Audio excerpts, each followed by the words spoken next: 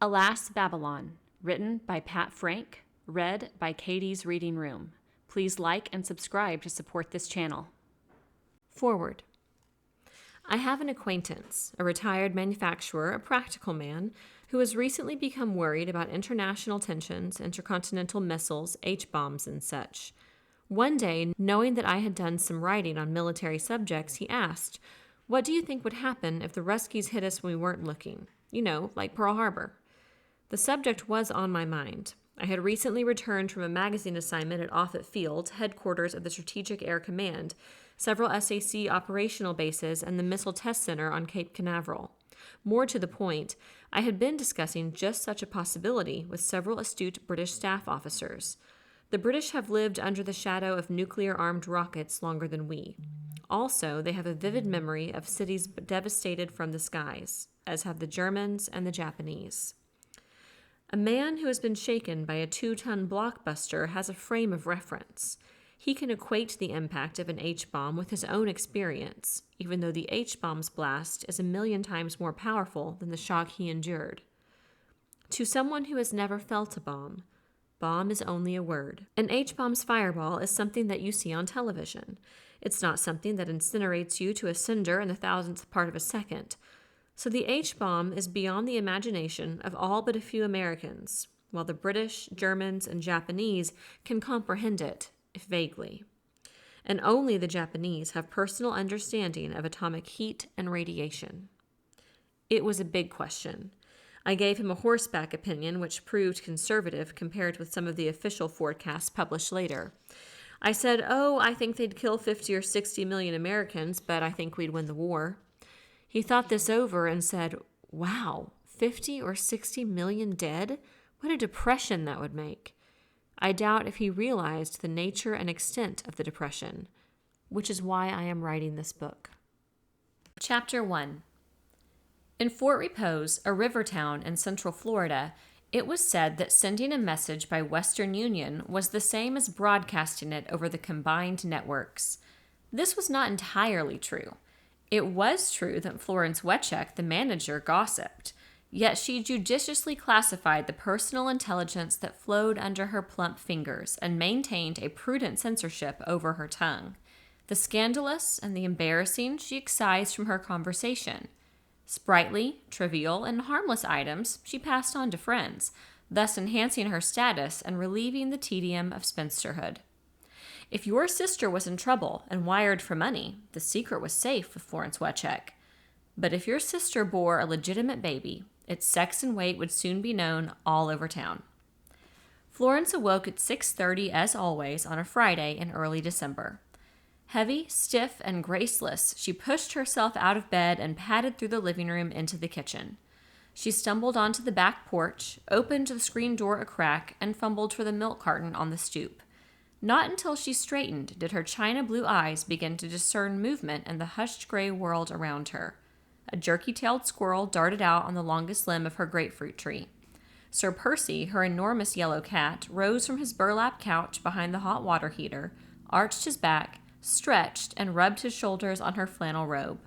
The African lovebirds rhythmically swayed, heads pressed together on the swing in their cage.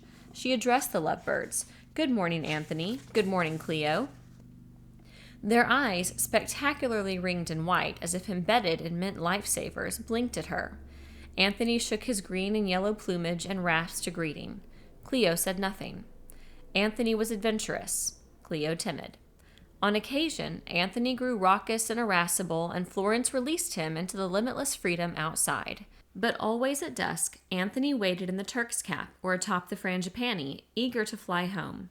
So long as Cleo preferred comfortable and sheltered imprisonment, Anthony would remain a domesticated parrot.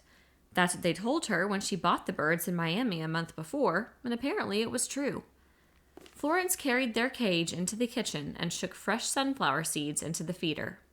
She filled Sir Percy's bowl with milk, crumpled a bit of wafer for the goldfish in the bowl on the counter.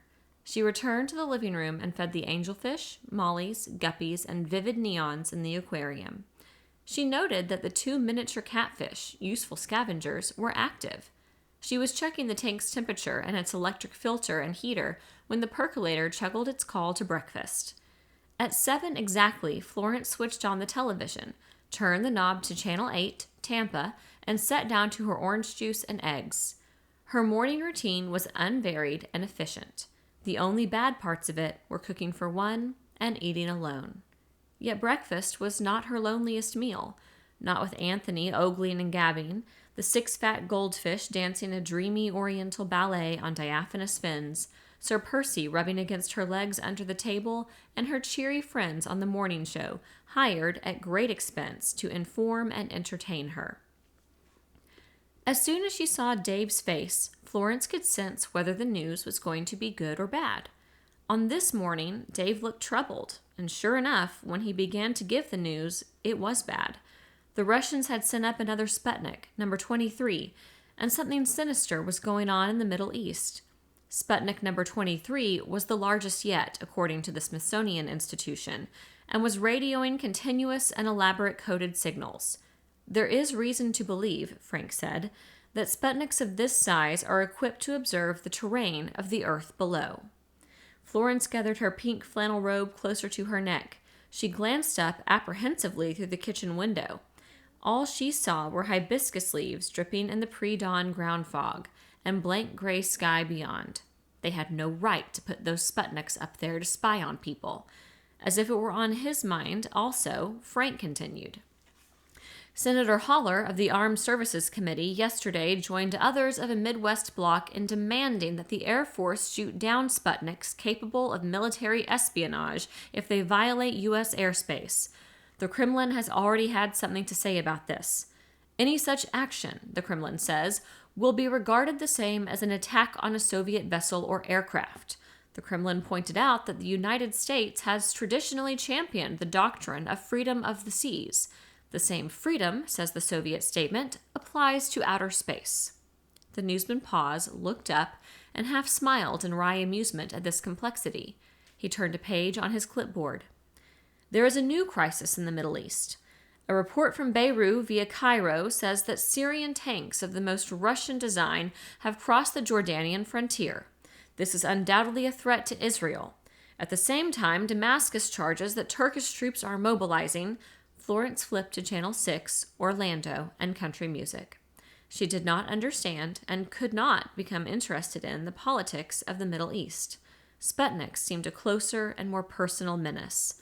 Her best friend, Alice Cooksey, the librarian, claimed to have seen a Sputnik one evening at twilight. If you could see it, then it could see you. She stared up through the window again. No Sputnik. She rinsed the dishes and returned to her bedroom. As she wrestled with her girdle, Florence's thought gravitated to the equally prying behavior of Randy Bragg. She adjusted the Venetian blinds until she could peer out. He was at it again. There he was, brazenly immodest in checked red and black pajamas, sitting on his front steps, knees akimbo, and binoculars pressed to his eyes. Although he was perhaps 75 yards distant, she was certain he stared directly at her, and he could see her through the tilted louvers. She ducked back against the bedroom wall, hands protecting her breasts. Almost every evening for the past 3 weeks, and on a number of mornings, she had caught him at it. Sometimes he was on the piazza, as now, sometimes at a second-floor window, and sometimes high up on the captain's walk. Sometimes he swept the whole of River Road with his glasses, pretending an interest elsewhere, but more often he focused on her bungalow. Randolph Rousey Bragg, a peeping Tom. It was shocking. Long before Florence's mother moved south and built the brown shingle bungalow, the Braggs had lived in the big house, ungainly and monolithic, with tall Victorian windows and bellying bays and broad brick chimneys. Once it had been the showplace of River Road. Now it appeared shabby and outmodeled compared with the long, low, antiseptic glass citadels of glass, metal, and tinted block constructed by rich northerners who for the last 15 years had been discovering the Timucuan River. Still, the Bragg house was planked and paneled with native cypress and encased in pine clapboard hard as iron that might last another 100 years. Its grove, at this season like a full green cloak flecked with gold, trailed all the way from the backyard to the riverbank, a quarter mile. And she would say this for Randy. His grounds were well kept. bright with poinsettias and bougainvillea, hibiscus, camellias, gardenias, and flame vine. Florence had known Randolph's mother, Gertrude Bragg, well, and old Judge Bragg to speak to. She had watched Randolph graduate from bicycle to jalopy, vanish for a number of years in college and law school, reappear in a convertible, vanish again during the Korean War, and finally come home for good when Judge Bragg and Mrs. Bragg were taken in the same year. Now, here was Randy, one of the best-known and most eligible young men in Timucuan County, even if he did run around with Pistolville girls and drink too much, what was it called that the French called it? A voyeur. It was disgusting. The things that went on in small towns people wouldn't believe. Florence faced the bureau mirror, wondering how much he had seen. Many years ago, a man had told her she looked something like Clara Bow. Thereafter, Florence wore her hair in bangs and didn't worry too much about her chubby figure. The man, an imaginative idealist, had gone to England in 1940, joined the commandos, and got himself killed. She retained only a vague and inexact memory of his caresses, but she could never forget how he compared her to Clara Bow, a movie star. She could still see a resemblance, provided she sucked in her stomach and lifted her chin high enough to erase the fleshy creases in her neck, except her hair was no longer like Clara's. Her hair had thinned and faded to mottled pink. She hurriedly sketched a Clara Bow pout on her lips and finished dressing. When she stepped out of the front door, Florence didn't know whether she should cut Randy dead or give him a piece of her mind. He was still there on the steps, the binoculars in his lap. He waved, grinned, and called across lawn and road, "Morning, Miss Florence!" His black hair was tousled, his teeth white, and he looked boyish, handsome, and inoffensive. "Good morning, Randy," Florence said. Because of the distance, she had to shout, so her voice was not formal and frigid as she had intended. "You look real pretty and chipper today," he yelled. She walked to the carport, head averted as if avoiding a bad odor, her stiff carriage a reprimand, and did not answer. He really was nervy sitting there in those vile pajamas trying to sweet-talk her. All the way to town she kept thinking of Randy. Who would ever guess that he was a deviant with a compulsion to watch women dress and undress? He ought to be arrested. But if she told the sheriff, or anybody, they would only laugh at her. Everybody knew that Randy dated lots of girls, and not all of them virgins.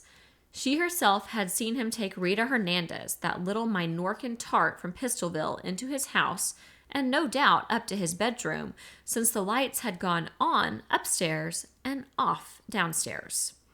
And there had been others, recently a tall blonde who drove her own car, a new Imperial with Ohio plates, into the circular driveway and right up the front steps as if she owned the place and Randy.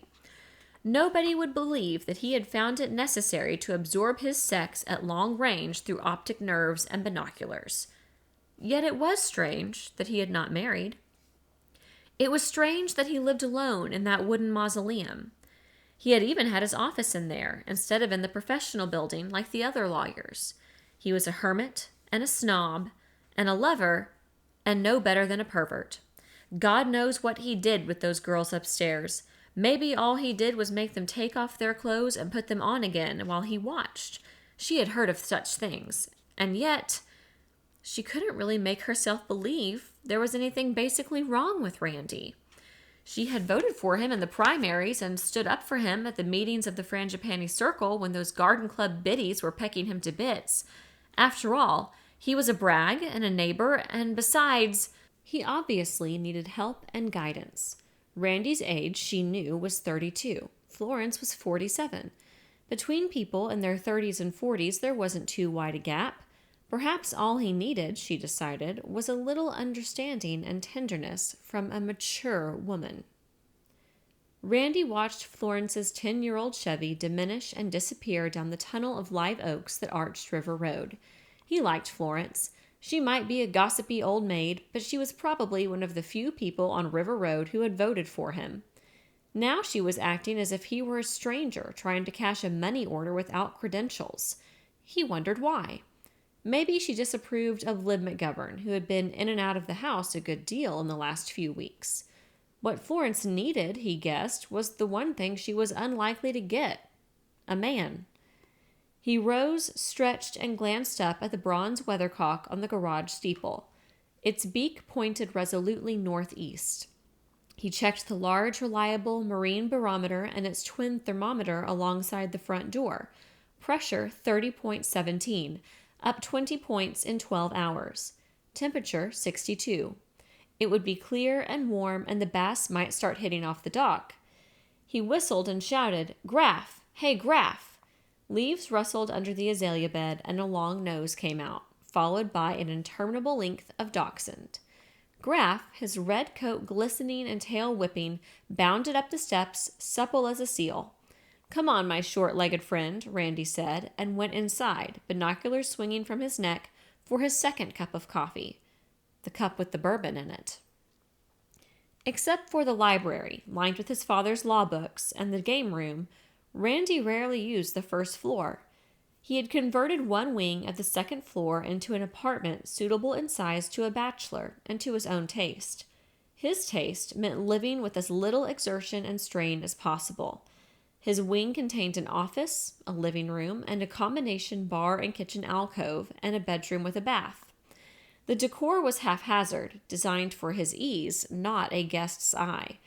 Thus, he slept in an outsized mahogany sleigh bed imported from New England by some remote ancestor, but it was equipped with foam rubber mattress and contour nylon sheets. When in boredom he wasted an evening preparing a full meal for himself, he ate from Staffordshire, bearing the Bragg crest, and was silver from Paul's store and by candlelight. But he laid his place on the formica bar separating living room from efficient kitchen. Now he sat on a stool at this bar, half filled a fat mug with steaming coffee, dropped 2 lumps of sugar into it, and laced it with an inch of bourbon.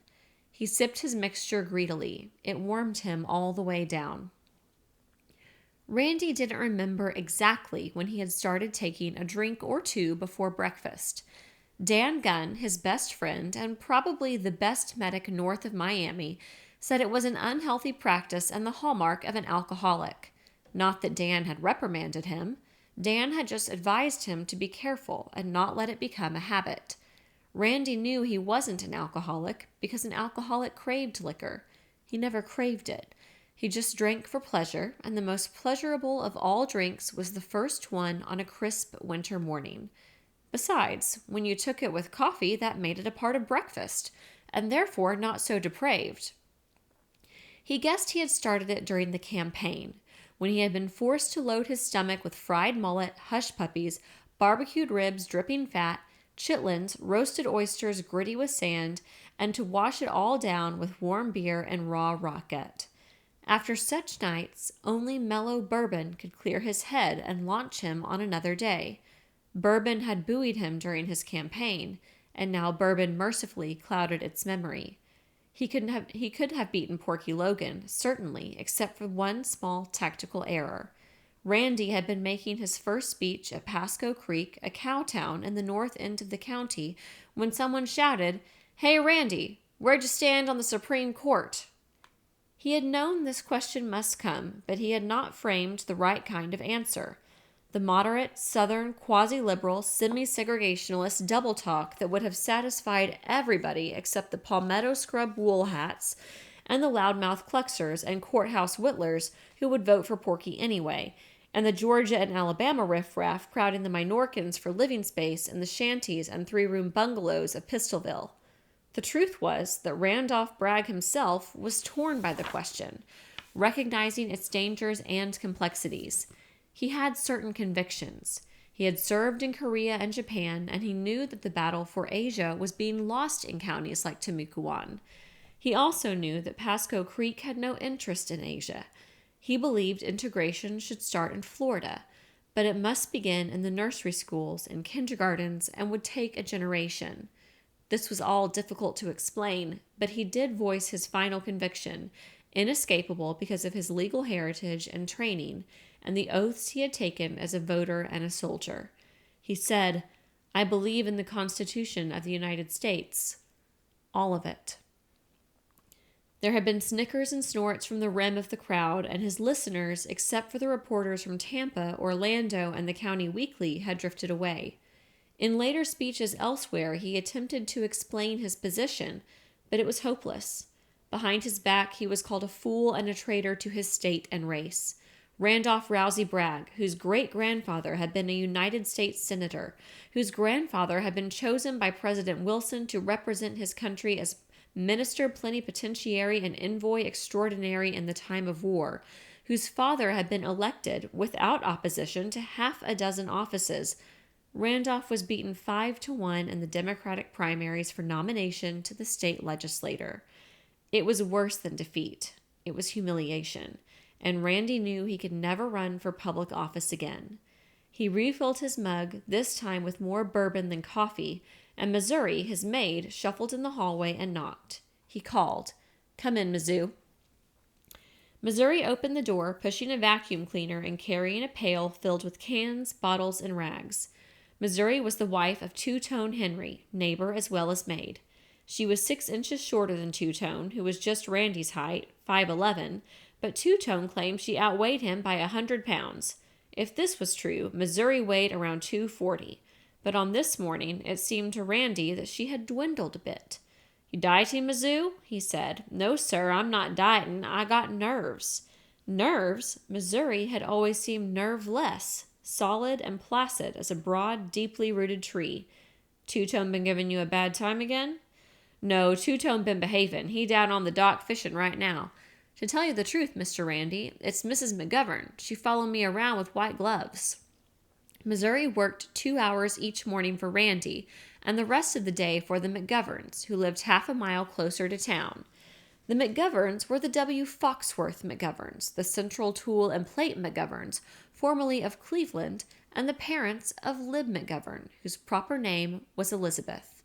"What do you mean, Mizzou?" Randy asked, fascinated. "After I dust, she followed me around with white gloves to see has I dusted. I know I cleans clean, Mr. Randy." "You sure do, Mizzou." Missouri plugged in the vacuum cleaner, started it, and then shut it off. She had more on her mind. "That ain't all. You been in that house, Mr. Randy. You ever seen so many ashtrays?" "What's wrong with ashtrays?" "She don't allow no ashes in 'em. That poor Mr. McGovern, he has to smoke his cigars outside. Then there was that roach, big roach in the silver drawer. Mrs. McGovern opened that drawer yesterday, and she saw that roach and screeched like she'd been hit by a scorpion. She made me go through every drawer in the kitchen and dining room and put down fresh paper. Was that roach sent me to Dr. Gunn yesterday. Mrs. McGovern, she can't bide bugs or little green lizards, and she won't go outside after dark for fear of snakes. I don't think the McGovern's going to be with us much longer, Mr. Randy, because what's Florida except bugs and lizards and snakes? I think they leave around May when bug season starts good. But Miss McGovern, she won't want to leave. She's stuck on you." "What makes you think so?" Missouri smiled. "Questions she asked, like what you eats for breakfast." Missouri glanced at the decanter on the bar. "And who cooks for you? And does you have other girls?" Randy changed the subject. "You say you went to see Dr. Gunn. What'd he say?"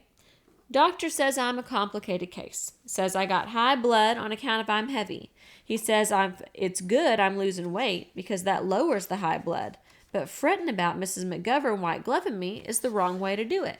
He says quit eating grits, eat greens. Quit pork, eat fish. And he gives me tranquil pills to take, 1 each day before I go to work for Mrs. McGovern." "You do that, Mizzou," Randy said, and carrying his mug, walked out onto the screen upstairs porch overlooking the grove and river. He then climbed the narrow ship's ladder that led to the captain's walk, a rectangle 16 by 18 feet, stoutly planked and railed on the slate roof. Reputedly, this was the highest spot in Timucuan County. From it, he could see all the riverfront estates, docks, and boats, and all of the town of Fort Repose, 3 miles downstream, held in a crook of sun-flecked silver where the Timucuan joined the broader St. John's. This was his town, or had been. In 1838, during the Seminole Wars, a Lieutenant Randolph Rousey Peyton, U.S.N., a Virginian, had been dispatched to this river junction with a force of 18 Marines and 2 small brass cannon. Lieutenant Peyton journeyed south from Cow's Ford, its name patriotically changed to Jacksonville, by longboat. His orders came from General Clinch, were to throttle the Indian communications on the rivers, thus protecting the flank of the troops moving down the east coast from St. Augustine. Lieutenant Peyton built a blockhouse of palm logs on the point, his guns covering the channel. In 2 years, except during one relief expedition overland to New Smyrna, he fought no battles or skirmishes. But he shot game and caught fish for the garrison pot and studied botany and the culture of citrus. The balmy weather and idyllic life, described in a log now in a teak chest in Randy Bragg's office, inspired the lieutenant to name his outpost Fort Repose. When the war subsided, the fort was decommissioned and Lieutenant Peyton was assigned to sea duty. 4 years later, he returned to Fort Repose with a wife, a daughter, and a grant from the government for 100 acres. He had picked this precise spot for his homestead because it was the highest ground in the area, with a steep gradient to the river, ideal for planting the oranges just imported from Spain and the Far East. Peyton's original house had burned. The present house had been built by his son-in-law, the first Marcus Bragg, a native of Philadelphia and a lawyer eventually sent to the Senate. The captain's walk had been added for the aging Lieutenant Peyton, so that with his brass spyglass he could observe what happened at the junction of the rivers. Now the Bragg holdings had dwindled to 36 acres, but 30 were planted in prime citrus, navels, mandarins, valencias, and temples, all tended and sold in season by the county cooperative. Each year, Randy received checks totaling $8,000 to $10,000 from the cooperative. Half went to his older brother Mark, an Air Force colonel stationed at Offutt Field, headquarters of the Strategic Air Command near Omaha. With his share, plus dividends from a trust established by his father, and an occasional fees as an attorney, Randy lived comfortably. Since he drove a new car and paid his bills promptly, the tradespeople of Fort Repose thought him well-to-do. The rich newcomers classed him with the genteel poor. Randy heard music below and knew that Missouri had started his record player and therefore was waxing the floor. Missouri's method was to spread the wax, kick off her shoes, wrap her feet in rags, and then polish by dancing. This was probably as efficient and certainly more fun than using the electric waxer. He dropped into a deck chair and focused his binoculars on Preacher Henry's place, looking for that damn bird in the hammock of pines, palmettos, and scrub oak. The Henrys had lived here as long as the Braggs, for the original Henry had come as a slave and manservant to Lieutenant Peyton. Now the Henrys owned a 4-acre enclave at the east boundary of the Bragg Groves. Preacher Henry's father had bought it from Randolph's grandfather for $50 an acre long before the first boom, when land was valued only for what it grew. Preacher was hitching his mule, Balaam, the last mule in Timucuan County so far as anyone knew, to the disc. In this month, Preacher harrowed his yam and corn for planting, while his wife, Hannah, picked and sold tomatoes and put up kumquat preserves. He ought to go down and talk to Preacher about that damn bird, Randy thought. If anyone was likely to observe and recognize a Carolina parakeet floating around, it was Preacher, because Preacher knew all the birds and their calls and habits. He shifted his glasses to focus at the end of the Henry's rickety dock. Two-Tone had 5 bamboo poles out. Two-Tone himself reclined on his side, head resting on his hand, so he could watch the corks without effort. Preacher's younger son, Malachi, who was Randy's yardman, was as unreliable as Two-Tone was no account, was not about. Randy heard the phone ringing in his office. The music stopped, and he knew Missouri was answering. Presently, she called from the piazza, "Mr. Randy, it's for you. It's Western Union." "Tell her I'll be right down," Randy said, and lifted himself out of the deck chair and back down the ladder, wondering who would be sending him a telegram. It wasn't his birthday. If something important happened, people phoned. Unless... He remembered that the Air Force sent telegrams when a man was hurt or killed. But it couldn't be Mark, because for 2 years Mark had been flying a desk. Still, Mark would get in his flying time each month, if possible, for the extra pay. He took the phone from Missouri's hand and braced himself. "Yes," he said. "I have a telegram. Randy, it's really a cable from San Juan, Puerto Rico. It's signed by Mark. It's really very peculiar." Randy let out his breath, relieved. If Mark had sent the message, then Mark was all right. A man can't pick his relatives, only his friends, but Mark had always been Randy's friend, as well as his brother. What's the message say? Well, I'll read it to you, Florence said, and then if you want me to read it again, I'll be glad to. It says, urgent you meet me at Base Ops McCoy noon today. Helen and children fly into Orlando tonight. Alas, Babylon. Florence paused. That's what it says. Alas, Babylon. Do you want me to repeat the whole thing for you, Randy? No, thanks. I wonder what alas, Babylon means. Isn't it out of the Bible? I don't know, I guess so. He knew very well what it meant. He felt sick inside. There's something else, Randy. Yes? Oh, it's nothing. I'll tell you about it next time I see you, and I hope it's not in those loud pajamas. Goodbye, Randy. You're sure you have the message? I'm sure, he said, hung up, and dropped into the swivel chair. Alas, Babylon was a private family signal. When they were boys, he and Mark used to sneak up to the back of the First Afro-Repose Baptist Church on Sunday nights to hear Preacher Henry calling down hellfire and damnation on the sinners in the big cities. Preacher Henry always took his text out of the Revelation of St. John. It seemed that he ended every lurid verse with, Alas, Babylon, in a voice so resonant you could feel it if you rested your fingertips gently on the warped pine boards of the church. Randy and Mark would crouch under the rear window behind the pulpit, fascinated and wide-eyed, while Preacher Henry described the Babylonian revels, including fornication. Sometimes Preacher Henry made Babylon sound like Miami, and sometimes like Tampa, for he condemned not only fornication, he read the word right out of the Bible, but also horse racing and the dog tracks. Randy could hear him yet.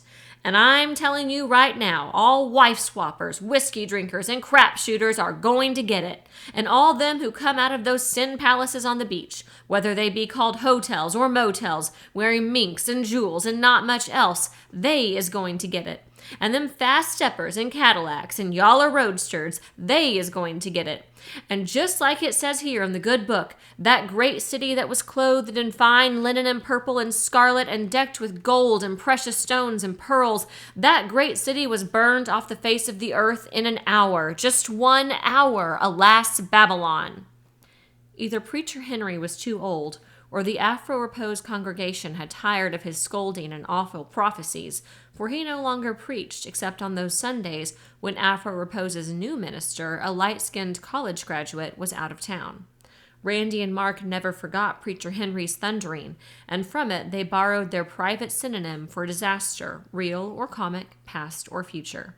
If one fell off the dock, or lost all his cash at poker, or failed to make time with a promising Pistolville piece, or announced that hurricane or freeze was on the way, the other commiserated with, Alas, Babylon. But in this telegram, it had a very special and exact meaning. Mark had secured leave at Christmas last season and flown down with Helen and the 2 children, Ben Franklin and Peyton, for a week. On their last evening at Fort Repose, after the others were in bed, Mark and Randy had sat here, in his office, peering into the bourbon decanter and the deep anxieties of their hearts, trying to divine the future. Christmas had been a time of troubles, a time of confusions at home and tensions abroad, but in his whole life, Randy could not recall no other sort of time. There had always been depression, or war, or threat of war. Mark, who was in SAC intelligence, had rolled the old-fashioned globe 3 feet through from its place in the window bay so that the desk lamp shone on it. It was a globe purchased by their grandfather, the diplomat, before the First World War. So the countries, some with unfamiliar names, seemed oddly scrambled. The continents and seas were the same, which was all that mattered. As Mark talked, his face became grave, almost gaunt, and his index finger traced great circle routes across the cracking surface, missile and bomber trajectories. He then drew a rough chart with 2 lines that intersected. The line that continued upward after the intersection belonged to the Soviet Union, and the time of the intersection was right then. How did it happen? Randy had asked. Where did we slip? It wasn't a lack of money, Mark had replied. It was a state of mind. Chevrolet mentalities shying away from a spaceship world. Nations are like people. When they grow old and rich and fat, they get conservative. They exhaust their energy trying to keep things the way they are, and that's against nature. Oh, the services were to blame too, maybe even SAC. We designed the most beautiful bombers in the world and built them by the thousands. We improved and modified them each year like new model cars. We couldn't bear the thought that jet bombers themselves might be out of style. Right now, we're in the position of the Federal Navy with its wooden steam frigates up against the Confederate ironclad. It's a state of mind that money alone won't cure. What will? Randy asked. Men. Men like John Erickson to invent a monitor to face the Merrimack. Bold men, audacious men, tenacious men. Impatient, oddball men like Rickover, pounding desks for his atomic sub. Ruthless men who will fire the deadheads and the ass-kissers. Rude men who will tell the unimaginative, business-as-usual, seven-carbon sons of bitches to go take a jump at a galloping goose. Young men, because we've got to be a young country again. If we get that kind of men, we may hack it, if the other side gives us time. Will they? Mark had spun the globe and shrugged. I don't know. If I think the balloon is about to go up, I'm going to send Helen and the kids down here. When a man dies and his children die with him, then he is dead entirely, leaving nothing to show. Do you think they'd be safer here than in Omaha? After all, we've got Jack's Naval Air Complex to the north of us, and Homestead and Miami to the south, and Eglin to the northwest, and MacDill and Tampa to the southwest, and the Missile Test Center at Cape Canaveral to the east, and McCoy in Orlando right at the front door, only 40 miles off. What about fallout? There isn't any place that'll be absolutely safe. With fallout and radiation, it'll be luck. The size and configuration of the weapons, altitude of the fireball, direction of the wind. But I do know Helen and the children won't have much of a chance in Omaha. SAC headquarters has got to be the enemy's #1 target. I'll bet they've programmed 3 5-megaton ICs for Offutt. And since our house is 8 miles from the base, any kind of near miss does it. Mark snapped his fingers, like that. Not that I think it'll do the enemy any good. Command automatically shifts to other combat control centers, and anyway, all our crews know their targets. But they'll hit SAC headquarters hoping for temporary paralysis. A little delay is all they'll need. I'll have to be there at Offutt in the hole, but the least a man can do is give his children a chance to grow up, and I think they'd have a better chance here in Fort Repose than Omaha. So if I see it's coming, and there is time, I'll send Helen and the kids down here, and I'll try to give you a warning so you can get set for it. How? Mark smiled. I won't call up and say, hey, Randy, the Russians are about to attack us. Phones aren't secure, and I don't think my CNC or the air staff would approve. But if you hear Alas Babylon, you'll know that's it. Randy had forgotten none of this talk. A week or so later, thinking about Mark's words, Randy had decided to go into politics. He would start in the state legislature and in a few years be ready to run for Congress. He'd be the kind of leader Mark wanted. It hadn't worked out that way. He couldn't even beat Porky Logan, a gross man whose vote could be bought for $50, who bragged that he had not got beyond the 7th grade, but that he could get more new roads and state money for Timucuan County than any half-baked radical, undoubtedly backed by the burrheads in the NAACP, who didn't even know that the Supreme Court was controlled by Moscow. So Randy's fiasco had been inspired by that night, and now the night bore something worse. He wondered what Mark was doing in Puerto Rico, and why his warning had come from there. It should have come from Washington, or London, or Omaha, or Colorado Springs, rather than San Juan. It was true that SAC had a big base, Ramey, in Puerto Rico, but it was no use guessing. He'd know at noon. Of one thing he was certain. If Mark expected it to come, it would probably come. His brother was no alarmist. Randy sometimes allowed emotions to distort logic, but Mark never did. Mark was capable of calculating odds in war or poker to the final decimal, which was why he was a deputy chief of intelligence at SAC and would soon have his star. Randy knew that there were 1,000 things he should be doing, but he couldn't think of any of them. He became aware of a Roomba rhythm in the living room, and presently Missouri skated into view, feet bundled with waxing cloths, shoulders moving and hips bouncing with elephantine elegance, intent on her polishing. He yelled, "Missouri!" "Yes, sir?" Her forward motion stopped, but her hips continued to wobble and feet shuffle. "Quit that strutting and make up the 3 bedrooms on the front. Colonel Bragg's family will be here tomorrow." "Oh, ain't that nice, just like last year." "No, not like last year. The Colonel's not coming with them, just Mrs. Bragg and Ben Franklin and Peyton." Missouri peered through the door at him. "Mr. Randy, you don't look good. Them telegrams are yellow death. You get bad news or something? Ain't nothing happened to Colonel Mark." "No, I'm driving over to McCoy to meet him at noon." "Oh, that's good. How come the children up north get out of school so quick?" "I don't know. I'll dust good and make up the beds and put towels and soaps in the bathrooms just like last year." "Thanks, Mizzou, that's fine." "Caleb's going to be happy to see Ben Franklin," Missouri said. Caleb was Missouri's son and just Ben's age, 13. Last year, Randy had let them take the boat out on the river fishing, just as Randy, as a boy, had fished with Caleb's uncle, Malachi, except that 20 years ago, the boat was a skiff powered by muscle and oars instead of a sleek fiberglass job with a 30-horse kicker. Missouri gathered up her cleaning materials and left Randy alone with his nightmare. He shook his head, but he didn't wake up. The nightmare was real. Slowly, he forced his mind to function. Slowly, he forced himself to imagine the unimaginable. He must make a list of things Helen and the children would need. He recalled that there was nothing stocked in the big kitchen downstairs and the little utility room except some steaks in the freezer and a few canned staples. My God, if there was going to be a war, they'd need stocks of everything. He looked at his watch. He had yet to shave and dress, and he must allow an hour and a half for the drive to McCoy, 10 miles south of Orlando, when you considered the main highways clogged with tourists, and Orlando's infuriating and hopeless traffic tangle on a sunny payday less than 3 weeks before Christmas. And there might be some delay at the McCoy gate. He decided to give himself 2 hours on the road. Still, he could start the list, and there was one thing he should do right away. Ben Franklin drank a quart of milk a day, and Peyton, his 11-year-old sister, even more. He telephoned Golden Dew Dairy and revised his delivery order drastically upward. This was Randy's first act to meet the emergency, and it was to prove the least useful. Chapter 2. Randy left the house in time to see Missouri wedge herself under the wheel of the Henry's Model A Ford, an antique so certified with a Q tag issued by the state, but kept in perfect running order by Malachi's mechanical ingenuity. "I haven't finished, but I gotta go now," she said. "Mrs. McGovern, she holds the clock on me. I'll be back tomorrow."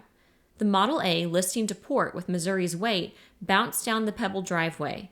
Randy got into his new Bonneville. It was a sweet car, a compromise between a sports job and a hardtop. Long, low, very fast, and a lot of fun, even though its high-compression engine drank premium fuel in quantity. At 11, approaching Orlando on Route 50, he turned on the radio for news. Turkey had appealed to the UN for an investigation of border penetrations by Syria. Syria charged Israel with planning a preventative war. Israel accused Egypt of sending snooper planes over its defenses. Egypt claimed its ships, bound for the Black Sea to Alexandria, were being delayed in the Straits, and charged Turkey with a breach of the Montreux Convention. Russia accused Turkey and the United States of plotting to crush Syria and warned France, Italy, Greece, and Spain that any nations harboring American bases would be involved in a general war and erased from the earth. The Secretary of State was somewhere over the Atlantic, bound for conferences in London. The Soviet ambassador to Washington had been recalled for consultation. There were riots in France. It all sounded bad, but familiar as an old, scratchy record. He had heard it all before, in almost the same words, back in 57 and 58. So why push the panic button? Mark could be wrong. He couldn't know for certain that the balloon was going up, unless he knew something fresh, something that had not appeared in the newspapers or been broadcast. Shortly before noon, Florence Wetchek hung her "Back at One" sign on the office door and walked down Yulee Street to meet Alice Cooksey at the Pink Flamingo. Fridays, they always lunched together. Alice, tiny, drab and black and gray, an active, angry sparrow of a woman, arrived late. She hurried to Florence's table and said, "I'm sorry. I've just had a squabble with Kitty Offenhouse." "Oh dear," Florence said. "Again?"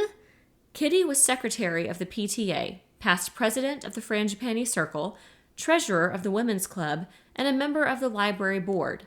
Also, she was the wife of Luther Bubba Offenhouse, chief tail twister of the Lions Club, vice president of the Chamber of Commerce, and deputy director of civil defense for the whole county. He owned the most prosperous business in town, the Offenhouse Mortuary, and twin real estate development, Repose and Peace Park. Alice lifted the menu. It fluttered. She set it down quickly and said, "Yes," again. "I guess I'll have the tuna fish salad." "You should eat more, Alice," Florence said, noticing how white and pinched her friend's face looked. "What happened?" "Kitty came in and said she'd heard rumors that we had books by Carl Rowan and Walter White. I told her the rumors were true, and did she want to borrow one?" "What'd she say?" Florence put down her fork, no longer interested in her chicken patty. "Said they were subversive and anti-South. She's a daughter of the Confederacy, and ordered me to take them off the shelves. I told her that as long as I was librarian, they would stay there. She said she was going to bring it before the board and, if necessary, take it up with Porky Logan. He's on the investigating committee in Tallahassee." "Alice, you're going to lose your job!" Kitty Offenhouse was the most influential person in Fort Repose, with the exception of Edgar Quisenberry, who owned and ran the bank. "I don't think so. I told her that if anything like that happened, I'd call the St. Petersburg Times and the Tampa Tribune and Miami Herald, and they'd send reporters and photographers.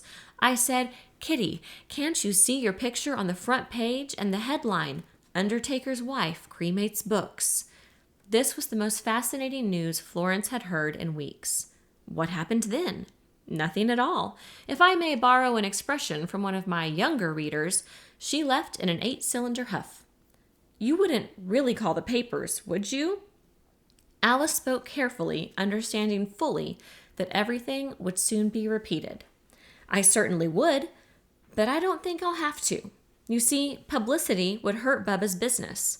1/3 of Bubba's customers are Negroes, and another third Yankees who come down here to live on their pensions and stay to die."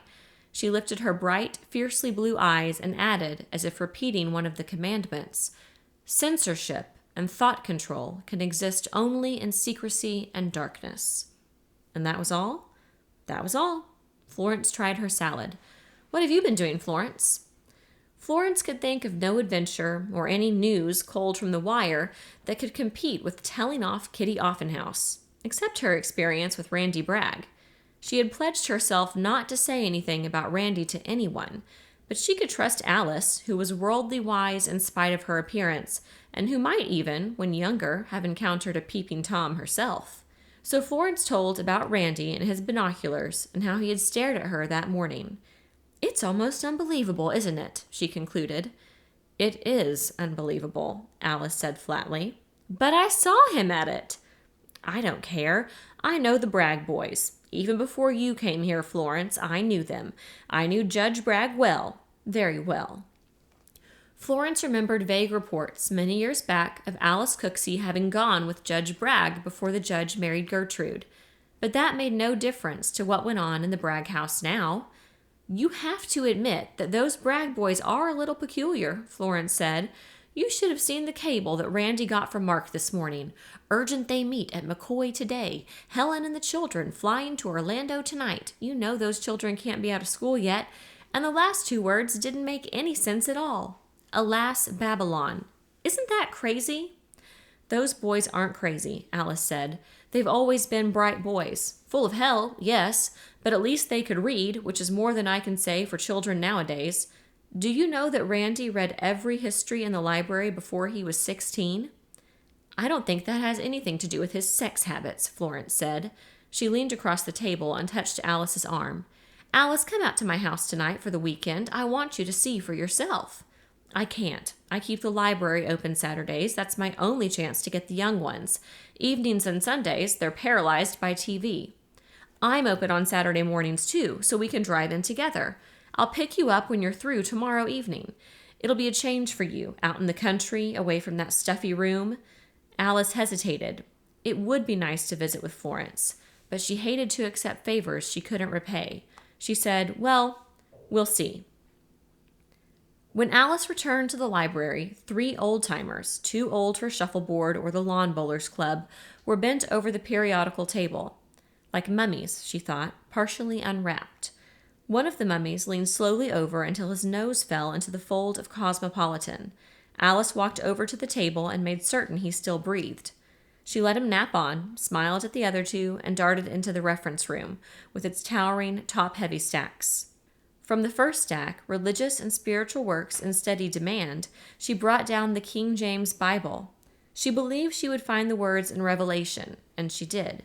She read 2 verses, lips moving, words murmuring in her throat.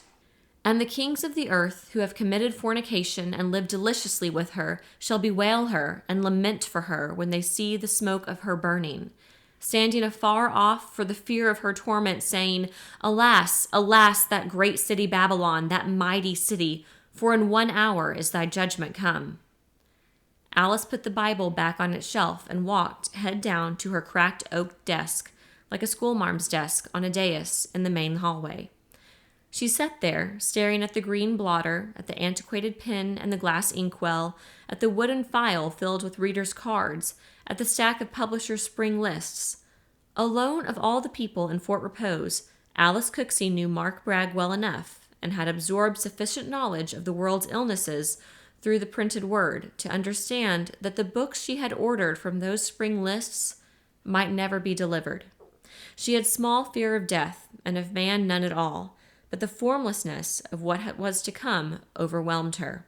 She always associated Babylon with New York, and she wished now that she lived on Manhattan, where one could die in a bright millisecond without suffering, without risking the indignity of panic. She picked up the telephone and called Florence. She would come out for the weekend, or even longer, if Florence was agreeable. When she set down the phone, Alice felt steadier. If it came soon, she would have a friendly hand to hold. She would not be alone.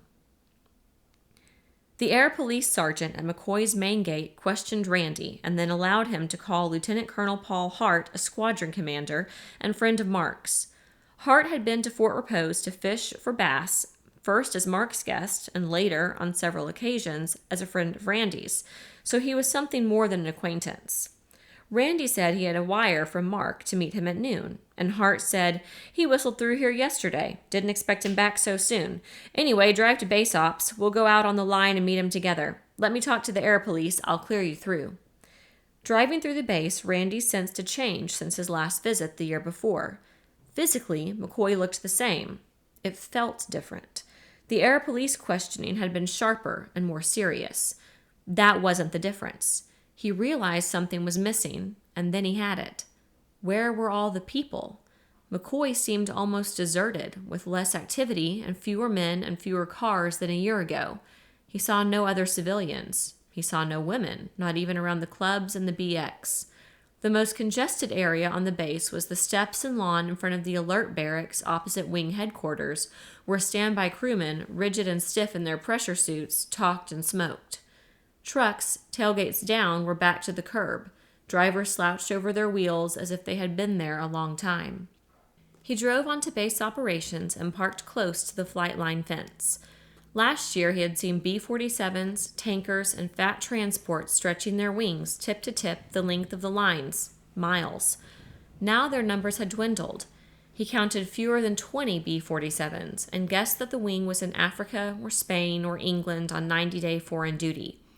But this could not be so, because Paul Hart, winner of bombing and navigation trophies, a select crew aircraft commander, would have led the flight.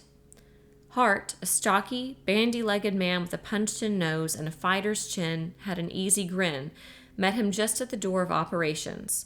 "Hi, Randy," he said. "Just check the board. Mark will touch down in 8 minutes. How's the fishing?" "It's been lousy." He looked up at the windsock. "But it'll get better if this high sticks around and the wind holds from the east. What's he flying?" "He's not flying anything. He's riding soft and plush in a C-135. That's a transport version of our new jet tanker, with a lot of Offutt brass. Other brass, that is. I hear he gets his star soon. Only promotion I'll ever get is to a B-58. "Penalty for being a hot pilot," Randy said. "What's going on around here? Looks like a ghost town. You boys shutting up shop?" "You haven't heard anything about SAC's interim dispersal?" "Vaguely, yes, on some of the commentaries." "Well, we're not shouting about it. We try to keep half the wing off this base because where we're standing right now is a primary target. We farm out our planes to fighter fields and Navy fields and even commercial airports. And we try to keep 10% of the wing airborne at all times. And if you look down there in front of the jumbo hangar, you'll see 4 standby 47s, bombed up and ready to go. Damn expensive way to run an Air Force. Randy looked. They were there, wings drooping, with full tanks bound to the earth by slender umbilical cords, the starter cables. I didn't mean the planes so much as the people, Randy said. Where is everybody? Oh, that. Hart frowned, as if deciding how much could be said and what words to use. The papers know about it, but they aren't printing it, he said finally. And the people around Orlando must know about it by now, so it can't be any great secret. We've been on sort of a modified alert for 4 or 5 weeks. Maybe I should call it a creeping evacuation. We've cleared the area of all civilian and non-essential personnel, and we're encouraging everybody to move their families out of the blast zone.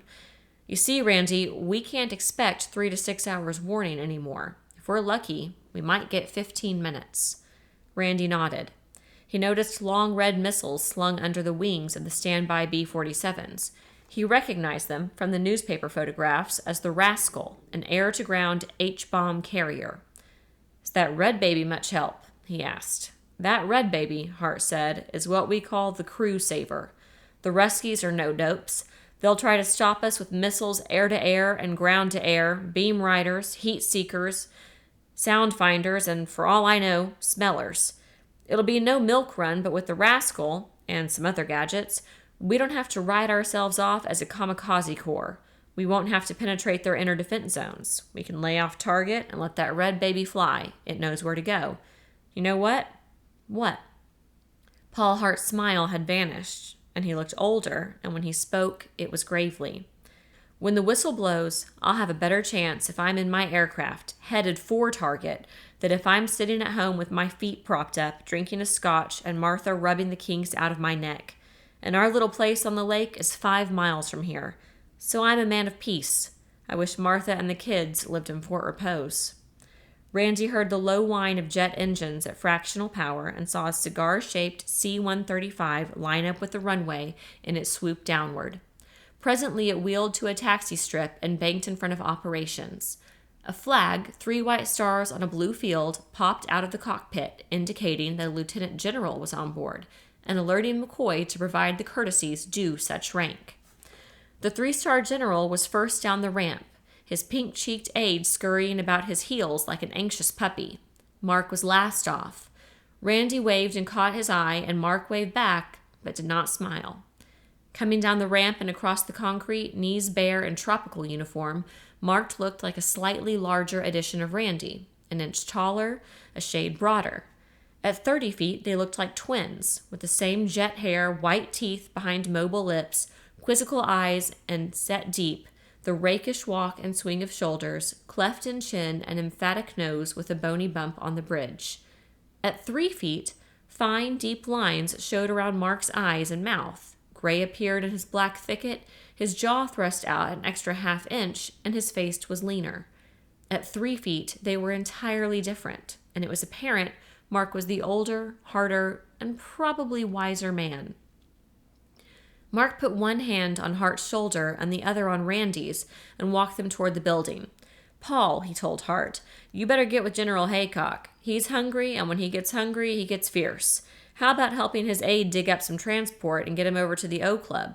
We're only here to gas up. Takeoff is in 50 minutes. Hart looked up and saw the 3 blue Air Force sedans swing up the driveway. There's the general's transport right there, he said, and then realizing that Mark had tactfully implied he wanted to be alone with his brother, added, but I'll go to the O Club and get this mess officer on the ball. He shook hands and said, see you, Mark, next time around. Sure, Mark said. He turned to Randy. Where's your car? I've got a lot to say and not much time to say it. We can talk in the car, but first let's get some candy or something inside ops. We didn't load any flight lunches at Ramey. The front seat of the Bonneville was like a sunny, comfortable private office. Randy asked the essential question first. What time do Helen and the children get in? Mark brought out a notebook out of his hip pocket. 3:30 tomorrow morning local time at Orlando Municipal. Carmody, he's the wing manager at Ramey, has a friend in the eastern office in San Juan. He ramrodded at 3 for me. The plane leaves Omaha at 7:10 tonight. One change in Chicago. Isn't that a little rough on Helen and the kids? They can sleep all the way from Chicago to Orlando. It'll be just as tough on you meeting them. The important thing is I got the reservation. This time of year, it took some doing." "What's the great rush?" Randy demanded. "What the hell's going on?" "Contain yourself, son," Mark said. "I'm going to give you a complete briefing." "Have you told Helen yet?" "I sent her a cable from San Juan. Just told her I'd made reservations for tonight. She'll understand." He squinted at the gaudy dials and gleaming knobs on the dash. "Some buggy you've got here, Randy. Won't be worth a damn to you. About Helen, she and I thrashed this out long ago. She won't like it. Not at all will she like it. Not now that the time has come. But I'll have her on that plane if I have to truss her up and send her air freight." Randy said nothing. He simply tapped the car clock, a reminder. "Okay," Mark said, "I'll brief you. First strategic, then tactical." He pushed a peanut butter cracker into his mouth, found his pen, and began to sketch in his notebook. He drew a rough map, the Mediterranean. Mark doesn't celebrate until he has a pen in his hand, Randy thought, and can see a map. Probably makes him feel comfortable, like he's holding a pointer in the SAC war room. "The key is the Med," Mark said. "For 300 years, the Russians have tried to pry open the straits and debouch into the Mediterranean. Peter the Great, Catherine the Great, Tsar Alexander, they all tried it.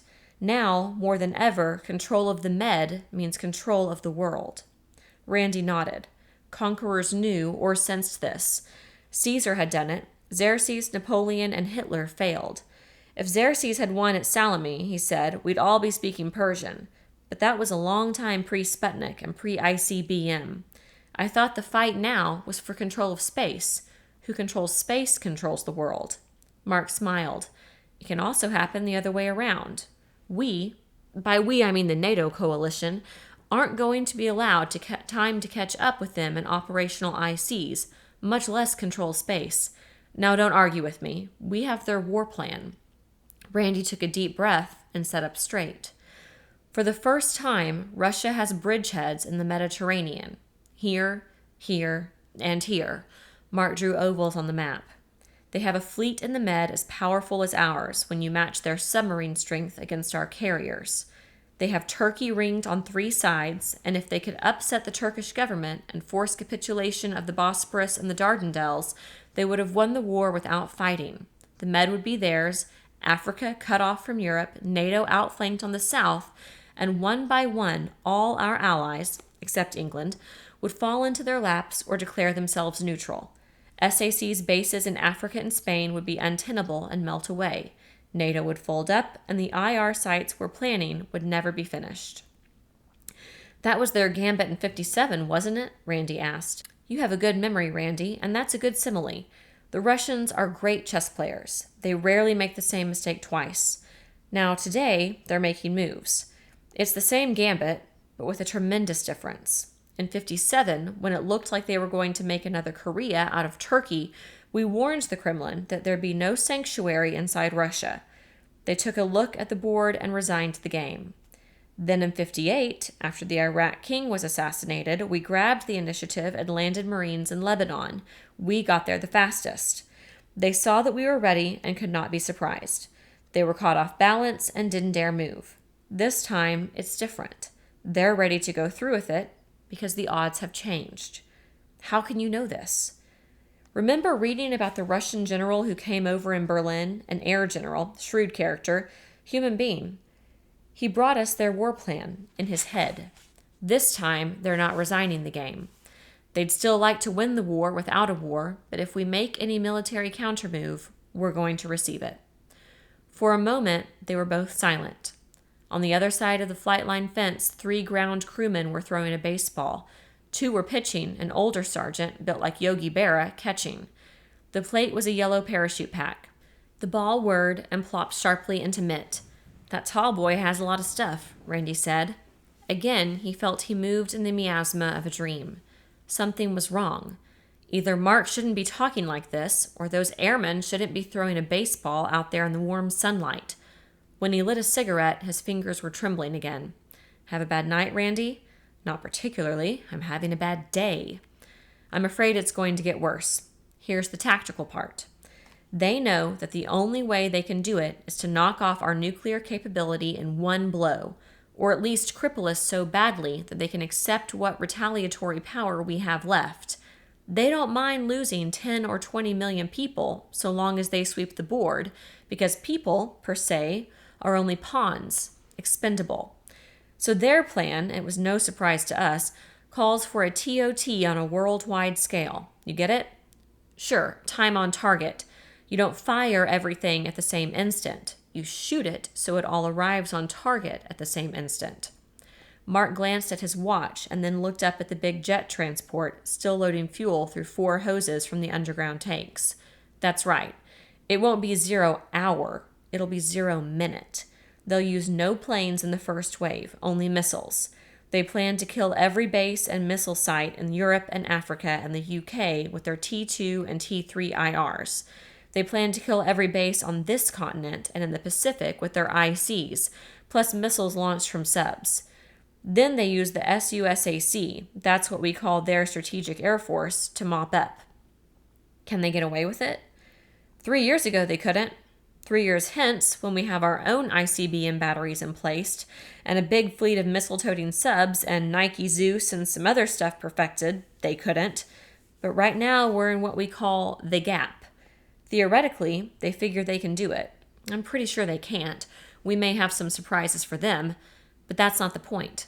Point is, if they think they can get away with it, then we have lost. I don't understand. LeMay says the only way a general can win a modern war is to not fight one. Our whole raison d'etre was a deterrent force. When you don't deter them any longer, you lose. I think we lost some time ago because the last 5 Sputniks have been reconnaissance satellites. They've been mapping us with infrared and transistor television, measuring us for the Sunday punch. Randy felt angry. He felt cheated. Why hasn't everybody been told about this? Mark shrugged. You know how it is. Everything that comes in is stamped secret or top secret or cosmic or something, and the only people who dare declassify anything are the big wheels right at the top. And the people at the top hold conferences, and somebody says, now let's not be hasty, let's not alarm the public. So everything stays secret or cosmic. Personally, I think everybody ought to be digging or evacuating right this minute. Maybe if the other side knew we were digging, if they knew that we knew, they wouldn't try to get away with it. You really think it's that close? Randy said. Why? 2 reasons. First, when I left Puerto Rico this morning, Navy was trying to track 3 skunks, unidentified submarines, in the Caribbean and 1 in the Gulf. 4 subs doesn't sound like enough to cause a big flap, Randy said. 4 subs is a lot of subs when there shouldn't be any, Mark said. It's like shaking a haystack and having 4 needles pop out at your feet. Chances are that haystack is stiff with needles. He rubbed his hand across his eyes as if the glare hurt, and when he spoke again, his voice was strained. They've got so blasted many. CIA thinks 600. Navy guesses maybe 750. And they don't need launchers anymore. Just dump the bird or pop it out while still submerged. The ocean itself is a perfectly good launch pad. Randy said, and the other reason? Because I'm on my way back to Offutt. We flew down yesterday on a pretty important job. Figure out a way to disperse the wing on Ramey. There aren't enough fields in Puerto Rico, and anyway, the island is rugged and not big enough. We just started our staff study when we got a Zippo, that's an operational priority message, to come home. And 2/3 of the Ramey wing was scrambled with flyaway kits for another place. I made my decision right then. I just had time to arrange Helen's reservation and send the cables. Mark spoke to more of the Russian general with whom he had talked at length and whom he apparently liked. He isn't a traitor, either to his country or to civilization. He came over in desperation, hoping that somehow we could stop those power craze bastards at the top. He doesn't think their war plan will work any more than I do. Too much chance for human or mechanical error. Mark used phrases like maximum capability and calculated risk and acceptance of any casualties except important people and decentralization of industry and control announced as an economic measure but actually military. Randy listened, fascinated, until he saw 3 blue sedans turn a corner near wing headquarters. Here comes your party, he said. Anything else I ought to know? Mark brushed cracker crumbs and slivers of chocolate from his shirt. Yes, also there's something I have to give you. He found a green slip of paper in his wallet and handed it to Randy. Made out to you, he said. Randy unfolded the check. It was for $5,000. What am I supposed to do with this? He asked. Cash it. Today if you can. Don't deposit it. Cash it. It's a reserve for Helen and Ben Franklin and Peyton. Buy stuff with it. I don't know what to tell you to buy. You'll think of it as you need as you go along. I did start a list this morning. Mark seemed pleased. That's fine. Shows you're looking ahead. I don't know whether money will help Helen or not, but cash in hand in Fort Repose will be better than an account in an Omaha bank. Randy kept on looking at the check, feeling uncomfortable. But suppose nothing happens. Suppose spend some of it on a case of good liquor, Mark said. Then if nothing happens, we'll have a wonderful, expensive toot together, and you can laugh at me. I won't care. Randy slipped the check into his pocket. Can I tip off anybody else? There are a few people. You've got a girl? I don't know whether she's my girl or not. I've been trying to find out. You don't know her. New people from Cleveland. Her family built on River Road. Mark hesitated. I don't see any objection. It is something civil defense should have done weeks, months ago. Use your own judgment. Be discreet. Randy noticed that the transport jet's wings were clear of hoses. He saw 3 blue sedans pull up to operations. He saw Lieutenant General Haycock get out of the first car. He felt Mark's hand on his shoulder and braced himself for the words he knew must come. Mark spoke very quietly. You'll take care of Helen? Certainly. I won't say be a good father to the children. They love you and they think you're swell, and you couldn't be anything but a good father to them. But I will say this. Be kind to Helen. Mark was having trouble with his voice. Randy tried to help him out. She's a wonderful, beautiful gal, and you don't have to worry. Anyway, don't sound so final. You're not dead yet. She's more, Mark said. She's my right arm. We've been married 14 years, and about half of that time I've been up in the air or out of the country, and I've never once worried about Helen. And she never had to worry about me. In 14 years, I never slept with another woman. I never even kissed another woman, not really. Not even when I had the duty in Tokyo or Manila or Hong Kong, and she was half a world away. She was all the woman I ever needed. She was like this. Back when I was a captain and we were moving from rented apartment to rented apartment every year or so, I got a terrific offer from Boeing. She knew what I wanted. I didn't have to tell her. She said, I want you to stay in SAC. I think you should. I think you ought to be a general, and you're going to be a general. There's an old saying that anyone can make colonel on his own, but it takes a wife to make a general. I guess there wasn't quite time enough, but had there been, she would have had her star. Randy saw Lieutenant General Haycock walk from the operations building towards the plane. It's time, Mark, he said. They got out of the car and walked quickly toward the gate, and Mark swung an arm around Randy's shoulders. What I mean is, she has tremendous energy and courage. If you let her, she'll give you the same kind of loyalty she gave me. Let her, Randy. She's all woman, and that's what she's made for. Stop worrying, Randy said. He didn't quite understand, and he didn't know what else to say. Haycock's aide fidgeted at the end of the ramp. Everybody's in, Colonel, he said.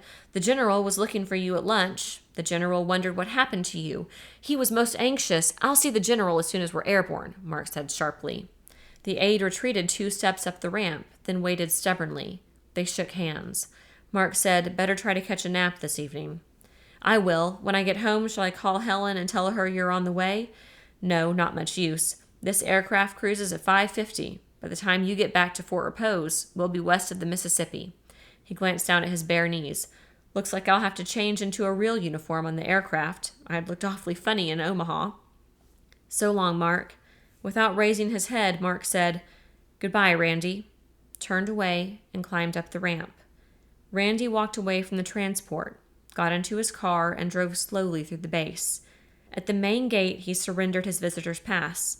He turned into a lonely lane outside of the base, near the village of Pine Castle, and stopped the car in a spot shielded by cabbage palms. When he was sure no one watched and no car approached from either direction, he leaned his head on the wheel. He swallowed a sob and closed his eyes to forbid the tears. He heard wind rustle the palms, the chirp of cardinals in the brush. He became aware that the clock on the dash, blurred, was staring at him.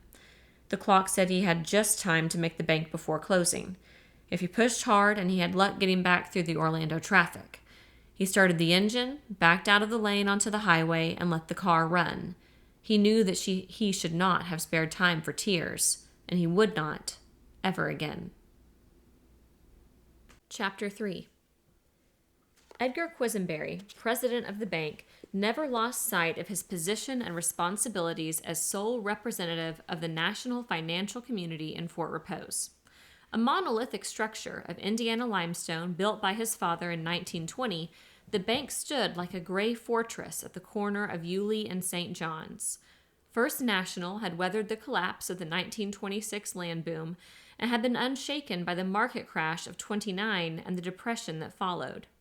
The only person who ever succeeded in closing First National, Edgar often boasted, was Franklin D. Roosevelt in '33, and he had to shut down every other bank in the country to do it. It'll never happen again because we'll never have another SOB like him. Edgar, at 45, had grown to look something like his bank, squat, solid, and forbidding. He was the only man in Fort Repose who always wore a vest, and he never wore sports clothes, even on the golf links. Each year, when he attended the branch Federal Reserve Convention in Atlanta, 2 new suits were tailored, one double-breasted blue, one pinstripe gray, both designed to minimize, or at least dignify, what he called my corporation. First National employed 2 vice presidents, a cashier, an assistant cashier, and 4 tellers, but it was a one-man bank. You could put in at any window, but before you took it out on loan or cashed an out-of-town check, you had to see Edgar. All Edgar's loans were based on character, and character was based on cash balance, worth of unencumbered real estate, ownership of bonds and blue-chip stocks. Since Edgar was the only person in town who could and did maintain a mental index of all these variables, he considered himself the sole accurate judge of character. It was said that you could gauge a grove owner's crop by the way Edgar greeted him on Yulee Street. If Edgar shook his hand and chatted, then the man had just received a big price for his fruit. If Edgar spoke, cracked his face, and waved, the man was reasonably prosperous. If Edgar nodded but did not speak, nematodes were in the citrus roots. If Edgar didn't see him, his grove had been destroyed in a freeze. When Randolph Bragg burst into the bank at 4 minutes to 3, Edgar pretended not to see him. His antipathy for Randy was more deeply rooted than if he had been a bankrupt. Bending over a desk as if examining a document, Edgar watched Randy scribble his name on the back of a check, smile at Mrs. Estes, the senior teller, and skid the check through the window. Randy's manner, dress, and attitude all seemed an affront. Randy had no respect for institutions, persons, or even money. He could come bouncing in like this at the last minute and demand service as casually as if the bank were a soda fountain. He was a lazy, insolent oddball with dangerous political ideas who never made any effort to invest or save. Twice in the past few years he had overdrawn his account. People called the Braggs old family. Well, so were the Minorcans' old family, older the descendants of the Mediterranean islanders who had settled on the coast centuries ago. The Minorcans were shiftless no-goods, and the Braggs no better. Edgar disliked Randy for all of these and another secret reason. Edgar saw Mrs. Estes open her cash drawer, hesitate, and speak to Randy. He saw Randy shrug. Mrs. Estes stepped out of the cage, and Edgar knew she was going to ask him to okay the check. When she reached his side, he purposefully ignored her for a moment to let Randy know that the bank considered him of little importance. Mrs. Estes said, "Will you initial this, please, Mr. Quisenberry?"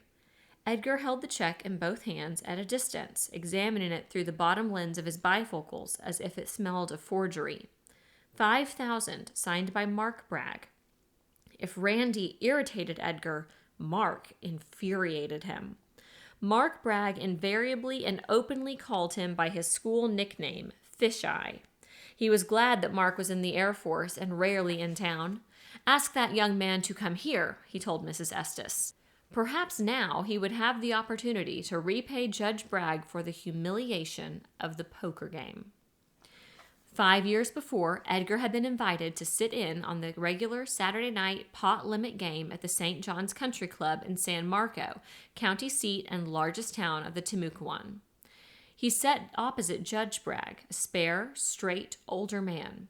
Except for a small checking account, the judge banked and did his business in Orlando and Tallahassee, so Edgar knew him hardly at all. Edgar prided himself on his cagey poker. The idea was to win, wasn't it? Judge Bragg played an open, swashbuckling game as if he enjoyed it. On occasion, he bluffed, Edgar deduced, but he seemed to be lucky, so it was difficult to tell whether he was bluffing or not. In the third hour, a big pot came along, more than $1,000. Edgar had opened with 3 aces and not bettered with his 2-card draw, and the judge had also drawn 2 cards. After the draw, Edgar bet 100, and the men who had taken only 1 card dropped out, and that left it up to the judge. The judge promptly raised the size of the pot. Edgar hesitated, looked into the judge's amused dark eyes, and folded. As the judge embraced and drew in the hill of chips, Edgar reached across the table and exposed his hand. 3 sevens and nothing else.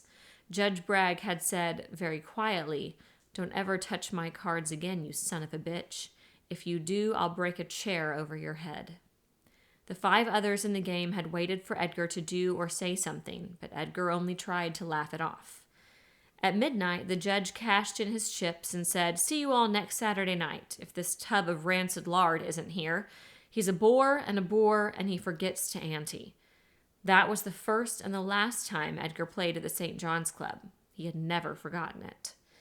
Randy walked into the bank's office enclosure, wondering why Edgar wanted to see him. Edgar knew perfectly well that Mark's check was okay. "What's the trouble, Edgar?" he asked. "Isn't it a little late to bring in a big check like this and ask us for cash?" The clock said 3:04. "It wasn't late when I came in," Randy said. He noticed other customers still in the bank. Eli Blostein, who owned Tropical Clothing, Pete Hernandez, Rita's older brother and manager of Ajax Supermarket, Jerry Kling from the Standard Station, Florence Wetcheck with her Western Union checks and receipts. It was their custom to hurry the bank at just to 3. "It's all right for business people to make deposits after closing hour, but I think we ought to have more time to handle an item like this," Edgar said. Randy noticed that Florence, finished at the teller's window, had wandered within hearing. Florence didn't miss much. "How much time do you need to cash a check for $5,000? He asked. He was sure his face was reddening. He told himself he must not lose his temper. "That isn't the point," Edgar said. "The point is that your brother doesn't have an account here." "You don't doubt that my brother's check is good, do you?" Randy was relieved to find that his voice, instead of rising, sounded lower and steadier. "Now, I didn't say that, but it wouldn't be good banking procedure for me to hand you $5,000 and wait 4 or 5 days for it to clear all the way from Omaha. I endorsed it, didn't I?" Randy loosened his shoulders and flexed his toes and fingers, and looked intently at Edgar's face. It would squash like a potato. "I doubt that your account could cover it." Randy's account stood below 400. This had been little to worry about with the citrus checks due on the 1st of the year. Now, considering Mark's urgency, it was dangerously low. He decided to probe Edgar's weakness. He said, "Penny wise, pound foolish. That's you, Edgar. You could have been in on a very good thing. Give me back the check. I'll cash it in San Marco or Orlando in the morning." Edgar realized that he might have made an error. It was most unusual for anyone to want $5,000 in cash. It indicated some sort of a quick, profitable deal. He should have found out why the cash was needed. "Now, let's not be in a rush," he said. Randy held out his hand. "Give me the check." "Well, if I knew exactly why you have to have all of this cash in such a hurry, I might be able to make an exception to banking rules. Come on, I don't have time to waste." Edgar's pale, protruding eyes shifted to Florence, frankly listening, and Eli Blostein hovering nearby, interested. "Come into my office, Randolph," he said. After Randy had the cash in hundreds, 20s, and 10s, he said, "Now I'll tell you why I wanted it, Edgar. Mark asked me to make a bet for him." "Oh, the races," said Edgar. "I rarely play the races, but I know Mark wouldn't be risking that much money unless he had a sure thing. Running in Miami tomorrow, I suppose." "No, not the races. Mark is simply betting that checks won't be worth anything very shortly, but cash will. Good afternoon, Fisheye." He left the office and sauntered across the lobby. As Mrs. Estes unlocked the bank door, she squeezed his arm and whispered, "Good for you." Edgar rocked in his chair, furious. It wasn't a reason. It was a riddle. He repeated Randy's words. They made no sense at all, unless Mark expected some big cataclysm, like all the banks closing, and of course that was ridiculous. Whatever happened, the country's financial structure was sound. Edgar reached a conclusion. He had been tricked and bluffed again. The Braggs were scoundrels, all of them. Randy's first stop was at Ajax Supermarket. It really wasn't a supermarket as it claimed. Fort Repose's population was 3,422 according to the state census, and this included Pistolville and the Negro District. The Chamber of Commerce claimed 5,000, but the chamber admitted counting the winter residents of the Riverside Inn and people who technically were outside of the town limits, like those who lived on River Road. So Fort Repose had not attracted the big chain stores. Still, Ajax imitated the supermarkets, inasmuch as you wheeled an aluminum cart around and served yourself, and Ajax sold the same brands at about the same prices. Randy hated grocery shopping. None of the elaborate surveys and studies in depth of the buying habits of Americans had a classification for Randolph Bragg. Usually, he grabbed a cart and sprinted for the meat counter, where he dropped a written order. Then he raced up and down the aisles, snatching cans and bottles and boxes and cartons from shelves and freezers, apparently at random, running down small children and bumping old ladies and apologizing until his final lap brought him past the meat counter again. The butchers had learned to give his order priority, for if his meat wasn't cut, he didn't stop, simply made a violent U-turn and barreled off for the door. When the checker rang up his bill, Randy looked at his watch. His record for a full basket was 3 minutes and 46 seconds, portal to portal. But on this day, it was entirely different, because of the length of his list to which he had been adding, the quantities, and the Friday afternoon shopping rush. After he'd filled 3 carts and the meat order was already carried to his car, he still only was halfway down the list, but physically and emotionally exhausted. His toes were mashed, and he had been shoved, buffeted, and butted in the ribs, and rammed in the groin. His legs trembled, his hands shook, and a tic had developed in his left eye. Waiting in the checkout line, maneuvering 2 top-heavy carts before and 1 behind, he cursed man's scientific devilishness in inventing H-bombs and supermarkets, cursed Mark, and swore he would rather starve than endure this again. At last, he reached the counter. Pete Hernandez, acting as checker, gaped. "Good God, Randy," he said. "What are you going to do, feed a regiment?" Until the year before, Pete had always called him Mr. Bragg, but after Randy's first date with Pete's sister, their relationship naturally had changed. "Mark's wife and children are coming to stay with me for a while," he explained. "What's she got, football team?" "Kids eat a lot," Randy said. Pete was skinny, chicken-breasted, his chin undershot and his nails dirty, completely unlike Rita except for black eyes and olive skin. Pete began to play the cash register with 2 fingers, while the carboy, Aud, filled the big sacks. Randy was aware that 7 or 8 women lined up behind him counted his purchases, fascinated. He heard one whisper, 15 cans of coffee, 15. The line grew, and he was conscious of a steady, complaining murmur. Unaccountably, he felt guilty.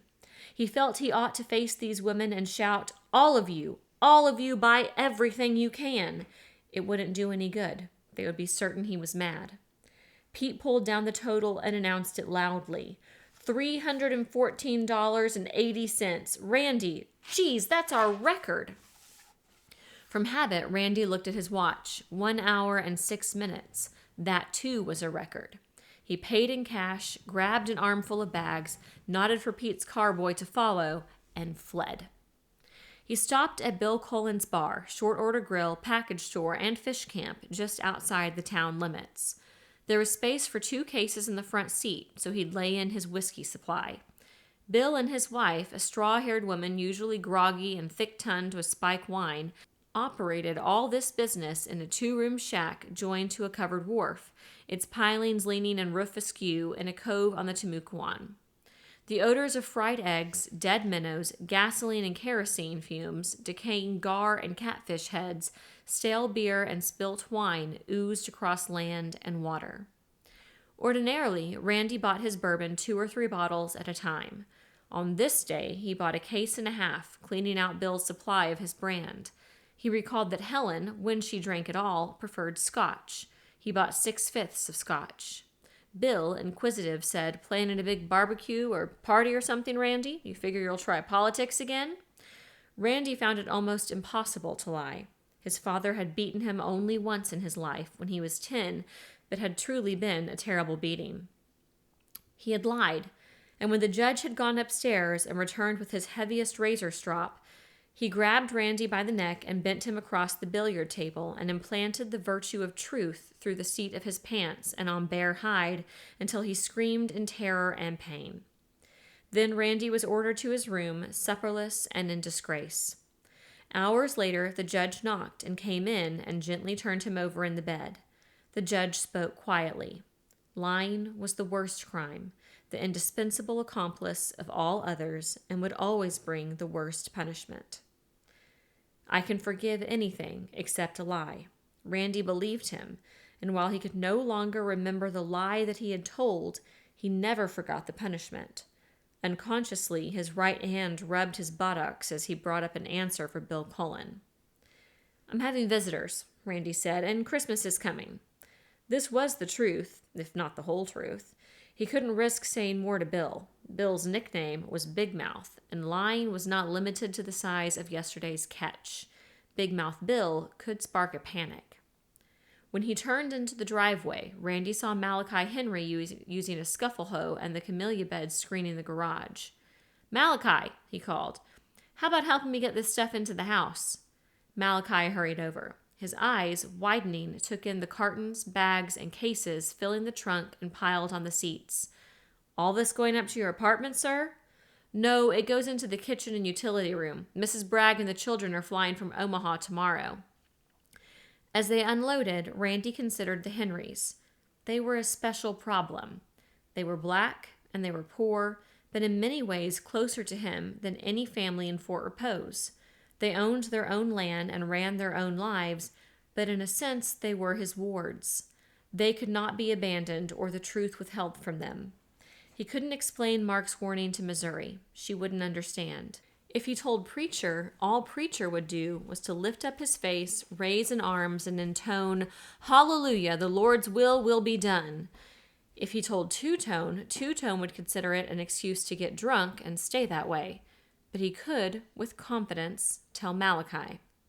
With the meat packed in the freezer and everything else stacked in the cupboards and closets, Randy said, "Come on up to my office, Malachi, and I'll give you your money." He paid Malachi $25 a week for 20 hours. Malachi picked his own days to mow, rake, fertilize, and trim, days when he had no fruit picking, repairing, or better-paying yard jobs elsewhere. Randy knew he was never short-timed, and Malachi knew he could always count on that 25 a week. Malachi's face was expressionless, but Randy sensed his apprehension. Malachi never before had been asked upstairs to receive his pay. In the office, Randy dropped into the high-back, leather-covered swivel chair that had come from his father's chambers. Malachi stood, uncertain. "Sit down," Randy said. Malachi picked the least comfortable straight chair and sat down, not presuming to lean back. Randy brought out his wallet and looked up at the portrait of his bald-headed grandfather, Woodrow Wilson's diplomat, with the saying for which he was known stamped in faded gold on the discolored frame. "Small nations, when treated as equals, become the firmest of allies." It was difficult. From the days when they had fished and hunted together, he had always felt close to Malachi. They could still work in the grove, side by side, and discuss as equals the weather and the citrus and the fishing, but never any longer share any personal, any important matters. They could not talk politics or women or finances. It was strange, since Malachi was much like Sam Perkins. He had as much native intelligence as Sam, the same intuitive courtesy, and they were the same size, weighing perhaps 180, and the same color, cordovan brown. Randy and Sam Perkins had been lieutenants in a company of the 7th Custer Regiment in the 1st Cav. Together, Randy and Sam had dug in on the banks of the Han and the Chongchon and faced the same bugle-herded human wave at Unsan and covered each other's platoons in advance and retreat. They had slept side by side in the same bunker, eaten from the same mess tins, drunk from the same bottle, flown to Tokyo on R&R, together bellied up to the bar of the Imperial Hotel. They had, even if it were learned in Fort Repose he would be ostracized, gone to a junior grade geisha house together and been greeted with equal hospitality and favors. So it was strange that he could not speak to Malachi, whom he had known since he could speak at all, as he had to Sam Perkins in Korea. It was strange that a Negro could be an officer and a gentleman and an equal below parallel 38, but not below the Mason-Dixon line. It was strange, but this was not the time for social introspection. His job was to tell Malachi to brace and prepare himself and his family. Randy took 2 tens and a 5 from his wallet and shoved them across the desk. That's for the week. Thank you, sir, Malachi said, folding the bills and tucking them into the breast pocket of his check shirt. Perhaps the difference was that Malachi had not been an officer like Sam Perkins, Randy thought. Malachi had been in the service for 4 years, but in the Air Defense Command, a tech sergeant babying jet engines. Perhaps it was their use of the language. Sam spoke crisp, upstate New York Cornell English, but when Malachi talked, you didn't have to see him to know he was black. Malachi, Randy said, I want to ask you a serious question. Yes, sir. What would you say if I told you I have very good information, about as good as you can get, that before long a war is coming? Wouldn't surprise me one bit. The answer surprised Randy. His swivel chair banked upright. What makes you say that? Malachi smiled, pleased with Randy's reaction. Well, sir, I keep up with things. I read all I can. I read the news, magazines, and all the out-of-state papers I can get a hold of, and some service journals with lots of other stuff. You do? You don't subscribe to all of them, do you? Malachi tried to control his grin. Some I get from you, Mr. Randy. You finish a magazine and throw it away, and Missouri finds it and brings it home in her tote bag. And every day she collects the Cleveland papers and the business magazines from Mrs. McGovern's. Mondays I work for Admiral Hazard. He saves the New York Times and the Washington papers for me, and the Naval Institute proceedings and technical magazines. And I listen to all the commentators. How do you find the time? Randy had never realized that Malachi read anything except the San Marcos Sun. It shines for Temecula County. Well, sir, there's not much for a single non-drinking man to do around Fort Repose weeknights, so I read and I listen. I know things ain't good, and the way I figure is that if people keep piling up bombs and rockets higher and higher and higher, someday somebody's going to set one off, then bluey. More than one, Randy said, and soon, maybe very soon. That's what my brother believes, and that's why he's sending Mrs. Bragg and the children down here. You'd better get set for it, Malachi. That's what I'm doing. Malachi's smile was gone entirely. Mr. Randy, I've thought about it a lot, and there's not a doggone thing we can do about it. We just have to sit here and wait for it. There's not much we can lay up. He patted his breast pocket. This $25 with what Missouri brings home this evening is it. Fast as we make it, it goes. Of course, we don't need much, and we've got the one thing hardly anybody else has got. What's that? Water. Running water. Artesian water that can't be contaminated. You all only use it in the sprinkling system because it smells funny. Some say like rotten eggs, but that sulfur water ain't bad. You gets to like it. Until that moment, Randy hadn't thought of water at all. His grandfather, in a year of freakish drought and at great cost, had drilled nearly 1,000 feet into the artesian layer and irrigated the grove. And his grandfather had allowed the Henrys to tap the main pipe, so the Henrys had a perpetual flow of free water, although it was hard with dissolved minerals, and Randy hated to taste it out of the sprinkler heads in the grove and garden, even on a hot summer day. I'm afraid I'd never get used to it, he said. He counted out $200 in 20s and thrust the money across the desk. This is for an emergency. Buy what you need. The new notes felt slippery in Malachi's fingers. I don't know when I can pay this back. Don't worry about it. I'm not asking you to pay it back. Malachi folded the bills. Thank you, sir.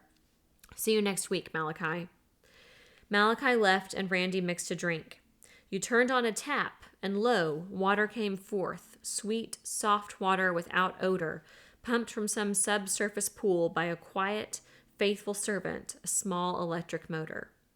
Every family on River Road, except the Henrys, obtained its water in the same way, each with its own pump and well.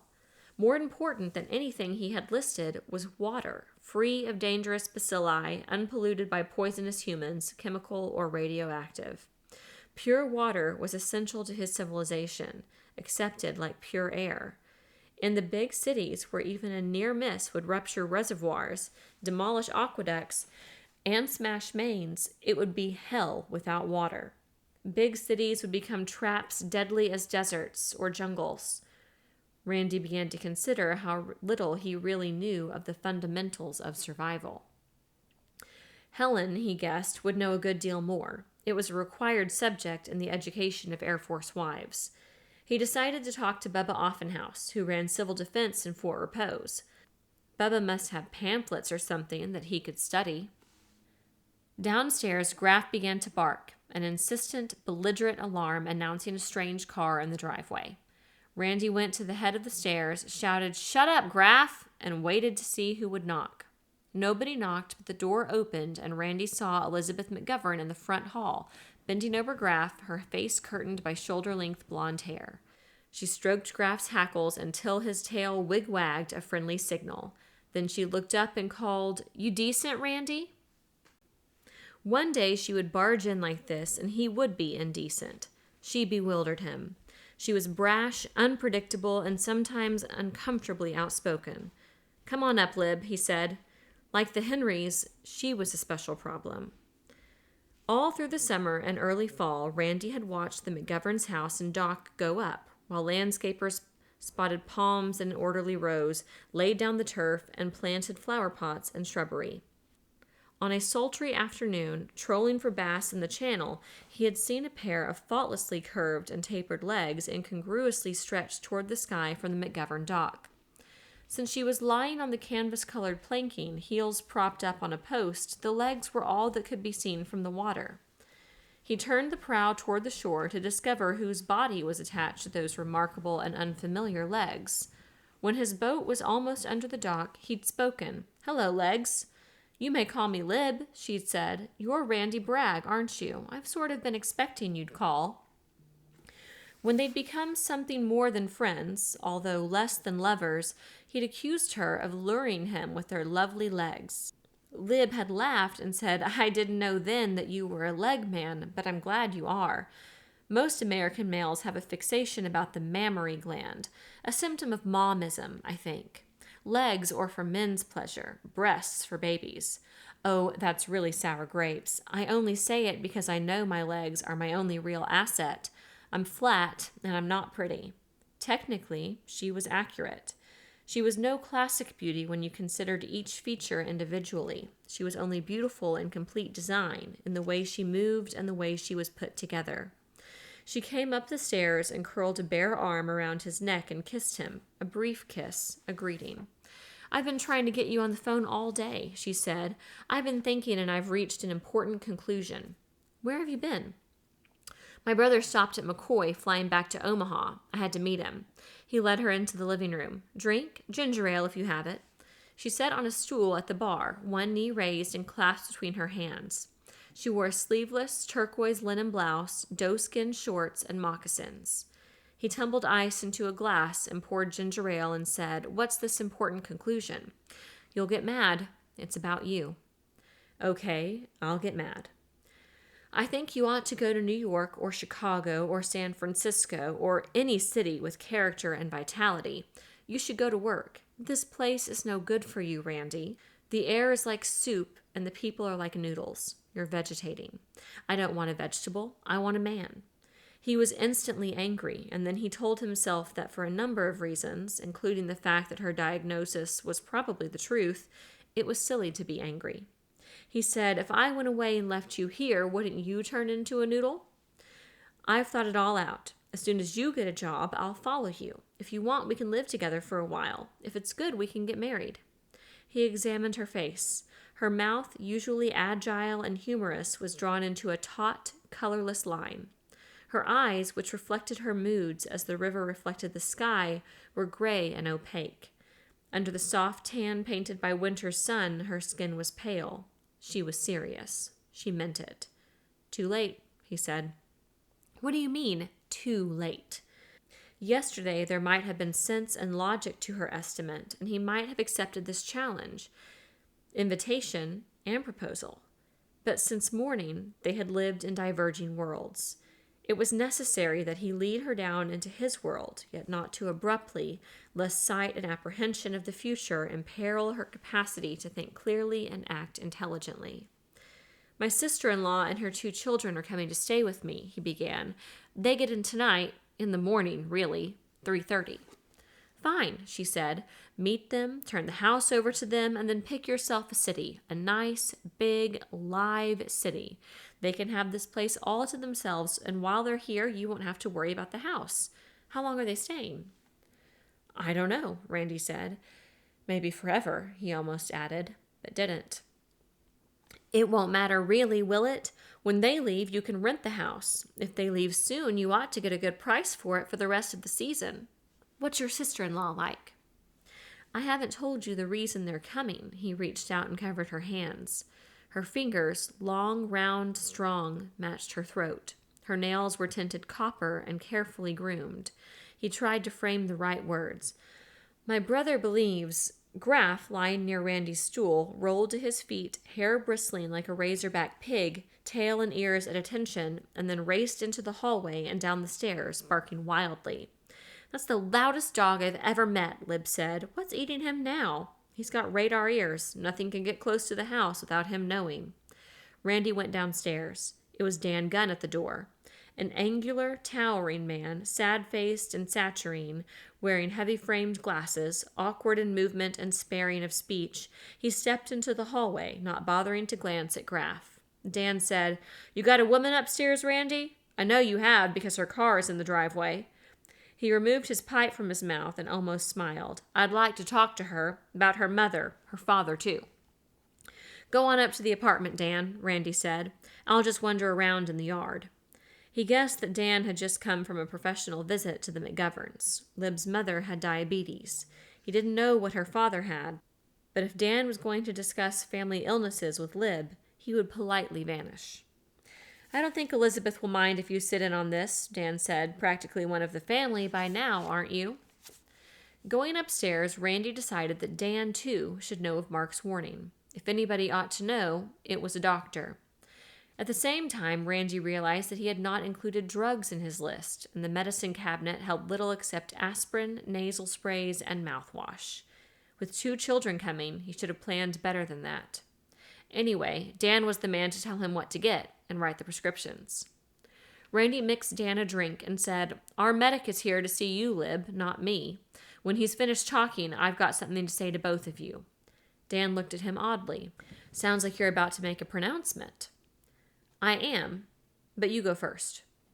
"It's nothing urgent or terribly important. I was just making a placebo circuit and dropped in to see Elizabeth's mother."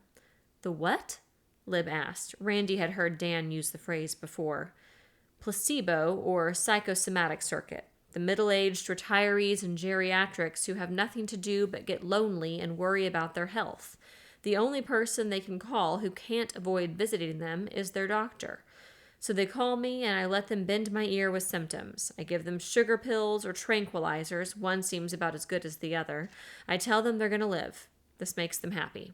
I don't know why." At 35, Dan was a souring idealist. After medical school in Boston, he'd started a practice in Vermont, and his free hours slaved at a postgraduate studies in epidemiology. His target had been the teeming continents and the great plagues, malaria, typhus, cholera, typhoid, dysentery, and he was angling for a World Health Organization or Point 4 appointment. Then he'd married. His wife, Randy didn't know her name because Dan never uttered it, apparently had been extravagant, a nympho, a one-drink alcoholic, and a compulsive gambler. She'd recoiled at the thought of living in equatorial Africa or a delta village in India and pestered him to set up practice in New York or L.A., where the big money was. When Dan refused, she took to spending weekends in New York, an easy pickup at her favorite bar in the 50s. So he'd been a gentleman and let her go to Reno and get the divorce. When her luck ran out, she returned east, filed suit for alimony, and the judge had given her everything she'd asked. Now she lived in Los Angeles and each week shoveled the alimony into bingo games or pari-mutuel machines, and Dan's career was ended before it had begun. A World Health or Point 4 salary would barely pay her alimony and leave nothing for him, and a doctor can't skip, except into the medical shadowland of criminal practice. He had come to Florida because the state was growing and his practice and fees would be larger, and he thought he'd eventually accumulate enough money to offer her a cash settlement and suture the financial hemorrhage. In Fort Repose, Dan shared the one-story medical arts building with an older man, Dr. Bloomfield, and 2 dentists. He lived frugally in a 2-room suite in the Riverside Inn, where he acted as house physician for the aging guests during the winter season. His gross income had doubled. While he delivered babies for Pistolville and the Negro families for $25, he balanced this with $10 house calls on the placebo circuit. In a single 2-hour sweep up River Road, handing out placebos and tranquilizers, he often netted $100. It did him no good. He discovered he was inexorably squeezed by alimony and taxes. Taxes rose with income, and the escalator clause in his alimony order took effect. Once he and Randy figured out that if his gross rose to more than $50,000 a year, he would have to go into bankruptcy. Dan could imagine no combination of circumstances that would allow him to amass enough capital to buy off his former wife and set him free to fight the plagues. So he was a bitter man, but Randy believed a kind man, perhaps even a great one. Lib said, "You don't consider our house a stop on the placebo circuit, do you?" "No," Dan said. "And yes. Your mother does have diabetes." He paused to let her understand that was not all that was wrong. "She called me today. She was very much upset. She wondered whether she should change from insulin to the new oral drug.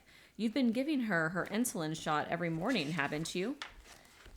"Yes," said Lib. "She can't bear to stick herself, and she won't let my father. She says he's too rough, said Dad jabs her like he enjoys it."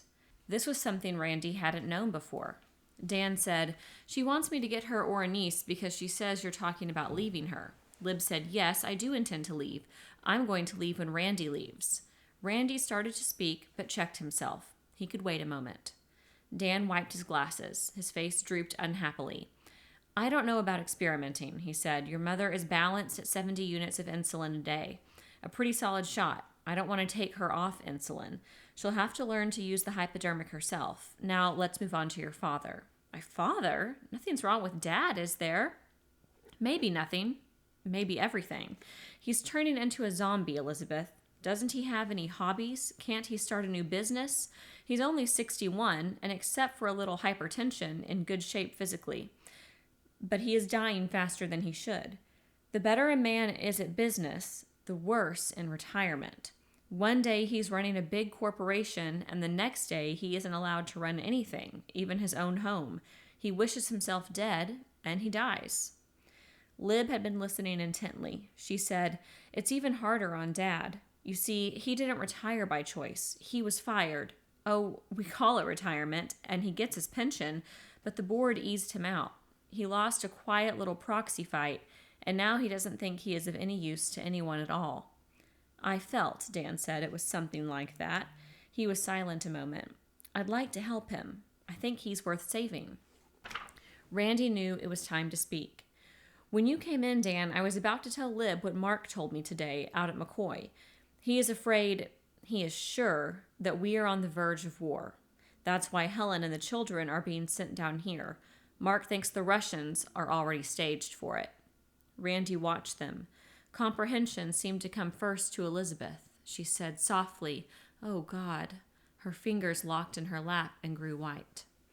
Dan's head shook, a negative tremor. He looked at the decanter and Randy's half-empty glass on the bar. "You haven't been drinking, have you, Randy?" "First today, since breakfast." "I didn't think you'd been drinking. I was just hoping."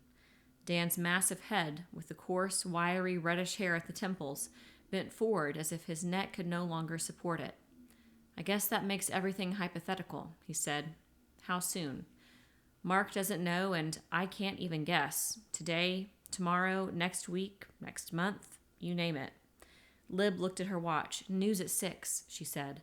A portable radio no larger than a highball glass stood at the end of the bar. She turned it on.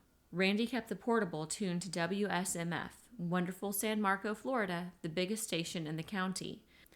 The dance music faded, and the voice of Happy Hendricks, the disc jockey, said, "Well, all you frozen felines, I've got to take the needle out of the groove for 5 minutes so the cubes, a cube is a square any way you look at 'em, ha ha, can get hip with what cooks around the sphere. So let's start with the weather. It's 69 outside our studios right now, and the forecast for Central Florida is fair and mild with light to moderate east winds tomorrow and no frost danger through Tuesday.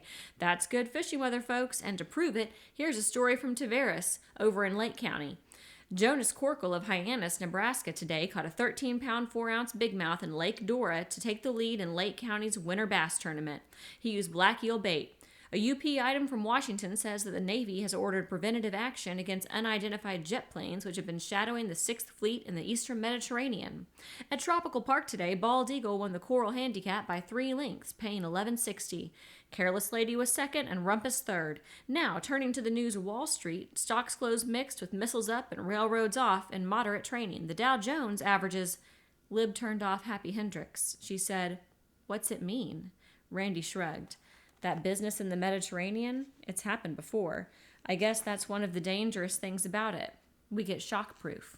We've been conditioned. Standing on the brink of war has become our normal posture."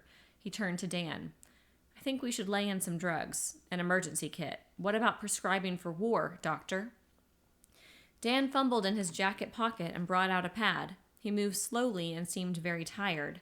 "I'll give you both some," he said, starting to write. "Stuff you can use yourselves without any help. And for your mother, Elizabeth, extra bottles of insulin. Also, I'll order some Oronese from a drug house in Orlando. Local pharmacy doesn't carry it yet." "I thought you decided not to experiment with it on Mother," Lib said. "Insulin," Dan said, continuing to write, "requires refrigeration." Dan dropped the prescriptions on the bar. "Good night," he said. "I'm delivering a baby at the clinic at 7, cesarean section. Life goes on. At least, that's what I'm going to believe until proved otherwise." He rose and shambled out of the room. Lib walked around the counter. "Hold me," she said. Randy held her, crushed her, strangely without any passion except fear for her. Usually he had only to feel her body or brush his lips across her hair and smell what she called my courting perfume to become aroused. Now his arms were completely encircling and completely protective. All he asked was that she live and he live and that things remain the same. She kept rolling her smooth head against his throat. She was saying no to it. She was willing and praying the clock to stand still, as Randy was, but as Mark had said, this was against nature. She raised her head and gently pushed herself away and said, "Thanks, Randy. I get strength from you. Did you know that? Now tell me, what should I do?" "You'd better drive back to your house and speak with your mother and father. I don't think they'll believe it. They don't pay much attention to the international situation, and Mother doesn't ever like to talk about anything unpleasant. They probably won't believe it. After all, they don't know Mark. Put it up to your father as a business proposition. Tell him it's like taking out insurance. Anyway, be sure and get Dan's prescriptions filled. I'll get the medicines tomorrow," she said. "Food isn't a problem. Our cupboard isn't exactly bare. What are you going to do, Randy? Hadn't you better get some rest if you have to be at the airport at 3:30? I'll try." He took her into his arms again and kissed her, this time not feeling protective at all, and she responded, her fears contained. They left the house as the distended red sun dropped into the river where it joined the wide St. John's. She got into the car. He touched her lips again. "If you need me, call." "Don't worry, I will. See you tomorrow, Randy." "Yes, tomorrow." Now at this hour, when the cirrus clouds stretched like crimson ribbons high across the southwest sky, in such a hush that not even a playful eddy dared stir moss or palm fronds, the day died in calm and in beauty. This was Randy's hour, this and dawn, time of stillness and of peace. His eyes were attracted by movement in a clump of the Turk's Cap across the road, and then again he saw the damn bird. There could be little doubt of it. Even at this distance, without binoculars, he could distinguish the white-rimmed eyes, moving very slowly and in silence, drifting from bush to bush. He crossed the lawn. If he could cross the road in Florence Wetcheck's front yard without frightening it, he might make a positive identification. Florence and Alice Cooksey watched him. Florence had been observing him from behind the bedroom blinds while he talked with the McGovern girl and kissed her goodbye, a disgusting public exhibition. She had watched him stand in the driveway, hands on hips, alone and, for a long time, motionless.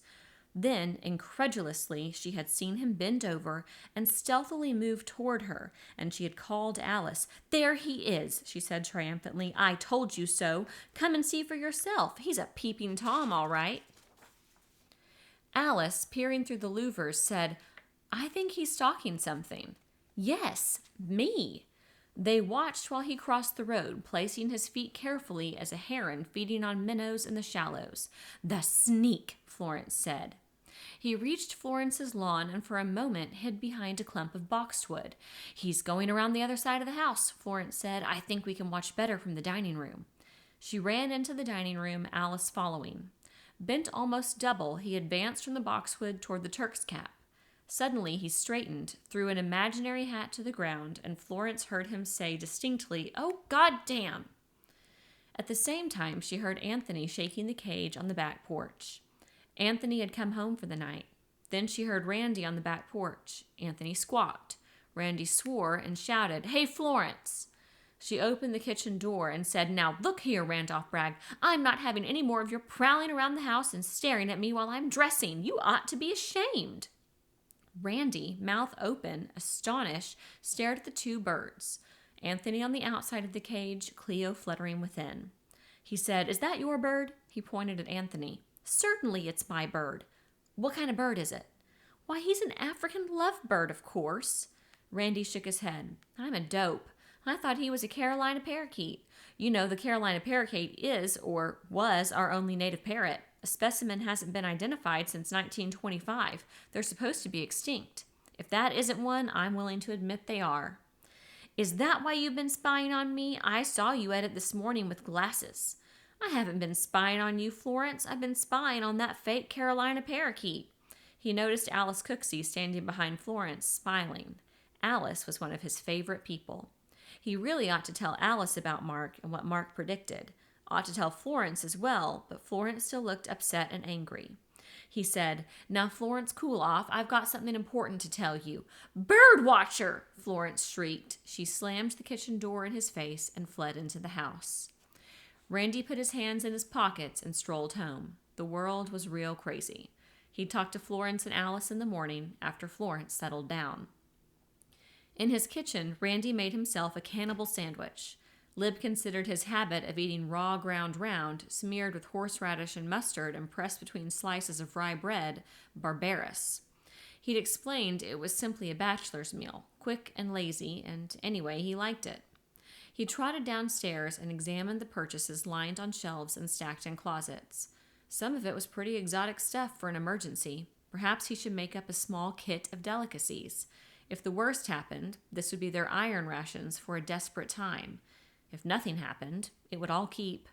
He selected a jar of English beef tea, a sealed package of bouillon cubes, a Swiss jar of chocolates, and a sealed tin of hard candies, a can of Italian cheese, and a few other small items. He placed them all in a small carton, wrapped the carton in foil, and took it up to the apartment. The teak chest in the office was a fine place to hide it and forget it. He rummaged through the chest, rearranging old legal documents, abstracts, bundles of letters, a packet of Confederate currency, peeling photograph albums. Lieutenant Peyton's log and half a dozen baby books, All family memorabilia, judged not valuable enough to warrant space in a safe deposit vault, but too valuable to throw away, and made space for the iron rations at the bottom. At 7 o'clock, he listened to the news. There was nothing startling. He flopped down on a studio couch, picked up a magazine, and started to read an article captioned, "Next Stop, Mars." Presently, the words danced in front of his eyes, and he slept. When it was 7 Friday evening in Fort Repose, it was 2 o'clock Saturday morning in the eastern Mediterranean, where Task Group 6.7 turned toward the north and headed for the narrow seas between Cyprus and Syria. The shape of the task group was a giant oval, its periphery marked by the wakes of destroyers and guided missile frigates and cruisers.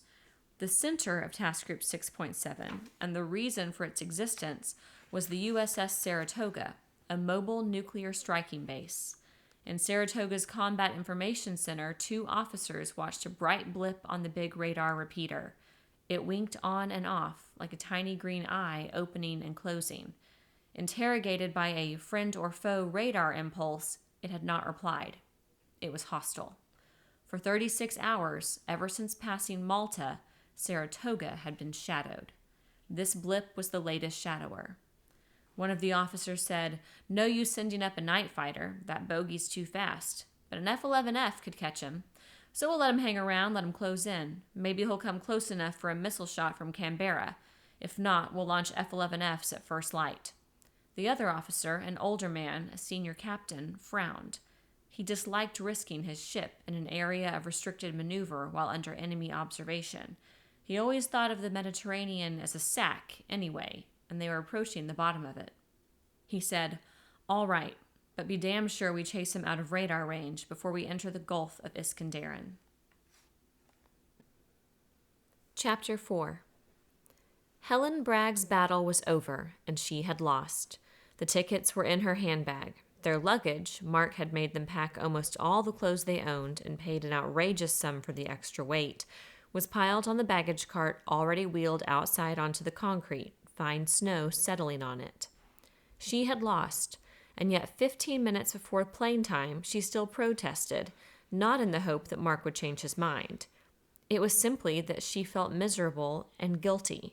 She said, "I still don't think I ought to go. I feel like a deserter." They stood together in the terminal lobby, a tiny island oblivious to the human eddies around them. Her gloved hand held to his arm, her cheek was pressed tightly against his shoulder. He pressed her hand and said, "Don't be silly. Anybody with any sense gets out of a primary target area at a time like this. You aren't the first to leave, and you won't be the last." "That doesn't make it right, and it isn't right. My place is here with you." He pulled her around to face him so that her upturned mouth was inches from his own. "That's just it. You can't stay with me. If and when it comes, I'll be in the hole, protected by 50 feet of concrete and steel and good earth. That's where my place is, and that's where you can't be. You'd be somewhere on the surface, exposed. If you could come down into the hole with me, then you could stay, darling." This was something he had not said before, a fact she had not considered. Somehow it made her feel a bit better, and yet she continued to argue, although dispiritedly. "Still, I think my job is here." His fingers banded her arm, and when he spoke, his voice was flat, a direct order. "Your job is to survive, because if you don't, the children won't. That is your job. There is no other. You understand that, Helen?" On the other side of the drowsy terminal, Ben Franklin and Peyton buzzed around the newsstand, each with $1 to spend on candy, gum, and magazines. They knew only that they were getting out of school a week early and were spending Christmas vacation in Florida. That's all Helen had told them, and in the excitement of packing and greeting their father and then packing more bags, there had been no questions. Helen said, "I understand." Her head dropped against Mark's chest. "If this business blows over, you'll let us come home, won't you?" "Sure."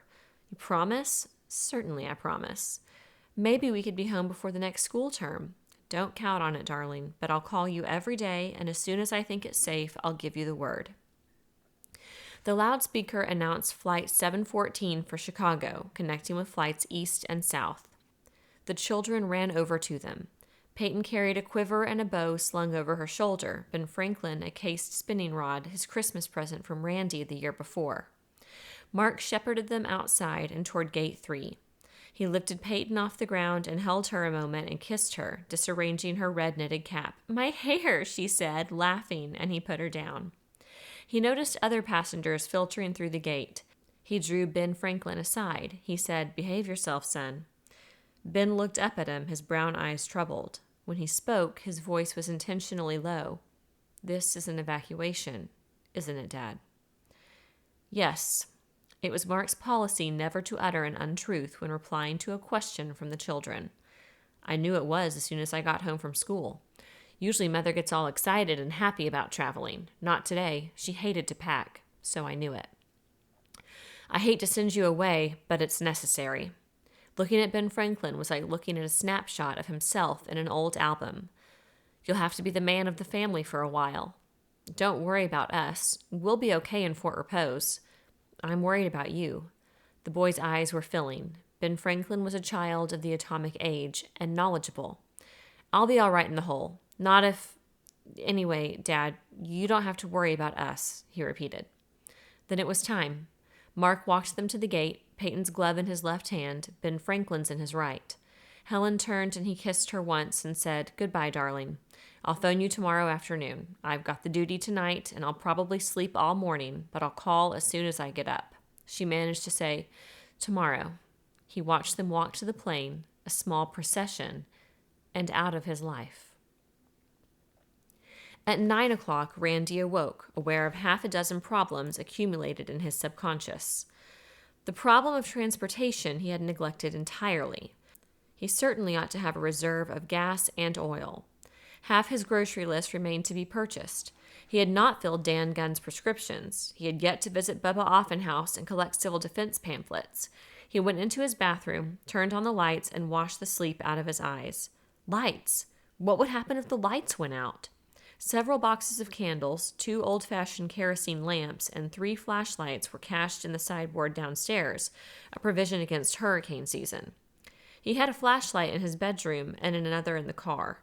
He added candles, kerosene, and flashlight batteries to his list. Everything except gasoline would have to wait until tomorrow anyway. With Helen to help him fill the gaps, it would be easy to lay in all the essentials Saturday. He changed his clothes, shivering. The nights were getting cooler. Downstairs, the thermometer read 61, and he turned up the thermostat. The Bragg house had no cellar. They were rare in Central Florida. But it did have a furnace room and was efficiently heated by oil. Oil! He doubted that he'd have to worry about oil. The fuel tank had been filled in November, and thus far the winter had been mild.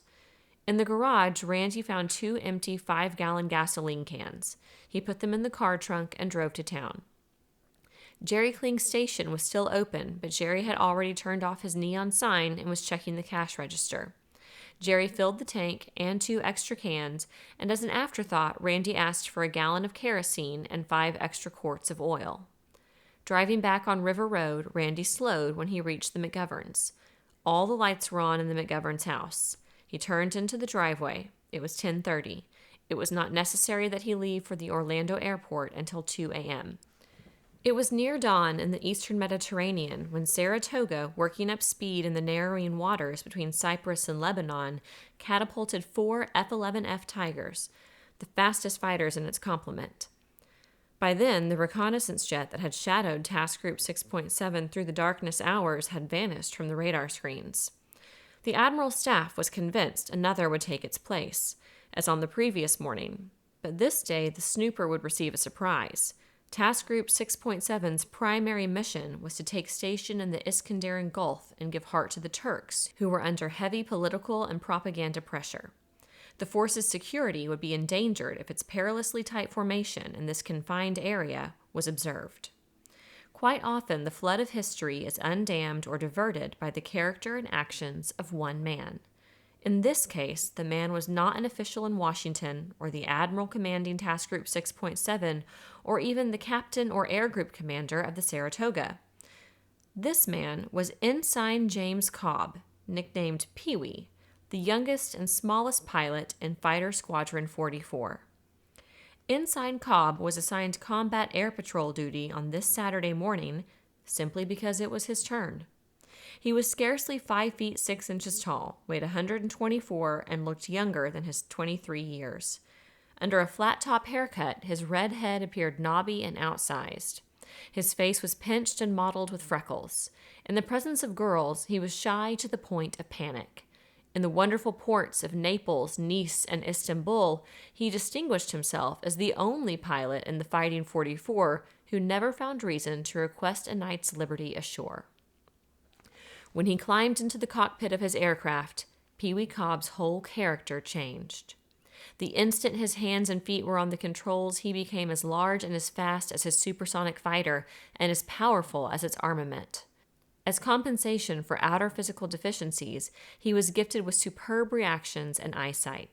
He was rated superior in rocketry and gunnery. He got a fierce thrill in pushing his F-11F through the Mach and to the limit of its capability. He could outfly anybody in the squadron, including the lieutenant commander who led it and who had once said, "Pee-wee may be a mouse aboard ship, but he's a tiger in a tiger. If I sent him up with orders to shoot down the moon, he'd try." Now, for the first time, Pee-wee Cobb was flying CAP under wartime conditions, in a fighter armed with live rockets and with orders to intercept and destroy a snooper if it appeared. Climbing steadily in the darkness, he prayed that if the bogey came back, it would attempt to penetrate his sector. If it did, nobody would laugh at his size, his squeaky voice, his face, or his ineffectual awkwardness with women ever again. Pee-wee Cobb had been given a code name, Sunflower 4, and instructions to orbit over an area of sea off Haifa, astern of Task Group 6.7. If the hostile reconnaissance jet came in from Egypt or Albania, he would be in a position to intercept. His fighter was armed with sidewinders, ingenious, single-minded rockets, heat seekers. A sidewinder's nose was sensitive to infrared rays from any heat source. Pee-wee had fired 2 in practice. They not only had destroyed the targets, but had unerringly vanished up the tailpipes of the drones. At 30,000 feet, Pee-wee judged he was on station and called for a radar fix. The missile cruiser Canberra, closest ship in the formation, confirmed his position. As he circled, the sky in the southeast grew light. When the sun touched his wingtips, the sea was still dark below. Then gradually, the shape and color of sea and earth became plain. He felt entirely alone and apart from this transformation, as if he watched from a separate planet. He checked his map. Far to the east, he picked out Mount Carmel and a river, and beyond were the hills of Megiddo, also called Armageddon. He continued to orbit.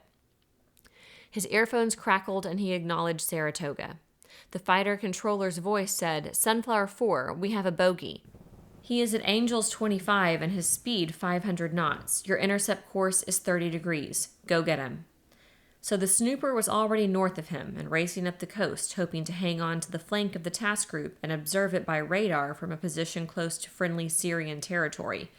Pee-wee took his heading and pushed his throttle up to 99% power. He slid through the Mach with a slight, thrilling tremor.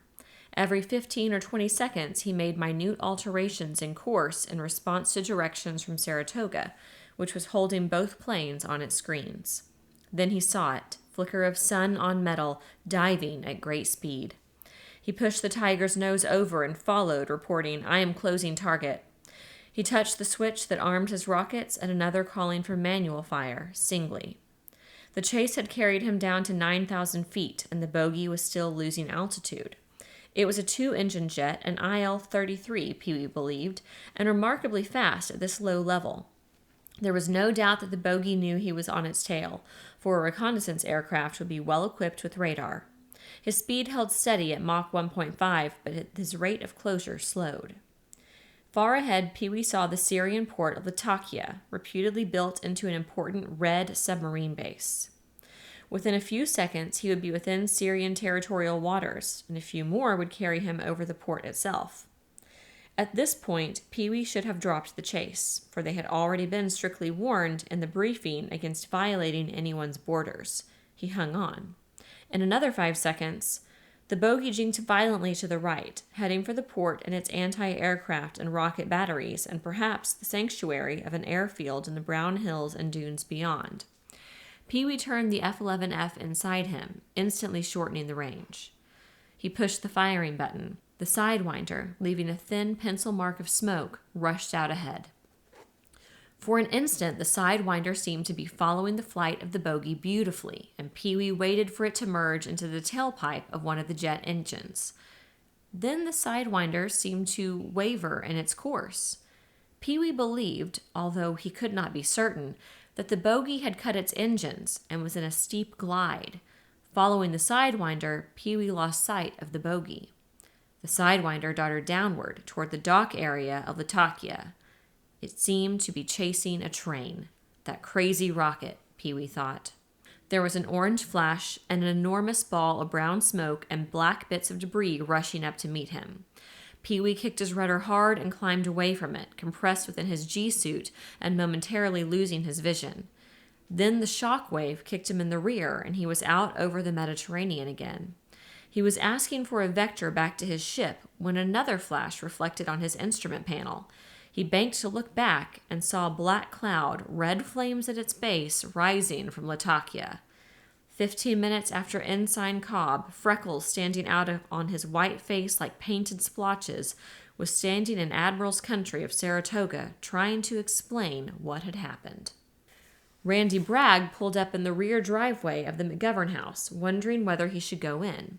He was not exactly popular with the elder McGoverns, which was why Lib visited him more than he visited her. Whenever he entered the McGovern home, Randy felt as if he were stepping into an enormous department store window. The entire front of the house, facing the Timucuan, was plate glass clamped between thin stainless steel supports, and every piece of furniture appeared unused, as if a price tag and warranty would be found tied to one of the legs. Lavinia McGovern herself had thought up the basic plan, collaborated with the architect, and supervised the construction. The architect, pleading a hotel commission in Miami, had returned part of his fee and absented himself from Fort Repose before the foundation was laid. On his first visit, Randy had not endeared himself to Lavinia. She took him on what she called the grand tour, proudly showing off the multiple heat pumps, ensuring constant year-round temperature, the magnificent kitchen with electronic ovens and boilers operated from a central control panel, the cunning round holes in the ceiling which sprayed gentle light on the dining room table, bar, bridge table, and strategically placed abstract statuary. The television screens fared into the walls of the bedroom, living room, dining room, and even the kitchen, and the master bathroom's free-form tub, which extended through the wall and into a tiny, shielding garden. There were no fireplaces, which she called soot producers, or bookshelves, which were dust catchers. All was new, modern, and functional. When we came down here, Lavinia said, we got rid of everything in Shaker Heights and started fresh, bright, and new. See how I've brought the river right to our feet? She indicated the expanse of glass. What do you think of it? Randy tried to be at once tactful and truthful. It reminds me of an illustration out of Modern Living, but, Lavinia inquired nervously. Randy, feeling as if he was being helpful, pointed out that in the summer months, the sun's direct rays would pour through the glass walls, and that the afternoon heat would become unbearable no matter how large and efficient the air conditioning system. I'm afraid that in the summer you'll have to shutter that whole southwest side of the house, he said. Is there anything else you think is wrong? Lavinia asked, her voice dangerously sweet. Well, yes. That indoor-outdoor bath is charming and original, but come spring, it'll be a freeway for moccasins and water snakes. On cool nights, they'll plop in and swim or crawl right into the house. At this point, Lavinia had squealed and clutched at her throat as if it was suffocating, and her husband and daughter had carried her into the bedroom. The next day, plumbers and masons remodeled the sunken tub, eliminating the outdoor feature. Later, Lib explained that her mother dreaded snakes and had been solely responsible for the design of the house. Randy never felt comfortable in Lavinia's presence thereafter, and Lavinia, while attempting to be gracious, sometimes became pale and grew faint when he appeared. Randy's relations with Bill McGovern were little better. On occasion, after a few extra drinks, he disagreed with Mr. McGovern on matters political, social, and economic. Since Bill for many years had been president of a manufacturing concern employing 6,000 people, few of whom ever disagreed with him about anything, he had been affronted and angry. He considered Randy an insolent young loafer, an example of decadence in once what might have been a good family, and a sadly scrambled egghead, and so had informed his daughter. So Randy, sitting in his car, hesitated. He was certain to be coolly received. Lib didn't expect to see him until the next day, and he had a hunch she needed him now. He guessed a considerable argument was going on inside. Lib would be verbally overpowered by her father, and Mark's warning would go unheeded. Randy got out of his car. Lib opened the north door before he could ring. "I thought I heard a car in the drive," she said. "I'm glad it's you. I've got troubles." Bill McGovern was standing in the living room, wrapped in an ankle-length white bathrobe, smiling as if nothing were funny. Lavinia McGovern, her eyes swollen and pink against pallid skin, lay back on a chaise. She held a handkerchief to her nose. Bill was bald, square-shouldered, and rather tall. His nose was beaked and his chin prominent and strong. In his toga of toweling and with feet encased in leather sandals, he looked like an angry Caesar. "So here comes our local Paul Revere," he greeted Randy. "What are you trying to do, frighten my wife and daughter to death?" Randy regretted having come in, but now that he was in, he saw no point in being anything less than frank. "Mr. McGovern," he said, ordinarily he dressed Lib's father as Bill, "you aren't as bright as I thought. If I gave you a hot tip from a good source on the market, you would listen. This is somewhat more important than the market. I thought I was doing you a favor." He turned to leave. Lib touched his arm. "Please, Randy, don't go." Elizabeth, when her parents were present, he always called her Elizabeth. "I'll leave things the way they are. If you need me, call." Lavinia began to sniffle audibly. In a worried voice, Bill said, "Now don't rush off half-cocked, Randy. I'm sorry if I was rude. There are certain things you don't understand." "Like what?" Randy asked. Bill's voice was conciliatory. "Just sit down and I'll explain." Randy continued to stand. "Now, I'm twice as old as you are," Bill said, "and I think I know more about what goes on in this world. After all, I know quite a few big men. The biggest. All these war scares are concocted by the Pentagon, no offense meant to your brother, to get more appropriations and give more handouts to Europe and jack up taxes. It's all part of the damnable inflationary pattern that's designed to cheat people on pensions and with fixed incomes and so forth. Now, I know your brother thinks he's doing the right thing, and I appreciate your telling Elizabeth, but chances are your brother's been taken in too." "Have you been listening to the news for the past few days?" "Yes. Oh, I'll admit it looks bad in the Mideast, but that doesn't scare me. We might have a little brush fire war, like Korea, sure, but no atomic war. Nobody's going to use atomic bombs, just like nobody used gas in the last war." "You'll guarantee that, eh, Bill?" Bill locked his hands behind his back. "I can't guarantee it, of course, but only the other day I was talking to Mr. Offenhouse. You must know him. Runs civil defense here. Well, he isn't worried. Says the only real danger we face is being overrun by people swarming out of Orlando and Tampa. He doesn't even think there's much chance of that. Fort Repose isn't on any main highway. But he does say we'll have to watch out for the dinges. Keep them under control." "Please, Bill," Lavinia said, "say darkies." "Darkies, hell. The dinges are liable to panic and start looting. Oh, the local, like Daisy, our cook, and Missouri, the cleaning woman, may be all right. Mr. Offenhouse is talking about the migrant labor, the orange pickers, and so forth. So if Mr. Offenhouse isn't worried, then I'm not worried. Mr. Offenhouse strikes me as a pretty solid businessman."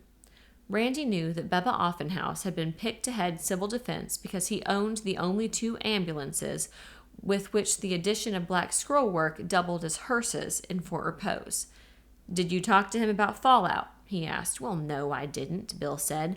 "Mr. Offenhouse said they sent him some booklets from Washington, but he's not passing them around because they're too gruesome. Says why worry about something you can't see, feel, hear, or smell. Says it's just as bad to frighten people to death as to kill them with radiation, and I must say I agree with him." Lavinia said, "If it came, I suppose we'd have rationing like last time and all kinds of shortages. Bill, don't you think we ought—" "No, I won't think of it. Please let's not talk about it any more. It's horrid." She dabbed at her eyes and tried to smile. "Randolph, when your sister-in-law comes, won't you bring her over for dinner? Afterwards, we could play bridge. Wouldn't you like to play a rubber now? I know you're going to stay up to meet the plane, and I'm too overwrought to sleep." "I'm sure Helen will be delighted to come to dinner," Randy said. "As for bridge, I'll take a rain check. I still have some things to do at home. Good night, Lavinia. Sorry I upset you." Lib came out to the car with him. "Didn't get very far, did I?" he said. "You started Dad thinking. That's far." Overhead, he heard multi-jet engines. On that night, there were 3/4 of the moon. He looked up and, seeing nothing, knew the jets were military aircraft, too high for their running lights to show against the bright sky. On any night, and if you listened for a while, you could hear the B-52s and 47s and 58s, but on this night, there seemed to be more of them. "Where are they from?" Lib asked. "Where are they going?" "I guess they're from McCoy and MacDill and Eglin and Homestead," Randy said, "and I don't think they're going anywhere much. They're just stooging around up there because they're safer up there than on the ground. And when you can hear them floating around like that high, you know you're all right." "I see," Lib said. For the second time, he kissed her goodnight. When he reached home, it was almost midnight. He made coffee and, yawning, turned on the radio and turned an Orlando station for the late network news. The first bulletin jerked him wide awake. From Washington, the official Arab radio, in a broadcast from Damascus, claims that American carrier planes are conducting a violent bombing on the harbor of Latakia. This news broke in Washington just a few moments ago. There has been no reaction from the Pentagon, which at this hour of the night is lightly staffed. However, it is reported that high Navy and Defense Department officials are being summoned into emergency conference. We will give you more on this as we receive it from our Washington newsroom. Here is the text of the official Arab broadcast. At about 6:30 o'clock this morning, please remember that it is morning in the Eastern Mediterranean, which is about 7 hours ahead of American Eastern Standard Time. Low-flying jet aircraft of the type used on United States aircraft carriers and bearing United States insignia brutally and without warning bombed the harbor area of Latakia. It is reported that civilian casualties are high and that many buildings are in flames. That was the text of the Arab broadcast, and that is all the hard news we have at the moment. Latakia is the most important Syrian harbor. Within the last few years, it has been heavily fortified, and there has been extensive construction of submarine pens under the direction of Russian technicians. It is generally regarded as one of the most powerful anti-Western naval bases in the Mediterranean. It is known that units of the United States Sixth Fleet are now in the Eastern Mediterranean, and that these units have been shadowed by fast, unidentified aircraft. The network announcer went on to other news, and Randy's phone rang. He picked it up, irritated. It was Bill McGovern. "Did you hear the news?" Bill asked. "Yes, I'm trying to get more of it." "What do you think?" "I don't think anything yet. I want to hear our side of it." "Sounds to me like we're starting a small preventative war," Bill said. "I don't believe that for an instant," Randy said. "You don't prevent a war by starting one." "Well, we'll see who's right in the morning." Mark Bragg missed the first news flash on Latakia. At that moment, he was straightening up the house before driving to Offutt to assume direction of intelligence analysis in the Hull. He had been recalled from the Puerto Rico mission because SAC's Commander-in-Chief, General Hawker, felt that this newest crisis of senior members of his operations and intelligence staffs should maintain around-the-clock watch. An attack is rarely planned to conform to a victim's 5-day, 40-hour week, so Hawker divided his most experienced officers into 3 shifts covering the whole day. As SAC's third-ranking intelligence officer, junior to the A2 and his deputy, both brigadiers, Colonel Bragg naturally drew the most onerous hours, midnight to 0800. At 11 p.m. Omaha time, while the Damascus broadcast was being repeated around the world, Mark was in the children's room, feeling like an intruder. It was the silence that discomforted him. He found himself tiptoeing, listening for the missing sounds. The house was as still as northern woods in winter, when all the creatures are gone. Ben Franklin's room looked as if it had been ransacked by a band of monkeys, rather than that a 13-year-old boy had packed. Mark closed dresser drawers and picked up ties, clothes hangers, shoes and socks, never in pairs. He supposed all boys were like that. Peyton's room looked no different than if it had been an ordinary day, as if she had been invited to a slumber party at the home of a friend and would return in the morning. Her bedspread was uncreased, and the furry toy animal that held her pajamas rested precisely in its center, as always. She had forgotten it. Her doll collection, carefully propped up on a tier of shelves, formed a silent audience to his silent inspection. Peyton hadn't asked to take her dolls to Florida. Perhaps she was outgrowing dolls. Or perhaps she didn't realize, when she left them, that it might be forever. Her desk was neat, pencils aligned as if it squads right, school books stacked in a pyramid. He picked up the books and took them downstairs. He would mail them from Offutt in the morning after he was off duty. Peyton was a tidy and thoughtful little girl, in looks and temperament much like her mother. He loved her. He loved them both. They had been very satisfactory children. The house was intolerably quiet. In the whole house, the only sound was the ticking of clocks. Driving toward Offutt and his job, Mark felt better. When he turned into the 4-lane highway that ran south to the base, he saw that it was 11:30 and flipped on the car radio. It was then that he heard the Arab charge that Latakia had been bombed by American planes and, in addition, a rather strange statement from Washington. A Navy Department spokesman, the newscaster said, denies that there has been any intentional attack on the Syrian coast. Mark stepped down on the accelerator and watched the speedometer needle pass 75. On a turn, the back wheels weaved. Ice. He forced himself to concentrate on his driving. Soon he would know everything that was known in the whole, which meant everything that was known to American intelligence and the worldwide news networks everywhere. Meanwhile, it was pointless to guess, or end up in a ditch, a useless casualty with no Purple Heart. 12 minutes later, Mark entered the war room, 50 feet underground. Blinking in the brilliant but shadowless artificial sunlight, he glanced at the map panels. Nothing startling. He walked onto the offices of A2 Intelligence. In the inner office, Dutch Klein, Deputy A2 and a buck general in his early 40s, waited for his relief. An electric coffee maker steamed on Dutch's desk. 2 ashtrays were filled with crushed cigarette butts. Dutch had been busy. Dutch said, "I guess you've heard the news. I caught it on the radio. It's not true, is it?" "It's fantastic." Dutch touched a sheaf of pink flimsies, decoded priority messages on his desk. 2 hours ago, 6th Fleet scrambled fighters to intercept a jet snooper. An ensign from Saratoga, an ensign, mind you, sighted the bogey and chased him all the way up the Levant. He closed at Latakia and fired a bird. Whether it was human error or an erratic rocket isn't clear. Anyway, everything blew. Dutch, a muscular, keg-shaped man with a round, rubbery face, groaned and sank back into his chair. Automatically, the fortifications of the port area of Latakia came into focus in Mark's mind. Large stores of conventional mines, torpedoes, and ammo, he said. They usually have 4 to 8 subs in the new pens and a couple of cruisers and escort vessels in the harbor. He hesitated, thinking of something else. Worse. The fire and blast could have cooked off nuclear weapons if they were in combat configuration. That could well be. What do you make of it? "Worst foul up on record," Dutch said. "Glad it's the Navy and not us." "I mean, how do you think the Russians will react?" Mark asked the question, not because he thought Dutch could give him the answer, but as a catalyst to his own imagination. Intelligence wasn't Dutch's primary interest. On the way up to 2 stars in command of an air division, Dutch had been forced to assimilate 2 years of staff, part of his education. To Mark, the intelligence job, with all its political and psychological facets, was a career in of itself.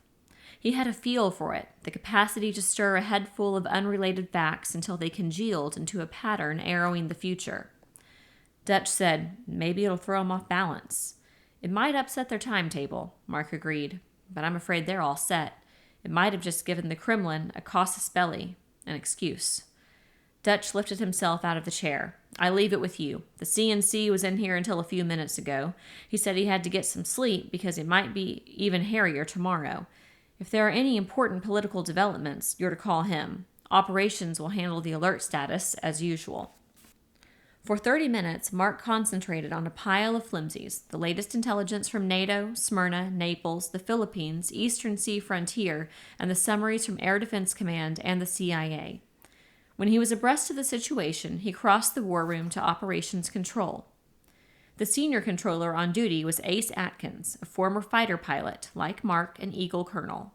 He was called Ace because he had been one in 2 wars. Because of proven courage and absolute coolness, he was at the desk now occupied with the red phone a few inches from his fingers.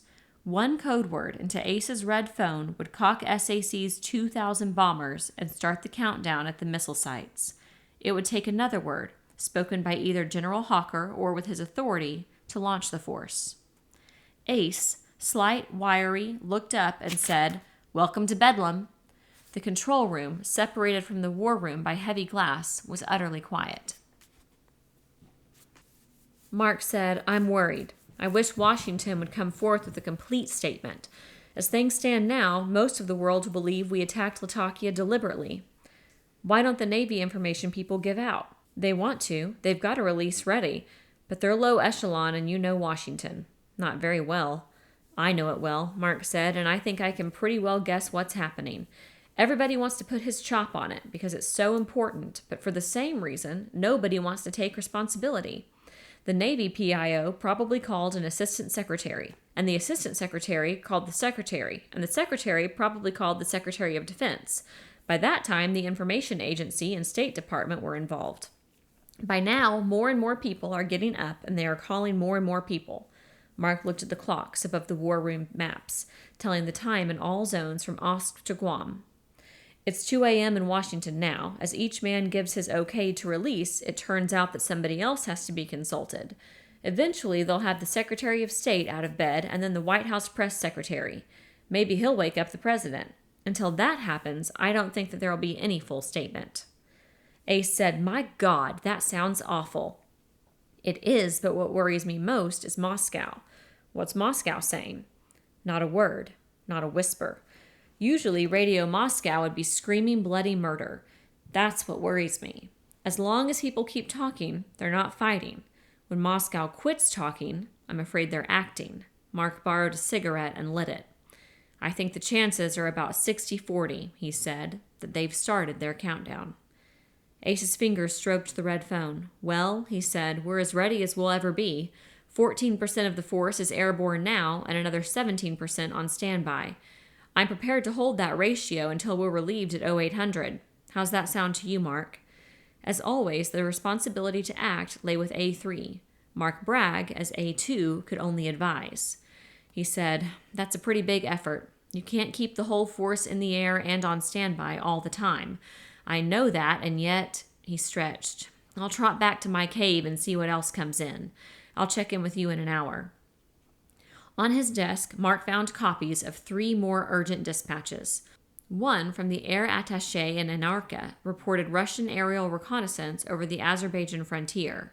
Another from the Navy Department gave a submarine sighting 200 miles off of Seattle, definitely a skunk.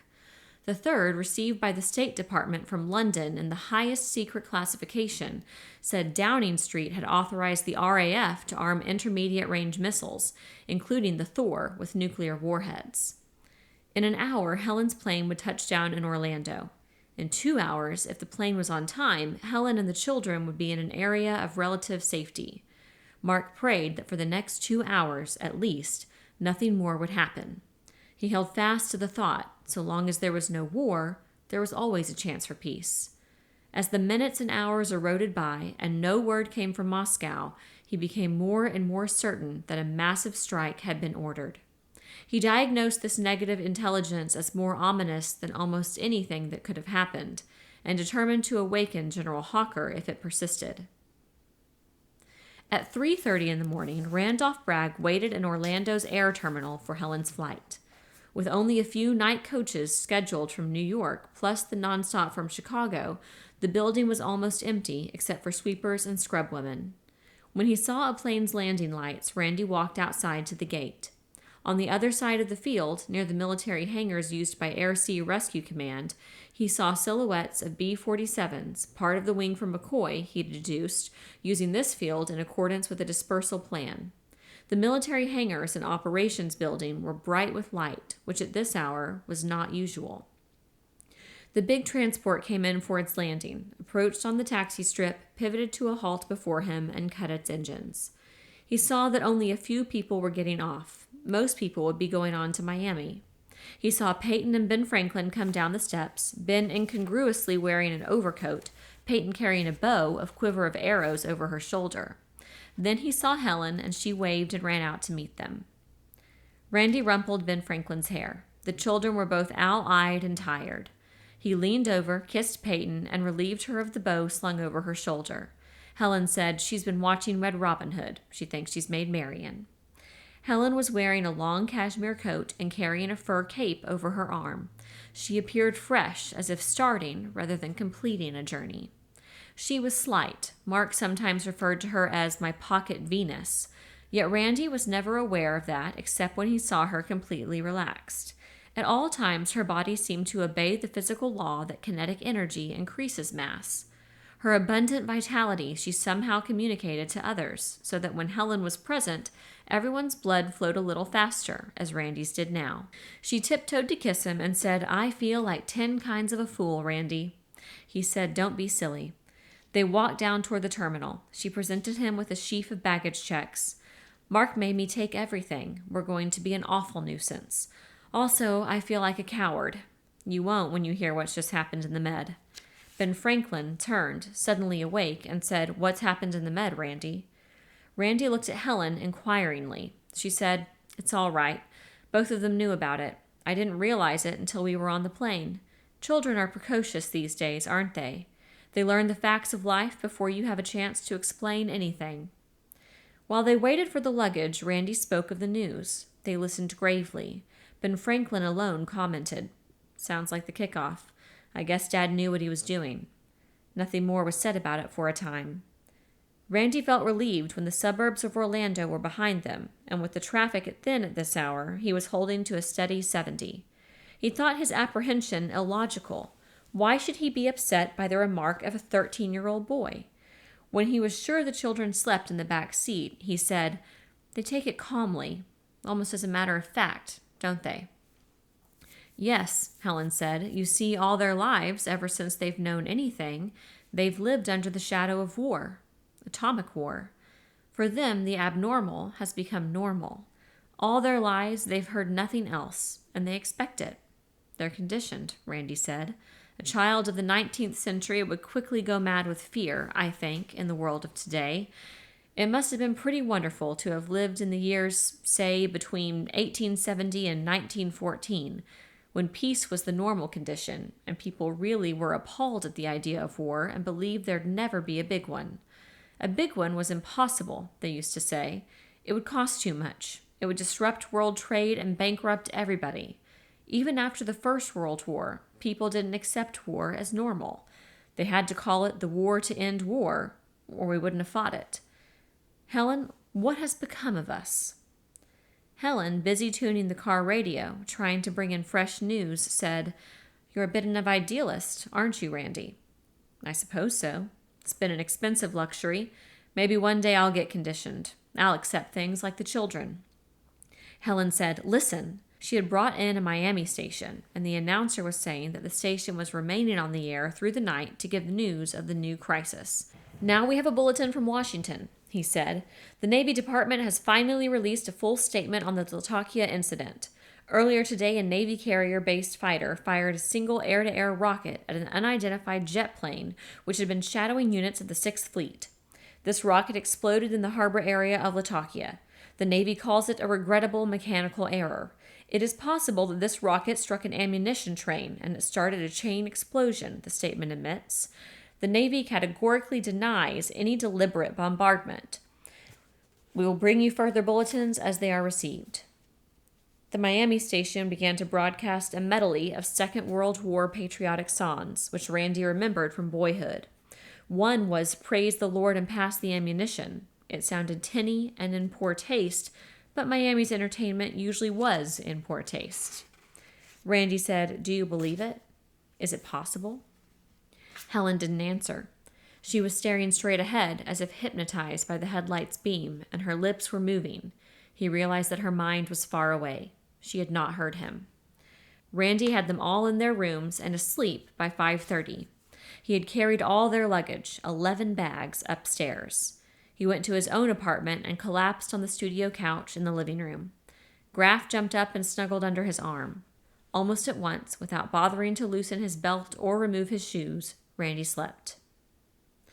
It was 0500 at Offutt Field, with dawn still more than 2 hours distant, when General Hawker, unbidden, returned to the hole. The general followed in the tradition of the Vanderburg, Norstad, and LeMay.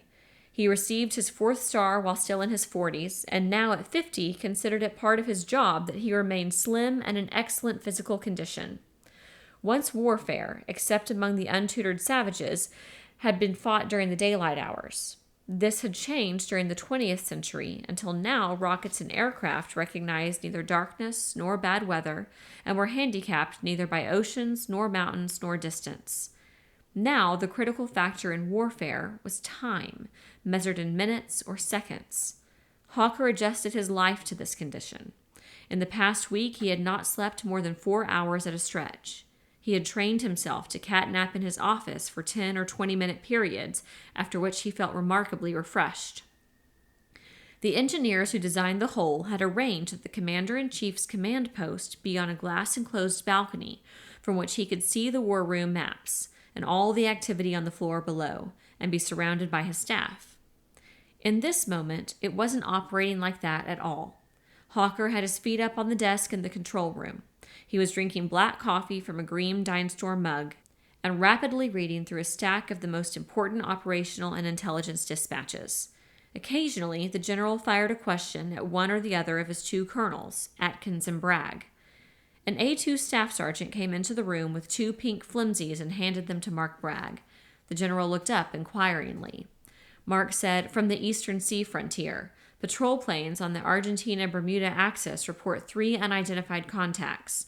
These skunks are headed for the Atlantic coast." "Sounds bad, doesn't it?"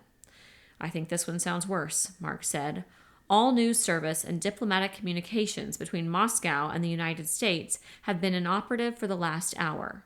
This comes from USIA. The news agencies have been calling their Moscow correspondents. All the Moscow operators will say is, 'Sorry, I am unable to complete the call.'" "And there's been no reaction to Latakia from Moscow at all?" "None, sir. Not a whisper." The general shook his head, slowly, frowning, lines appearing and deepening around the mouth and eyes, his whole face undergoing a transformation, growing older, as if in a few seconds all the strain and fatigue of weeks, months, years had accumulated and were marking his face and bowing his shoulders. Mark said, "This is the witching hour, you know. This is the bad one. Their submarines have had a whole night to run in on the coast if that's what they're doing. We're in darkness. They'll soon be in daylight. Dawn is the bad time. What time does it start to get light in New York and Washington?" "Sunrise on the eastern seaboard is 7:10 Eastern Standard," Ace Atkins said. Washington's clock read 6:41. Mark Bragg's mind raced ahead. If an attack came, they could count on no more than 15 minutes warning. If they used every one of those minutes with maximum efficiency, retaliation could be decisive. But Mark feared a minute, or even 2, might be lost in necessary communication with Washington. He made a bold proposal. "May I suggest, sir, that we ask for the release of our weapons?" This was the one mandatory, essential act that must precede the terrible decision to use the weapons. Under the law, the President of the United States owned the nuclear bombs and missile warheads. General Hawker was entrusted with their custody only. Before SAC could use the weapons, the permission of the President or his survivor in a line of succession must be secured. If an attack were underway, that permission would come almost, but not quite, instantly. The general seemed a little startled. "Don't you think we can wait, Mark?" "Yes, sir, we can wait, but if we get it out of the way, it could save us a minute, maybe 2. The danger and the necessity of not having a communication snafu must be just as apparent in the Pentagon or the White House or wherever the president is as it is here." "What do you think, Ace?" Hawker asked. "I'd like to have it behind us, sir."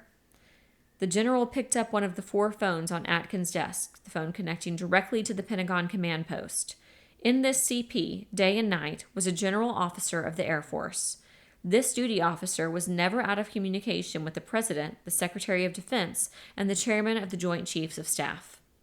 The general spoke briefly into the phone and then waited, keeping it pressed against his ear. Mark's eye followed the red second hand on the desk clock. This was an interesting experiment. The general said, "Yes, John, this is Bob Hawker. I want the release of my weapons." Mark knew that John was the chairman of the Joint Chiefs. "Yes, I'll hold," the general said. The seconds raced away. The general said, "Thank you, John. It is now 11:40 Zulu. You will confirm by teletype? Goodbye, John." The general reached across the desk and wrote in Ace Atkins' log, "Weapons released to SAC at 11:44 Zulu." The operations log was kept in Greenwich time.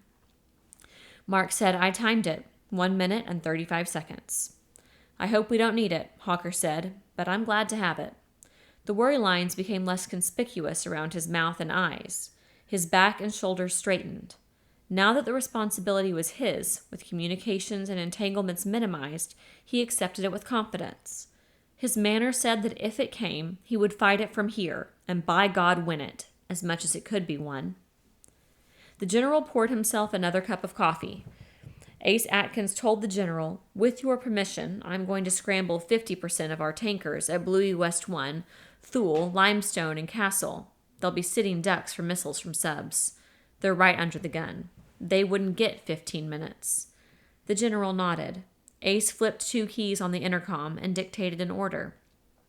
Beside Ace's desk, a tape recorder steadily turned, monitoring phone calls and conversations. The general glanced at it and said, "Do you realize that everything in this room is being recorded for posterity?" They all smiled.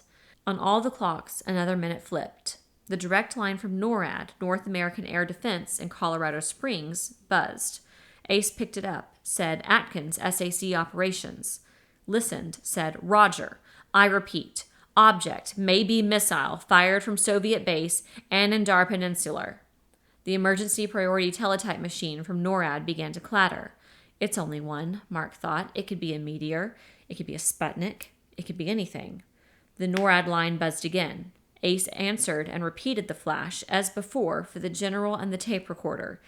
"DEW line, high-sensitivity radar, now has 4 objects on its screen. Speed and trajectory indicates they are ballistic missiles. Presque Isle and Homestead report missiles coming in from sea. We are skipping the yellow. This is your red alert." The general gave an order. Mark rose and said, "I think I'd better get back to my desk." The general nodded and smiled thinly. He said, "Thanks for the 95 seconds. Chapter 5. At first, Randy thought someone was shaking the couch.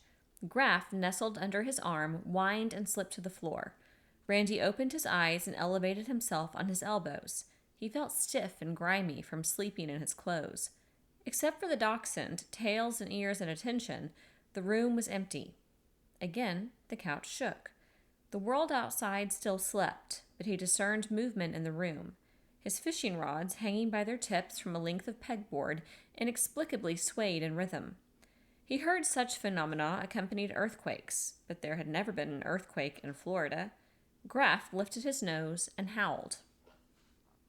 Then the sound came, a long, deep, powerful rumble increasing in crescendo until the windows rattled, cups danced in their saucers, and the bar glasses rubbed rims and tinkled in terror. The sound slowly ebbed, then boomed to a fiercer climax, closer. Randy found himself on his feet, throat dry, heart pounding. This was not the season for thunder, nor were storms forecast. Nor was this thunder. He stepped out onto the upstairs porch. To his left, in the east, an orange glow heralded the sun. In the south, across the Timucuan and beyond the horizon, a similar glow slowly faded. His senses refused to accept a sun rising and a sun setting.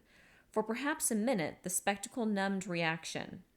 What jolted Randy from sleep, he would not learn all the facts for a very long time after, were 2 nuclear explosions, both in the megaton range, the warheads of missiles lobbed in by submarines. The first obliterated the SAC base at Homestead, and incidentally sank and returned to the sea a considerable area of Florida's tip. Ground zero of the second missile was Miami's International Airport, not far from the heart of the city. Randy's couch had been shaken by shock waves transmitted through the earth, which travel faster than through the air, so he had been awake when the blast and sound arrived a little later. Gazing at the glow to the south, Randy was witnessing, from a distance of almost 200 miles, the incineration of 1,000,000 people. The screen door banged open. Ben Franklin and Peyton, barefoot and in flannel pajamas, burst out onto the porch. Helen followed. The sight of war's roseate birthmark on the sky choked back their words. Helen grabbed Randy's arm tightly in both hands, as if she had stumbled. Finally, she spoke. So soon? It was a moan, not a question.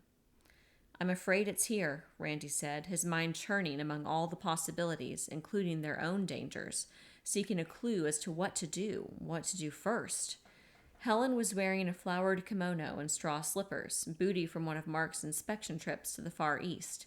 Her chestnut hair was disheveled, her eyes, a deep and stirring blue, round in apprehension. She seemed very slight, in need of protection, and hardly older than her daughter. She was, at this moment, less composed than the children. Ben Franklin, staring to the south, said, I don't see any mushroom cloud. Don't they always have a mushroom cloud? The explosions were very far off, Randy said. Probably a lot of haze or other clouds between us and the mushrooms. What we see is a reflection in the sky. It's dying now. There was a much bigger one when I first came out here. I see, Ben Franklin said, satisfied. What do you think they clobbered? I'd guess Homestead and the Boca Chica Navy base at Key West. Randy shook his head. I don't see how we could get rocked from that distance. Maybe they hit Palm Beach and Miami. Maybe they missed and pitched 2 into the Glades. Maybe, Ben said, not as if he believed they had missed. It was so quiet. It was wrongly quiet. They ought to hear sirens or something. All Randy heard was a mockingbird tuning up for his morning aria. Helen released her grip on his arm. Thoughts seeming to parallel his, she said, I haven't heard any planes. I don't hear any now. Shouldn't we hear fighters or something? I don't know, Randy said. Ben Franklin said, I heard 'em. That's what first woke me. I heard jets. They sounded like B-47s, climbing, traveling that way. He showed them with a sweep of his arm. That's southwest to northeast, isn't it? That's right, Randy said, and at that instant he heard another aircraft, whining under full power, following the same path. They all listened. That one will be from MacDill, Randy said, heading across. Before its sound faded, they heard another, and then a third. They all pressed close to the porch screen, looking up.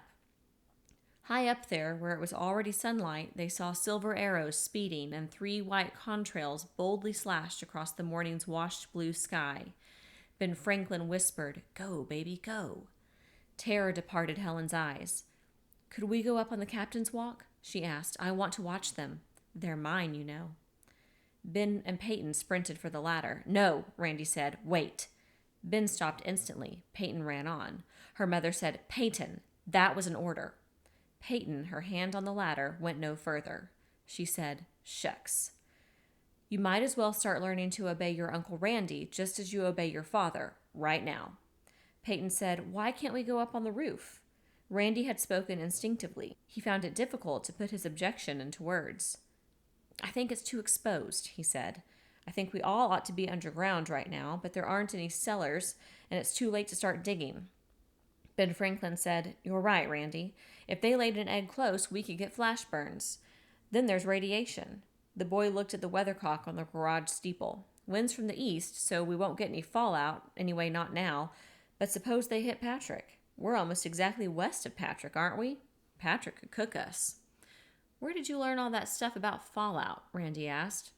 I thought everybody knew it. Ben frowned. I don't think they'll hit Patrick. It's a test center, not an operational base. Patrick can't hurt them, but MacDill and McCoy, they can hurt them, and brother, they will. Randy, Helen, and Ben Franklin were facing the east, where the missile test pads on Cape Canaveral lay, and where the fat red sun now showed itself above the horizon. Peyton, nose pressed against the screen, was still trying to follow the contrails of the B-47s. A stark white flash enveloped their world. Randy felt the heat on his neck. Peyton cried out and covered her face with her hands. In the southwest, in the direction of Tampa, St. Petersburg, and Sarasota, another unnatural sun was born, much larger and infinitely fiercer than the sun in the east. Automatically, as a good platoon leader should, Randy looked at his watch and marked the minute and second in his memory. This time he would know the point of impact exactly, using the flash and sound system learned in Korea. A thick red pillar erected itself in the southwest, its base the unnatural sun. The top of the pillar billowed outward. This time the mushroom was there. There was no sound at all except Peyton's whimpering. Her fists were pressed into her eyes. A bird plunged into the screen and dropped to the earth, trailed by drifting feathers. Within the pillar and the cloud, fantastic colors played. Red changed to orange, glowed white, became red again. Green and purple ropes twisted upward through the pillar and then spread tentacles through the cloud. The gaudy mushroom enlarged with incredible speed. Angry, poisonous, malignant. It grew until the mushroom's rim looked like the leading edge of an approaching weather front, black, purple, orange, green, a cancerous, man-created line squall. They shrank from it. Peyton screamed, I can't see, Mommy! Mommy, where are you?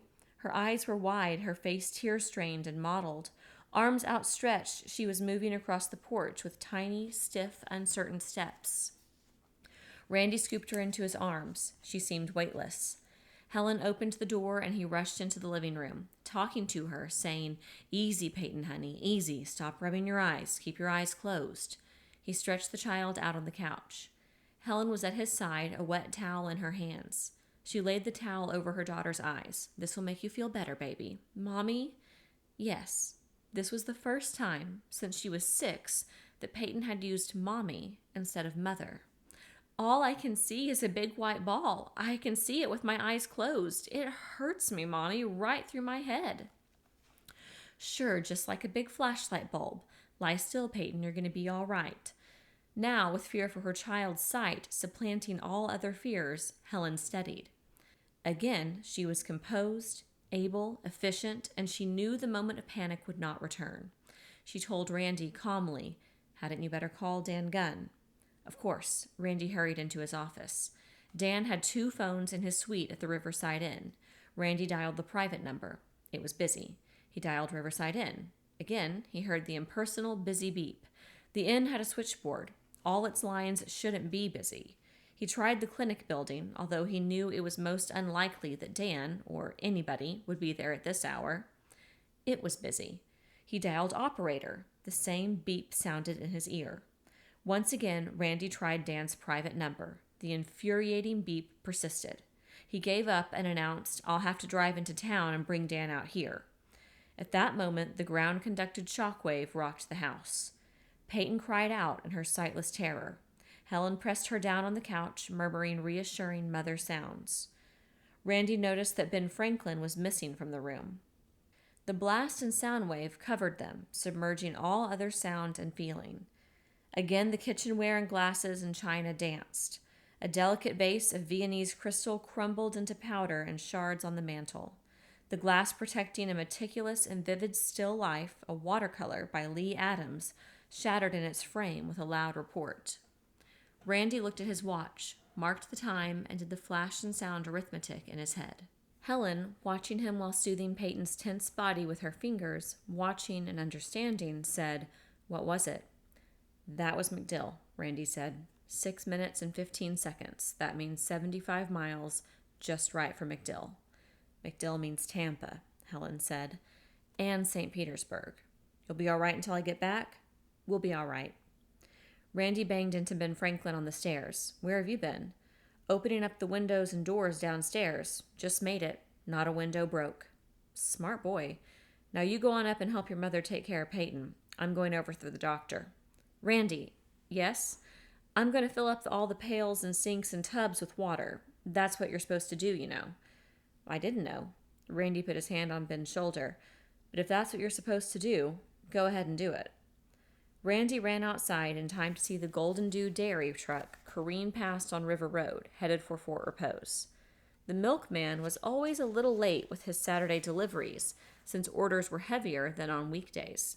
He must have barely begun his route when the first blast illuminated the sky in the south.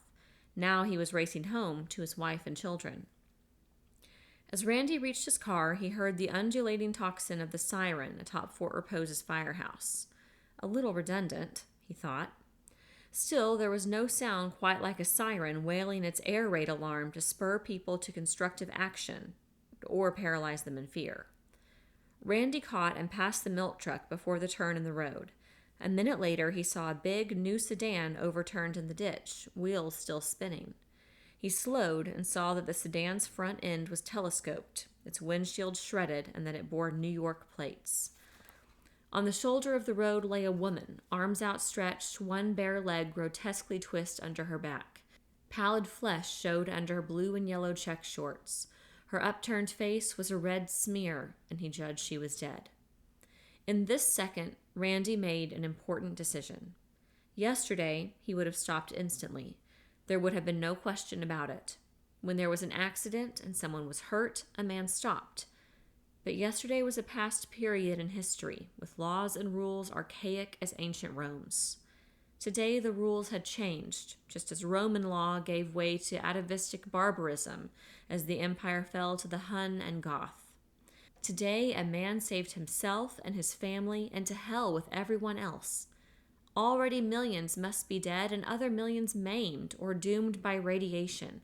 For if the enemy was hitting Florida, they would hardly skip SAC bases and missile sites in more densely populated areas. Certainly they would not spare Washington and New York, the command posts and communication center of the whole nation. And the war was less than half an hour old. So one stranger on the roadside meant nothing, particularly with a blinded child, his blood kin, dependent on his mission. With the use of the hydrogen bomb, the Christian era was dead, and with it must die the tradition of the Good Samaritan. And yet Randy stopped. He touched the power brakes and the rubber burned, swearing, thinking himself soft and stupid. He backed, got out of the car, and examined the wreck. The woman was dead, her neck broken. She had been traveling alone. Examining tire marks and a shattered cabbage palm, he deduced she was driving at a high speed when the explosion at MacDill, he could still see an orange patch in the southwest, probably firestorms consuming Tampa and St. Petersburg, unnerved or blinded her. She had swerved, hit the tree, and catapulted through the windshield. In the car were several pigskin bags, locks burst by the impact, and a pocketbook. He touched nothing. He would report the wreck to a road patrolman or a deputy sheriff, if he could find one, and when there was time. Randy drove on, although at reduced speed, for sight of a fatal accident always compels temporary caution. The incident was important only because it was self-revelatory. Randy knew he would have to play by the old rules.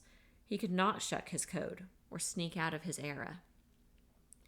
With respite for anxiety about what went on beyond his own sight and hearing, he clicked on his radio, tuned to a Conrad frequency, 640, and turned it up to maximum power.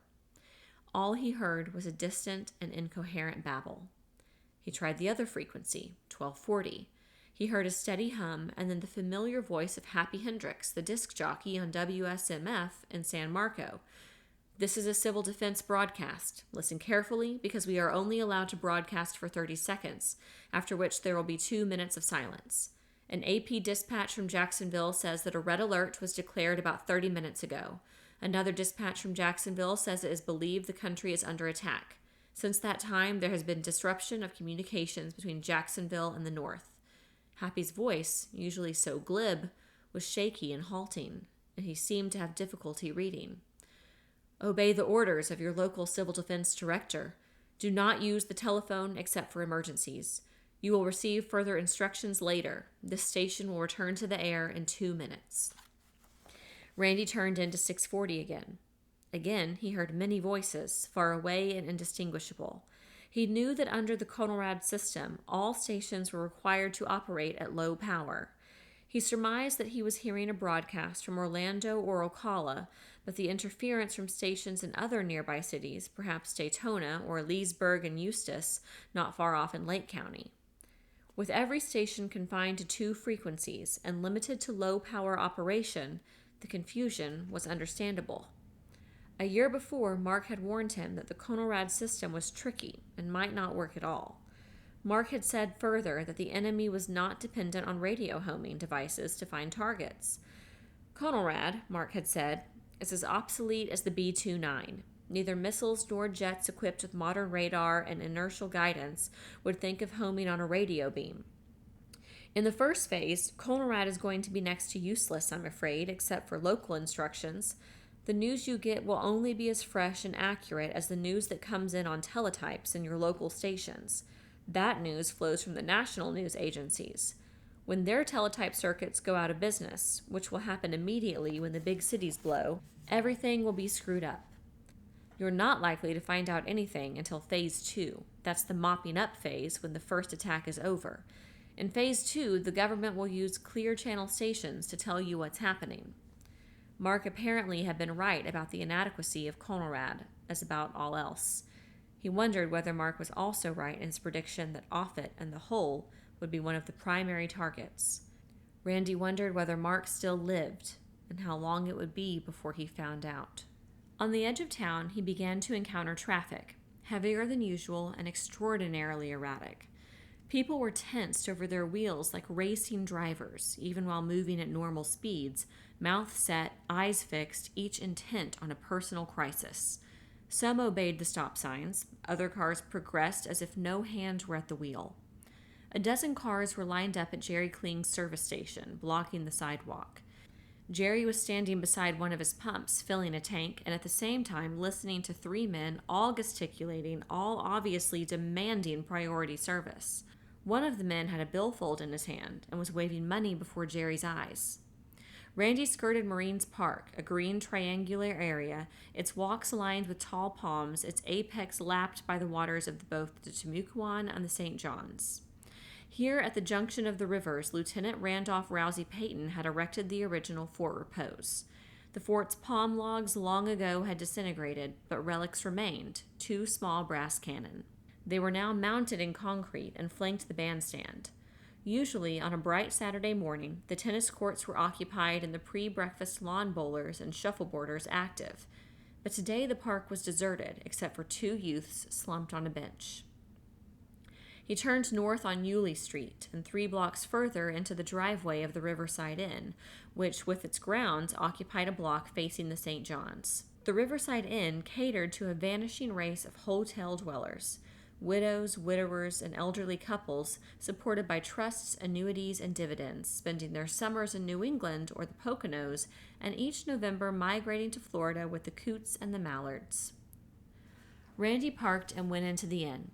Its ordered regimen had exploded with the first missile. The guests were milling around the lobby like first-class passengers on a liner that has struck an iceberg, and that they suspect may founder at any moment. Some swarmed around the bellboys and assistant manager, babbling questions and demands. "I've been waiting in the dining room for 15 minutes, and I can't seem to find a single waitress." "Are you sure you can't get me a reservation on the Champion that leaves Orlando for New York tomorrow?" "I'd like to know what's wrong with the telephone service. If my daughter doesn't hear from me, she'll be frantic." "The television in my room isn't working." "All television is off the air? Gracious, this really must be serious." "I've been a guest at this hotel for 22 seasons, and this is the first time I've ever asked for anything special." "Is there any reason the hotel station wagon can't take us to Tampa?" "Please don't think me timid, but I would like to know the location of a shelter." "It was that damned Roosevelt at Yalta." "Do you think the plane schedules would be interrupted for long?" "You mean to say that your cooks have all cravenly left for their homes? I never heard of such a thing. They ought to be arrested. How then are we going to eat?" "My husband slipped in the shower. I can't seem to get him up."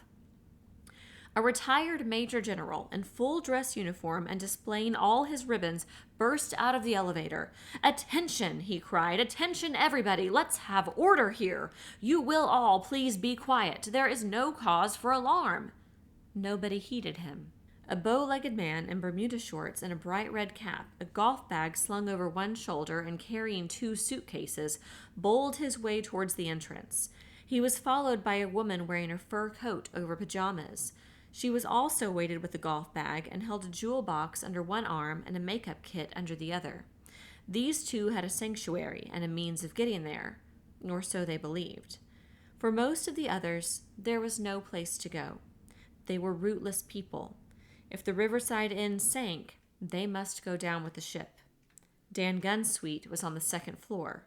Randy ignored the elevator and took the stairs 2 at a time. Dan's rooms were empty and his doctor's bag missing. He was probably out on an emergency call or at the clinic in the Medical Arts Building. Randy tried Dan's private phone. There was no dial tone, only sounds like static. He lifted the telephone.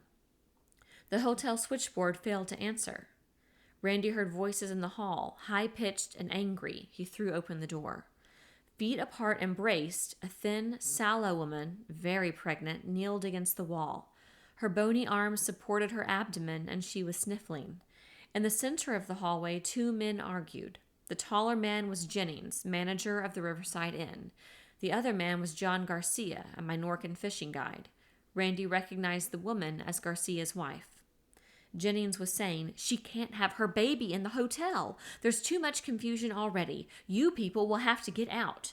Garcia, an undersized man with face browned and shrunken by wind and sun, stepped back. His hand went to his hip pocket and he brought out a short, curved pruning knife, suitable for cutting lines or slitting the bellies of perch and bass. Randy stepped between them. "Put that thing up, John," he told Garcia. "I'll get the doctor." He turned on Jennings. "Where's Dr. Gunn?" "He's busy," Jennings said. "He's very busy with one of our guests, a heart case. Tell these people to go to his clinic and wait." "Where is he?" "It doesn't matter. These people are trespassing." Randy's left hand grasped Jennings' lapels. He slapped Jennings savagely across the face. He did this without any conscious thought except that it was necessary to slap the hysteria out of Jennings in order to locate Dan Gunn. He said, "Where is he?" Jennings' knees buckled and Randy pinned him against the wall. "Let go, you're choking me." "Gunn is in 244. Randy relaxed his grip. The left side of Jennings' face was flaming red and blood trickled from the corner of his mouth. Randy was astonished. This was the first time in his adult years that he had struck anyone, so far as he recalled, except one snarly North Korean line crosser. Jennings backed away, mumbling that he would call the police, and disappeared down the stairs. Randy told Garcia, "Take your wife in there. She can lie down on the bed. I'll get Dr. Gunn." Randy went down the hall and entered room 244 without bothering to knock. It was a single room. On the bed lay a mound of gray flesh, corpulent man past middle age, dead. Randy felt no sense of surprise or shock whatsoever. He had become familiar with sudden death in Korea. The familiarity had left him, as a foreign language is quickly forgotten once you leave the country where it is spoken. Now it returned, as a foreign tongue is swiftly reacquired in its native land. Dan Gunn came out of the bathroom, drying his hands. "You've got some more trouble waiting in your room," Randy said. "A woman's having a baby, or about to, Garcia's wife." Dan dropped his towel across the foot of the bed and pulled the sheet over the corpse. "Everybody who was going to have a coronary just had one," he said, "and I suppose that every woman who is due to have a baby in the next 2 months is having one now. What's your trouble, Randy?" "Peyton's blind. You remember her from last year, don't you? Helen's little girl. Not so little, 11. I know you're swamped, Dan, but..." Dan raised his immensely long, hairy arms and cried out, "Oh, God, why? Why to that child?" He looked and sounded like a rebellious Old Testament prophet. He looked and sounded half mad. The worst thing that Randy could imagine at that moment was that Dan Gunn should lose his mental equilibrium. Randy said God had nothing to do with it. This was strictly man-made. The one that dropped on MacDill or somewhere in the Tampa area. Peyton was looking right at it when it blew. Oh, the foul, life-destroying, child-destroying bastards. Those evil men. Those evil, callous men. God damn them. He used the expression as a true and awful curse, and then Dan's arms drooped, his anger spent. He visibly shook off the madness. He said, "Sounds like a retina flash burn. To the human eye, it's what overexposure is to film. Her eyes can recover from that." He looked down at the form on the bed. "Not much I can do for cardiacs. This is the third, right here in the hotel. Maybe the other 2 will live for a while. It's fear that kills him, and the worst fear is that they'll have a shock and not be able to reach the doctor. I pity all the other cardiacs around here with the phones out. I pity them, but I can't help them. You don't have to worry so much with women having babies. They'll have them whether I'm there or not, and chances are that both mother and baby will do all right." He grasped Randy's elbow. "Now let's take a look at that Garcia woman, and then I'll see about Peyton." They left the room and its lonely dead. Marie Garcia said her pains were coming at 4 to 5 minute intervals. Dan said, "It'll be much better if you can have the baby at home. It'll be easier for me, too. This hotel is no place to be having a baby. Do you think you can make it?" Marie looked at her husband and nodded. Garcia said, "You'll follow us, Doc?" "I'll be right behind you," Dan promised. He helped Marie to her feet. Leaning on John Garcia, she left, her lips compressed, awaiting the next clamp of pain, but her fear gone. Dan went into his bathroom and came out with a small bottle. "Eye drops," he said, "once every 3 hours. He dug into his bag and helped Randy with a pill box. "Sedative, 1 every 4 hours. Give her a couple of aspirins." Dan went into his bathroom and came out with a small bottle. "Eye drops," he said, 1 every 3 hours. He dug into his bag and handed Randy a pill box. "Sedative, once every 4 hours. And give her a couple of aspirins as soon as you get home. She stays in a dark room. Better yet, put a dark cloth over her eyes. As long as she knows she can't see, she won't strain her eyes trying, and it won't frighten her so much. It's frightening to open your eyes and not see." "You're coming out, aren't you?" Randy asked. "Certainly, as soon as I can. I have to deliver this baby, and I have to check in at the clinic. God knows what's waiting for me there. And I have to see Bloomfield. Somehow we have to coordinate what little we'll be able to do. But as soon as I can, I'll be out to see Peyton. There really isn't anything more I can do for her than you could do right now. And Randy," "Yes?" "Did you get those prescriptions filled?" "No, I never had time." "Don't worry about it. I'll handle it for you. I'll bring the stuff out when I come." They left the hotel together. A gibbering woman, reddish wig astray on her head like an ill-fitting beret, clawed at Dan's arm. He shook himself loose. She dove for his medicine bag. He snatched it away and ran. Outside, they parted. Randy drove through town. Traffic was piling up. The stores that opened early on Saturdays were crowded, and groups waited in front of others and on the steps of the bank. There was yet no disorder. It was a shopping rush, as on Christmas Eve. At the corner of Yulee and St. John's, he saw Cappy Foraker, the Fort Repose chief of police, directing traffic. He stopped and yelled, "Cappy, there's a woman dead in a wreck out on River Road." "That's outside the town limits," Cappy shouted. "Nothing I can do about it. I've got plenty of trouble right here." Randy drove on, tuning his radio to the Conrad frequencies, scouting for news. As before, the 640 channel brought only an incoherent jumble of distant voices, but Happy Hendricks was still broadcasting over WSMF from San Marco on 1240, although obeying the Conrad rules, he never mentioned the call sign. The AP ticker from Jacksonville told of a sea and air battle off the coast. The governor had issued a pronouncement from Tallahassee. All target cities were to be evacuated at once. The cities named included Orlando and Jacksonville. There was no mention of Miami or Tampa. Randy wondered why the evacuation order originated in Tallahassee instead of from Civil Defense Headquarters. Of the national situation, there was no word at all. Up to now, it sounded as if Florida were fighting the war alone. More than anything, Randy wanted news. Real news. What happened? What had happened everywhere? Was the war lost? If it was still being fought, who was winning? On River Road, he passed a dozen convicts, white men clad in their blue denim with a white stripe down the trouser leg. They were straggling toward Fort Repose. 2 of the convicts carried shotguns. Another had a pistol strapped to his waist. This was wrong. Road gang guards, not convicts, should be carrying the weapons. But the guards were missing. It wasn't difficult to guess what had happened. The guards, some of them were dour and sadistic men, skilled in unusual and degrading punishments. It was likely that any breakdown in government and authority would begin with a revolt of prisoners against road gang guards. There was a convict camp between Fort Repose and Pasco Creek. Randy guessed that these prisoners were being transported by truck to their work area when the nuclear attack came. With realization, the rebellion and perhaps murder of the guards had been almost instantaneous. He passed the wrecked car.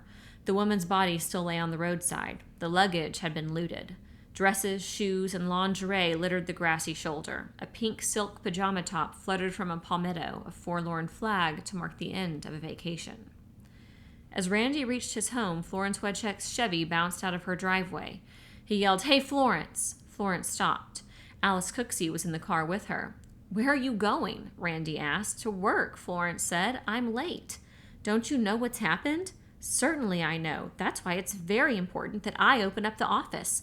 People will have all sorts of messages. This is an emergency, Randy." It sure is, Randy said. On the way to town, you'll see some convicts. They're armed. Don't stop. Florence said, I'll be careful. Alice smiled and waved. They drove on. On Friday night, Florence and Alice had split a bottle of sherry, an unaccustomed dissipation, and stayed up long past midnight, exchanging confidences, opinions, and gossip. As a result, Florence had neglected to set her alarm, and they had overslept. The explosions far to the south had shaken them awake, but it was not until some time later, when they had seen the glow in the sky, that Alice had thought to turn on the radio, and they first realized what was happening. Immediately, Florence wanted to start for the office. Having no close relatives and approaching an age beyond which she could not possibly hope for a proposal of marriage, and when even a speculative second look from rakish or lonely widowers had grown rare, her whole life centered on the office. Western Union didn't expect her to open the wire until 8, but she was usually a bit early. Afternoons, she dreaded the relentless downsweep of the hour hand, which at 5 guillotined her day. After 5, nothing awaited her except lovebirds, tropical fish, and vicarious journeys back to more romantic centuries via historical novels. In the office, she was part of a busy and exciting world, a necessary communicating link in affairs of great importance to others. On this day of crisis, she could be the most important person in Fort Repose. Yet she allowed Alice to persuade her not to start at once. For such a wisp of a woman, Alice seemed remarkably brave and cool. Alice pointed out that Florence had better eat breakfast because she'd need her strength and it might be many hours before she'd have an opportunity to eat again. And Alice had volunteered to go to town with her, although Florence had insisted it wasn't necessary. Who's going to be doing any reading today? She asked. Why bother with the library? Maybe a good many people will be reading, Alice said, once they find out that the civil defense pamphlets are stocked in the library. Not that it's likely to be much help to them now, but perhaps it'll help some. Bubba Offenhouse claimed they were taking up too much space in his office, so I offered to store them. You were far-sighted. Do you think so? When two ships are on a collision course, and the men at the wheel inflexibly hold to that course, there is going to be a collision. You don't have to be far-sighted to see that. And Alice had suggested that it would be wise for them to use their time and resources to buy provisions while they were in town. Canned goods would be best, I think, she said, because if the lights go out, refrigeration goes too. Why should the lights go out? Florence asked. Because Fort Repose's power comes from Orlando. Florence didn't quite understand this reasoning. Nevertheless, she followed Alice's advice, listing certain essentials they would need and filling pails and bathtub with water before they left. Florence and Alice passed the dead woman and pillaged wreck on the way to town. It frightened them. But when far ahead Florence saw the procession of convicts, and two of them, one armed, stepped into the middle of the road to wave her down, she stamped on the accelerator. The car quivered at a speed she had never in her life dared before. At the last second, the two men jumped to safety, and the others shook their fists, their mouths working, their curses unheard. Florence didn't slow until she reached Marines Park. She dropped Alice at the library. She parked behind Western Union, which occupied a 20-foot frontage in a one-story block of stores on Yulee Street.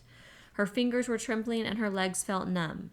It was several seconds before her heart stopped jumping and she found sufficient courage to enter her office. 14 or 15 men and women, some of them strangers, swarmed in behind her. Just a minute, Florence said, and barricaded herself behind the protection of the counter. This was the first morning in years that she had been late, and so, on this of all mornings, waiting at the door would be more customers than she might customarily expect in a whole day. In addition, on Saturdays, Gaylord, her Negro messenger boy, was off. His bicycle stood in the back of the office. Now you will all have to wait, she said, while I open the circuit. Fort Repose was one of a dozen small towns on a local circuit originating in Jacksonville and terminating in Tampa. Florence switched on her teleprinter and announced, "This is Fort Repose returning to service." Instantly, the machine clattered back at her from JX, which was Jacksonville. "You are limited to accepting and transmitting official civil defense emergency messages only, until further notice. No messages accepted for points north of Jacksonville." Florence acknowledged and inquired of Jacksonville. "Any incomers?"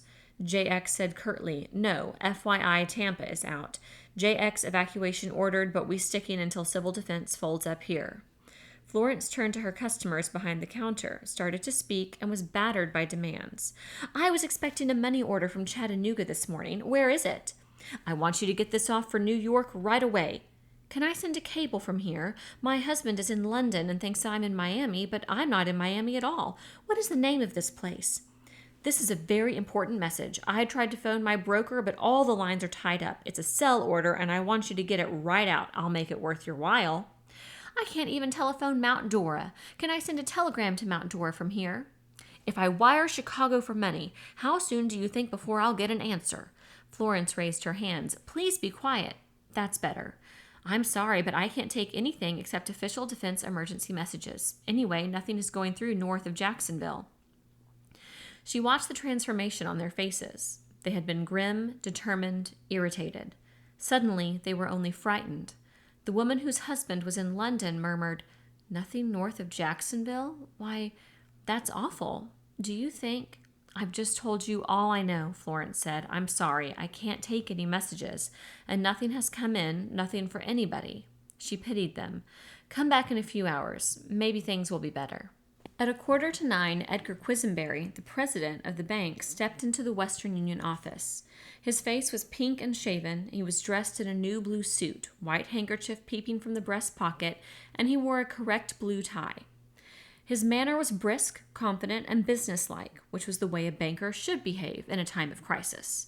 In his hand, he carried a telegram, already typed up at the bank. "Good morning, Miss Wetchek," he said, and smiled. Florence was surprised. The bank was her best customer, and yet she rarely saw Edgar Quisenberry in person, and she had never seen him smile. "Good morning, Mr. Quisenberry," she said. "Really can't say there's anything good about it," Edgar said. "Reminds me of Pearl Harbor Day. That bunch in Washington have been caught napping again. I'd like you to send this message for me." He slid it across the counter. "The telephone seems to be out of order temporarily, or I would have called." She picked up the telegram. It was addressed to the Atlanta branch of the Federal Reserve Bank, and it read, "Urgently need directive on how to handle current situation." Florence said, "I've received orders not to accept anything but official defense emergency messages, Mr. Quisenberry." Edgar's smile disappeared. "There isn't anything more official than the Federal Reserve Bank, Miss Wetchek." "Well, now I don't know about that, Mr. Quisenberry." "You'd better know, Miss Wetchek. Not only is this message official, but in a defense emergency, there isn't anything more important than maintaining the financial integrity of the community. You will get this message off right away, Miss Wetchek."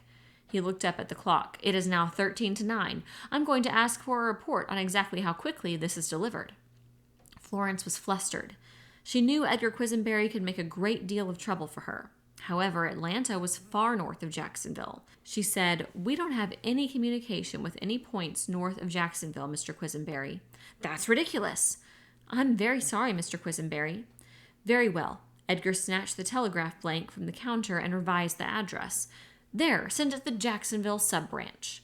Hesitating, Florence took the message and said, "I'll see if they'll accept it, Mr. Quisenberry." "They'd better. I'll wait." She sat down at the teleprinter and called in JX and typed, "I have message for JX sub-branch of Federal Reserve. Sender is Edgar Quisenberry, president of First National Bank. Will you take it?" JX replied, "Is it an official Florence blinked. For an instant, it seemed that someone had flashed mirrored sunlight into her eyes. At the same instant, the message from JX stopped. "That's funny," she said. "Did you see anything, Mr. Quisenberry?" "Nothing but a little flash of light. Where did it come from?"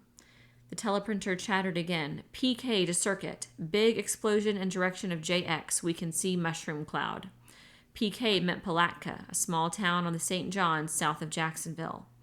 Florence rose and walked to the counter with Edgar's message. "I'm very sorry, Mr. Quisenberry," she said, "but I can't send this. Jacksonville doesn't seem to be there anymore." Fort Repose's financial structure crumbled in a day. During the winter season, the First National was open on Saturday mornings from 9 until noon, and Edgar saw no reason why a war should interfere with banking hours. Like almost everyone else, he was awakened by the rumble of the distant explosions, and he felt a thrill of fear when the siren of the firehouse let loose. He urged his wife, Henrietta, to make breakfast at once while he tried to put through a long-distance call to Atlanta. When his phone made strange noises and the operator would not respond, he listened to the scanty 30-second local news broadcasts. Hearing nothing that sounded immediately alarming for Fort Repose, he reminded Henrietta that the nothing drastic had occurred after Pearl Harbor. On the Monday after Pearl Harbor, there had been no runs and no panic. Nevertheless, he could not force himself to finish his bacon and eggs. He left for the bank 15 minutes earlier than usual. But at the bank, nothing was right. The phones weren't working there either, and at 8:30, when his staff should have reported for work, half his people hadn't shown up. At about the same time, he noticed a line of depositors forming at the front entrance, and it was this that made him decide to send a wire to the Federal Reserve. He had never received any instructions on what to do in an emergency of this kind, and as a matter of fact, had never even considered it. Western Union's failure to send his telegram worried Edgar somewhat, but he told himself that it was impossible that the enemy could have bombed all those big cities at once. It was probably some sort of mechanical trouble that would be cleared up before long, just as repairmen would soon have the Fort Repose phone system back in working order. When the bank's doors opened at 9, the people seemed orderly enough. It was true that everyone was withdrawing cash and nobody making deposits. Edgar wasn't overly worried. There was almost $250,000 cash on hand, a far higher ratio of cash than regulations required, but consistent with his conservative principles. In 10 minutes, Edgar's optimism dwindled. Mrs. Estes, his senior teller, turned over her cage to the bookkeeper and entered his office. "Mr. Quisenberry," she said, "these aren't ordinary withdrawals. These people are taking out everything, savings accounts and all." "No reason for that," Edgar snapped. "They ought to know the bank is sound."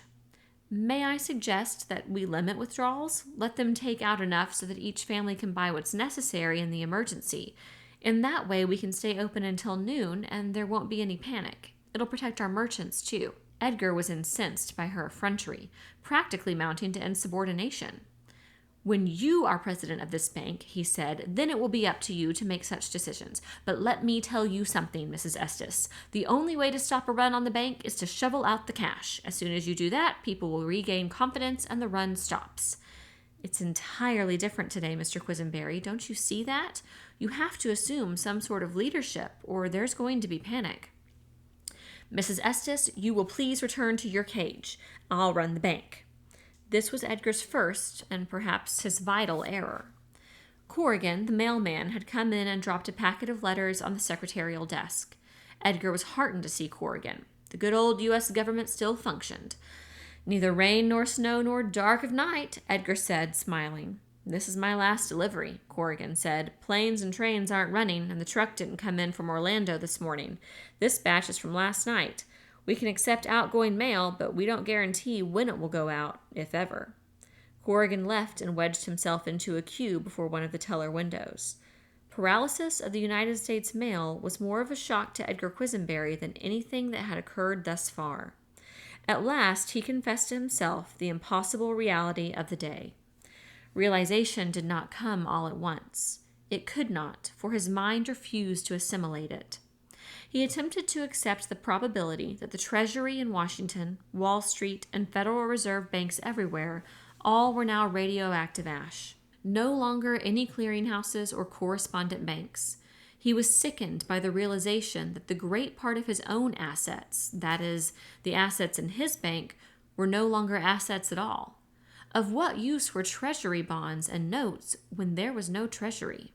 What good were the municipal bonds of Tampa, Jacksonville, and Miami when there were no municipalities? Who would straighten all this out, and how, and when? Who would tell him? Who would know? With all communications out, he could not even confer with fellow bankers in San Marco. He began to sweat.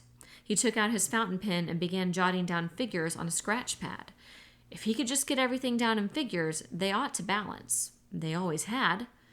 Edgar's cashier came into the office and said, "We're not cashing any out-of-town checks, are we, Mr. Quisenberry?" "Certainly not. How can we cash out-of-town checks when we don't know whether a town's still there?" Edgar flinched, remembering that only yesterday he had cashed a big check for Randolph Bragg on an Omaha bank.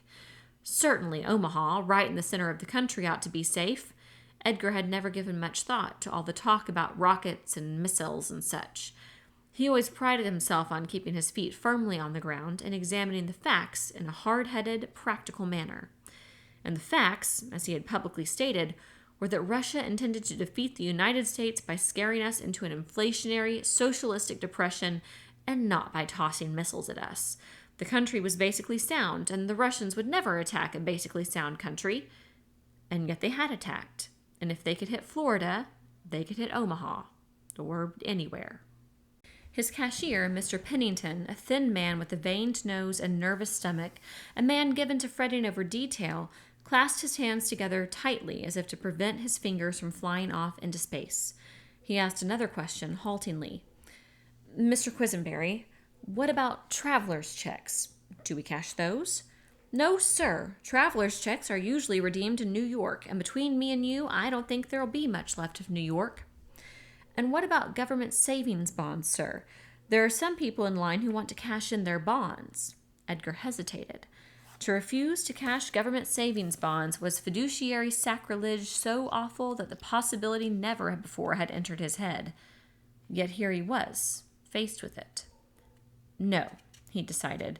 We don't cash any bonds. Tell those individuals that we won't cash any bonds until we find out where the government stands, or if.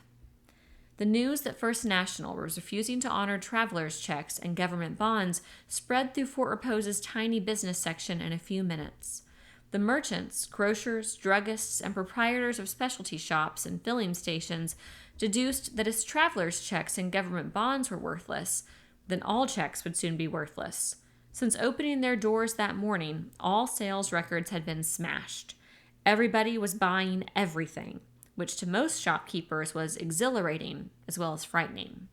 Most of them from the first had been cautious, refusing to accept out-of-town checks, except, of course, payroll and annuity and government pension checks, which everyone assumed were as good as cash. When the bank acted, their first reaction was to guard all paper except currency as probably worthless. Their next reaction was to race to the bank and attempt to convert their suddenly suspect paper assets into currency. Looking out through the office door, Edgar watched the queues in the lobby, hoping they would shorten. Instead, they lengthened. He called Mr. Pennington, and together they checked the cash position. Incredibly, in a single hour, it had been reduced to $145,000. If continued at this rate, the bank would be stripped of currency by 11:30, and Edgar guessed that the rate of withdrawals would only increase. Edgar Quisenberry made his decision. He went into the four tellers' cages and one by one removed the cash drawers and carried them into the vault. He then closed and locked the vault. He walked back into the lobby, stepped up on a chair, and raised his hands. "Quiet, please," he said. At that moment, there were perhaps 60 people in the queues. They had been murmuring. They were silent. For the benefit of all depositors, I have been forced to order that the bank be temporarily closed, Edgar said. They were all looking at him. He was relieved to see Cappy Foraker, the chief of police, and another officer turning people away from the door. Apparently, they had sensed there might be trouble. Yet Edgar saw no menace in the faces below. They looked confused and uncomprehending, dumb and ineffectual as cattle barred from the barn at nightfall.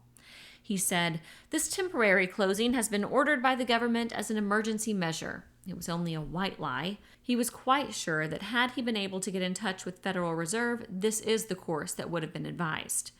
His depositors continued to stare at him, as if expecting something more. He said, "I can assure you that your savings are safe. Remember, all deposits up to $10,000 are insured by the government. The bank is sound and will be reopened as soon as the emergency is over. Thank you."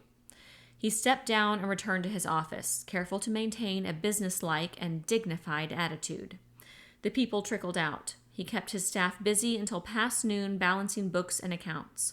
When all was in order, he advanced each employee a week's salary in cash and informed them that he would get in touch with them when they were needed. When all had left and he was entirely alone, he felt relieved. He had saved the bank. His position was still liquid. Dollars were good, and the bank still had dollars. Since he was the bank, and the bank was his, this meant that he possessed the ready cash to survive personally any foreseeable period of economic chaos. Edgar's calculations were not correct. He had forgotten the implacable law of scarcity. Like most small towns, Fort Repose's food and drug supply was dependent upon daily or thrice-weekly deliveries from warehouses in the larger cities. Each day, tank trucks replenished its filling stations. For all other merchandise, it was dependent upon shipments by mail, express, highway, and freight from jobbers and manufacturers elsewhere. With the red alert, all these services halted entirely and at once. Like thousands of other towns and villages not directly seared by war, Fort Repose became an island. From that moment, its inhabitants would have to subsist on whatever was already within its boundaries, plus what they might scrounge from the countryside. Provisions and supplies melted from the shelves. Gasoline drained steadily from the pumps. Closing of the First National failed to inhibit the buying rush. Before closing, the bank had injected an extra $100,000 in cash into the economy, unevenly distributed. As strangers appeared, eager to trade what was in their wallets for necessities of the moment and the future. The people of Fort Repose had no way of knowing it, but establishment on the arterial highways leading down both coasts and crisscrossing between the large cities had swiftly been stripped of everything. From the time of the red alert, the highways had been jammed with carloads of refugees seeking asylum they knew not where. The mushroom cloud over Miami emptied Hollywood and Fort Lauderdale. The tourists instinctively headed north on Route 1 and A1A as frightened birds seek the nest. By nightfall, they would be stopped outside the radioactive shambles of Jacksonville. Some fled westward toward Tampa to discover that Tampa had exploded in their face. The evacuation of Jacksonville, partially accomplished before missiles sought out the Navy Air Complex, sent some of its people toward Savannah and Atlanta. Neither city existed. Others sped south toward Orlando to meet the evacuees from Orlando rushing toward the Holocaust in Jacksonville. When the authorities in Tallahassee suspected that the fallout from Jacksonville, carried by the east wind, would blanket the state capital, they ordered evacuation. Some from Tallahassee drove south on Route 27 toward Tampa, unaware that Tampa was no longer there. This chaos did not result from a breakdown in civil defense. It was simply that civil defense, as a realistic buffer against thermonuclear war, did not exist. Evacuation zones for entire cities had never been publicly announced out of fear of spreading alarm. Only the families of military personnel knew what to do and where to go and assemble. Military secrecy forbade radio identification of those cities already destroyed, since this might be information for the enemy. In Florida alone, several 100,000 families were on the move, few with provisions for more than one day, and some with nothing at all except a car and money. So of necessity, they were voracious and all-consuming as army ants. The roadside shops, restaurants, filling stations, bars, and juice stands along the 4-lane highways were denuded of stocks or put out a sign claiming so. Only the souvenir shacks, with their useless pink flamingos and tinted shells, were not picked clean. This is why strangers, swinging off of the barren highways, invaded Fort Repose and other little towns off the main traffic streams. Those people in Fort Repose who remembered rationing from the Second World War also remembered what goods had been in short supply back in 42 and 43 and bought accordingly. There were runs on tires, coffee, sugar, cigarettes, butter, the choicer cuts of beef, and nylon stockings. Some proprietors, realizing that these items were vanishing, instituted their own rationing systems. The more thoughtful wives bought portable radios and extra batteries, candles, kerosene lanterns, matches, and lighter fluid and flints, first aid kits, quantities of soap, and toilet paper. When news spread that armed convicts escaped from the road gangs had been seen near town, Beck's Hardware sold out of rifles, shotguns, pistols, and very nearly out of ammunition. By afternoon, the cash registers of Fort Repose were choked with currency, but many shelves and counters were bare and others nearly so. By afternoon, the law of scarcity had condemned the dollar to degradation and contempt. Within a few more days, the dollar, in Fort Repose, would be banished entirely as a medium of exchange, at least for the duration. Sitting alone in his office, Edgar Quisenberry was aware of none of these facts, nor could his imagination anticipate the dollar's fall, any more than he could have imagined the dissolution of the Treasury and the Federal Reserve System in the space of a single hour. Methodically, he read through the last batch of mail. There was nothing of any great importance, except heartening items from the Kiplinger letter, predicting another increase in FHA mortgage rates and better retail business in the South during the Christmas season. Also, from Detroit, there was notice of a 10% stock dividend in automobile shares in his personal portfolio. He'd certainly got in on the ground floor of that one, he thought. He hoped nothing had happened to Detroit, but he had a disquieting feeling that something would, or had. At 2 o'clock, as always on Saturday, he left the bank, first setting the time clock on the vault for 8:30 Monday morning. His car was a black Cadillac, 3 years old. He recalled that during the last big war, automobile production had halted. He decided that on Monday, or perhaps this very afternoon, he would drive to San Marco and see what sort of a trade he could make on a new Caddy. Henrietta would be pleased, and it would be a hedge against a long disruption of the economy. When he started the engine, he saw that his gas was low, and on the way home he stopped at Jerry Kling's service station. He was surprised that there was no line of cars waiting, as there had been early that morning. Then he saw the big cardboard sign with its emphatic red lettering, "Sorry, no more gas." Edgar honked, and Jerry came out of the station, looking worn and limp. "Yes, Mr. Quisenberry," Jerry said. "That's just to keep away the tourists and floaters and such, isn't it?" Edgar said. "No, sir. I'm not only out of gas, I'm out of tires, spark plugs, batteries, 30-weight oil, vulcanizing kits, drinks and candy, and low on everything else. I've got to have gas. I'm just about out. I should have put that sign up an hour after I opened. You know what, Mr. Quisenberry? I sold plumb out of tires before I got to thinking I needed new tires myself. I just let myself be charmed by that bell on the cash register. What a damn fool. I've got nothing but money." "I don't know that I can get home," Edgar said. "I think we'll all be walking pretty soon, Mr. Quisenberry." Jerry sighed. "I tell you what I'll do.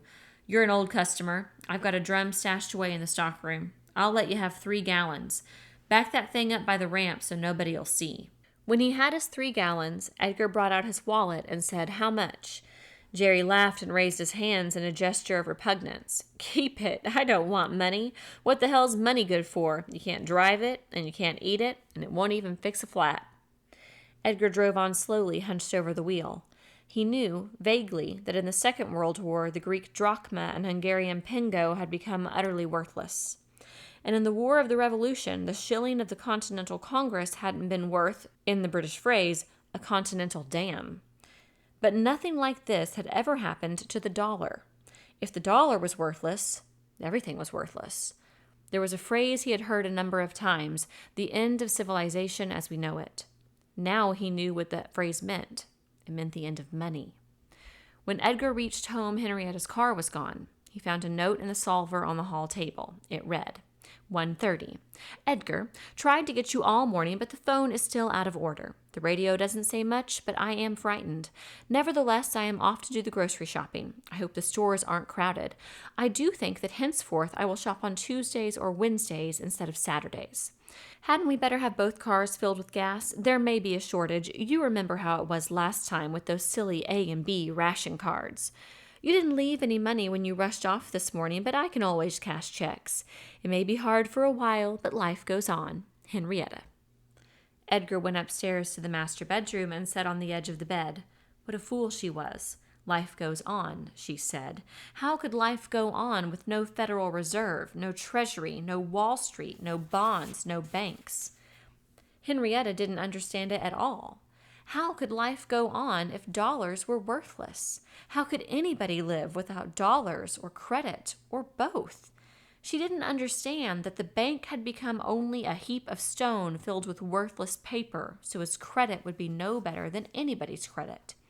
If dollars were worthless, then there was nothing they could buy.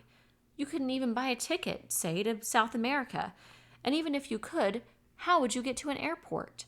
Grocery shopping, indeed. How would they shop a week or a month from now? Henrietta was a fool. This was the end. Civilization was ended. Of one thing, Edgar was certain. He would not be crushed with the mob. He had been a banker all his life, and that was how he was going to die, a banker. He would not allow himself to be humiliated. He would not be reduced to begging gasoline or food and be dragged down to the level of a probationary teller. He thought of all the notes outstanding that now would never be paid, and how all his debtors must be chuckling. He scorned the improvident, and now the improvident would be just as good as the careful, the sound, the thrifty. Well, let them try to go on without dollars. He would not accept such a world. He found the old nickel-plated revolver purchased by his father many years before in the top drawer of his bureau. Edgar had never fired it. The bullets were green with mold and the hammer rusted. He put it to his temple, wondering whether it would work. It did. Chapter 6. Always before, important events and dates had been marked in memory with definite labels, not only such days as Thanksgiving, New Year's, and Lincoln's birthday, but Pearl Harbor Day, D-Day, VE Day, VJ Day, Income Tax Day. This December Saturday, ever after, was known simply as the day. That was sufficient. Everybody remembered exactly what they did and saw and said on the day. People unconsciously were inclined to split time into two new periods, before the day and after the day. Thus, a man might say, before the day, I was an automobile dealer. Now I operate a trot line for catfish. Or a mother might boast, oh yes, Oscar passed his college boards. Of course, that was before the day. Or a younger mother might say, Hope was born after the day. I wonder about her teeth. The semantic device was not entirely original. Several generations of Southerners had referred to before and after the war without being required to explain what war. It seemed incongruous to call the day a war, Russo-American, East-West, or World War III, because the war really was all over in a single day. Furthermore, nobody in the Western Hemisphere ever saw the face of a human enemy. Very few actually saw an enemy aircraft or submarine, and missiles appeared only for the most sensitive radar screens. Most of those who died in North America saw nothing at all, since they died in bed, in a millisecond slipping from sleep into deeper darkness. So the struggle was not against a human enemy or for victory. The struggle for those who survived the day was to survive the next. This truth was not quickly or easily assimilated by Randy Bragg, although he was better prepared for it than most. It was totally outside his experience and without precedent in history. On the day itself, whatever else he might be doing, he was never beyond sound of a radio, awaiting the news that ought to accompany war, news of victories or defeats, mobilization, proclamations, declarations, a message from the president, words of leadership, steadfastness, and unity. Altogether, there were 7 radios in the house. All of them were kept turned on except the clock radio in Peyton's room, where the child, her eyes lubricated and bandaged, slept with the help of Dan Gunn's sedatives. Even when he ran up or downstairs or discovered imperative duties outside, Randy carried his tiny transistor portable. Twice he had left the grounds, once on a buying mission to town, and then again briefly to visit the McGoverns. The picture window on the riverside of the McGovern home had been cracked by a concussion, and this, rather than the more terrifying and deadly implications of the day, had had a traumatic effect on Lavinia. She had been fed sleeping pills and put to bed. Lib and her father were functioning well, even bravely. Randy was relieved. He could not escape his primary duty, which was to his own family, for his brother's wife and children. He could not devote his mind and energy to protection of the 2 houses at once. Until mid-afternoon, Randy heard only the quavery and uninformative 30-second broadcasts from WSMF. Now he was downstairs in the dining room with Helen. She had been making an inventory of necessities in the house, discovering a surprising number of items she considered essential, war or no war, which Randy had entirely forgotten. He was eating steak and vegetables. Helen, disapproving of his cannibal sandwiches, had insisted on cooking for him and washing it down with orange juice. Leaning back in the scarred, massive captain's chair, he relaxed for the first time since dawn. A weariness flowed upward from his throbbing legs. He had slept only 2 or 3 hours in the past 36, and he knew that when he finished eating, the fatigue would seep through his whole body, and it would be necessary to sleep again. Across the circular, waxed teak table, looking fresh and competent, Helen sipped a scotch and checked what she called her must list. One of us, she was saying, has got to make another trip to town. I have to have detergent for the dishwasher and washing machine, soap powder, paper napkins, toilet paper. We ought to have more candles, and I wish I could get my hand on some old-fashioned kerosene lamps. And Randy, what about ammunition? I don't like to sound scary, but... The radio, in an interval of silence between the local Conrad broadcasts, suddenly squealed with an alien and powerful carrier wave. Then they heard a new voice. "This is your National Civil Defense Headquarters." The front legs of Randy's chair hit the floor. He was wide awake again. The voice was familiar, the voice of a network newscaster, not one of the best-known New York or Washington correspondents, but still recognizable, a strong and welcome voice connecting them with the world beyond the borders of Temecula County. It continued. All local Conrad stations will please leave the air now, and wherever they hear this signal. This is an emergency clear channel network. If the signal strength is erratic, do not change stations. It is because the signal is rotated between a number of transmitters in order to prevent bombing by enemy aircraft. The next voice you hear will be the acting chief executive of the United States, Mrs. Josephine Van Brooker Brown. Randy couldn't believe it. Mrs. Van Brooker Brown was Secretary of Health, Education, and Welfare in the President's Cabinet, or had been until this day. Then they heard her Radcliffe Boston voice. It was Mrs. Van Brooker Brown, all right. She said, "Fellow countrymen, as you all know by now, at dawn this morning in this country, our allies in the free world were attacked without warning with thermonuclear and atomic weapons. Many of our great cities have been destroyed. Others have been contaminated and their evacuation ordered. The toll of innocent lives taken on this new and darker day of infamy cannot yet even be estimated." These first sentences had been clearly and bravely spoken. Now her voice faltered, as if she found it difficult to say what was now necessary to say. "The very fact that I speak to you as the chief executive of the nation must tell you much." They heard her sob. "No president," Helen whispered. "No Washington," Randy said. "I guess she was out of Washington at home or speaking somewhere, and wherever she lives," Randy hushed. Mrs. Van Brooker Brown was talking again. "Our reprisal was swift, and from the reports that have reached this command post, effective. The enemy has received terrible punishment. Several hundred of his missile and air bases from the Chukchi Peninsula to the Baltic and from Vladivostok to the Black Sea have certainly been destroyed. The Navy has sunk or damaged at least 100 submarines in North American waters. The United States has been badly hurt, but is by no means defeated. The battle goes on. Our reprisals continue. However, further enemy attacks must be expected. There is reason to believe that enemy air forces have not as yet been fully committed. We must be prepared to withstand heavy blows.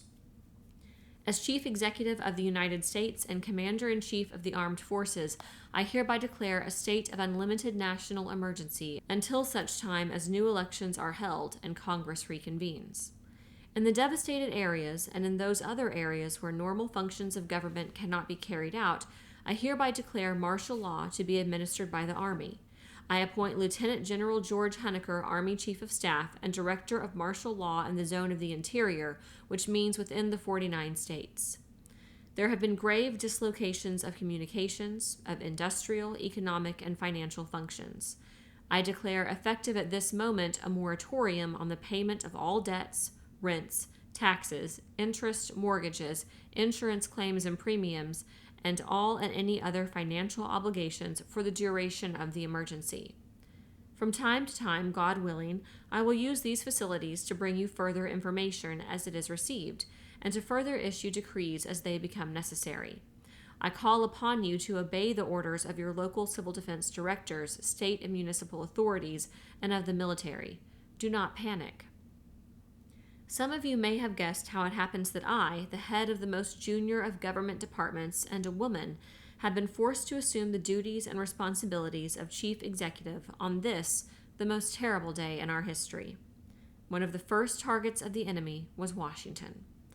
So far as we have been able to discover at this hour, neither the President, nor the Vice President, nor any other cabinet member, nor the leaders of House or Senate survived.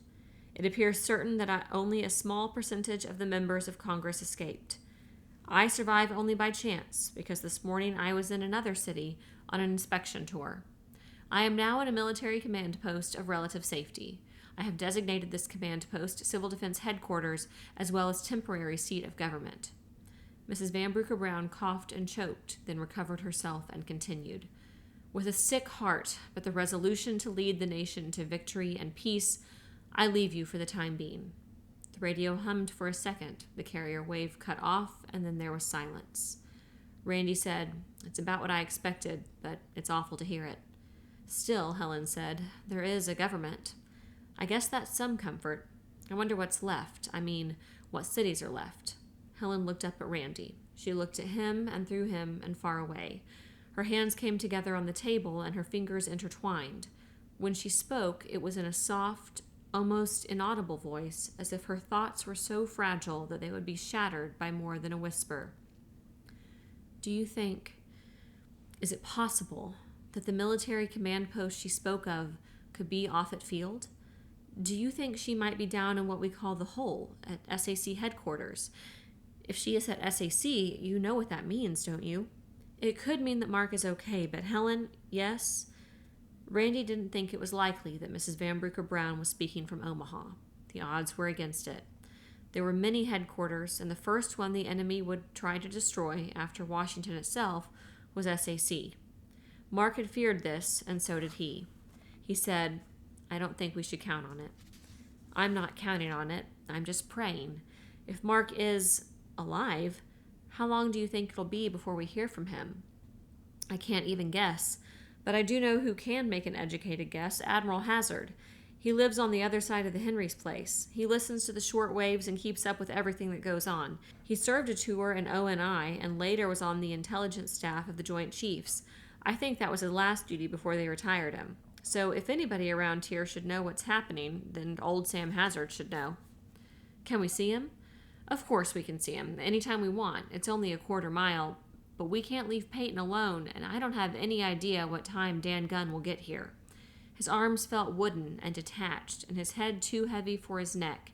His chin drooped on his chest. "And I'm so blasted tired, Helen. I feel that if I don't get a couple of hours of real sleep, I'll go off my rocker. And if I don't get some rest, I won't be much good from here in. God knows what'll happen tonight."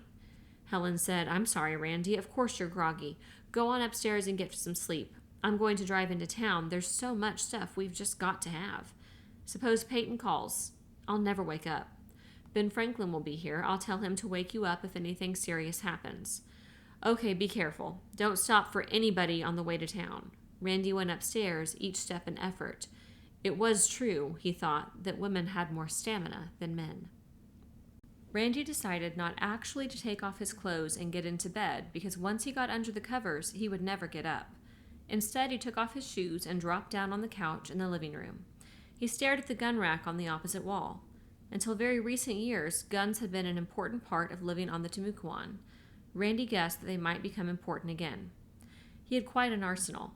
There was the long, old-fashioned 30-40 Craig fitted with sporting sights, the carbine he had carried in Korea, dismantled and smuggled home, 2 .22 rifles, one equipped with a scope, a 12-gauge automatic, and a light, beautifully balanced 20-gauge double-barreled shotgun.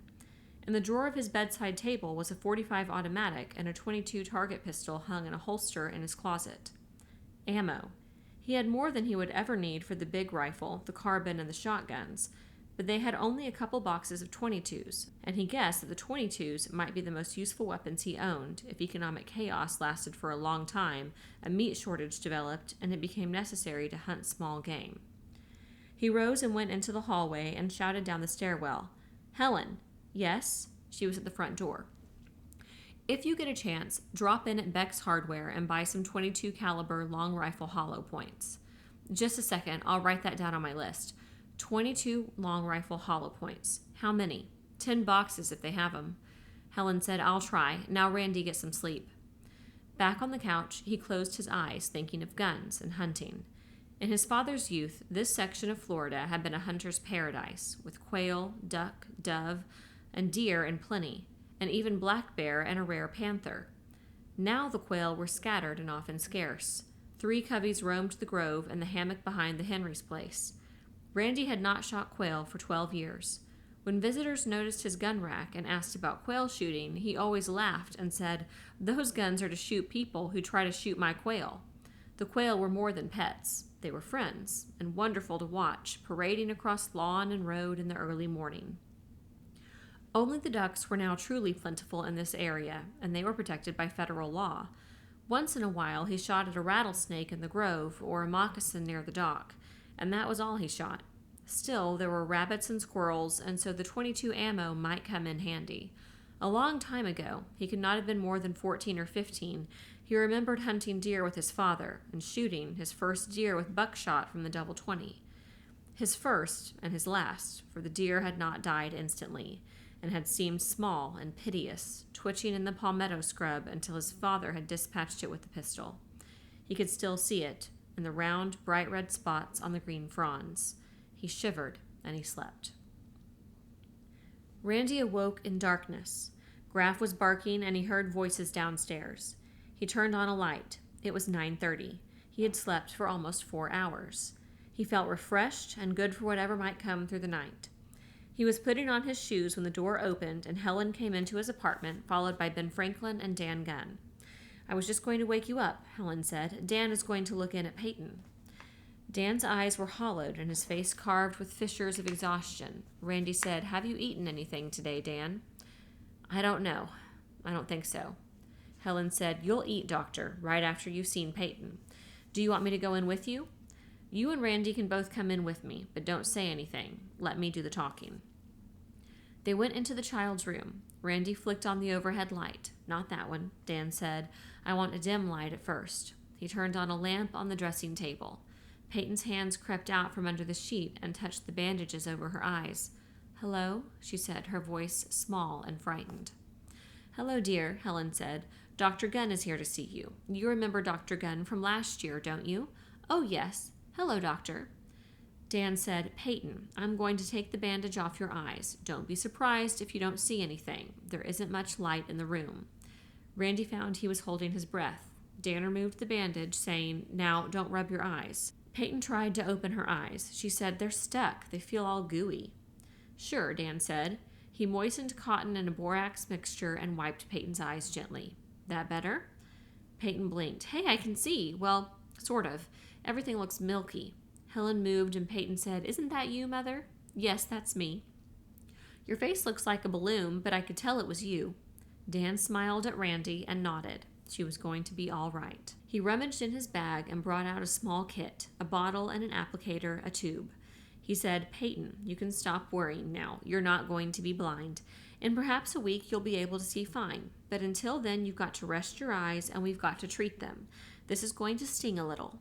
He held her eyelids open, and his huge hands, sure and gentle, applied drops and an ointment. "Butin sulfate," he said. "This is really outside my line, but I remembered that butin sulfate was what Air Sea Rescue used for rescued flyers. After floating around in a raft for 2 or 3 days, the glare would blind them just as Peyton was blinded. It fixed them up, and it ought to fix her up." Dan turned to Helen. "Did you see how I did it?" "I was watching. I'll try to get out here at least once a day, but if I don't make it, you'll have to do it yourself." "I won't have any trouble. Peyton's quite brave." Peyton said, "Mommy, I'm not brave at all. I'm scared all the time. Have you heard from Dad yet? Do you think Dad's all right?"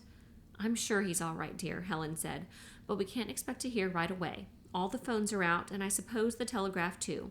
"I'm hungry, Mother." Helen said, "I'll bring something right up." They turned off the light. Helen went downstairs.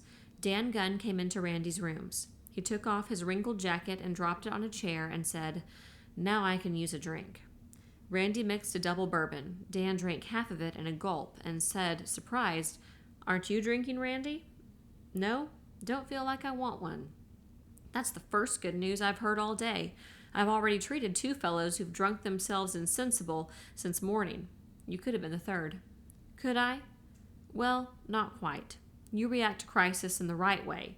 You remember what Toynbee says? His theory of challenge and response applies not only to nations, but to individuals. Some nations and some people melt in the heat of crisis and come apart like fat in the pan. Others meet the challenge and harden. I think you're going to harden." I'm not really a very hard guy, Randy said, looking across the room at his guns and thinking oddly of the young buck he'd shot when a boy and how he'd never been able to shoot a deer since that day. To change the subject, he said, "You must have had a pretty harrowing day." Dan drank the second half of the bourbon and water. "I have had such a day as I didn't think it was possible to have. 7 cardiacs are dead, and a couple more will go before morning. 3 miscarriages, and one of the women died. I don't know what killed her. I'd put down fright on the death certificate if I had time to make out death certificates. 3 suicides. One of them was Edgar Quisenberry." Randy said, "Edgar? Why?" Dan frowned. "Hard to say. He still had as much as anybody else, or more. He wasn't organically ill. I'll refer to Toynbee again. Inability to cope with a sudden change in the environment. He swam in a sea of money, and when money was transmuted back into paper, he was left gasping and confused, and he died. You've read the history of the 29 crash, haven't you?" "Yes." "Dozens of people killed themselves for the same reason. They created and lived in an environment of paper profits, and when paper returned to paper, they had to kill themselves, not realizing that their environment was unnatural and artificial. But it wasn't the adults that got me down, Randy. It was the babies. Give me another drink, a small one." Randy poured another. 8 babies today, 3 of them preemies. I've got the preemies in the San Marco hospital. I don't know whether they'll make it or not. The hospital's a mess. Cots end to end on every corridor. A good many of them are accident cases, a few gunshot wounds, and all this, mind you, with only 3 casualties caused directly by the war. 3 cases of radiation poisoning. "Radiation?" Randy said. "Around here?" Suddenly, the word had a new and immediate connotation. It was now a sinister word of lingering death, like cancer. "No, refugees from Tallahassee. They drove through pretty heavy fallout, I guess. We estimate at the hospital that they received 50 to 100 roentgens. Anyway, a pretty hefty dose, but not fatal. Are we getting any radiation, do you think?" Dan considered. "Some, undoubtedly. I don't think a dangerous dose. There isn't a Geiger in town, but there is a dosimeter in the San Marco hospital, and I guess we're getting what San Marco gets. Most of the radioactive particles decay pretty fast, you know. Not cesium or strontium-90 or cobalt or carbon-14. Those will always be with us." "Lucky east wind," Randy said, and then was surprised at his words. The danger of radiation was still there and might increase. Long before this day, scientists had been worried about tests of nuclear weapons, even when conducted in uninhabited areas under rigid controls. Now the danger, obviously, was infinitely greater, but since there were other and more immediate dangers that you could see, feel, and hear, radiation became secondary. He wasn't thinking of its effect upon future generations. He was concerned with the present. He wasn't exercised over the fallout blanketing Tallahassee from the attack on Jacksonville. He was worried about Fort Repose. He suspected that this was a necessary mental adjustment to aid self-preservation. The exhausted swimmer, struggling to reach shore, isn't worried about starving to death afterwards. When Helen called, they sat down to a dinner table that, under the circumstances, seemed incongruous. The meal was only soup, salad, and sandwiches, but Helen had laid the table as meticulously as if Dan Gunn had agreed to stay for a late supper on an ordinary evening. When Ben Franklin sat down, Helen said, "Did you wash your hands?" "No, ma'am." "Well, do so." And Ben disappeared and returned with his hands washed and hair combed. They listened to the radio as they ate, hearing only the local broadcast from San Marco at 2-minute intervals. Their ears had become dulled to the repetitive, unimportant announcements and warnings, as those who live on the seashore fail to hear the sea. But any fresh news or break in routine instantly alerted and silenced them. Several times they heard a brief bulletin. County Civil Defense authorities warn everyone not to drink fresh milk, which may have been exposed to fallout. Canned milk or milk delivered this morning prior to the attack can be presumed safe. Dan Gunn explained that this precaution was probably a little premature. It was designed primarily for the protection of children. Strontium-90, probably the most dangerous of all fallout materials, collected in calcium. It caused bone cancer and leukemia. In a week or so, it can be a real hazard, he said, but it can't be a hazard yet. because the cows haven't had time to ingest strontium-90 into their fodder. Still, the quicker these dangers are broadcast, the more people will be aware of them. Helen asked, "What happens to babies?" "Evaporated or condensed canned milk is the answer, while it lasts. After that, it's mother's milk." "Won't that be old-fashioned?" Dan nodded and smiled. "But the mothers will have to be careful of what they eat." He looked down at the lettuce. "For instance, no greens or lettuce if your garden has received fallout. Trouble is, you won't know, really, whether your ground or your food is safe or not. Not without a Geiger counter. We'll all have to live as best we can from day to day." Ben Franklin looked up at the ceiling, listening. He said, "Listen." The others heard it, very faintly. "A jet," Ben said. "A fighter, I think." The sound faded away. Randy discovered he had been holding his breath. He said, "I guess it's still going on." Helen laid her salad fork on the plate. She had eaten very little. She said, "I have to know what's happening. I just have to. Can't we go over to see your retired admiral tonight, Randy?" "Sure, we can see him. But what about Peyton? We can't leave her alone." Helen looked at Ben Franklin, and Ben said, "Is this what I'm going to be? A professional babysitter?" Dan Gunn rose. "I've got to get back to town. I've got to check in at the clinic, and then I've got to get some sleep." "Why don't you stay here for the night, Dan?" Randy said. "I can't. They're expecting me at the clinic. And Randy, I brought the emergency kit for you." He turned to Helen. "It was a wonderful supper. Thanks. I was so hungry I was weak. I didn't realize it." Randy walked him to his car. Dan said, "That poor girl." "Peyton?" "No. Helen. Uncertainty is the worst. She'd be better off if she knew Mark was dead. See you tomorrow, Randy." "Yes, tomorrow." He walked back to the house and paused on the porch to look at the thermometer and barometer. The barometer was steady, very high. Temperature was down to 55. It would get colder tonight. It might go to 40 before morning. From across the river, far off, he heard a string of shots. In the stillness, at night, and across water, the sound of shots carried for miles. He could not tell from whence the sound came, or guess why, but the shots reminded him of a nervous sentry on post cutting loose with his carbine. It sounded like a carbine or an automatic pistol. He walked into the house, head down, and went up to his bedroom and pulled on a sweater. He called Ben Franklin to the living room, and Ben came, his mother following. "Ben," Randy said, "ever shoot a pistol?" "Only once, on the range at Offutt." "What about a rifle?" "I've shot a .22. I'm pretty good with the .22.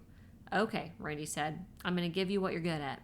He walked to the gun rack. The Mossberg was fitted with a 6-power scope, a scope not good for snap shooting and hard to use at night. He took down the Remington pump, a weapon with open sights, a present from his father on his 13th birthday. He handed it to Ben. The boy took it, pleased, worked the action, and peered into the chamber. "It's not loaded now," Randy said, "but from now on, every gun in this house is going to be loaded.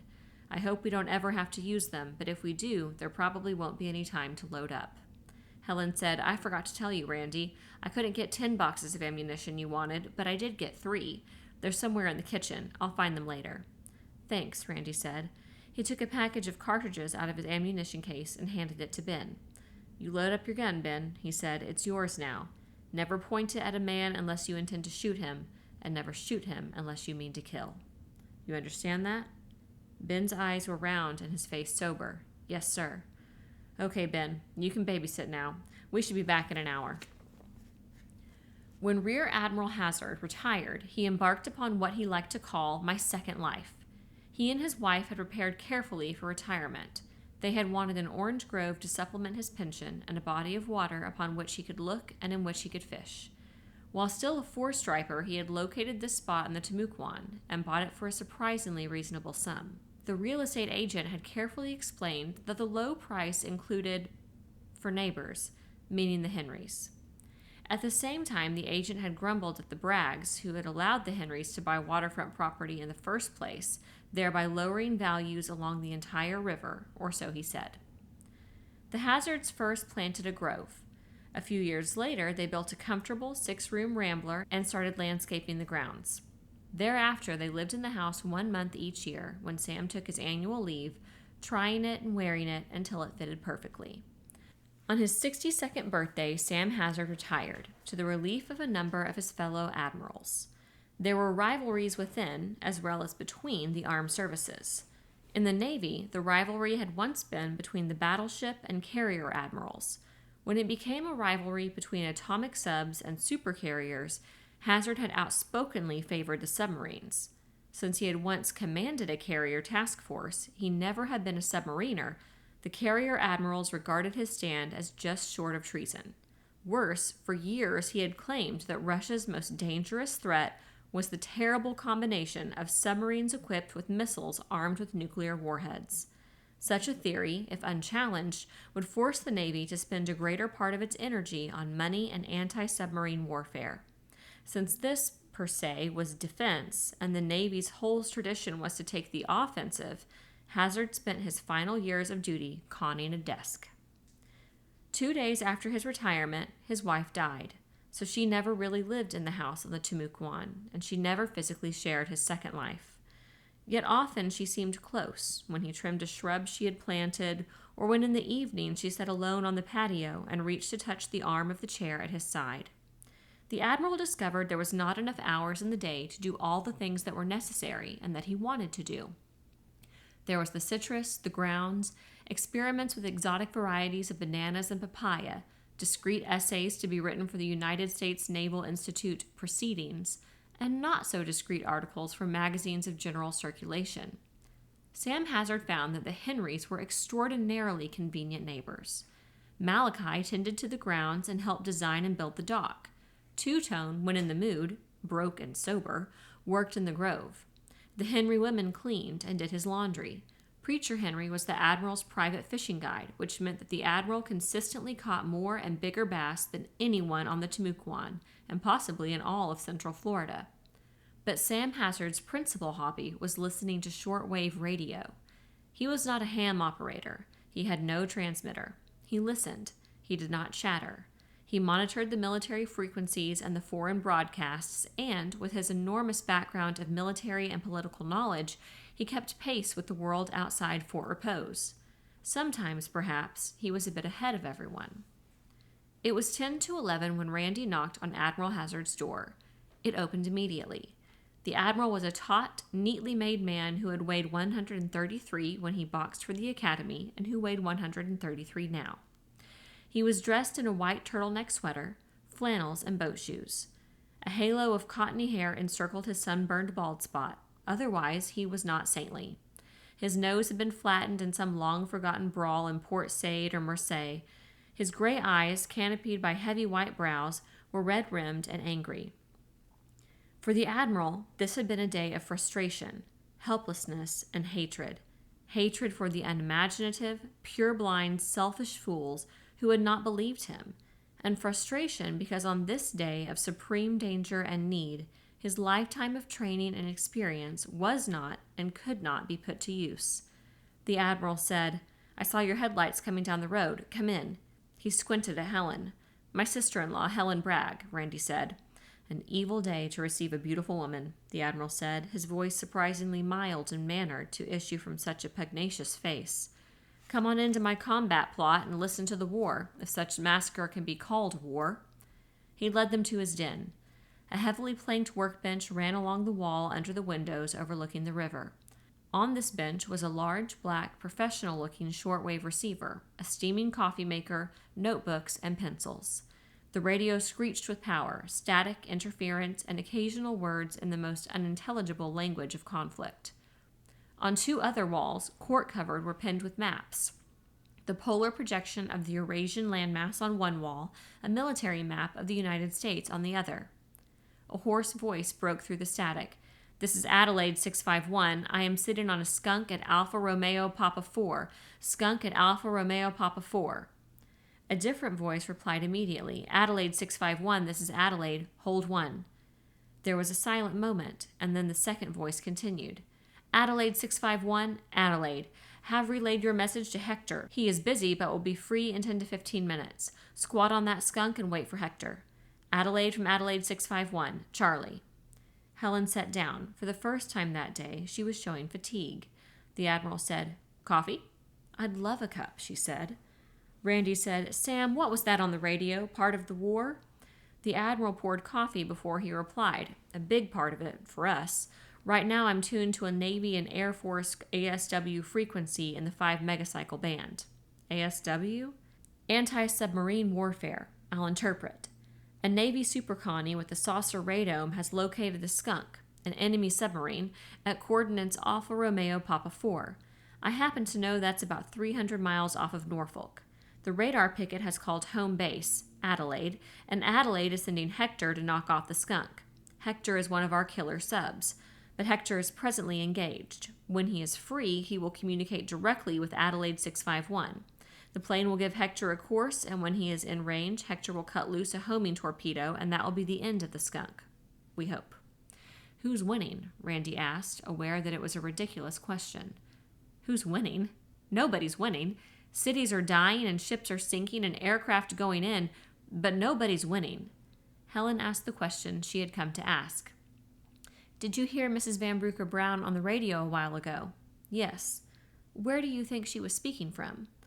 The Admiral walked across the room and looked at the map of the United States. It was covered with acetate overlay, and 10 or 12 cities were ringed with red crayon goose eggs in the way that a unit position is marked on an infantry map. The Admiral scratched the white stubble on his chin and said, I think Denver. Honecker, the 3-star she named Chief of Staff, was Army representative on NORAD in Colorado Springs. Chances are that he was in Denver this morning, or she was in Colorado Springs, when the word came through that Washington had been atomized. Helen set down her coffee cup. Her fingers trembled. You're sure that she couldn't have been in Omaha? Omaha, said the Admiral. That's the last place she'd be speaking from. You notice that whenever I've heard a broadcast of any kind that allowed me to identify a city, I ringed it on the map. I've heard no amateurs talking from Omaha, and I haven't heard SAC since the attack. Ordinarily, I can pick up SAC right away. They're always talking on their single sideband transmitters to bases out of the country. Their call sign was Big Fence. I haven't heard Big Fence all day on any frequency, and the enemy hates and fears SAC more even than they fear the Navy, I'll admit. Scratch Omaha. Sam Hazard noticed the effect of his words on Helen's expression. He recalled that Randy's brother, her husband, was an Air Force colonel, and he sensed that he might have been tactless. Your husband isn't in Omaha, is he, Mrs. Bragg? It's our home. I'm terribly sorry that I said anything. A tear was quivering on her cheek. Her first, Randy thought. He felt embarrassed for Sam. Helen said, There's nothing to be sorry about, Admiral. Mark expected that Omaha would be hit, and so do I. That's why I'm here with the children. But even if Omaha is gone, Mark may still be there, and all right. He had the duty this morning. He was in the hole. Oh, yes, the Admiral said. The hole. I've never been in it, but I've heard about it. A tremendous shelter, very deep. He may be perfectly safe. I sincerely hope so. I'm afraid not, Helen said, since you haven't heard any SAC signals.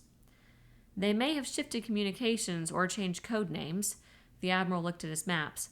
Besides, I'm only guessing. I'm just playing games with myself, trying to G2 a war with no action reports or intelligence. I do this because I haven't anything else to do. I just scramble around and move pins and make marks on the maps and try to keep myself from thinking about Sam Jr. He's a Lieutenant JG with the 6th Fleet in the Med, if the 6th Fleet is still in the Med. I don't think it is. For the Ruskies, it must have been like shooting frogs in a puddle. He turned to Helen again. We inhabit the same purgatory, Mrs. Bragg, the dark level of not knowing. Randy asked a question. What are the Russians saying? Can you still get Radio Moscow? I get a station that calls itself Radio Moscow in the 25-meter band, but it isn't Moscow. All the voices on the English language broadcasts are different, so we can be pretty certain Moscow isn't there anymore. However, the Russian leaders all still seem to be alive and well, and they issued the kind of statements that you'd expect. The very fact that they are alive indicates that they took shelter before it started.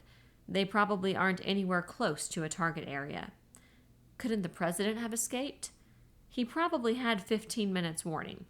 He could have been in a helicopter and away, but in that 15 minutes he had to make big decisions, and so my guess is that he deliberately chose to stay in Washington, either at his desk in the White House or in the Pentagon command post. It was the same for the Joint Chiefs, and probably for the Secretaries of Defense and State. As to the other cabinet members, they probably received it in their sleep, or were just getting up. "Do you want to hear something strange?" The Admiral changed the wavelength on his receiver. He said, "Now listen." All Randy heard was static. "You didn't hear anything, did you?" the Admiral said. "Right now, on this band, you ought to be hearing the BBC, Paris, and Bonn. I haven't heard any of them all day. They must have truly clobbered England." "Then do you think we're finished?" Randy said. "Not at all. SAC may have been able to launch up to 50% of its aircraft, counting on all the planes they have airborne. And remember that the Navy does have a few missile submarines, and the carriers must have got in some licks. Also, I'm pretty sure they weren't able to take out all our SAC bases, including the auxiliaries. For all I know, the enemy may be finished." Doesn't exactly hearten me. The lights went out in the room. The radio died, and at the same time, the world outside was illuminated, as at midday. At that instant, Randy faced the window, and he would always retain, like a color photograph printed on his brain, what he saw: a red fox frozen against the Admiral's green lawn. It was the first fox he had seen in years. The white flashed back into a red ball in the southeast. They all knew what it was. It was Orlando, or McCoy Base, or both. It was the power supply for Timucuan County. Thus the lights went out, and in that moment, civilization in Fort Repose retreated 100 years. So ended the day. Chapter 7. When nuclear fireballs crisped Orlando and the power plants serving Timucuan County, refrigeration stopped, along with electric cooking. The oil furnaces, sparked by electricity, died. All radios were useless unless battery-powered or in automobiles. Washing machines, dryers, dishwashers, fryers, toasters, roasters, vacuum cleaners, shavers, heaters, beaters, all stopped. So did the electric clocks, vibrating chairs, electric blankets, irons for pressing clothes, curlers for hair. The electric pumps stopped, and when the pumps stopped, the water stopped, and when the water stopped, the bathrooms ceased functioning. Not until the second day after the day did Randy Bragg fully understand and accept the results of the loss of electricity. Temporary loss of power was nothing new in Fort Repose. Often during the equinoctial storms, poles and trees came down and power lines were severed. This condition rarely lasted for more than a day, for the repair trucks were out as soon as the wind abated and the roads became passable. It was hard to realize that this time the power plants themselves were gone. There could be no doubt of it. On Sunday and Sunday night, a number of survivors from Orlando's suburbs drove through Fort Repose, foraging for food and gasoline. They could not be positive of what had happened, except that the area of destruction extended for 8 miles from the Orlando airport, encompassing College Park and Rollins College, and another explosion had centered on McCoy Air Force Base.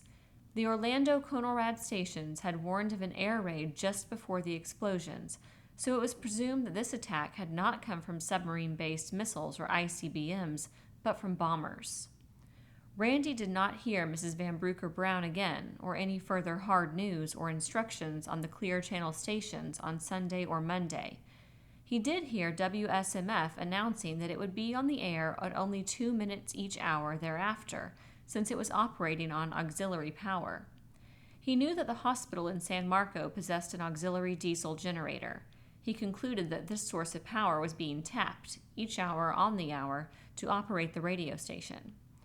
Each hour, the County Conelrad station repeated warnings: boil all drinking water, do not drink fresh milk, do not use the telephone, and, in the Sunday morning hours after the destruction of Orlando, warnings to take shelter and guard against fallout and radiation. There had been no milk deliveries, and the telephones hadn't worked since the first mushrooms sprouted in the south, nor were there any actual shelters in Fort Repose. All Sunday, Randy insisted that Helen and the children stay in the house. He knew that any shelter, even a slate roof, insulation, walls, and roof, was better than none. There was no time to dig. The time to dig had been before the day. After Orlando, digging seemed wasted effort. Anyway, there were so many other things to do, each minor crisis demanding instant attention. When radiation was a danger, it could not be felt or seen, and therefore other dangers, and even annoyances, seemed more imperative. At 2 o'clock Monday afternoon, Helen was in Randy's apartment, and they were listening to the hourly Conelrad broadcast when Ben Franklin marched in and announced, We're just about out of water." "That's impossible," Randy said. "It's Peyton's fault," said Ben Franklin. "Every time she goes to the John, she has to flush it. The tub in our bathroom is empty, and she's been dipping water out of Mother's bathtub, too." Randy looked at Helen. This was a mother's problem. "Peyton's a fastidious little girl," Helen said. "After all, one of the first things a child learns to do is always flush the John." "What are we going to do?" Randy said, "For now, Ben Franklin and I will drive down to the dock and fill up what wash tubs and buckets we have out of the river. You can't drink river water without boiling it, but it'll be okay for the toilets. And from now on, Peyton, all of us, can't afford to be so fastidious. We'll flush the toilets only twice a day. Then I guess we'll have to dig latrines out in the grove because I can't haul water from the river forever. Matter of gasoline." Randy looked out on the grove, noticing a thin powder of dust on the leaves. There had been a long dry spell. The fine, clear, crisp days with low humidity were wonderful for the people, but bad for the orange crop. He would have to turn on the sprinklers in the grove. He slammed his fist on the bar counter and shouted, "I'm a damn fool. We've got all the water we want." "Where?" Helen asked. "Right out there," Randy waved his arms. "Artesian water, unlimited." "But that's in the grove, isn't it?" "I'm sure we can pipe it into the house. After all, that's the same water the Henrys use every day. I think there are some big wrenches in the garage, and Malachi will know how to do it.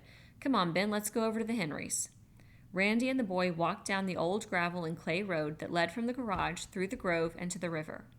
Randy's navels had been picked, but the Valencias were still on the trees. They would not be picked this year. Matching strides with Randy, Ben Franklin said, "I just thought of something." "Yes?" "I don't have to go to school anymore." "What makes you think you don't have to go to school? As soon as things get back to normal, you're going to school, young feller. You want to grow up to be an ignoramus?" Ben Franklin scuffed a pebble, looked up sideways at Randy, and grinned. "What school?" "Why, the school in Fort Repose, of course, until you can go back to Omaha or wherever your father is stationed." Ben stopped.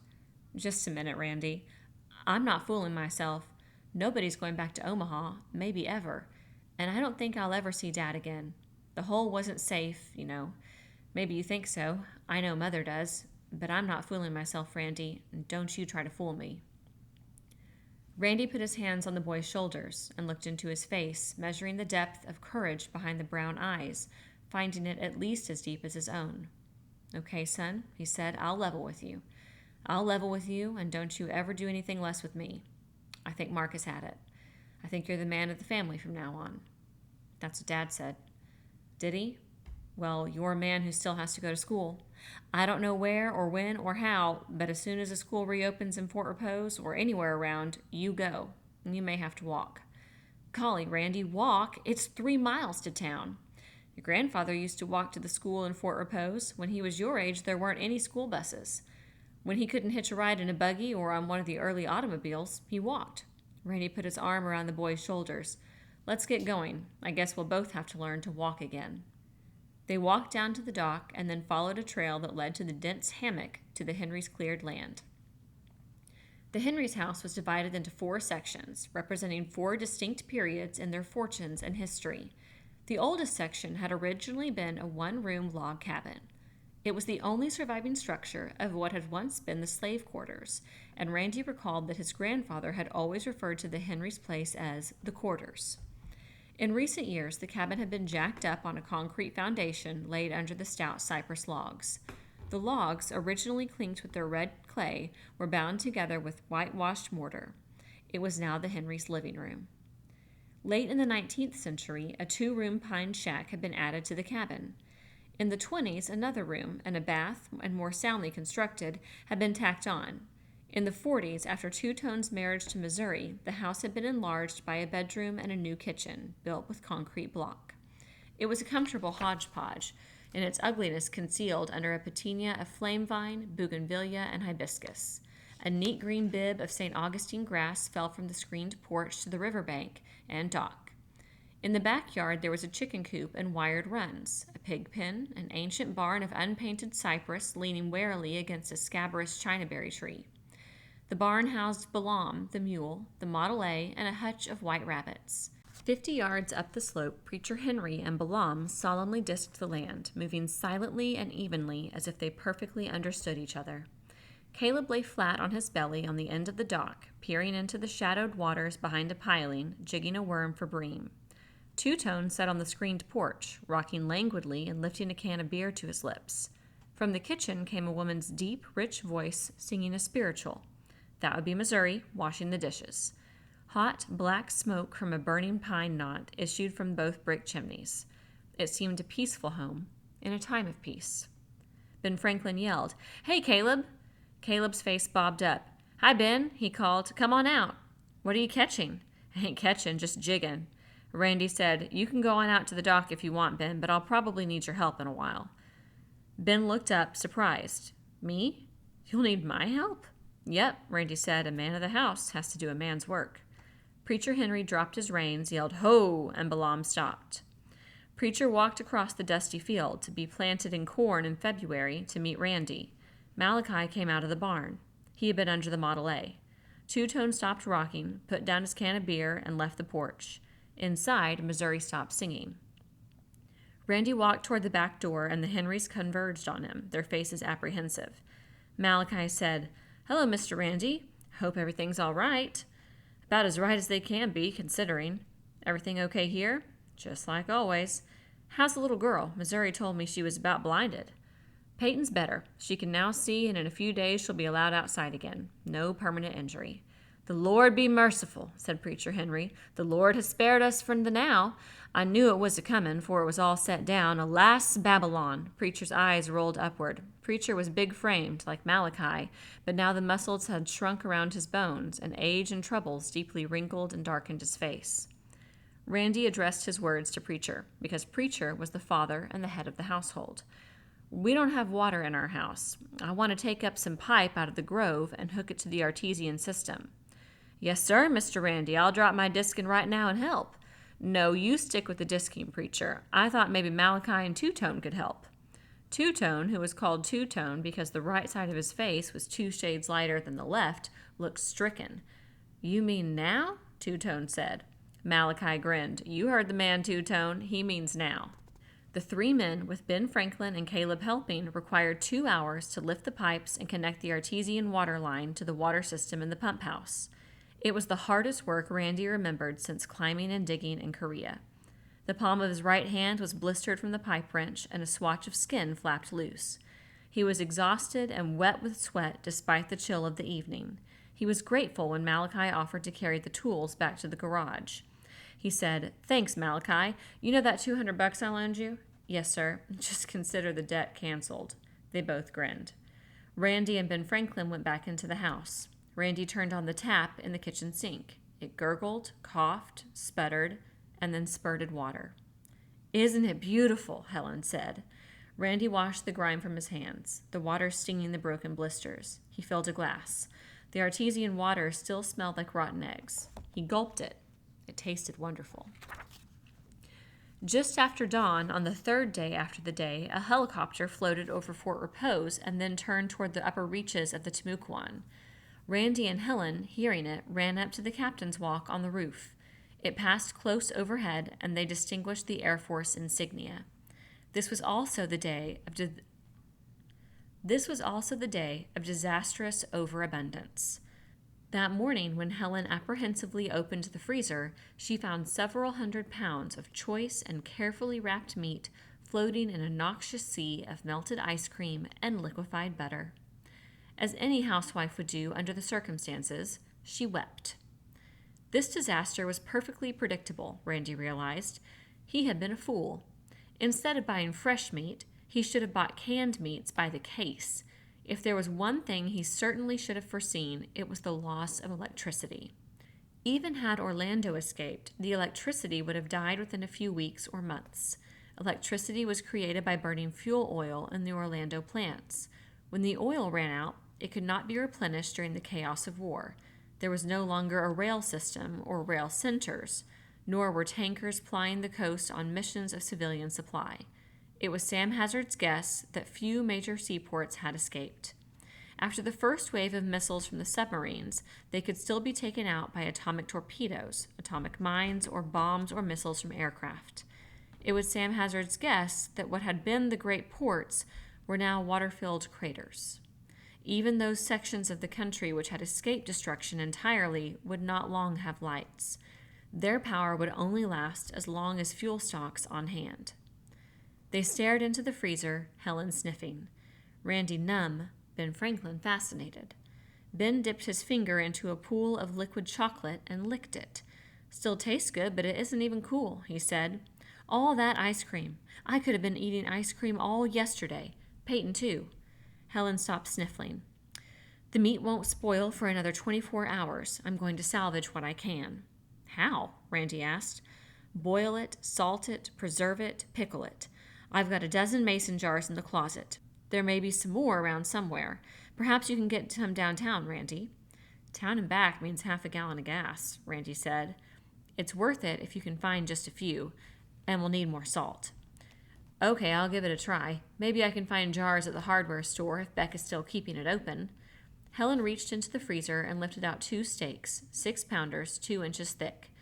She brought out 2 more steaks, even thicker. Steaks, steaks, steaks. Everywhere steaks. How many steaks can Graff eat tonight? How does Graff like his steaks? Charcoal broiled? Graff, lying in the doorway between the kitchen and utility room, ears cocked and alert at the sound of his name, sniffed the wonderful odor of ripening meat in quantity. "He likes 'em and I like 'em," Randy said, "and we've got a few sacks of charcoal in the garage. So let's have a party. A steak party to end all steak parties. Literally, that is. We'll have the Henrys and the McGoverns." "I've always believed in mixing crowds at my parties," Helen said. "But what about mixing colors?" "It'll be all right. I'll ask Florence Wedchek and Alice Cooksey and Sam Hazard, too. And Dan Gunn, if I can find him. And I'll scrounge around for more charcoal. It'll be a relief from cooking in the fireplace." "Don't forget the salt," Helen said. "We're going to need a lot to save this meat." On this, the 3rd day after the day, the character of Fort Repose had changed. Every building still stood, no brick had been displaced, yet all was altered, especially the people. Earlier, Randy had noticed that some of the plate glass store windows had cracked under the shock waves from Tampa and Orlando. Now the windows of a number of stores were shuttered entirely, and glass littered the sidewalks. From alleyways came the sour smell of uncollected garbage. Most of the parking spaces on Yulee and St. John's incongruously were occupied, but the cars themselves were empty, and several had been stripped of wheels. There was no commerce. There were few people. Altogether, Randy saw only 4 or 5 cars in motion. Those who were not out of gas hoarded what remained in their tanks against graver emergencies to come. The pedestrians he saw seemed apprehensive, hurrying along on missions private and vital, shoulders hunched, eyes directed dead ahead. There was no women on the streets, and the men did not walk in pairs, but alone and warily. Randy saw several acquaintances who must have recognized his car. Not one smiled or waved. 4 young men, strangers, idled in front of the drugstore. The store's windows were broken, but Randy saw the grim, unhappy face of old man Hochstetler, the druggist, at the door. He was staring at the young men, and they were elaborately ignoring him. They were waiting for something, Randy felt. They were waiting like vultures. They were outwaiting old man Hochstetler. Randy pulled into the parking lot alongside Ajax Supermarket. It appeared to be empty. The front door was closed and locked, but Randy stepped through a smashed window. The interior looked as if it had been stripped and looted. All that remained of the stock, he noticed immediately, were fixtures, dishes, and plastics on the home hardware shelves. Significantly, nobody had bothered to buy or take electric cords, fuses, or light bulbs. As for food, there seemed to be none left. Randy tried to remember where the salt counter had been, but salt was something one bought without thought, like razor blades or toothpaste, not bothering about it until it was needed. He thought about razor blades. He was low on them. Finally, he examined the guidance signs hanging over the empty shelves. He saw salt, flour, grits, sugar over a wall to his left. The space where these commodities should have been was bare. Not a single bag of salt remained. As Randy turned to leave, he heard a noise, wood scraping on concrete in the stockroom in the rear of the store. He opened the stockroom door and found himself looking into the muzzle of a small, shiny revolver. Behind the gun was the skinny, olive-colored face of Pete Hernandez. Pete lowered the gun and jammed it into a hip pocket.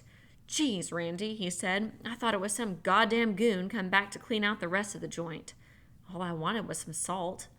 Salt? You out of salt already?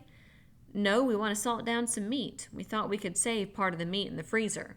Randy saw a grocery truck drawn up to the loading platform behind the store. It was half filled with cases, and Pete had been pushing other cases down the ramp. So Pete had saved something. What happened here? Randy asked. We'd sold out of just about everything by closing time yesterday. When I tried to close up, they wouldn't leave. They wouldn't pay, neither. They started hollering and laughing and grabbing. I locked myself back in here, and that's how come I've got a little something left. Pete winked. Bet I can get some price for these canned beans in a couple of weeks. Randy sensed that Pete, perhaps because he had never had much of it, still coveted money. He said, I'll give you a price for salt right now. Pete's eyes flicked sideways. There was a cart in the corner. It was filled with sacks, sugar and salt. Pete said, I've hardly got enough salt to keep things going at home. We're in the same boat as you are, you know, freezer full of meat. Maybe Rita will be salting down meat too. Randy brought out his wallet. Pete looked at it. Pete looked greedy. Randy said, What do you take for 2 10-pound sacks of salt? I ain't got much salt left. I'll give you $10 a pound for salt. That's $200. Being it's you? Okay. Randy gave him 4 50s. Pete felt the bills. $10 a pound for salt, he said. Ain't that something? Randy cradled the sacks under each arm. Better go out the back way, Pete said. Don't tell nobody where you got it. And Randy? Yes. Rita wonders when you're coming to see her. She's all the time talking about you. When Rita latches on to a guy, she don't let go in a hurry. You know Rita. Randy rejected the easy evasion of excuses. One of the things he hadn't liked about Rita was her possessiveness, and another was her brother. He was irritated because he had placed himself in the position of being forced to discuss personal matters with Pete. He said, Rita and I are through. That's not what Rita says. Rita says that other girl, that Yankee blonde, won't look so good to you now. Rita says this war is going to level people as well as cities. Randy knew it was purposeless to talk about Rita or anything with Pete Hernandez. He said, So long, Pete, and left the market. Beck's Hardware was still open, and Mr. Beck, looking tired and bewildered, presided over rows of empty shelves. On the day itself, everything that could be immediately useful, from flashlights and batteries to candles and kerosene lanterns, had vanished. In the continuing buying panic, almost everything else had disappeared. Only reason I'm still here, Mr. Beck explained, is because I've been coming here every weekday for 22 years, and I don't know what else to do. In the warehouse, Beck found a dusty carton of mason jars. People don't go in much for home canning nowadays, Beck said. I'd just about forgotten these. How much? Randy asked. Beck shook his head. Nothing. That safe is full up to the top with money. That's all I've got left. Money. Ain't that funny? Nothing but money. Mr. Beck laughed. You know what? I could retire. Randy drove on to the Medical Arts Building. Here he had expected to find activity.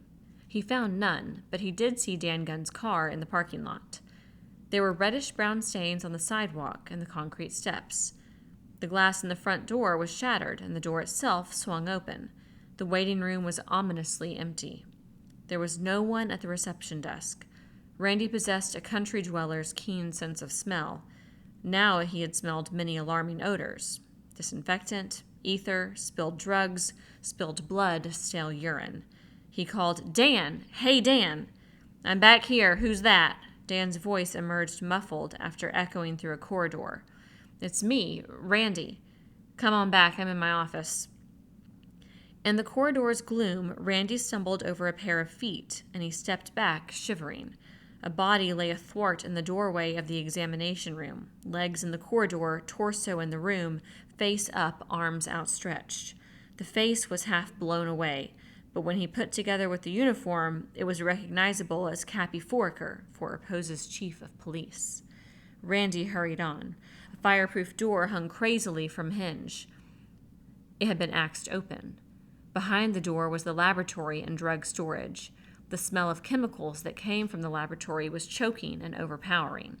Within, Randy glimpsed a hillock of smashed jars and bottles. The clinic had been wrecked, insanely and deliberately. He was relieved to find Dan Gunn standing in his office. Dan's face was more deeply shadowed with fatigue and 2-day growth of beard. His shirt was torn and he looked dirty, but he was apparently unhurt. 2 medical bags were open on his desk. He was examining and sorting vials and bottles. Randy said, "What happened?" "A carload of addicts, hopheads, came through last night, about 3 this morning, rather. Jim Bloomfield was here, sleeping on the couch in his office. We'd split up the duty. He took one night, I took the next. You see, with no phones, people don't know where else to go into a rush except the clinic in an emergency. Anyways, the addicts, and there were 6 of them, all armed, came in and woke Jim up. They wanted a fix. Poor old Jim was something of a Puritan. If he'd given them a fix, he might have gotten rid of them." Dan picked up a hypodermic syringe and slowly squeezed the plunger with his tremendous fingers. "I'd have given him a fix all right. 3 grains of morphine and that would have finished him." Dan dropped the syringe into one of the bags and shook his head. "That probably wouldn't have been smart either. 3 grains would kill a normal man, but it wouldn't even faze an addict. Anyway, Jim told them to go to hell. They beat him up. They emptied these bags and found what they were after. That wasn't enough. They took the fire axe and broke into the lab and drug storage. They cleaned us out of narcotics, everything. Not only morphine, but all the barbiturates and sodium amytal and penthol and stimulants like Benzedrine and Dexedrine. What they didn't take, they smashed." "What about Cappy Foraker?" Randy asked. Some woman came in and heard the commotion and ran out and got Cappy. He was sleeping in the firehouse. Cappy and Bert Anders, you know, the kid assistant, came screaming over here. Literally screaming. They're with their siren going, the darn fools. The hopheads were set for them. There was a battle, more like a firefight, an ambush, I guess. Cappy got a shotgun load in the face. Anders got one in the belly. Cappy was dead when I got here about 15 minutes later." "And old Doc Bloomfield?" Randy asked. Dan swayed and rested his palms on the desk, his head bent. When he spoke, it was in a monotone.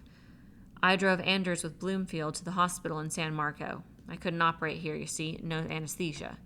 Couldn't even sterilize my instruments. Everything septic. Young Anders was dead when I got there. Jim was still alive. I thought he was going to be all right. Beaten up, maybe a rib or 2 caved in, maybe concussion. Still, he was able to tell me, quite coherently, what had happened. Then he slipped away from me. I don't know why. He had lived a long time, and after this thing happened, maybe he didn't want to live any longer. Maybe he didn't want to belong to the human race anymore. He resigned. He died." Randy said, "The bastards. Where'd they come from? Where'd they go?" Dan Gunn shivered. The night had been chilly, and it had warmed only slightly during the day, and of course there was no heat in the building. He shook his head and slowly straightened, like a great storm-beset ship that had been wallowing in the trough of the sea but would not founder. "Where did they come from?" he said, slipping on his coat. "Maybe they broke out of a state hospital, but more likely they were hoods from St. Louis or Chicago driving to Miami or Tampa for the season. Probably they were addicts as well as pushers. The war caught them between sources of supply. So by last night they were wild for junk, and the quickest way to get it was to detour to some little town like this and raid the clinic. As to where they're going, I don't care so long as it's far from here." Randy resolved never again to leave the house unless he was armed. "You should carry a gun, Dan. I am from now on." Dan said, No, I'm not going to carry a gun. I've spent too many years learning how to save lives to start shooting people now. I'm not worried about punishment for the addicts. They carry a built-in torture chamber. Eventually, I'd say within a few weeks, no matter how many people they kill, they'll find no drugs. After this big jag, they're bound to have withdrawal sickness. They will die. Horribly, I hope." Dan closed the 2 bags. "So ends the clinic in Fort Repose. Can you give me a lift to the hotel, Randy? I think my gas tank is dry." "I'll take you to your hotel, only so you can pack," Randy said. "On River Road, we've got food and good water and wood fireplaces. And the hotel, you don't have any of those things." He picked one of the bags. "Now don't argue with me, Dan. Don't start talking about your duty. Without food and water and heat, you can't do anything. You can't even sterilize a scalpel. You won't have strength enough to take care of anybody. You can't even take care of yourself." When they entered the hotel, Randy smelled it at once, but not until they reached the 2nd floor did he positively identify the odor. Like songs, odors are catalysts of memory. Smelling the odors of the Riverside Inn, Randy recalled the sickly, pungent stench of the honey carts with their loads of human manure for the fields of Korea. Randy spoke of this to Dan, and Dan said, "I've tried to make them dig latrines in the garden. They won't do it. They have deluded themselves into believing that lights, water, maids, telephone, dining room service, and transportation will all come back in a day or two. Most of them have little hoards of canned foods, cookies, and candies. They eat it in their rooms alone. Every morning they wake up saying that things will be back to normal by nightfall, and every night they fall into bed thinking that normalcy will be restored by morning. It's been too big of a jolt for these poor people. They can't face reality." Dan had been talking as he packed. As they left the hotel, laden with bags and books, Randy said, "What's going to happen to them?" "I don't know. They're bound to be a great deal of sickness. I can't prevent it because they won't pay attention to me. I can't stop an epidemic if it comes. I don't know what's going to happen to them." Dan moved into the house on River Road that day. Thereafter, he slept in the sleigh bed, the only bed in the house that could comfortably accommodate his frame, in Randy's apartment, while Randy occupied the couch in the living room. That night afterwards was remembered as the night of the steak orgy. Yet it was not for the rich taste of meat well hung that Randy remembered the night. He and the Admiral and Bill McGovern cooked the steaks outside and then brought them into the living room. Fat wood burned in the big fireplace and a kettle steamed on hot bricks. At a few minutes before 10, Randy clicked on his transistor radio, and they all listened. Lib McGovern was sitting on the rug next to him, her shoulder touching his arm. The room was warm and comfortable and somehow safe. They heard the hum of a carrier wave, and then the voice of an announcer from the Clear Channel station somewhere deep in the heart of the country. "This is your Civil Defense Headquarters. I have an important announcement. Listen carefully. It will not be repeated again tonight. It will be repeated, circumstances permitting, at 11 o'clock tomorrow morning." Randy felt Lib's long fingers circle his forearm and grasp tight. Around the group before the fire, the faces were anxious. The white faces in the front row, the Negro faces, eyes white and large, behind. A preliminary aerial survey of the country has been completed. By order of the acting chief executive, Mrs. Van Brooker Brown, certain areas have been declared contaminated zones. It is forbidden for people to enter these zones. It is forbidden to bring any material of any kind, particularly metal or metal containers, out of these zones. Persons leaving the contaminated zones must first be examined at checkpoints now being established. The location of these checkpoints will be announced over your local Conelrad stations. The contaminated zones are the New England states. Sam Hazard, sitting in a prim cherrywood rocker which, like Sam, had originated in New England, drew in his breath. The newscaster continued. All of New York State south of the line Ticonderoga-Sackett's Harbor. The states of Pennsylvania, New Jersey, Delaware, and Maryland. The District of Columbia. Ohio east of the line Sandusky-Chillicothe. Also in Ohio, the city of Columbus and its suburbs. In Michigan, Detroit and Dearborn, and an area of a 50-mile radius from these cities. Also in Michigan, the cities of Flint and Grand Rapids. In Virginia, the entire Potomac River Basin, the cities of Richmond and Norfolk and their suburbs. In South Carolina, the port of Charleston and all the territory within a 30-mile radius of Charleston. In Georgia, the cities of Atlanta, Savannah, Augusta, and their suburbs. The state of Florida. Randy felt angry and insulted. He shifted his weight and started to get to his feet. "Not the whole state," he said, at the same time realizing his protest was completely irrational. "Shh," Lib said, and pulled him back to the rug. The voice went on, ticking off Mobile and Birmingham, New Orleans, and Lake Charles. It moved into Texas, obliterating Fort Worth and Dallas and everything within a 50-mile radius of these two cities, and Abilene, Houston, and Corpus Christi. It moved northward again. In Arkansas, Little Rock and its suburbs, plus an area of 40 miles to the west of Little Rock. Missouri, who through the whole evening had said nothing except in answer to questions, now said something. How come they hit Little Rock? The Admiral said there's a big SAC base in Little Rock, or was. The voice moved up to Oak Ridge in Tennessee, and then spoke of Chicago and everything around Chicago and northern Indiana, and crept up the western shore of Lake Michigan to Milwaukee and Milwaukee's suburbs. Inexorably, it uttered the names of Kansas City, Wichita, and Topeka. The voice continued. In Nebraska, Lincoln. Also in Nebraska, Omaha, and all the territory within a 50-mile radius of Omaha. There goes all hope of Mark, Randy thought. More than one missile from Omaha, probably 3, as Mark had expected.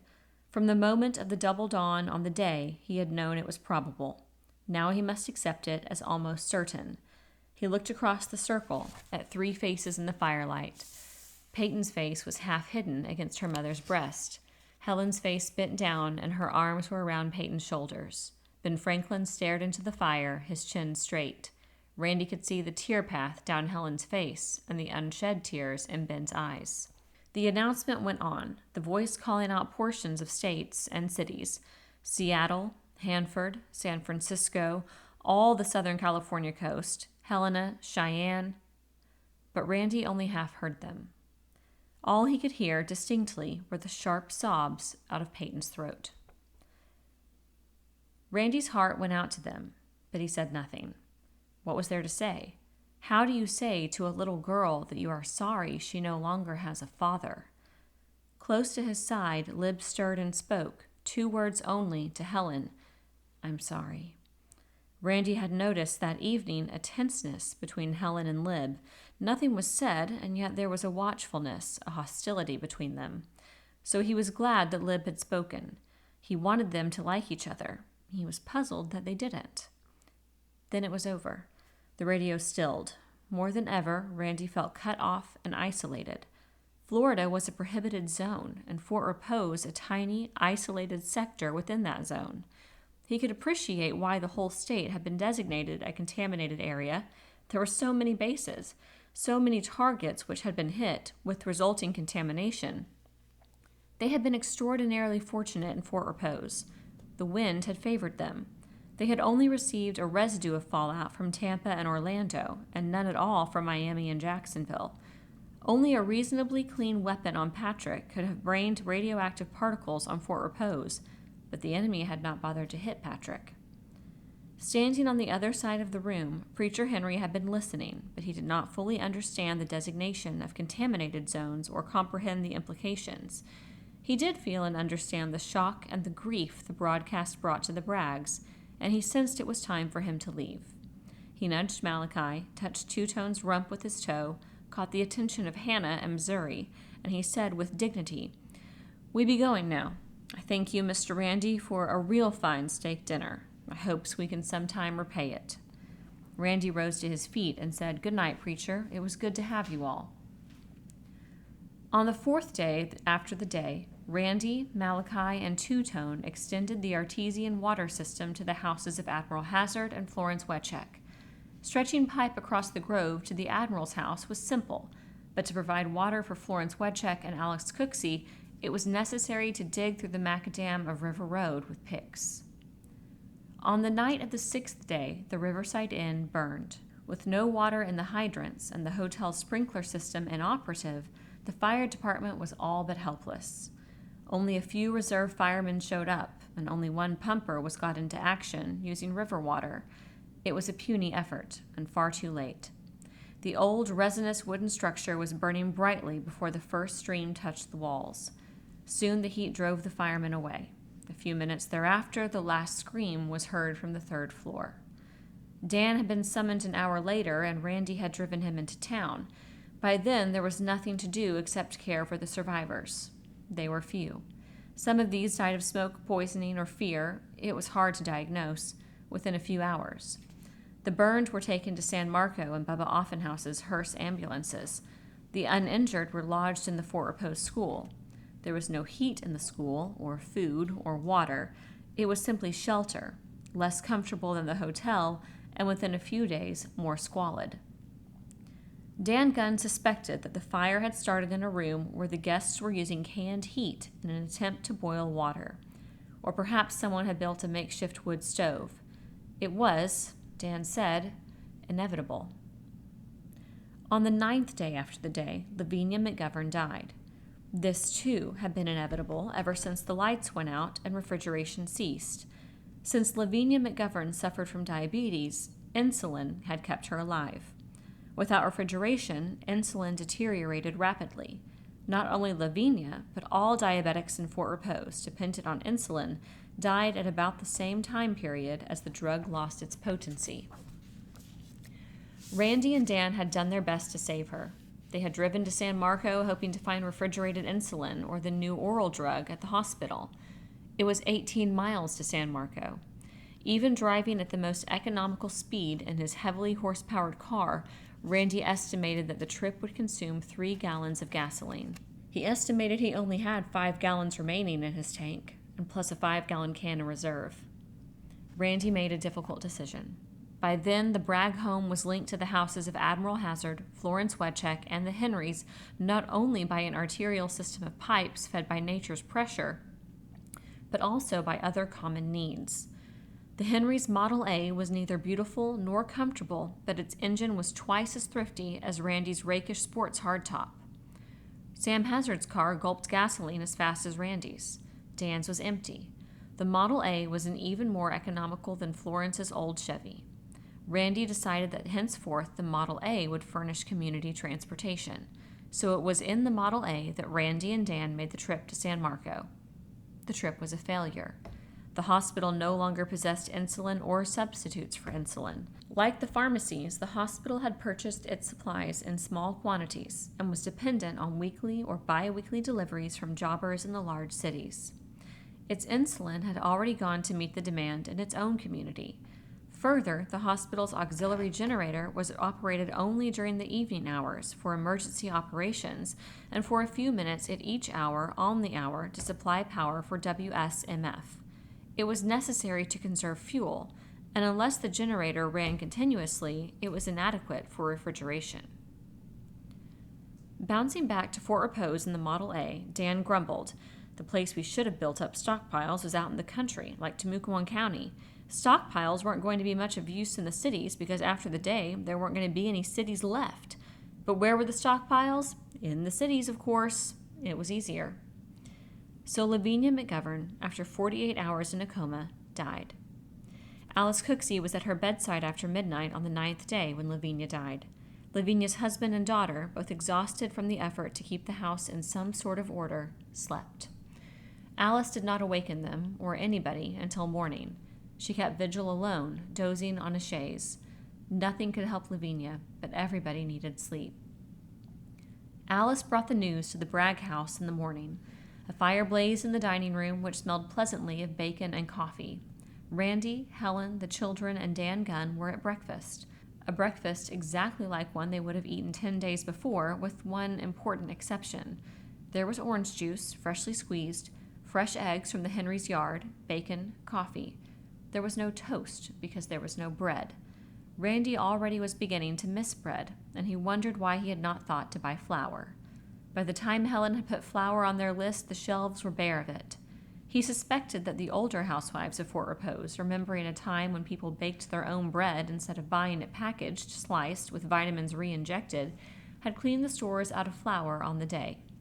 He resolved, when he could, to trade for flour. It would be June before they could look forward to cornbread from Preacher Henry's crop. Alice had bicycled from the McGovern house. Before she closed the Western Union office, Florence Wedchek had salvaged the messenger's bicycle. It was a valuable possession. Now that all their remaining gasoline was pooled to operate one car, the bicycle was primary transportation for Alice and Florence. Alice was, for the first time in her life, dressed in slacks, a necessity for bicycling. She accepted coffee and told of Lavinia's death. Bill McGovern and Elizabeth, she said, were taking it well, but they didn't know what to do with the body.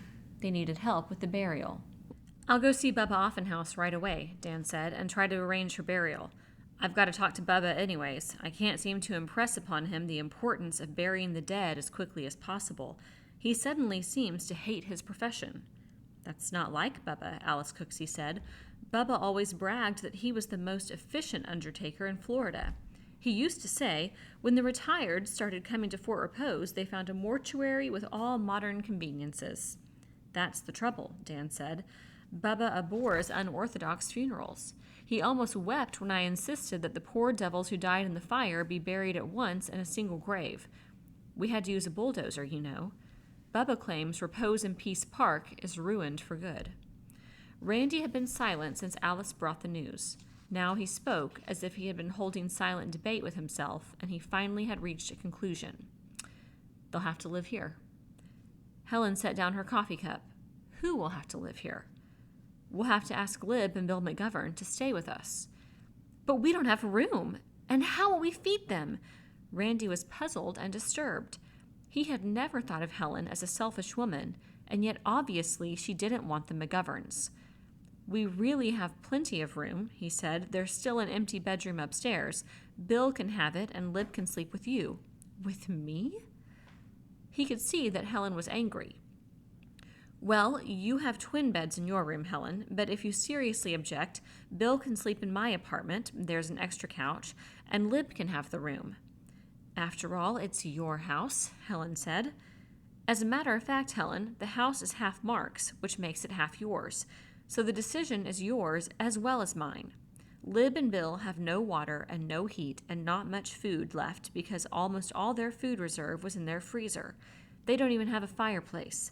They've been cooking and boiling water on a charcoal grill in the Florida room. Helen shrugged and said, Well, I guess you'll have to ask them. Elizabeth could sleep with me, but I hope it isn't a permanent arrangement. After all, our food supply is limited. It is limited, Randy said, and it's going to get worse. Whether the McGoverns are here or not, we're all going to have to scrounge for food pretty quick. Dan rose and said, I better get going. Randy followed him. He had cultivated the habit of leaving his .45 automatic on the hall table and pocketing it as he left the house, as a man would put on his hat. Since he never wore a hat and never had before carried a gun except in the Army, he still had to make a conscious effort to remember. When they were in the car, Randy said, That was a strange way for Helen to behave. Don't know what's eating her. Not strange at all, Dan said, just human. She's jealous. That's ridiculous. No, Helen is fiercely protective. No, Helen is a fiercely protective woman, protective of her children. With Mark gone, you and the house are her security, and the children's security. She doesn't want to share you and your protection. Matter of self-preservation, not infatuation. I see, Randy said, or at least I think I see. They drove up to the front of the McGovern house. Randy said, It's pointless for both of us to go in. Nothing you can do here. While you go get Bubba Offenhouse, I'll tell them they're going to move in and get them going. Right, Dan said. Economy of effort and forces. Always a good rule of war. Randy walked into the house, wondering a bit at himself. Without being conscious of it, he had begun to give orders in the past few days. Even to the Admiral he had given orders. He had assumed leadership in the tiny community bound together by the water pipes leading from the artesian well. Since no one had seemed to resent it, he guessed it had been the proper thing to do. It was like, well, it wasn't the same, but it was something like commanding a platoon. When you had the responsibility, you also had the right to command. The McGovern house was damp and it was chilly. It retained the cold of night. Lib, wearing corduroy jodhpurs and a heavy blue turtleneck sweater, greeted him at the door. She said, I heard the jalopy and I knew it was you. Thanks for coming, Randy. She held out her hands to him and he kissed her. Her hands felt cold, and when he looked down at them, he saw that her fingernails, always so carefully kept, were broken and crusted with dirt. Still, she was dry-eyed and calm. Whatever tears she had had for her mother were already shed. Randy said, Alice told us. We're all terribly sorry, darling. He knew it sounded insincere, and it was. With so many dead, so many friends for whom he had as yet not had time even for thought, the death of one woman, whom he did not admire overmuch and with whom he had never been and could not be close, was a triviality. With perhaps half the country's population dead, death itself, unless it took someone close and dear, was trivial. She said, Come in and talk to Dad. He's worried about how we're going to bury her. We're arranging that, Randy said, and followed her into the house. Bill McGovern sat in the living room, staring out onto the river. He had not bothered to dress or shave. Over his pajamas and robe, he had pulled a topcoat. Randy turned to Lib. "Have either of you had any breakfast?" She shook her head. "No." Bill spoke without turning his head. "Hello, Randy.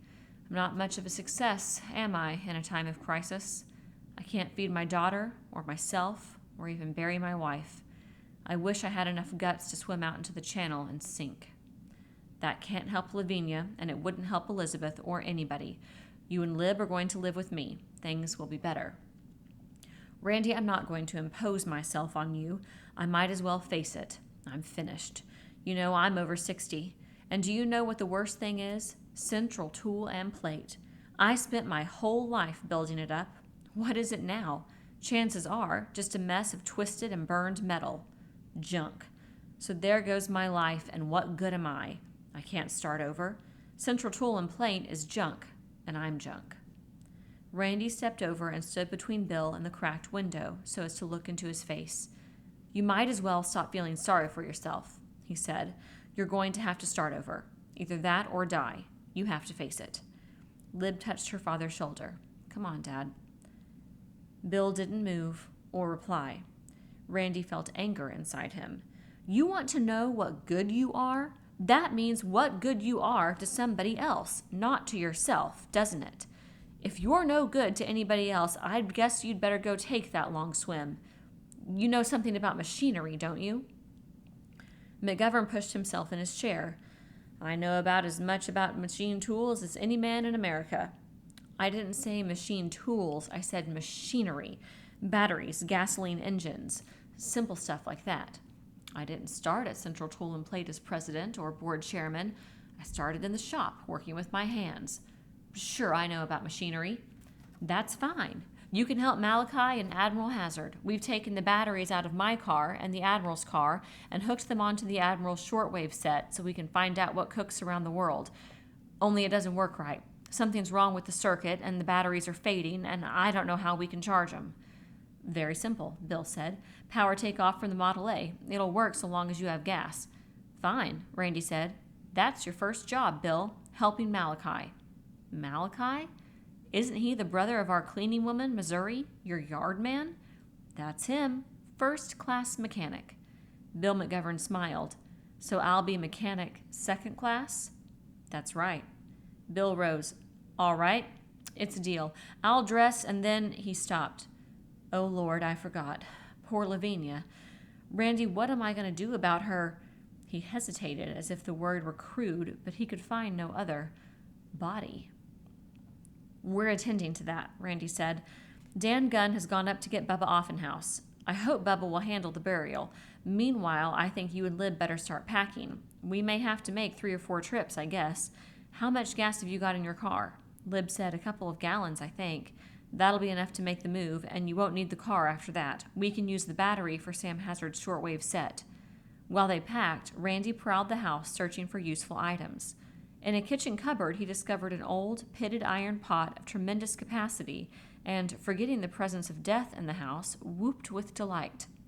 Lib raced into the kitchen, demanding a reason for the shouting. He hefted the pot. "I'll bet it'll hold 2 gallons, he said. "What a find." "It's just an old pot Mother bought when we were in New England one summer. An antique. She thought it would look wonderful with a plant. It looked awful."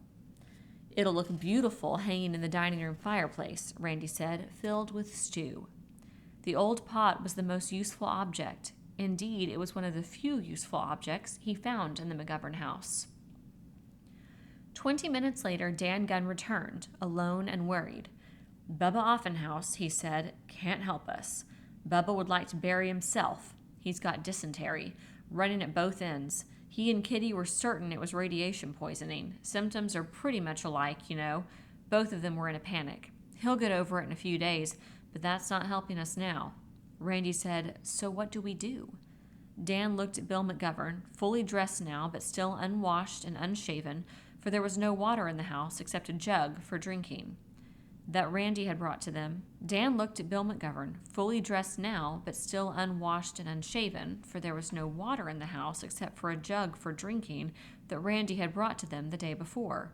Dan said, "I think that's up to you to decide, Bill." "What is there to decide?" Bill asked.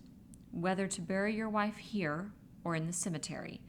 You don't have a plot in Repose in Peace, but I'm sure Bubba won't mind. Anyway, there's nothing he can do about it, and you can settle with him later." Bill McGovern turned to his daughter. "What do you say, Elizabeth?" "Well, of course, I think Mother deserves a proper funeral in a cemetery. It seems like the least we can do for her, and yet—" She turned to Randy. "You don't agree, do you, Randy?" Randy was glad that she had asked. Intervening in this private and personal matter was brutal, but necessary. "No, I don't agree. It's 6 miles to the cemetery. We'd have to make the trip in 2 cars because of Lavinia. That's 24 miles worth of gasoline round trip, and we can't afford it. We'll have to bury Lavinia here on the grounds." "But how—" Lib began. "Where do you keep the shovels, Bill?" "There's a tool shed in the back of the garage." While handing a shovel to Dan and selecting one for himself, Randy examined the other tools. There was a new axe. It would be very useful. There were pitchforks, edgers, a scythe, and a wheelbarrow. He would bring Malachi over before dark, and they would divvy up the McGovern tools. In everything he did now, he found he looked into the needs of the future. Between house and river, a crescent-shaped azalea bed flanked the west border of the McGovern property. The bitter blue grass had been carefully tended, and the bed was shaded from afternoon's hot sun by a live oak older than Fort Repose. Looking around, Randy could find no spot more suitable for a grave. He stepped 6 feet and marked a rectangle within the crescent. He and Dan began to dig. After a few minutes, Randy removed his sweater. This was no easy job.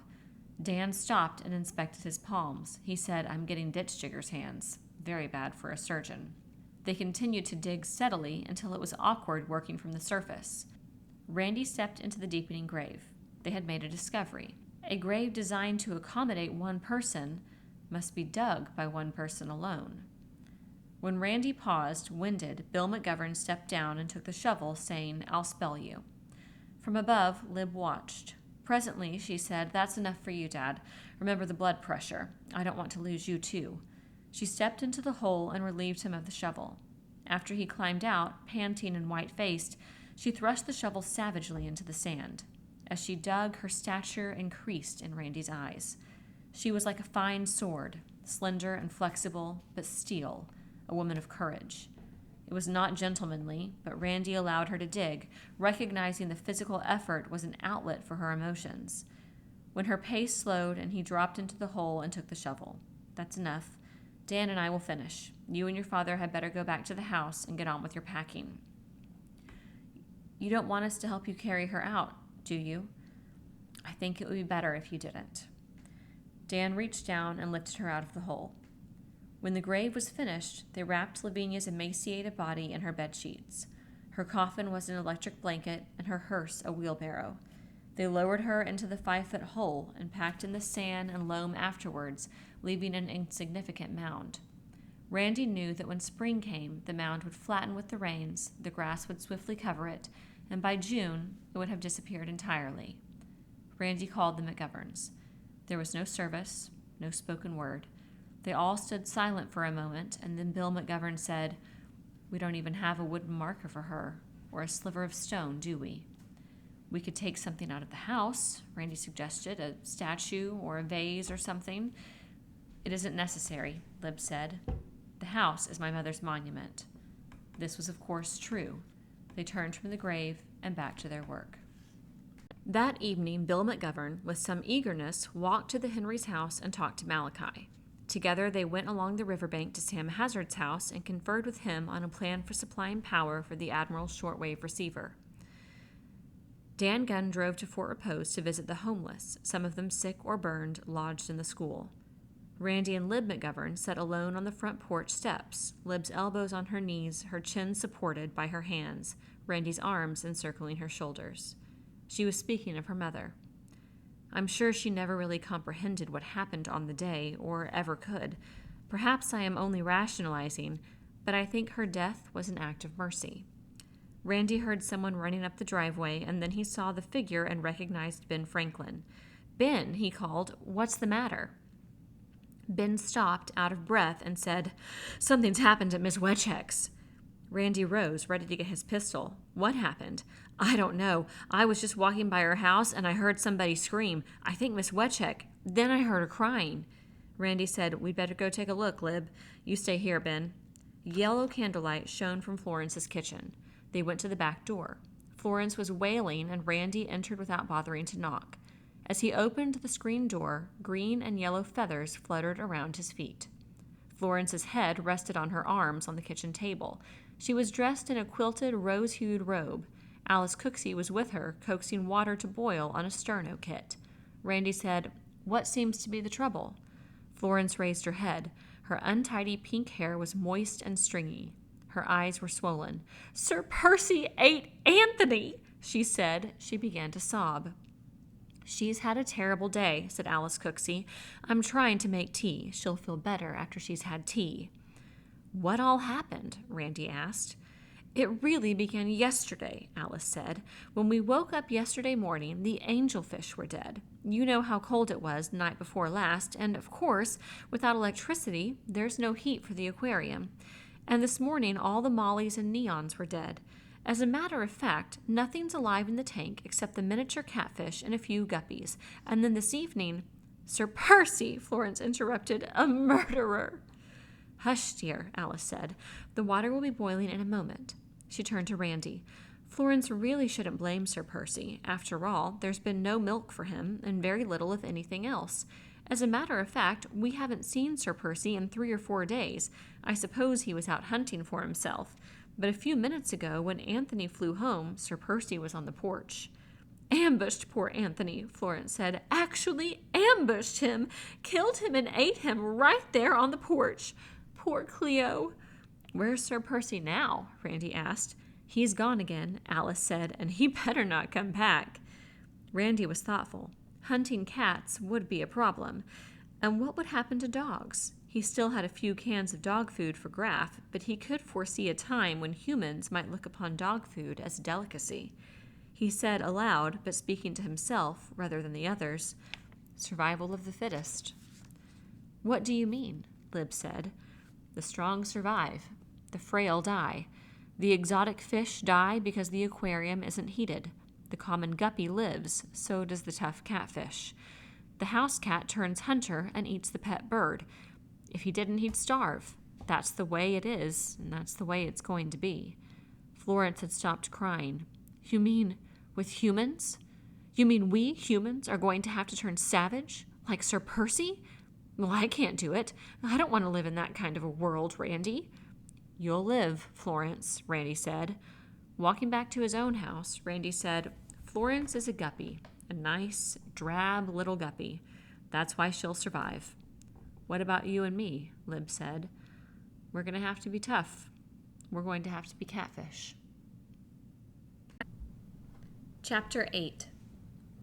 On a morning in April, 4 months after the day, Randy Bragg awoke and watched a shaft of sunlight creep down the wall. At the foot of the couch, Graff squirmed and then wormed his way upward under the blanket. During the January cold spell, Randy had discovered a new use for Graff. The dachshund made a most satisfactory foot warmer, mobile, automatic, and operating on a minimum of fuel which he would consume anyway. Randy flung off the blanket and swung his feet to the floor. He was hungry. He was always hungry. No matter how much he ate the night before, he was always starving in the morning.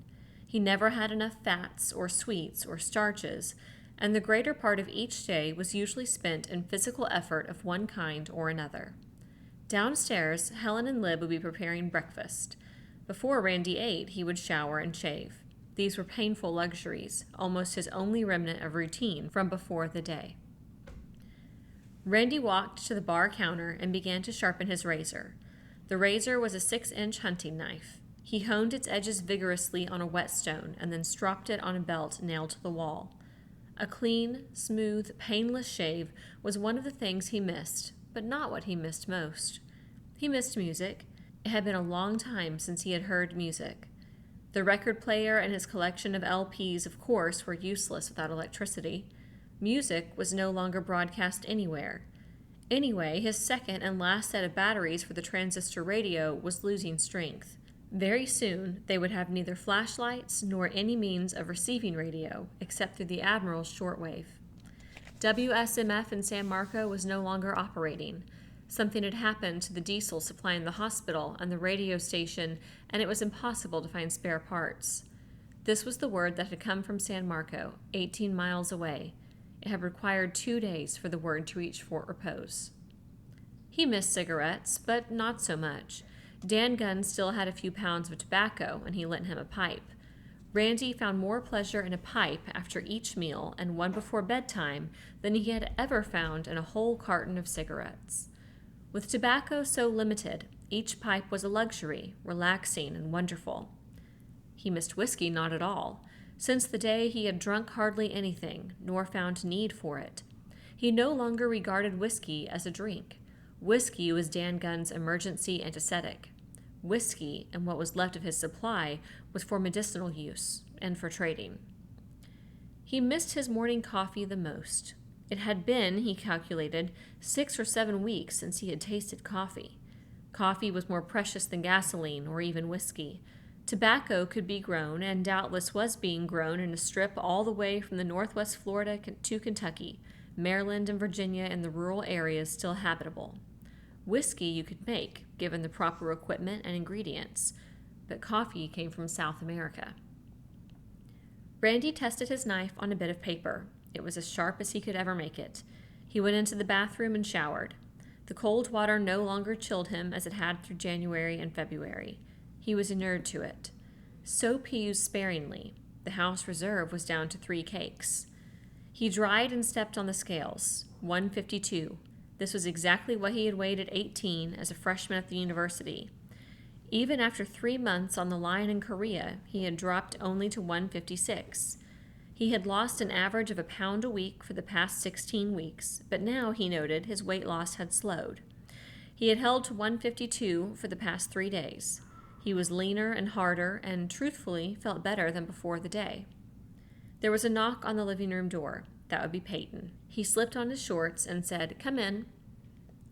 Peyton came in, carefully balancing the tiny pot of steaming water allotted for his morning shave.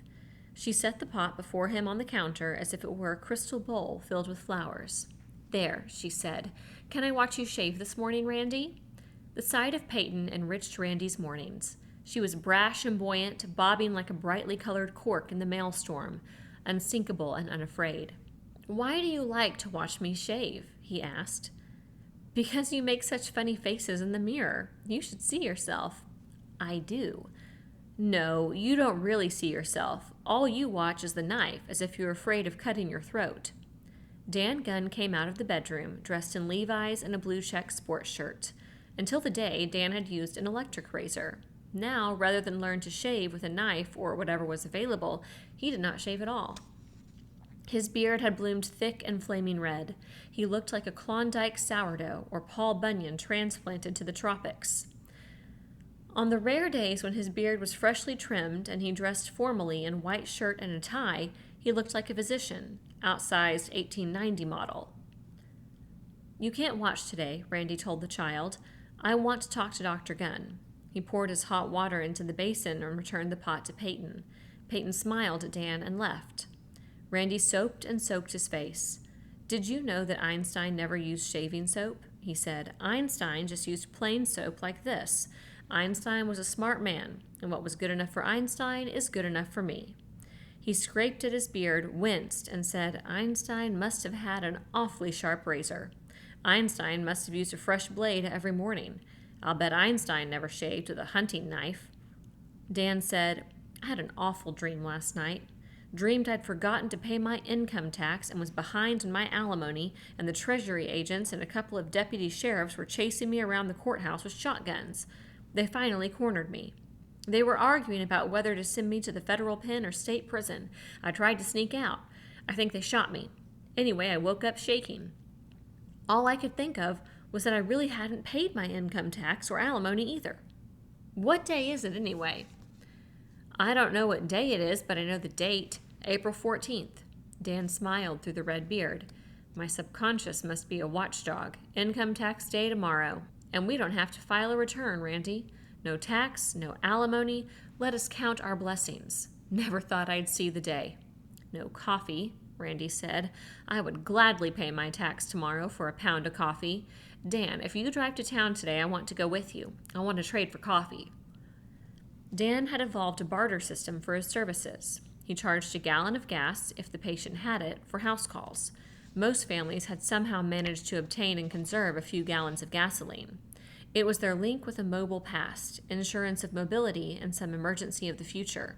Sickness and injury were emergencies for which they would gladly dip into their liquid reserve. Dan made a little profit. Perhaps half of his patients were able and willing to pay with gasoline. Still, he managed to keep the Model A's tank nearly full, and on his rounds he was continuously charging batteries. Bill McGovern had instituted a system of rotating the batteries in the car. In turn, the charged batteries powered Admiral Hazard's shortwave receiver. Not only was the car transport for Randy's water-linked enclave of families, it was necessary to maintain their ear to the outside world. Not that the world, any longer, said much. Dan said, "Sure, Randy, but it's going to take all morning. I've got a bad situation in town." "What's the trouble?" From downstairs, they heard Helen's voice. "Breakfast!" "Tell you later," Dan said. Randy was the last to reach the dining room. There was a tall glass of orange juice at his place and a big pitcher of juice at the center of the table. Whatever else they might lack, there was always citrus. Yet even orange juice would eventually disappear. In late June or early July, they would squeeze the last of the Valencias and use the last grapefruit. From then until the new crop of early oranges ripened in October, citrus would be absent from their diet. He saw that this morning there was a single boiled egg and a small portion of broiled fish left over from the night before. "Where's my other boiled egg?" he said. "Malachi only brought over 8 eggs this morning," Helen said. "The Henrys have been losing chickens." "What do you mean, losing them?" "They're being stolen." Randy put down his juice. Citrus, fish, and eggs were their staples. A drop in the egg supply was serious. "I'll bet it's an inside job," he said. "I'll bet that no-good two-tone has been swapping hens for liquor." Lib spoke. "Malachi thinks it's wild cats, that is, house cats that have gone wild." "That's not the worst of it," Helen said. "One of the Henry's pigs is missing. They heard it squeal, just once. Preacher thinks a wolf took it. Preacher says he found a wolf track." "No wolves in Florida," Randy said. "No four-legged wolves." The loss of hens was serious, but the loss of pigs disastrous. The Henry sow had produced a farrow that in a few weeks would add real meat to everyone's diet. Even now, they weighed 12 to 15 pounds. Each evening, all food scraps from the Bragg, Wetcheck, and Hazard households were carried to the Henry place to help feed the pigs and chickens. Every day, Randy had to argue with Helen and Lib to save scraps for Graff. Randy was conscious that the Henry supplied more than their own share of food for the benefit of all. When Preacher's corn crop ripened in June, the disparity would be even greater. And it had been Two-Tone, of all people, who had suggested that they grow sugar cane and then explored the riverbanks in the Henry's leaky, flat-bottomed skiff until he had found wild cane. He had sprigged, planted, and cultivated it. Because of the Henrys, they could all look forward one day to a breakfast of cornbread, cane syrup, and bacon. He was sure they would find a way to convert the corn to meal, even if they had to grind it between flagstones. "I don't think we're doing enough for the Henrys," Randy said. "We'll have to give them more help." "What kind of help?" Bill McGovern asked. "At the moment, help them guard the food supply, keep away the prowlers, cats, wolves, humans, or whatever." "Can't the Henrys do it themselves?" Helen asked. "Don't they have a gun?" "They've got a gun, an old, beat-up, single-barrel 12-gauge, but they don't have time. You can't expect Preacher and Malachi to work as hard as they do every day and then sit up all night. And I wouldn't trust Two-Tone. He'd just sleep." "Do I hear volunteers?" "Me," said Ben Franklin. Randy's first impulse was to say no, that this wasn't a job for a 13-year-old boy. Yet Ben was eating as much as a man, or more, and he would have to do a man's work. "I thought you and Caleb were chopping firewood today." "I can chop wood and stand watch, too." "Better let me take the first night," said Bill McGovern. "I wouldn't want to see anything happen to those pigs." Bill was thinner, as they all were, and yet it seemed that he had dropped years as well as weight. With his fork, he touched a bit of fish at the edge of his plate. You know, for years I looked forward to my vacation in the Basque Country. That's why I built a house in the Timucuan when I retired. But now I can hardly look a bass in the face. I want meat. Real red meat. Randy made his decision. All right, Bill, you can take the watch tonight and we'll rotate thereafter. I'm sure the Admiral will take a night too. Do I get a night? Ben Franklin asked. His eyes were wide and pleading. You get a night, Ben. I'll make up a schedule and post it on the bulletin board. A bulletin board in the hallway with assignment of duties had become a necessity. In this new life, there was no leisure. If everybody worked as hard as he could until sundown every day, then everybody could eat, although not well. Each day brought a crisis of one kind or another. They faced shortages of the most trivial but necessary items. Who would have had the foresight to buy a supply of needles and thread? Florence Wetchek owned a beautiful new sewing machine, electric, and of course useless. Florence, Helen, and Hannah Henry did the sewing for Randy's community. Yesterday, Florence had broken a needle and had come to Randy close to tears as if it were a major disaster, as indeed it was. And everybody had unthinkably squandered matches, so that now there were no matches. He still had 5 lighter flints and 1 small can of lighter fluid. Luckily, his old army lighter would burn gasoline, but flints were priceless and impossible to find. Within a few months, it might be necessary to keep the dining room fire going day and night in spite of unwelcome heat and added labor. Nor would their supply of wood last forever. They would have to scout farther and farther afield for usable timber. Hauling it would become a major problem. When Dan could no longer collect his gasoline fees and the tank in the Model A finally ran dry, their life was bound to change drastically, and for the worse. Staring down at his plate, he thought of all of this. Lib said, Randy, finish your fish, and you'd better drink another glass of orange juice. You'll be hungry before lunch if Helen and I can put a lunch together. I hate orange juice, Randy said, and poured himself another glass. Dan drove. Randy sat beside him. It was warm, and Randy was comfortable in shorts, boat shoes, and a pullover shirt. He carried his pistol holstered at his hip. The pistol had become a weightless part of him now.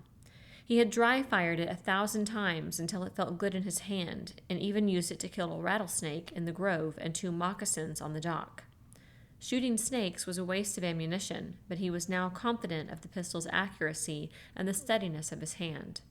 In Randy's lap, encased in a paper bag, was a bottle of scotch he hoped to trade for coffee. They smoked their morning pipes. Randy said, Dan, what's this bad situation in town? I haven't said anything about it, Dan said, because I can't get to the bottom of it and I don't want to frighten anybody. I've got 3 cases of serious radiation poisoning.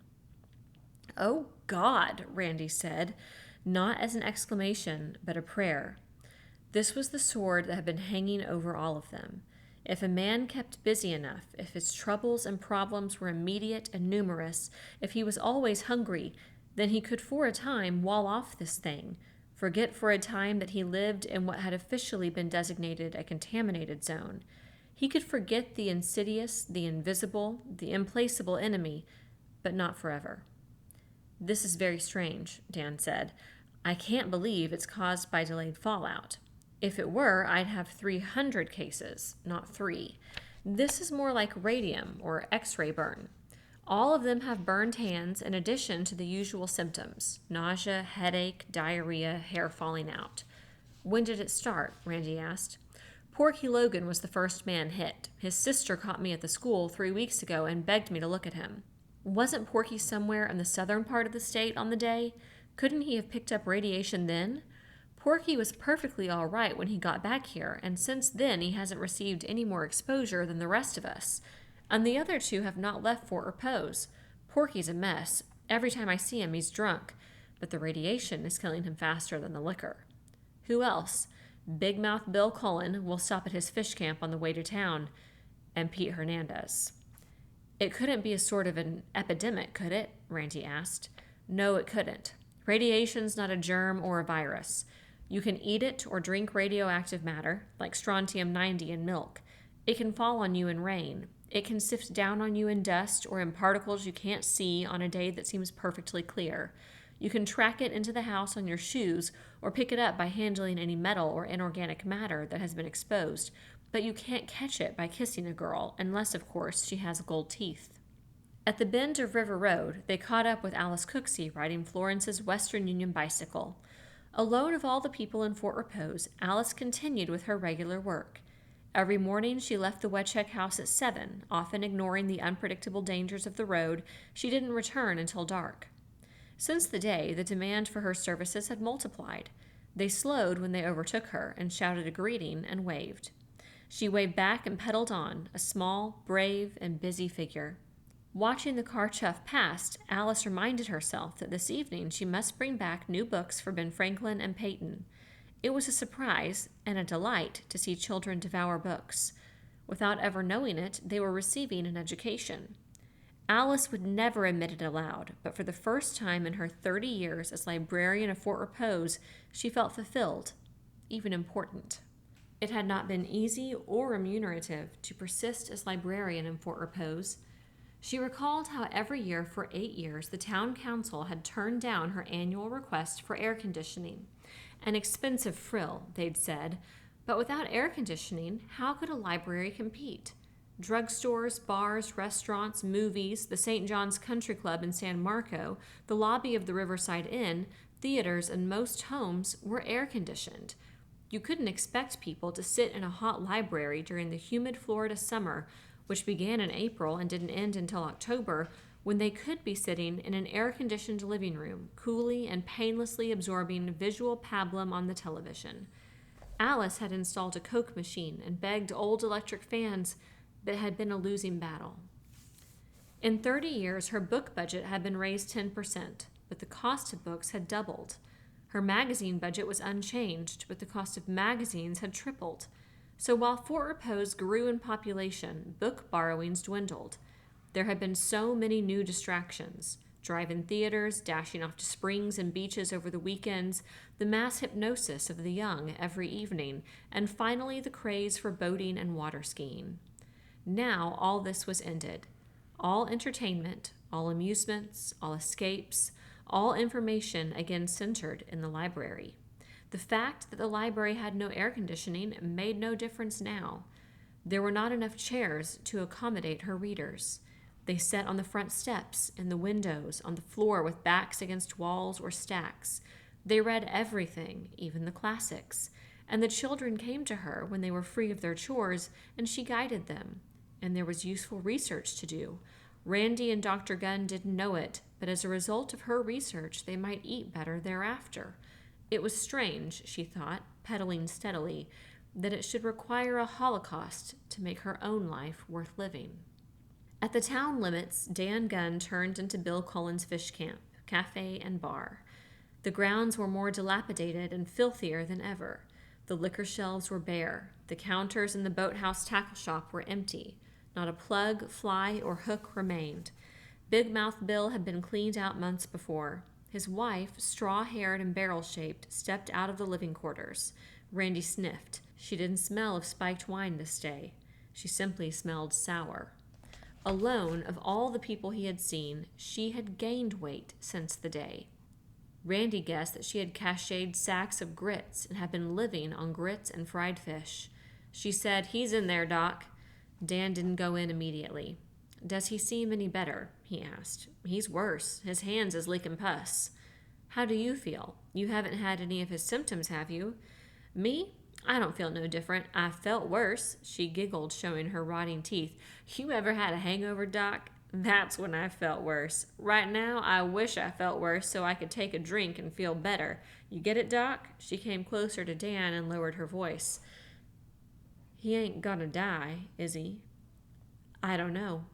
"The old tightwad better not die on me now. He's not leaving me nothing, Doc. He don't even own this place free and clear. He ain't never made no will. He's holding out on me, Doc, I can tell. He had 6 cases stashed away after the day. Claims he sold all 6 to Porky Logan, but he don't show me no money. You know what, Doc?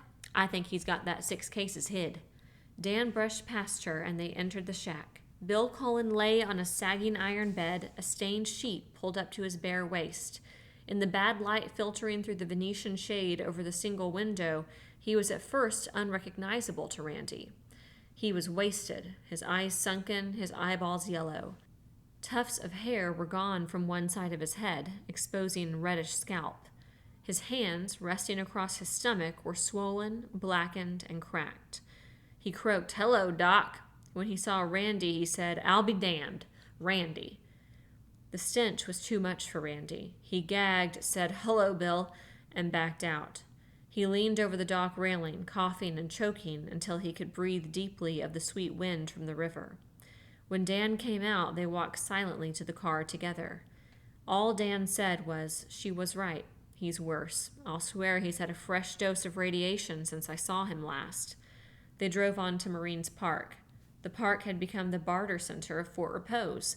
Dan said, "Do you want to go on with me to the schoolhouse?" "No, thanks," Randy said. He was glad he wasn't a doctor. A doctor required special courage that Randy felt he did not possess. "I'll pick you up here in an hour, then I'll see Hernandez and Logan, and then home." "Okay." Randy got out of the car. "Don't swap for less than £2. Scotch is darn near as scarce as coffee." "I'll make the best deal I can," Randy promised. Dan drove off. Randy tucked the bottle under his arm and walked toward the bandstand, an octagon-shaped wooden structure, its platform elevated 3 feet above what had once been turf as smooth as a golf green, now unkempt, infiltrated with weeds and booby-trapped with sand spurs. A dozen men, legs dangling, sat on the platform and steps. Others moved about, the alert, humorless smile of the trader on their faces. 3 bony horses were tethered to the bandstand railing. Like Randy, some of the men carried holsters at their belts. A few shotguns and an old-fashioned Winchester leaned against the planking. The armed men had come in from the countryside, a risk. A third of the traders in Marines Park on this day were Negroes. The economics of disaster placed penalty upon prejudice. The laws of hunger and survival could not be evaded and honored no color line. A backyard hen raised by a Negro tasted just as good as the gamecocks of Carlton Hawes, the well-to-do realtor who was vice president of the County White Citizens Council, and there was more meat on it. Randy saw Hawes, a brace of chickens dangling from his belt, drink water, presumably boiled, from a Negro's jug. There were 2 drinking fountains in Marines Park, one marked white only, the other colored only. Since neither worked, the signs were meaningless. Hawes saw Randy, wiped his mouth, and called, "Hey, Randy." "Hello, Carlton." "What are you trading?" "Bottle of Scotch." Hawes' eyes fixed on the paper bag, and he moved closer to Randy, cautious as a pointer blundered upon quail. Randy recalled from Saturday night at the St. John's Club that Scotch was Hawes' drink. "What's your asking price?" Hawes asked. £2 of coffee. "I'll swap you these 2 birds, both young hens. See how plump they are? Better eating you'll never have." Randy laughed. "Being it's you, I'll tell you what I do. I've got eggs at home. I'll throw in a couple dozen eggs. Have 'em here tomorrow, on my word. If you don't believe me, you can take the birds now as a binder." "The asking price," Randy said, "is also the selling price. £2 of coffee. Any brand will do." Hawes sighed. "Who's got coffee? It's been 3 months since I've had a drink of Scotch." "Let me look at the bottle, will you?" Randy showed him the label and moved on to the bandstand. The square pillars supporting the roof had become a substitute for the County Weekly's want ad section and the radio station announcements. Randy read the notices, some in longhand, some hand-printed, a few typewritten, pinned to the timbers. "Will swap. Late model Cadillac Coupe de Ville, radio, heater, air-conditioned, battery run down but undamaged, for 2 good 28-inch bicycle tires and pump. Desperately need evaporated milk, rubber nipple, and 6 safety pins. Look over our home and make your own deal. Have canned ham, want large kettle Encyclopedia Britannica, box 12-gauge No. 7 shells, and toothpaste." Randy closed his eyes. He could taste that ham. He had an extra kettle, the encyclopedia, the shells, and toothpaste. But he also had prospects of fresh ham if they could preserve the Henry's young pigs from marauders, wolves, or whatever. Anyway, it was too big a price to pay for a small ham. "Wanted, 320 fish hooks in exchange for expensive fly rod, reel, assorting lures." Randy chuckled. Sports fishing no longer existed. There were only meat fishermen now. Will trade, 50 horsepower outboard motor, complete set power tools, cashmere raglan topcoat for half-pound of tobacco and axe. Randy saw a notice that was different. Easter services. An interdenominational Easter sunrise service will be held in Marines Park on Sunday, April 17th. All citizens of Fort Repose, of whatever faith, are invited to attend. Signed, Reverend John Carlin, First Methodist Church. Reverend M.F. Kinney, Church of St. Paul's. Reverend Fred Bourne, Timucuan Baptist Church. Reverend Noble Watts, Afro Repose Baptist Church. The name of the rector of St. Thomas Episcopal Church, where there had always been a brag pew, was missing. Dr. Lucius Somerville, a gentle, white-haired man, a boyhood companion of Judge Bragg, had been in Jacksonville on the morning of the day, and therefore would not return to his parish. Randy wasn't much of a churchgoer. He had contributed to the church regularly, but not of his time or himself. Now, reading the notice, he felt an unexpected thrill. Since the day, he had lived in the imperative present, not daring to plan beyond the next meal or the next day. Since this bit of paper tacked on peeling white paint abruptly enlarged his perspective, as if, stumbling through a black tunnel, he saw, or thought he saw, a chink of light. If man retained faith in God, he might also retain faith in man. He remembered words for which 4 months he had not heard, read, uttered, the most beautiful words in the language: faith and hope. He had missed these words as he had missed other things. If possible, he would go to the service, Sunday the 17th. Today was the 14th, and therefore Thursday. He stepped up on the platform. The men lounging there, some of them acquaintances, some strangers, were estimating the shape and bulk of the sack he held, like a football under his arm. Dour, bearded, hair unshorn or ludicrously chopped, they looked like ghost town characters in a Western movie, except they were not so well fed as Hollywood extras, and their clothing, flowered sport shirts, shorts, or slacks, plaid or straw-peaked caps, were incongruous. John Garcia, the Minorcan fishing guide, asked the orthodox opening question, "What are you trading, Randy?" "A fifth of Scotch. 12 years old, the best." Garcia whistled. "You must be hard up. What are you asking?" 2 pounds of coffee. Several of the men on the platform shifted their position. One snickered. None spoke. Randy realized that these men had no coffee either, for trading or drinking. No matter how well stocked their kitchens might have once been, or what they had purchased or pillaged on the day and in the chaotic period immediately after, 4 months had exhausted everything. Randy's community was far more fortunate with the bearing groves, the fish loyally taking bait, the industrious Henrys in their barnyard, and some small game, squirrels, rabbits, and occasional possum. John Garcia was trading 2 strings of fish, a 4-pound catfish and a small bass in one, Warmouth perch and bream on the other. Garcia's brown and weathered skin had shriveled on his slight frame until he seemed only bones loosely wrapped in dried leather. The sun was getting warm. With his toe, Garcia nudged his fish into the shadow. "Wouldn't trade for fish, would you, Randy?" he asked, smiling. "Fish we've got," Randy said. "You River Road people do all right by yourselves, don't you?" a stranger said. "If you got Scotch liquor, you got everything. Us, we ain't got nothing." The stranger was trading a saw, 2 chisels, and a bag of nails. Randy guessed he was an itinerant carpenter settled in Pistolville.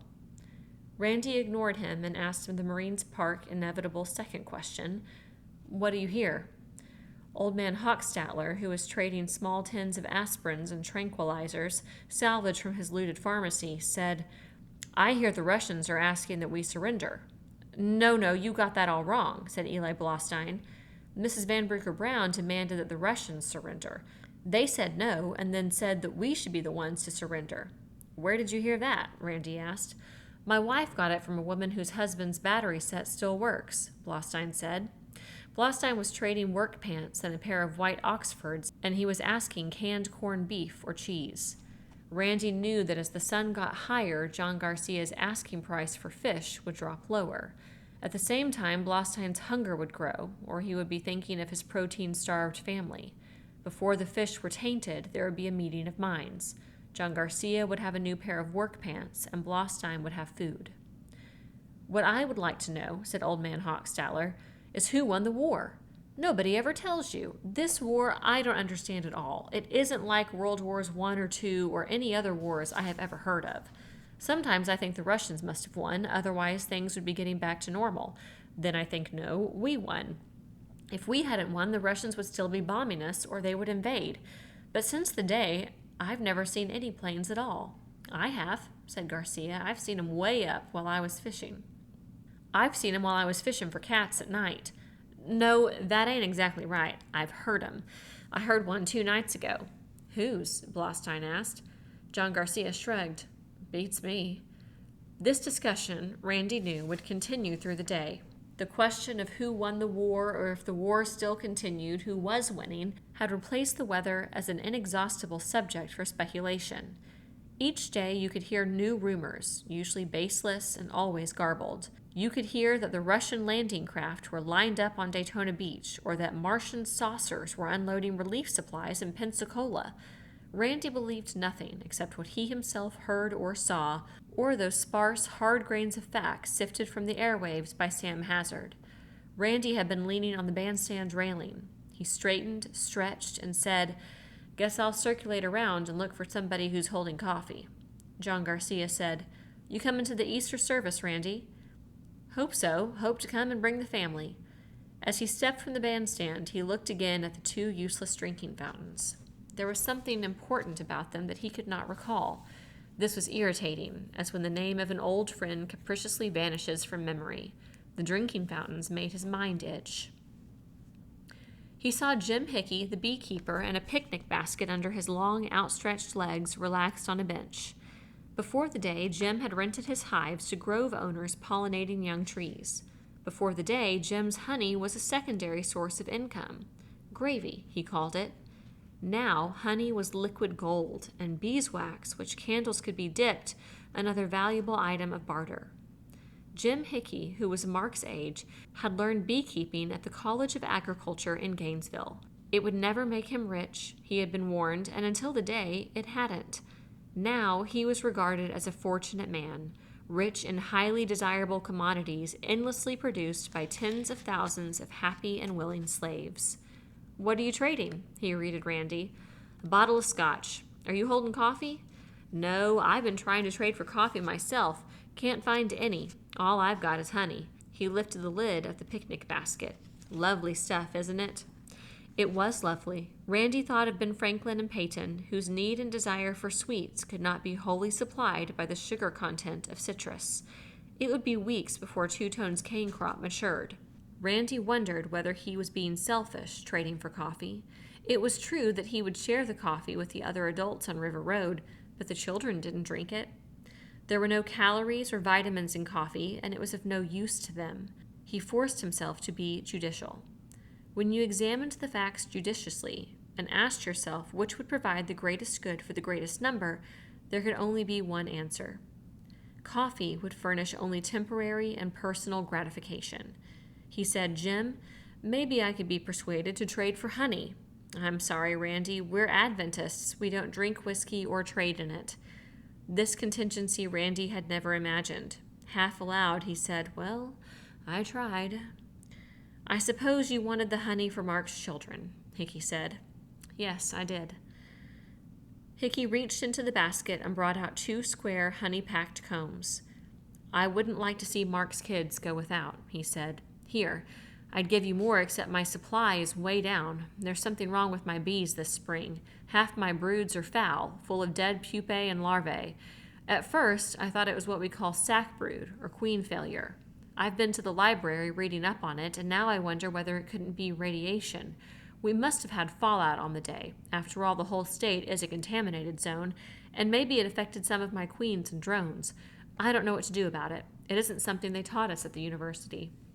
Randy removed the bottle from his paper bag, locked it under his arm, and replaced it with honeycombs. He was overwhelmed. He knew that Mark and Hickey had been in the same grade in primary school, but that they had never been close friends. Hickey was no more than an acquaintance. He lived in a neat, sea-green, 5-room concrete block house far out on the road to Pasco Creek. Randy, before the day, rarely saw him, and then only to wave a greeting. Randy said, "Jim, This is the nicest, most generous thing I can remember. I just hope I can repay you some way, someday." "Forget it," Hickey said. "Children need honey. My kids have it every meal." Randy heard the Model A's horn, raucous as an angry goose, and saw it pull up to the curb. Walking to the car, he noticed that it was clear and beautiful spring day, a better day than yesterday. The spores of kindness, as well as faith, survived in this acid soil. Randy climbed into the car and showed the honey to Dan and explained how it had been given to him. "The world changes," Dan said. "People don't. I still have one old biddy in the schoolhouse who prunes and trims the camellias and weeds the beds. They aren't her camellias, and nobody gives a damn about flowers anymore, except her. She loves flowers, and it doesn't matter where she is or what happens, she's going to take care of them. The same old lady, Mrs. Scatterborough, she's been spending her winters at the Riverside Inn for years. She picks up the telephone in the principal's office every morning and dials Western Union.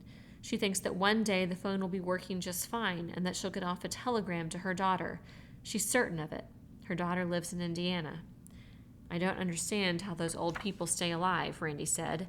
He knew that Dan brought them oranges by the bushel and Randy sent them fish whenever there was a surplus catch. Most of them didn't. Death can be merciful, especially for the old and sick. I was about to say old, sick, and broke, but it doesn't matter anymore whether you're broke. Only 5 alive out of the Riverside Inn now. Maybe 3 will get through the summer. I don't think any will get through the next winter. Driving north on Yulee, the business district, while deserted, seemed no more battered than it had the month before, or the month before that.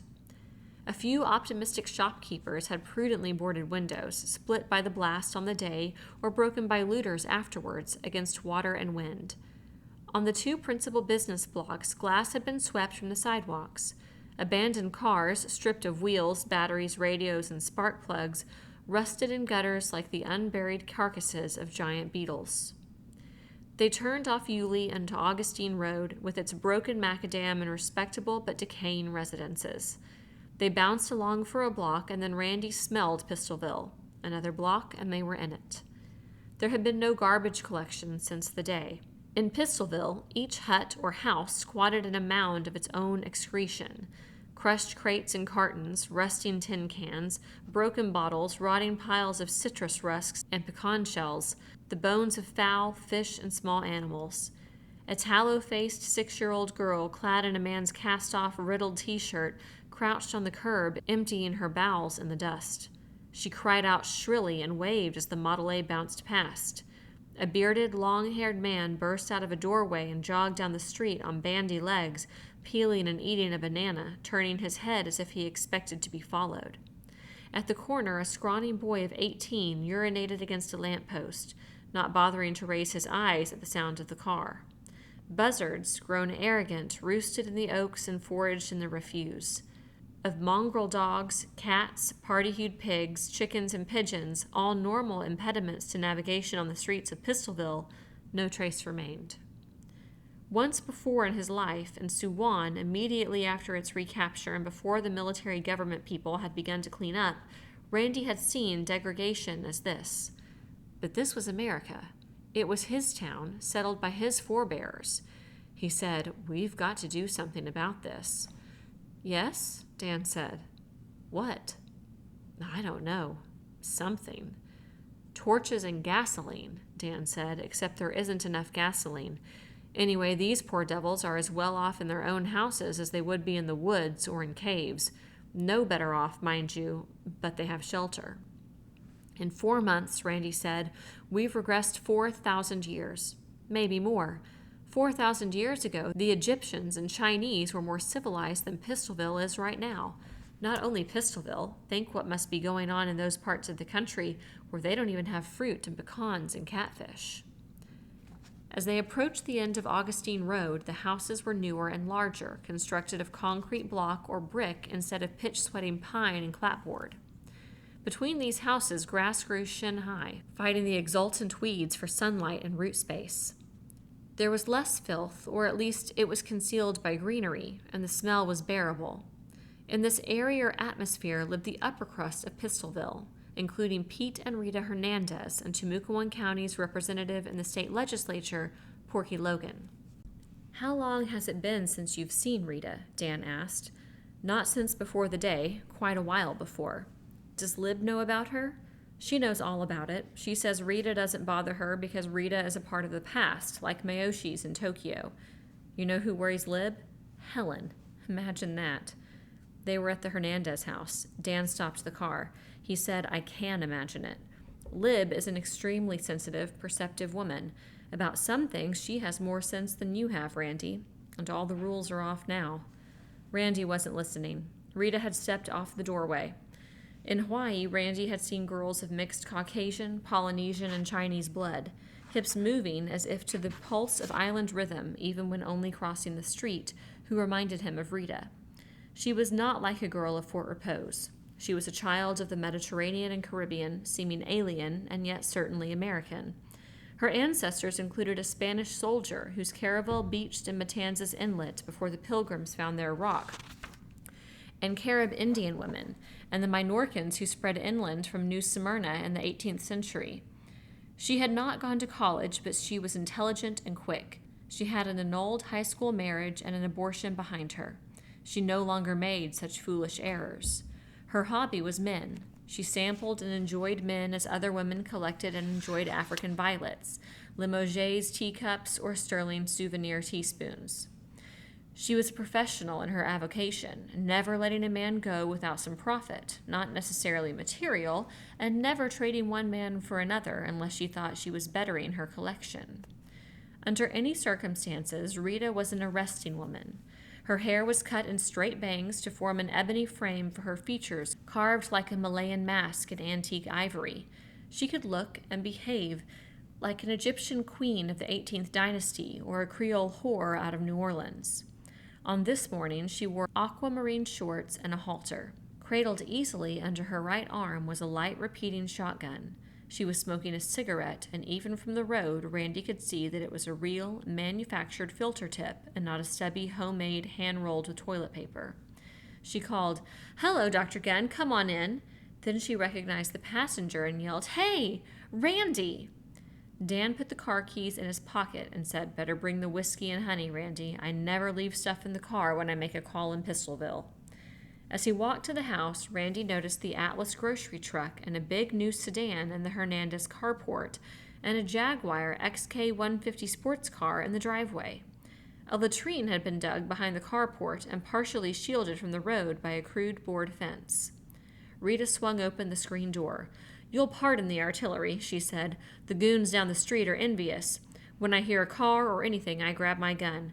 They killed my dog. She was a black poodle, Randy. Her name was Poupée Vivante. That means living doll in French. Cracked her skull with an axe handle while Pete was lying sick and I was off fetching water. I found the axe handle, but not the body. The goddamn cracker scum. Ate her, I guess." Randy thought how he would feel if someone killed and ate Graff. He was revolted. And yet it was a matter of manners and mores. In China, men for centuries had been eating dogs stuffed with rice. It happened in other meat-starved Asian countries. The army had put him through a survival course once and taught him that in an emergency he could safely eat pulpy white grubs from under bark. It could happen here. If a man could eat grubs, he could eat dogs. Pistolville was meat-starved, and as Dan had said, the rules were off. All Randy said was, "I'm sorry, Rita." Randy walked through the door and stopped, astonished. The two front rooms of the Hernandez place looked like show windows in a Miami auction house. He counted 3 silver tea services, 2 chests of flat silver, 3 television sets, and was bewildered by a display of statuary, silver candelabra, expensive leather cases, empty crystal decanters, table lighters, chinaware. Gold-framed oils and watercolors, some fairly good, plastered one wall. Table clocks and wall clocks raised their hands and swore to different times. "Great God," Randy said, "have you people gone into the junk business?" Rita laughed. "It's not junk, it's my investment." Dan said, "How's Pete, Rita?" "I think he's a little better. He's not losing any more hair, but he's still weak." Dan was carrying his black bag. It held little except instruments now. He said, "I'll go back and see him." Dan walked down the hall, and Randy was alone with her. She offered him a cigarette. Her perfume opened the gates of memory. The movies in Orlando, the dinners and dancing at the hotel in Winter Park, the isolated motel south of Canaveral, the morning they found the secluded pocket behind the dunes and were buzzed by a light plane, and how the pilot almost side-slipped into the sea, banking around for a second look, and most of all, his apartment. It seemed so long ago, as if it had happened while he was in college, before Korea, but it was not so long, a year only. He said, "Thanks, Rita. First real cigarette I've had in a long, long time. You must be getting along all right." She looked at the bottle. "You didn't bring me a present, did you, Randy?" The corners of her mouth quivered, but she did not quite smile. He remembered the evenings he had come to this house, a bottle beside him on the seat, and they had gone tooting off together, and the evenings he had brought bottles and gift packages, discreet gratuities for her brother, and the nights in the apartment, sharing a decanter drink for drink, because she loved her liquor. He realized that this is what she intended, he remembered. She was an expert at making him feel uncomfortable. He said, "No, Rita, trade goods. I've been in Marines Park trying to trade for coffee." "Don't your new women like scotch, Randy? I hear you've got 2 women in your house now. Which one are you sleeping with, Randy?" Suddenly she was a stranger, and he looked upon her as such. Examined thus, with detachment, she looked ridiculous, wearing high heels and costume jewelry, with shorts and halter at this hour of the morning and in the time of troubles. Her darkling ivory skin, once so satiny, appeared dry and mottled. Her hair was dull, and the luster in her eyes reflected only spiteful anger. She looked used and tired. He said calmly, "You can take your claws out now. I don't feel them. My skin's tougher." She licked her lips. They were puffed and brown. "You're tougher. You're not the same Randy. I guess you're growing up." He changed the subject. "Where did you get all this stuff?" He looked around the room. "Trading. I never see you in Marines Park. We don't go there. They come to us. They know we still hold food, even coffee." He knew she wanted the bottle. He knew she would trade coffee, but he would never again trade with her for anything. He said, "You said this was your investment. Do you think 3 television sets is a good investment when there isn't any electricity?" "I'm looking ahead, Randy. This war isn't going to last forever, and when it's over, I'm going to have everything I never had before, and plenty besides, maybe to sell. I was only a kid after the last big war, but I remember how my dad had to pay through the nose for an old jalopy.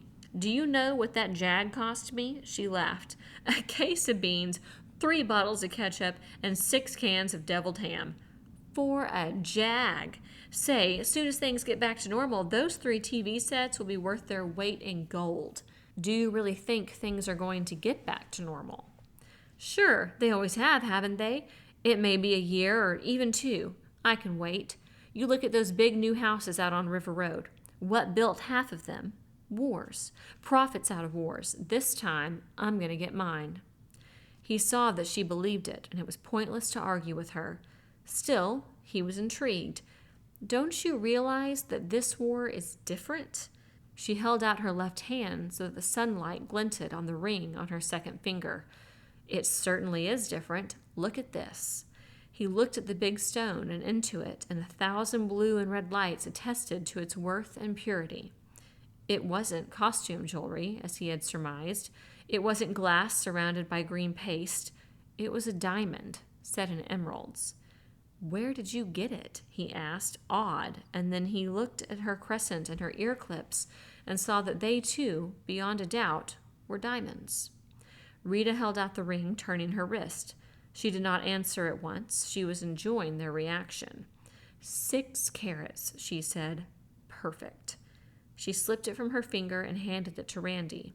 He took it automatically, but he wasn't looking at it. He was looking at her finger. Her finger was marred by a dark, almost black circle, as if the ring were tarnished brass or its inside sooty, but the ring was clean, bright white gold. Dan came into the room, pawing in his bag and frowning. "I don't exactly—" he began, looking at Randy's face, and failed to finish the sentence. Frowning, Rita inspected the dark band. "It itches," she said, and scratched. A bit of blackened skin flaked away, leaving raw flesh beneath. "I asked you where you got this, Rita," Randy said, a command. Before she opened her mouth, he guessed the answer. She said, Porky Logan. The ring dropped to the floor, bounced, tinkled, and came to rest at the corner of a blue silk Chinese rug. "Say, what's the matter?" she said. "You act like it was hot." "I think it is hot," Randy said. "Well, if you think Porky stole it, you're wrong. It was abandoned property. Anybody would take it." Dan took her hand and adjusted his bifocal so he could examine her finger closely. He spoke, his voice deep, enforcing calm. "Hold still, Rita. I just want to see that finger." I think what Randy meant was that the ring has been exposed to radioactivity and it is now radioactive itself. I'm afraid he's right. This looks like a burn, a radium burn. "How long have you been wearing that ring?" "Off and on for a month, I guess. I never wear it outside, only in the house." She hesitated. "But this last week, I've had it on all the time. I never noticed." They looked down at it, its facets blinking at them from the soft blue silk as if it were in a display window. It looked beautiful. "Where did Porky get it, Rita?" Dan asked. "Well, I only know what he told me. He was fishing in the Keys on the day, and of course he started right back. He's smart, Porky is. He made a big detour around Miami. Well, he was passing through Hollywood or Boca Raton or one of those Gold Coast places, and it was empty, and right off the main drag he saw one of those swanky little jewelry shops, you know, a branch of some Fifth Avenue store, and its windows were blown out. He said stuff was lying all over, rings and pins and watches and bracelets, like popcorn out of a busted bag. So he gathered it up. Then he dumped the hooks and plugs and junk out of his fish box and went inside and filled it up. Porky said right then he was thinking of the future. He figured that money wouldn't be worth anything, but diamonds and gold were different. They never lost value no matter what happened." "Impregnated with fallout," Dan murmured. "Suicide." Rita's hands crept upward to her neck, and Randy noticed an oval mark in the hollow of her throat, as if the skin were painted darker there. Then her hands flew to her ears. The diamond ear clips fell to the rug beside the ring. She moaned, "Oh, God." "What did you have to give Porky for those diamonds?" Randy asked softly. "For the ring, hardly anything at all. For the rest of it, we gave him canned meat and cigarettes and coffee and chocolate bars and stuff like that. You know how Porky ate. For Christ's sake, Stock, what are you going to do about this?" She stared at her finger. "What else did Porky give you besides the diamonds?" Dan asked. "All sorts of stuff. He gave us a double handful of watches just for a case of pork and beans. Pete has—" She looked down the hallway. She said, "Pete!"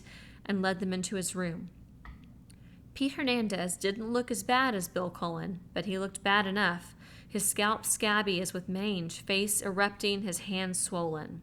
He pushed himself back on his pillows, startled as they came in. Rita said, "Pete, take off those watches." "Are you nuts?" Pete was wearing a gold watch pushed up absurdly on each skinny arm. Pete looked at their faces and said, "Why should I take off my watches?" Dan leaned down and stripped them off and tossed them on a table. The flexible gold straps left black insignia. "They're radioactive. That gold is a hot isotope of gold. They've been poisoning you. Look." Pete looked down. "It's just dirt. It's the heat. I've been sweating." Randy asked the question, "Where's the rest of Porky's jewelry, Pete?" Pete looked at Rita, his dulled black eyes uncertain and appealing. He said, "They just want to get our gold and stones, Rita." "Randy doesn't lie, Pete, and I don't think Dr. Gunn would steal anything from anybody." Pete curled his arm to reach under his pillow. Dan said, "Oh, good Lord," pitying him. From under the pillow, Pete brought out a plastic toilet kit. "Open it," Dan said. Pete unzipped it. It was packed full, watch bands twisting and curling like golden snakes. "Is that all?" Dan asked. "No, these are just the watches," Rita said. "Pete's been amusing himself, admiring them and winding them every day. There's more stuff in my room, a couple of necklaces and a ruby and diamond brooch and, well, all sorts of junk." "Pete," Dan said, "throw that kit in the corner there. Rita, don't touch anything you may have in your bedroom. There's no point in you absorbing even another fraction of a Rentgen. We've got to figure out a way to get the stuff out of here and get rid of it without damaging ourselves. We'll be back." Rita followed them to the door, whimpering. She snatched at Dan's sleeve. "What's going to happen? Am I going to die? Is my hair going to fall out?" "You haven't absorbed nearly as much radiation as your brother," Dan said. "I don't know exactly what's going to happen because radiation sickness is so tricky. What about Pete? What'll I do if Pete... I'm afraid, Dan said, that Pete is slipping into leukemia. Blood cancer? Yes, I'm afraid you'd better prepare yourself. Rita's hand fell from Dan's arm. Randy watched her diminish, all allure, all bravado fading away, leaving her smaller and like a child. He said quietly, Rita, you'd better keep this here. You'll need it. He gave her the bottle of scotch. As he pressed the starter, Dan said, Why did you give her the whiskey? I feel sorry for her. That wasn't the only reason. If he had owed her anything before, he did no longer. They were quits. They were square. Is she going to be all right? He asked. I think so, unless a malignancy develops from the burn on her finger. Improbable, but possible. Yes, she should be all right as far as radiation goes. The dose she absorbed was localized, but after her brother dies, she'll be alone. Then she won't be all right. She'll find a man, Randy said. She always has. Porky Logan's house stood at the end of Augustine Road, in a grove that rose up a hillside at the back of the house. It was a 2-story brick, the largest house in Pistolville, so it was said. Porky's sister and his niece had been caring for him, but he lived alone. His wife and 2 children had departed Pistolville 10 years before. They found Porky on the 2nd floor. He was sitting up in bed, unshaven chin resting upon blotched bare chest. Between his knees was a beer case filled with jewelry. His hands were buried into the forearm of this treasure. Dan said, Porky! Porky didn't raise his head. Porky was dead. Dan stepped to the bed, pushed Porky's body back against the pillows, and pried an eyelid open. Dan said, Let's get out of here. That's a furnace he's got in his lap. Randy tried not to breathe going down the steps. It was not only the smell of Porky's room that hurried him. Dan said, We've got to keep people out of this house until we can get Porky and that hot stuff underground. How do we do it? What about a sign? We could paint a sign. They found an unopened can of yellow paint and a brush in Porky's garage. Dan used the brush on the front door. In block letters, he wrote, Danger, keep out, radiation. You'd better put something else on there, Randy said. There are a lot of people around here who still don't know what radiation means. Do you really think so? I'm positive of it. They've never seen it or felt it. They hear about it, but I don't think they believe it. They didn't believe it could kill them before the day, and if they thought about it at all, and I don't think that they believe it now, you'd better add something they understand, like poison. So under radiation, Dan printed poison. He said, One other, Bill Cullen. Big Mouth Bill was as they had left him, except that he held a bottle of cheap rum in his misshapen hands and had been heading it. Randy hovered at the door so he could listen but not be submerged in the odors. Dan said, Bill, we found out what's making you sick. You're absorbing radiation from the jewelry Porky Logan traded for the whiskey. Porky's jewelry is hot. It's radioactive. Where is it? Bill laughed wildly. He began to curse, methodically and without imagination, as Randy had heard troops curse in the MLR in Korea. The pace of his obscenities quickened. He choked, frothed, and pulled at the rum bottle. Jewelry, he yelled, his yellow eyeballs rolling. Jewelry! Diamonds, emeralds, pearls, tinky little bracelets, all hot, all radioactive. That's rich. Where is it, Bill? Dan's voice was sharper. Ask her. Ask the dough-faced bitch. She has 'em, has the whole boot full. What do you mean? I've been hiding the stuff, figuring out that if she got her hands on it, she'd swap it for a bottle or 2 of vino. The jewels in one boot, the rum in the other. Believe it or not, this is the last of my stock. He sucked at the bottle. Go on, Dan said. I kept the boots, these boots here, he gestured at a pair of hunting boots, hid under the bed. It was safe, okay? You see, my woman, she never cleaned anything. Especially she never cleaned under the bed.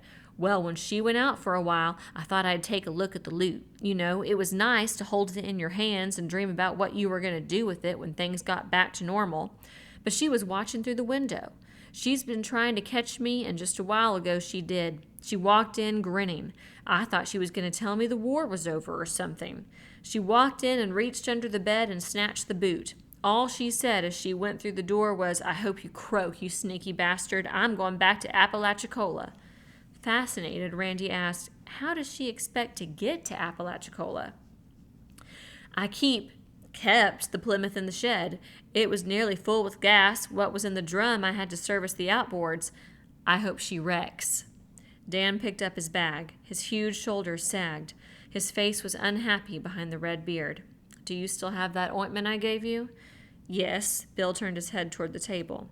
"Keep using it on your hands. It may give you relief."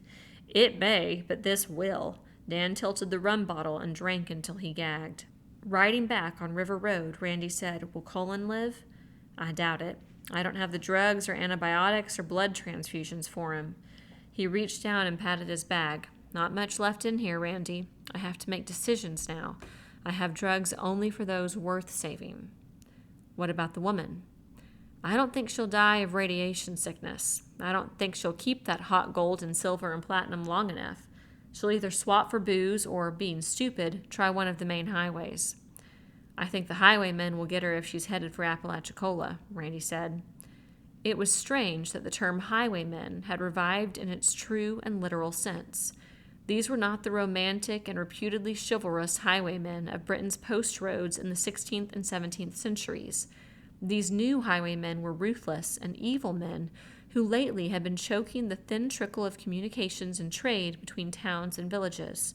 Mostly, according to word that filtered into Fort Repose, they operated on the main highways like the Turnpike and Routes 1, 441, 17, and 50, so they were called highwaymen. They passed the empty McGovern place. It was already lushly overgrown. "You know," Dan said, "in a few more months, the jungle will take over." Chapter 9. They buried Porky Logan Friday morning. It was a ticklish and exhausting procedure. Randy had to draw his gun to get it done. First, it was necessary to obtain the cooperation of Bubba Offenhouse. That was difficult enough. Bubba's funeral parlor was locked and empty, and he was no longer seen in town. Since he was Deputy Director of Civil Defense, as well as Undertaker, a public appearance exposed him to all sorts of requests and problems which frightened him, and about which he could do nothing. So Bubba and Kitty Offenhouse could be found only in their big new house, a rare combination of modern and classic, constructed largely of tinted glass between the antebellum Greek columns. When Randy found Bubba sitting on his terrace, he looked like a balloon out of which air had been let. His trousers sagged out front and rear, and folds of skin drooped around his mouth. Dan explained about Porky. Bubba was unimpressed. "Let them bury him in Pistolville," he said. "Plant him in his own backyard." "Can't be done that way," Dan said. "Porky's a menace, and the jewelry is deadly. Bubba, what we've got to have is a lead-lined coffin. We'll bury his loot with him." "You know very well I've only got one in stock," Bubba said. "As a matter of fact, it's the only casket I've got left, and probably the only casket in Timucuan County. It's the deluxe model with hammered bronze handles and shield, which can be suitably engraved and reinforced bronze corners, guaranteed for eternity, and I'm damned if I'm going to give it up for Porky Logan." "Who are you saving it for?" Randy asked. "Yourself?"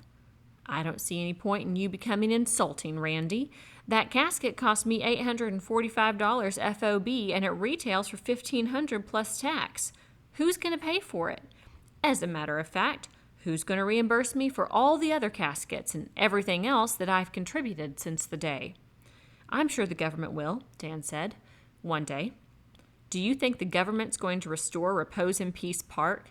Do you think it'll pay for all those choice plots I've handed out? Free? Like fun. I suppose you want to bury Porky in Repose in Peace." "That's the general idea," Dan said. "And you expect me to use my hearse to cart the cadaver?" "Somebody has to do it, Bubba, and you're not only the man with the hearse, but you're in civil defense." Bubba groaned. The most stupid thing he had ever done was accept the civil defense job.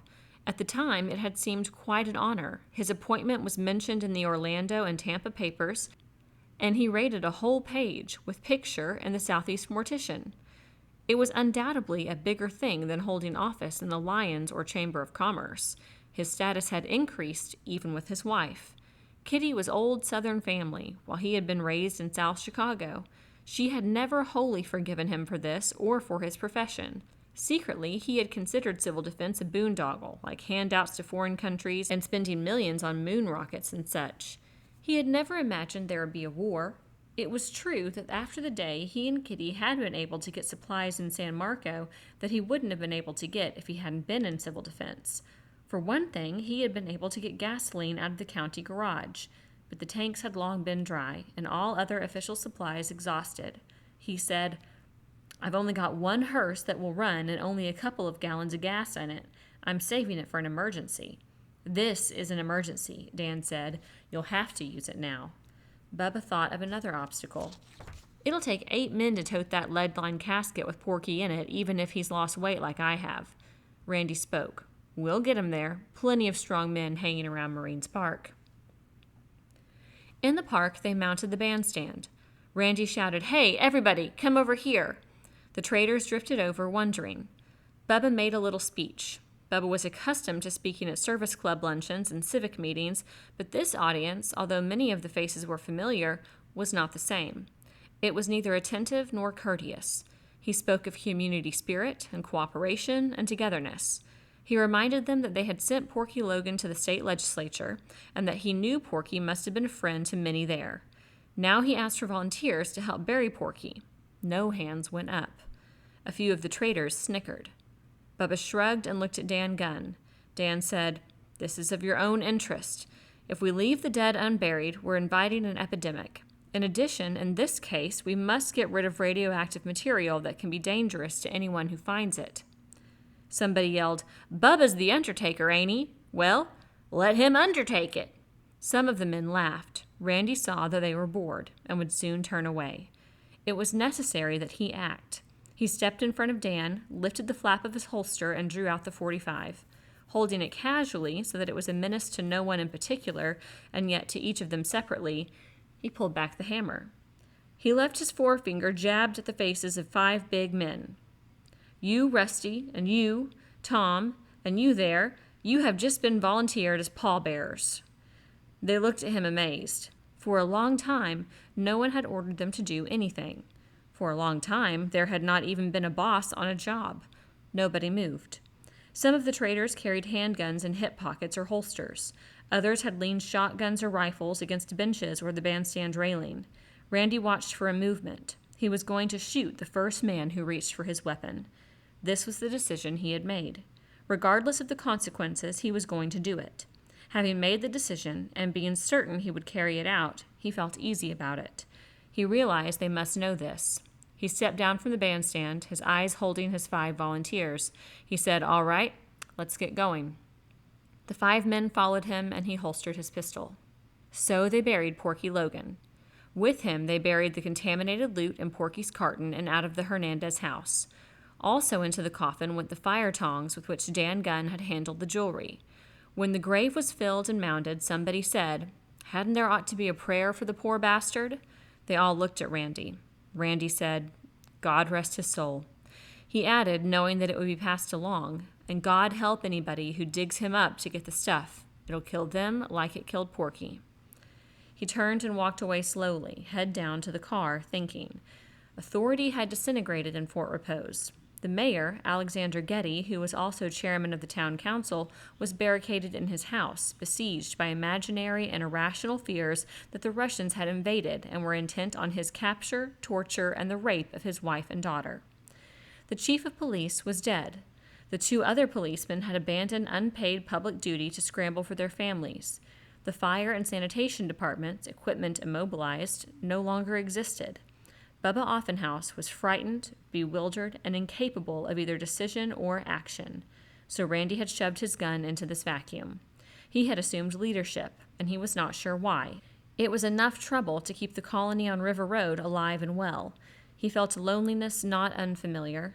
It was like leading a platoon out of the MLR to occupy some isolated outpost. Command, whether of a platoon or a town, was a lonely state.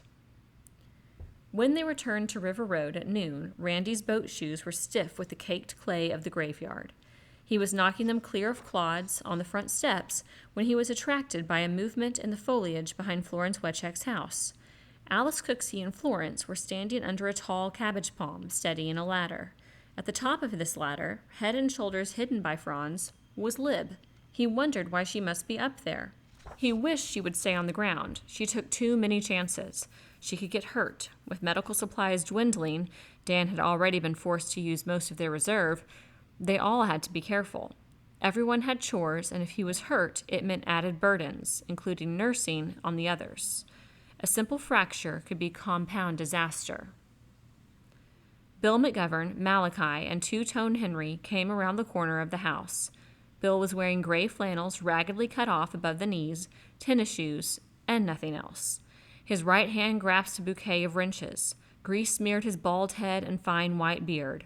He no longer looked like a Caesar, but like an unkempt Jove armed with thunderbolts.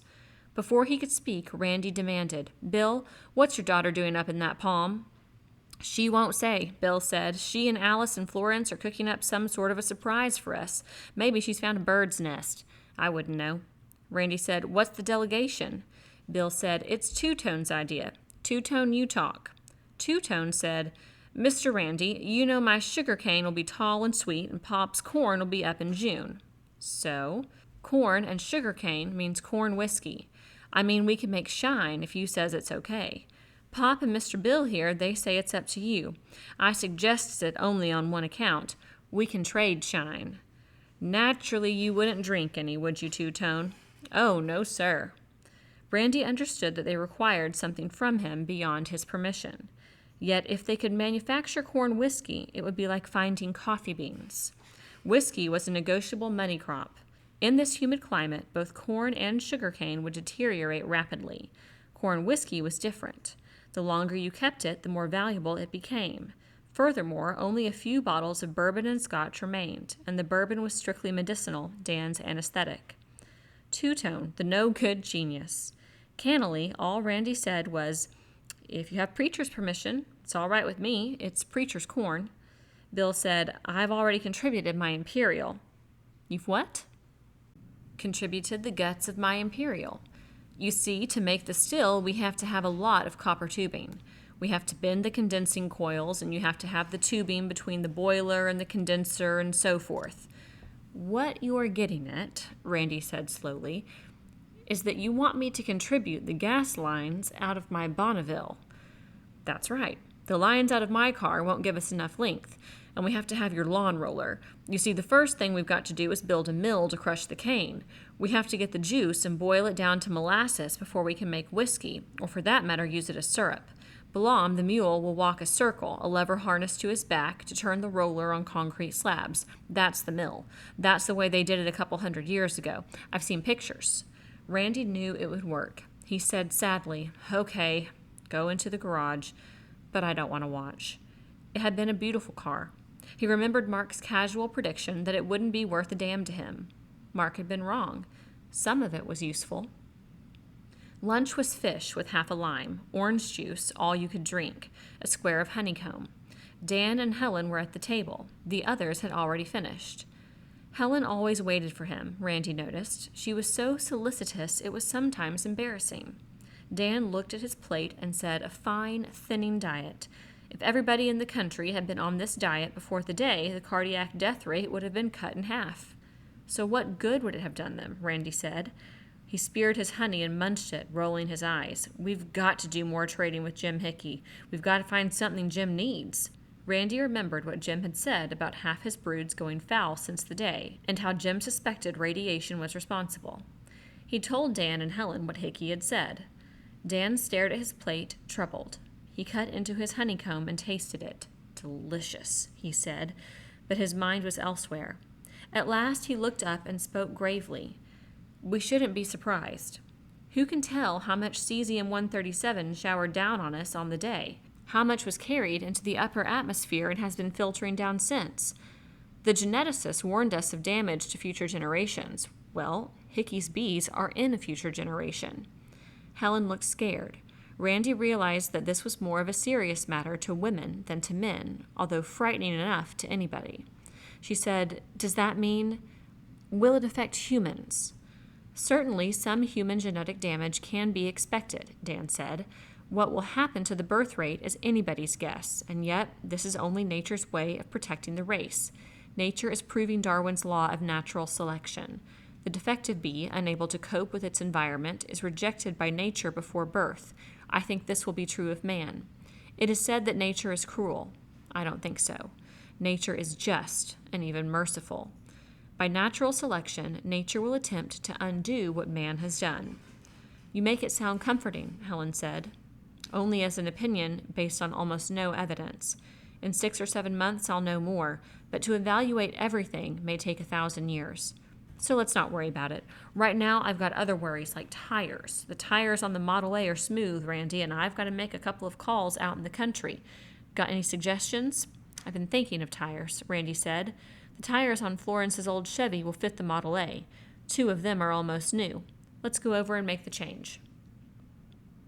It was the custom of Randy and Dan to meet in the apartment at 6 each evening, listen for the Clear Channel station, which would be heard at this hour, if at all, and if they were tired and the rigors of the day warranted, share a drink.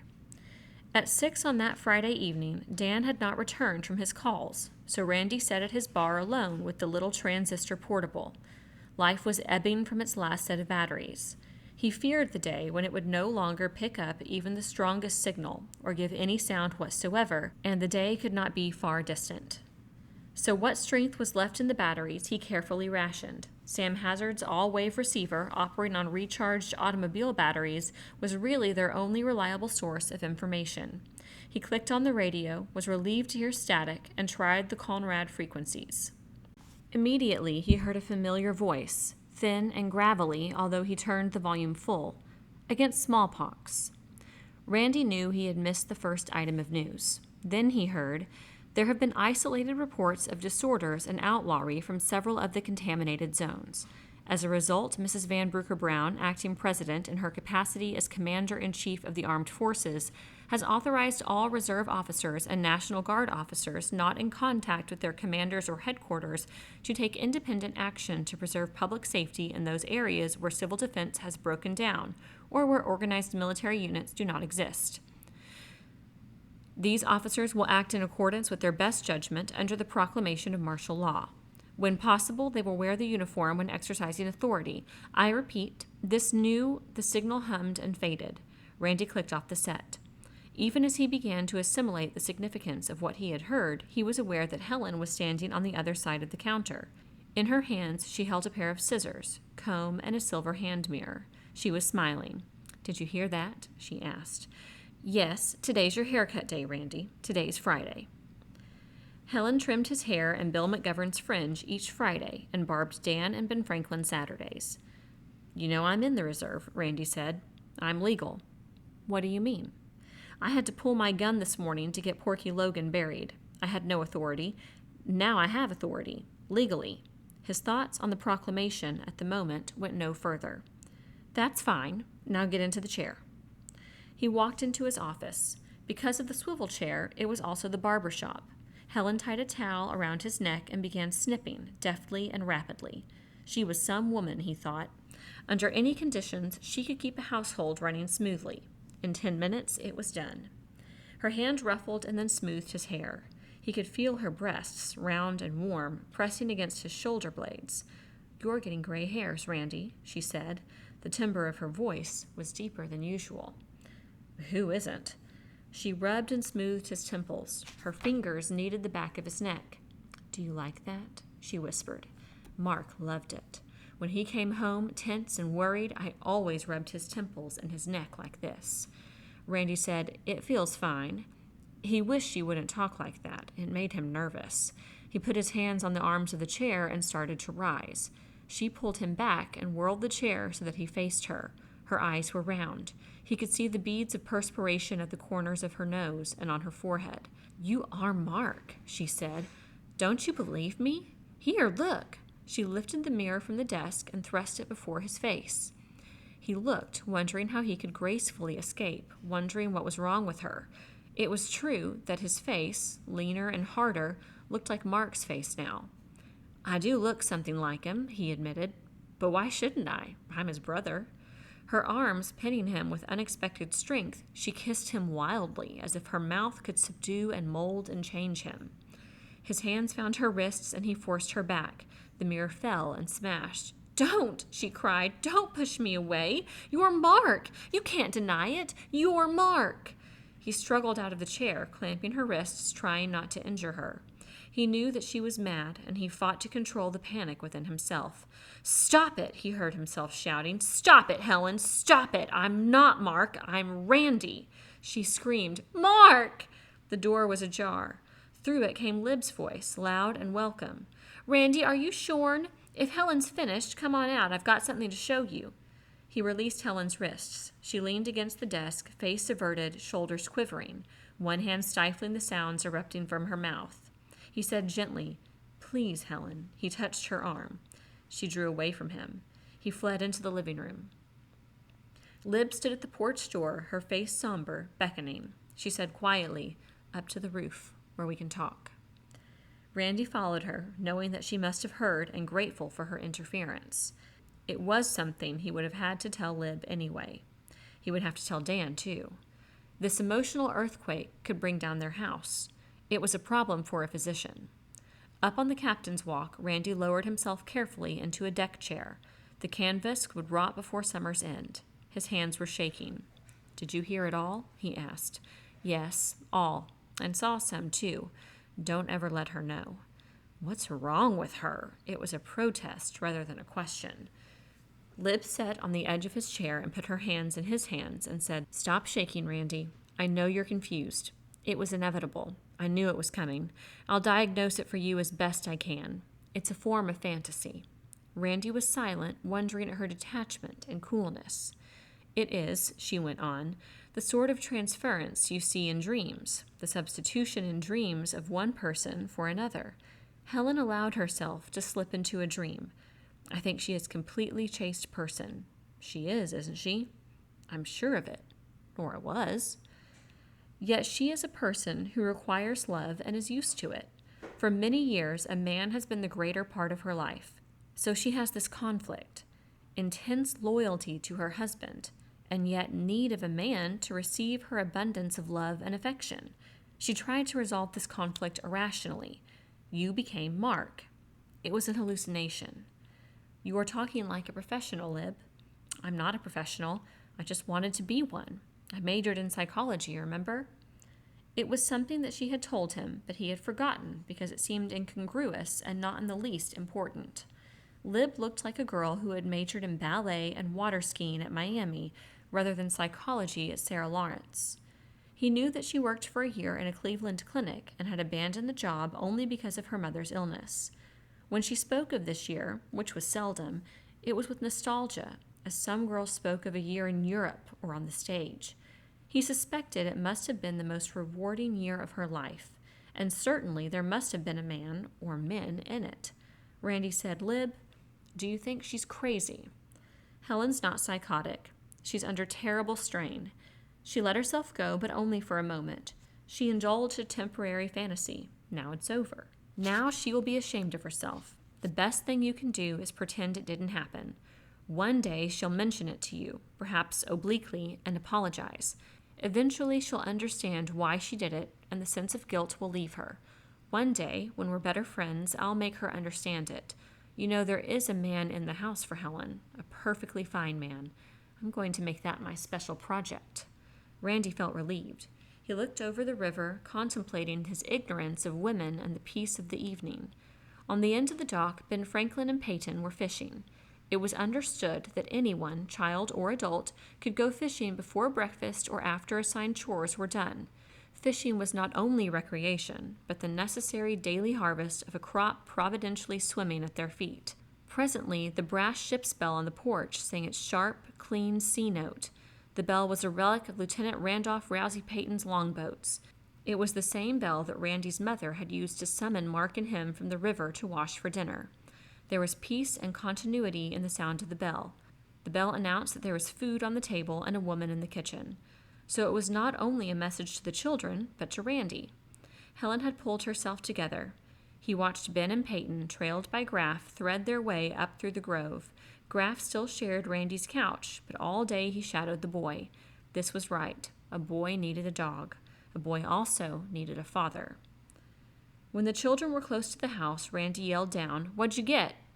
Ben held up a string of bream and speckled perch. 16, he shouted, on worms and crickets. I got 15. She only got 1. Peyton danced in indignation, a slim, shrill-voiced sprite. Who cares about fish? If I grow up, I'm not going to be a fisherman. Helen called from the kitchen window. The children disappeared. Randy said, "Did you ever hear a little girl say, 'if I grow up' before?" "No, I never did. It gives me the creeps." "Not their fault," Randy said. "Ours." "Would you ever want children, Randy?" Randy considered the question. He thought of Jim Hickey's bees and Peyton's if, and of cow's milk you would not dare feed a baby in a contaminated zone, and even if you had a cow, and of many other things. Lib waited a long time for an answer, and then she leaned across the chair and kissed him and said, "Don't try to answer now. I've got to go down and help with dinner. Don't come downstairs for a few minutes, Randy. We've whipped up a surprise." At 7, conscious that he had not heard Dan return, Randy went downstairs.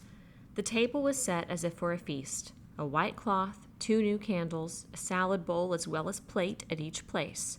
A laden salad boat of Haitian mahogany rode on the circular linen lagoon. Garnishing the inevitable platter of broiled fish was a necklace of mushrooms. He tasted the salad. It was delicate, varied, and wonderful. Who invented this? He asked. He had not tasted greens in months. Helen had not met his eye since he entered the dining room. She said, "Alice Cooksey." Alice found a book listing edible palms, grasses, and herbs. Lib did most of the picking. What all's in it? Fiddlehead ferns, hearts of palm, bamboo shoots, wild onions, some of the Admiral's ornamental peppers, and the first tomatoes out of Hannah Henry's garden. Lib said, "Wait till you try the mushrooms." That was Helen's idea. It's funny, for the last week, they've been growing all over right in front of our eyes, and only Helen recognized them as food. "No toadstools, I hope," Randy said. Helen smiled and for the first time looked at him directly. "Oh no, Alice thought of that too. I've been wandering around the hammock with an illustrated book in one hand and a basket in the other." Now that she could see he was treating the incident in his office as something that hadn't happened, she was regaining control of herself. He said, "Helen, you be careful in that hammock, and Lib, stay out of the palm trees. We don't want any snake bites or broken legs. Dan has troubles enough." He put down his fork. "Where is Dan?" Nobody knew. Dan was usually home before 6. Occasionally, he was as late as this or later when he encountered an emergency. Still, it was impossible not to worry. It was at times like this that Randy truly missed the telephone. Without communications, the simplest mechanical failure could turn into a nightmare and disaster. He finished the fish, mushrooms, and salad, but without appetite. Randy fidgeted until 8 and then said, "I'm going to see the Admiral. Maybe Dan stopped there for dinner." He knew this was unlikely, but he tried in any case to visit Sam Hazard each evening and watch him comb the frequencies. There were other reasons. He stopped at the Wetcheck and Henry houses like a company commander checking his outposts. He slept uneasily unless he knew all was well around his perimeter. More compelling, Lib usually went with him. It was their opportunity to have a little time alone. It was paradoxical that they lived in the same house, ate almost every meal elbow to elbow or across the bar in his apartment, slept within 20 feet of each other, and yet they could be alone hardly at all. Ben Franklin said, "Wait until I get the shotgun, Randy. I'll go with you. It's my night to stand guard." He raced upstairs. Helen said, "Do you really think you ought to let him do it, Randy?" "It'd break his heart if I didn't. I think he'll be okay. Caleb is going to stay up with him, and Malachi will be right there. Malachi will sleep with one eye open." "Why are you letting him have your shotgun?" "Because if something comes around the Henry's yard, I want him to hit it, not just pop away at it in the dark with a .22. I've taught him how to handle the shotty. It'll be loaded with number 2 buck. He'll do all right." Ben came out on the porch carrying the gun. Lim said, "Am I invited?" Randy said, "Certainly." He turned to Bill McGovern. "If Dan shows up, give me 3 bells, will you?" 3 strokes of the ship's bell meant come home, but it was not an emergency signal. 5 bells was the panic button. The bell could be heard for a mile along the shore and across water. Pale yellow lamplight showed in the Henry's windows. Randy knocked, and Missouri, looking almost svelte in a newly acquired waistline, opened the door. "Mr. Randy, I guessed 'twas you. I want to thank you for the honey. Tasted mighty good. Will you all come in and have some tea?" "Tea?" Randy saw a kettle steaming on a brick oven in the fireplace. "We calls it tea. I grow mints under the house and dry 'em until they powders. So we has mint tea." "We'll skip it tonight, Mizzou. I just came to put Ben Franklin on his stand. Caleb ready?" Missouri's son stepped out of the shadows, teeth and eyes gleaming. Incredibly, he carried a 6-foot spear. "Let me see that," Randy said. He hefted it. It had been fashioned, he saw, from a broken garden edger, the blade ground to a narrow triangle. It was heavy, well-balanced, and lethal. "Uncle Malachi made it for me," Caleb said proudly. "It's a wicked weapon, all right," Randy said, and returned it to the boy. Malachi, carrying a lantern, joined them. Malachi said, "I figured that if Ben Franklin missed the shotgun, Caleb best have it for those close-in defense, if it truly is a wolf, like Preacher says." Randy was certain that whatever had stolen the Henry's hens and the pig, it wasn't a wolf, but he wanted to impress Ben Franklin with the seriousness of his watch. "Probably not a wolf," he said, "but it could be a cougar, a panther. My father used to hunt him when he was young. Plenty of panther in Temecula County until the first boom brought so many people down. Now there aren't so many people, so there will be more panther." They walked toward Balaam's tired barn. The mule snorted and rattled the boards in his stall. "It's only me, Balaam," Malachi said. "Balaam, quiet down." Balaam quieted. Randy pointed to the bench alongside the barn. "That's your stand, Ben." Bill McGovern had sat on the bench the previous night and had seen nothing. "Stand?" Ben Franklin said. "That's what you call it in a deer hunt. When I was your age, my father used to take me hunting and put me on a stand. There are a couple of things I want you to remember, Ben. Everything depends on you, and you, Caleb, keeping absolutely still. Whatever it is out there is better equipped than you are. It can see better and hear better and smell better. All you've got on it is brains. Your only chance of getting it is to hear it before it hears or sees you." Randy looked at the sky. There were only stars. Later there would be a quarter moon. "Chances are you'll hear it before you see it. But if you talk or make any sound, you'll never see it at all, because it'll hear you first and leave. Do you understand?" "Yes, sir," Ben said. "You'll get cramped and you'll get tired, so when you sit on the stand, you move around all you want at first and find out just how far you can move without making any noise. You got shells in the chambers?" "Yes, sir, and 4 extra in my pocket." "You'll only need what's in the gun. If you don't get 'em with 2, you'll never get 'em at all. And Ben," "Yes, sir." "Hold steady on it and don't miss. We want to get rid of this thing, or somebody will have to sit up all night, every night." Ben said, "Randy, suppose it's a man." This possibility had been restless in Randy's mind from the first, and he had not wanted to mention it. But since it was mentioned, he gave the unavoidable answer. "Whatever it is, Ben, shoot it. And Caleb, if he misses, I depend on you to stick it." He turned to Malachi. "Thanks for lighting us out. We're going on to Admiral Hazard's house now. Good night, Malachi." "Good night," Malachi said. "I sleep light, Mr. Randy." Lib took his hand, and they walked to the riverbank and down the path that led toward the single square of light, announcing that Sam Hazard was in his den. Randy chuckled, thinking of Caleb's spear. "We have just witnessed an historic event," he said. "What do you mean?" "North American civilizations returned to the Neolithic age." "I don't think it's funny," Lib said. "I didn't like the way you spoke to Ben Franklin. It was brutal." "In the Neolithic," Randy said, "a boy either grows up fast or he doesn't grow up at all." Sam Hazard's den was compact and crowded, like a shipmaster's cabin stocked for a long and lonely voyage. It was filled with mementos of his service, ceremonial and samurai swords, nautical instruments, charts, maps, books on shelves and stacked in corners, bound files of the proceedings, the Foreign Affairs Quarterly, and the annals of the American Academy of Political and Social Science. The Admiral's L-shaped desk spread along 2 walls. One side was preempted by the professional-looking shortwave receiver and his radio log. The radio was turned on, but when Randy and Lib entered the room, all they heard was a low hum. Sam Hazard was not as tall as Lib, and his weathered skin was drawn tautly over fine bones. In slippers and dragon-blazoned shantung robe, his implacable gray eyes, shadowed and softened by the indistinct lighting and horn-rimmed glasses, cottony hair like a halo, he appeared fragile, a deception. He was as tough as an antique ivory figurine which had withstood the vicissitudes of centuries and can accept more. He said, "A place for the lady to sit." He sailed a plastic model of the carrier Wasp, the old Wasp cited by Churchill for stinging twice in the Mediterranean and then herself stung to death by torpedoes, to the far corner of the desk. "Up there," he ordered Lib, "where you can be properly admired. And you, Randy, lift those books out of that chair. Gently, if you please. Welcome aboard to both of you." Randy said, "You haven't seen Dan Gunn, have you?" "No, not today. Why?" He hasn't come home. Missing, eh? That sounds ungood, Randy.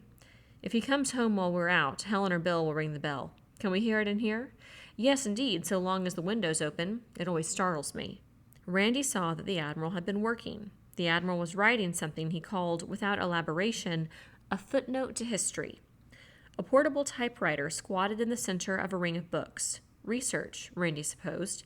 He recognized Durant's Caesar and Christ, Gibbon's Decline and Fall, Vom Krieg by Clausewitz, indicating a footnote to ancient history. Randy said, "Any poop this evening?" "I suppose you heard the Civil Defense broadcast. I caught part of it, then my batteries quietly expired." The Admiral gave his attention to the radio. He turned the knob, changing frequencies. "I've been listening for a station in the 31-meter band. Claims to be in Peru. I heard it for the first time last night. It put out some pretty outlandish stuff.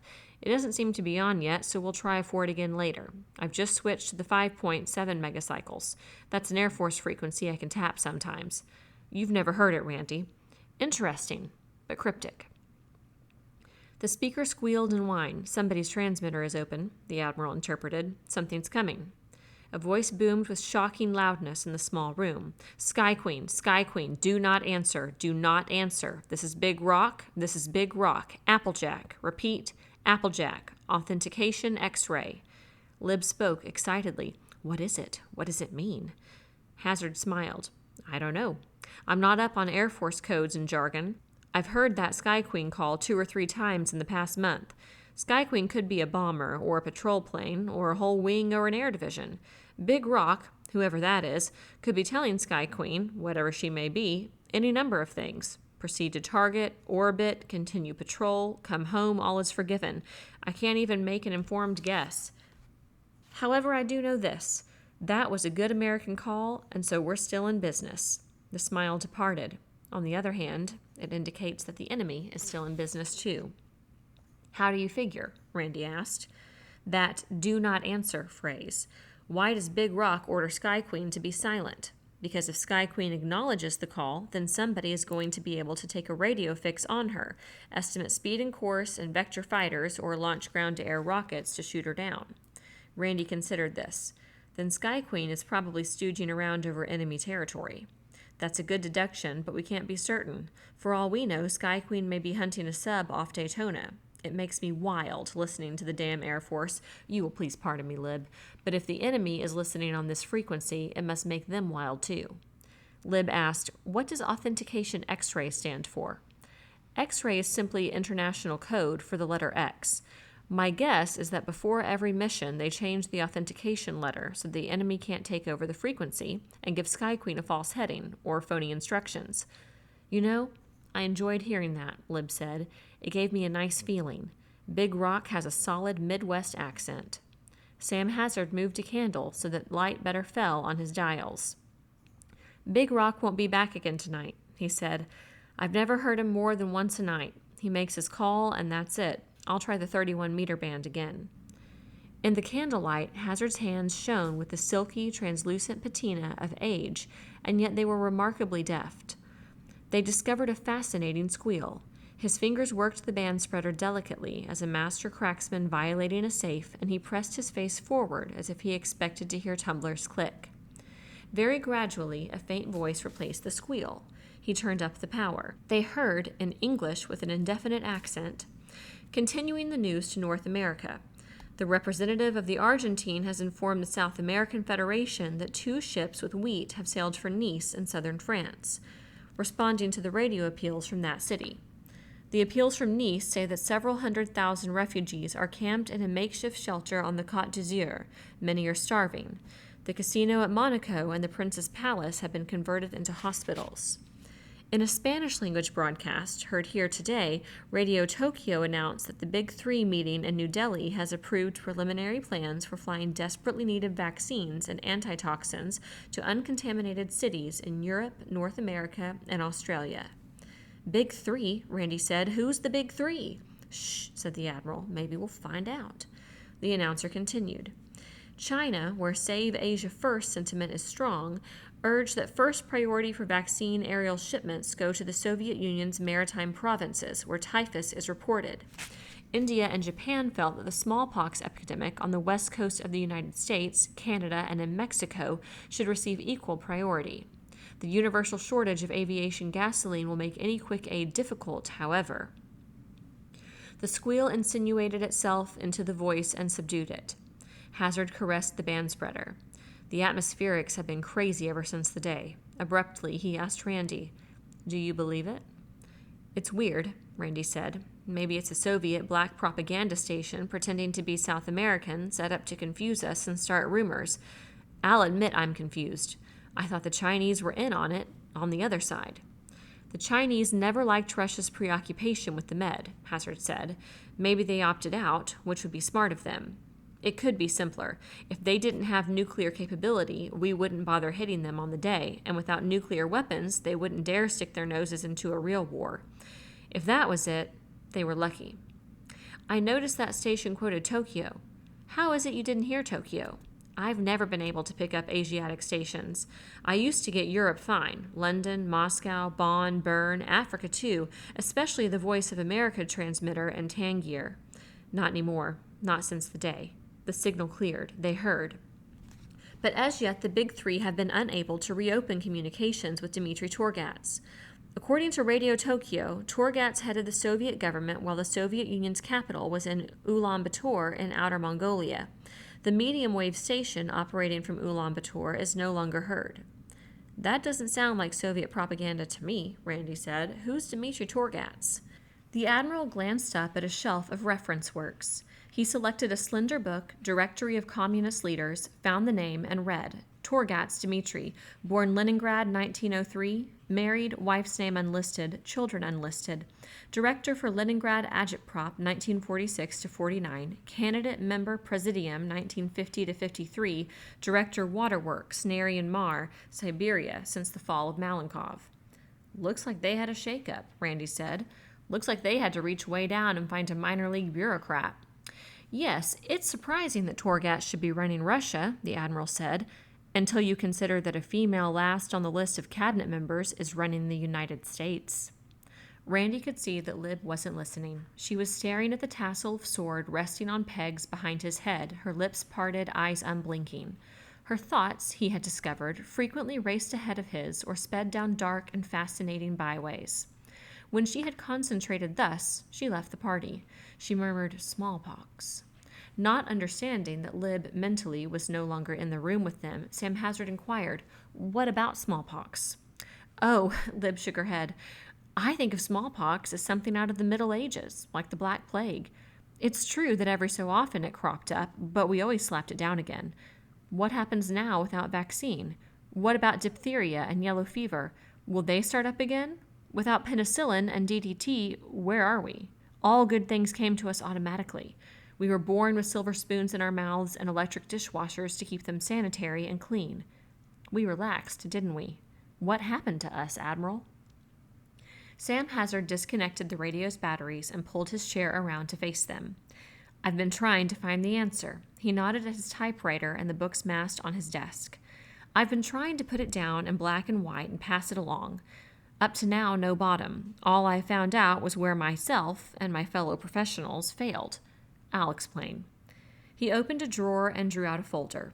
"I called this a footnote to history. You see, I was in the Pentagon when we were having the big hassles on roles and missions, and it occurred to me that I might be the only one still alive who knew the inside of what went on and how the decisions were reached, and I thought the future historians might be interested.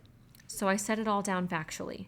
I set down all the arguments between the big carrier admirals and the atomic seaplane admirals and the ICBM generals and pentomic division generals and heavy bomber generals and manned missile generals.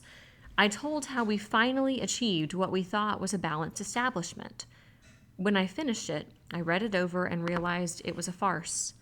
He tossed the manuscript on the desk as if he were discarding unwanted fourth-class mail. "You see, I confused the tactical with the strategic. I think we all did.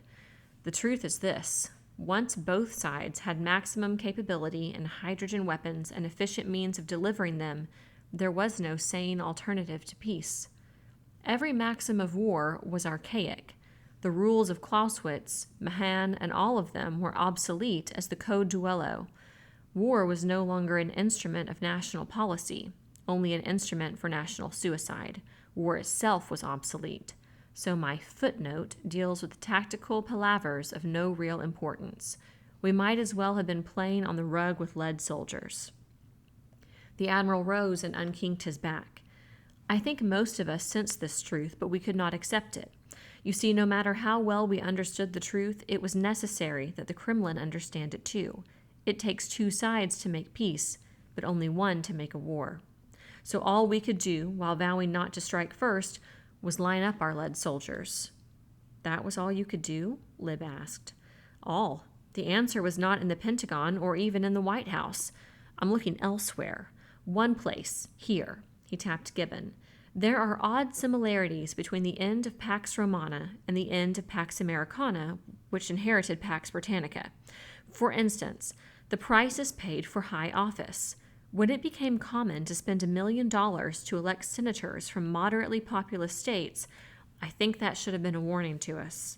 For instance, free pap for the masses, bread and circuses, Roman spectacles and our spectaculars, largesse from the conquering proconsuls and television giveaways from the successful lipstick king. To understand the present, you must know the past. Yet it is only part of the answer, and I will never discover it all. I have not the years. Randy saw that the Admiral was tired. I guess we'd better get back, he said. Thanks for an entertaining evening. Next time you come over, Hazard said, I want you to look at my invention. Are you inventing something too? Everybody's inventing something. Yes, it's called a sailboat. It's a means of propulsion that replaces the gasoline kicker. I sacrificed my flagpole and patio awning to make it. The cutting and sewing was done by Florence Wetchek and Missouri and Hannah Henry. I can now recommend them as experienced sailmakers. Thanks, Sam, Randy grinned. That's a wonderful invention, and it will become popular.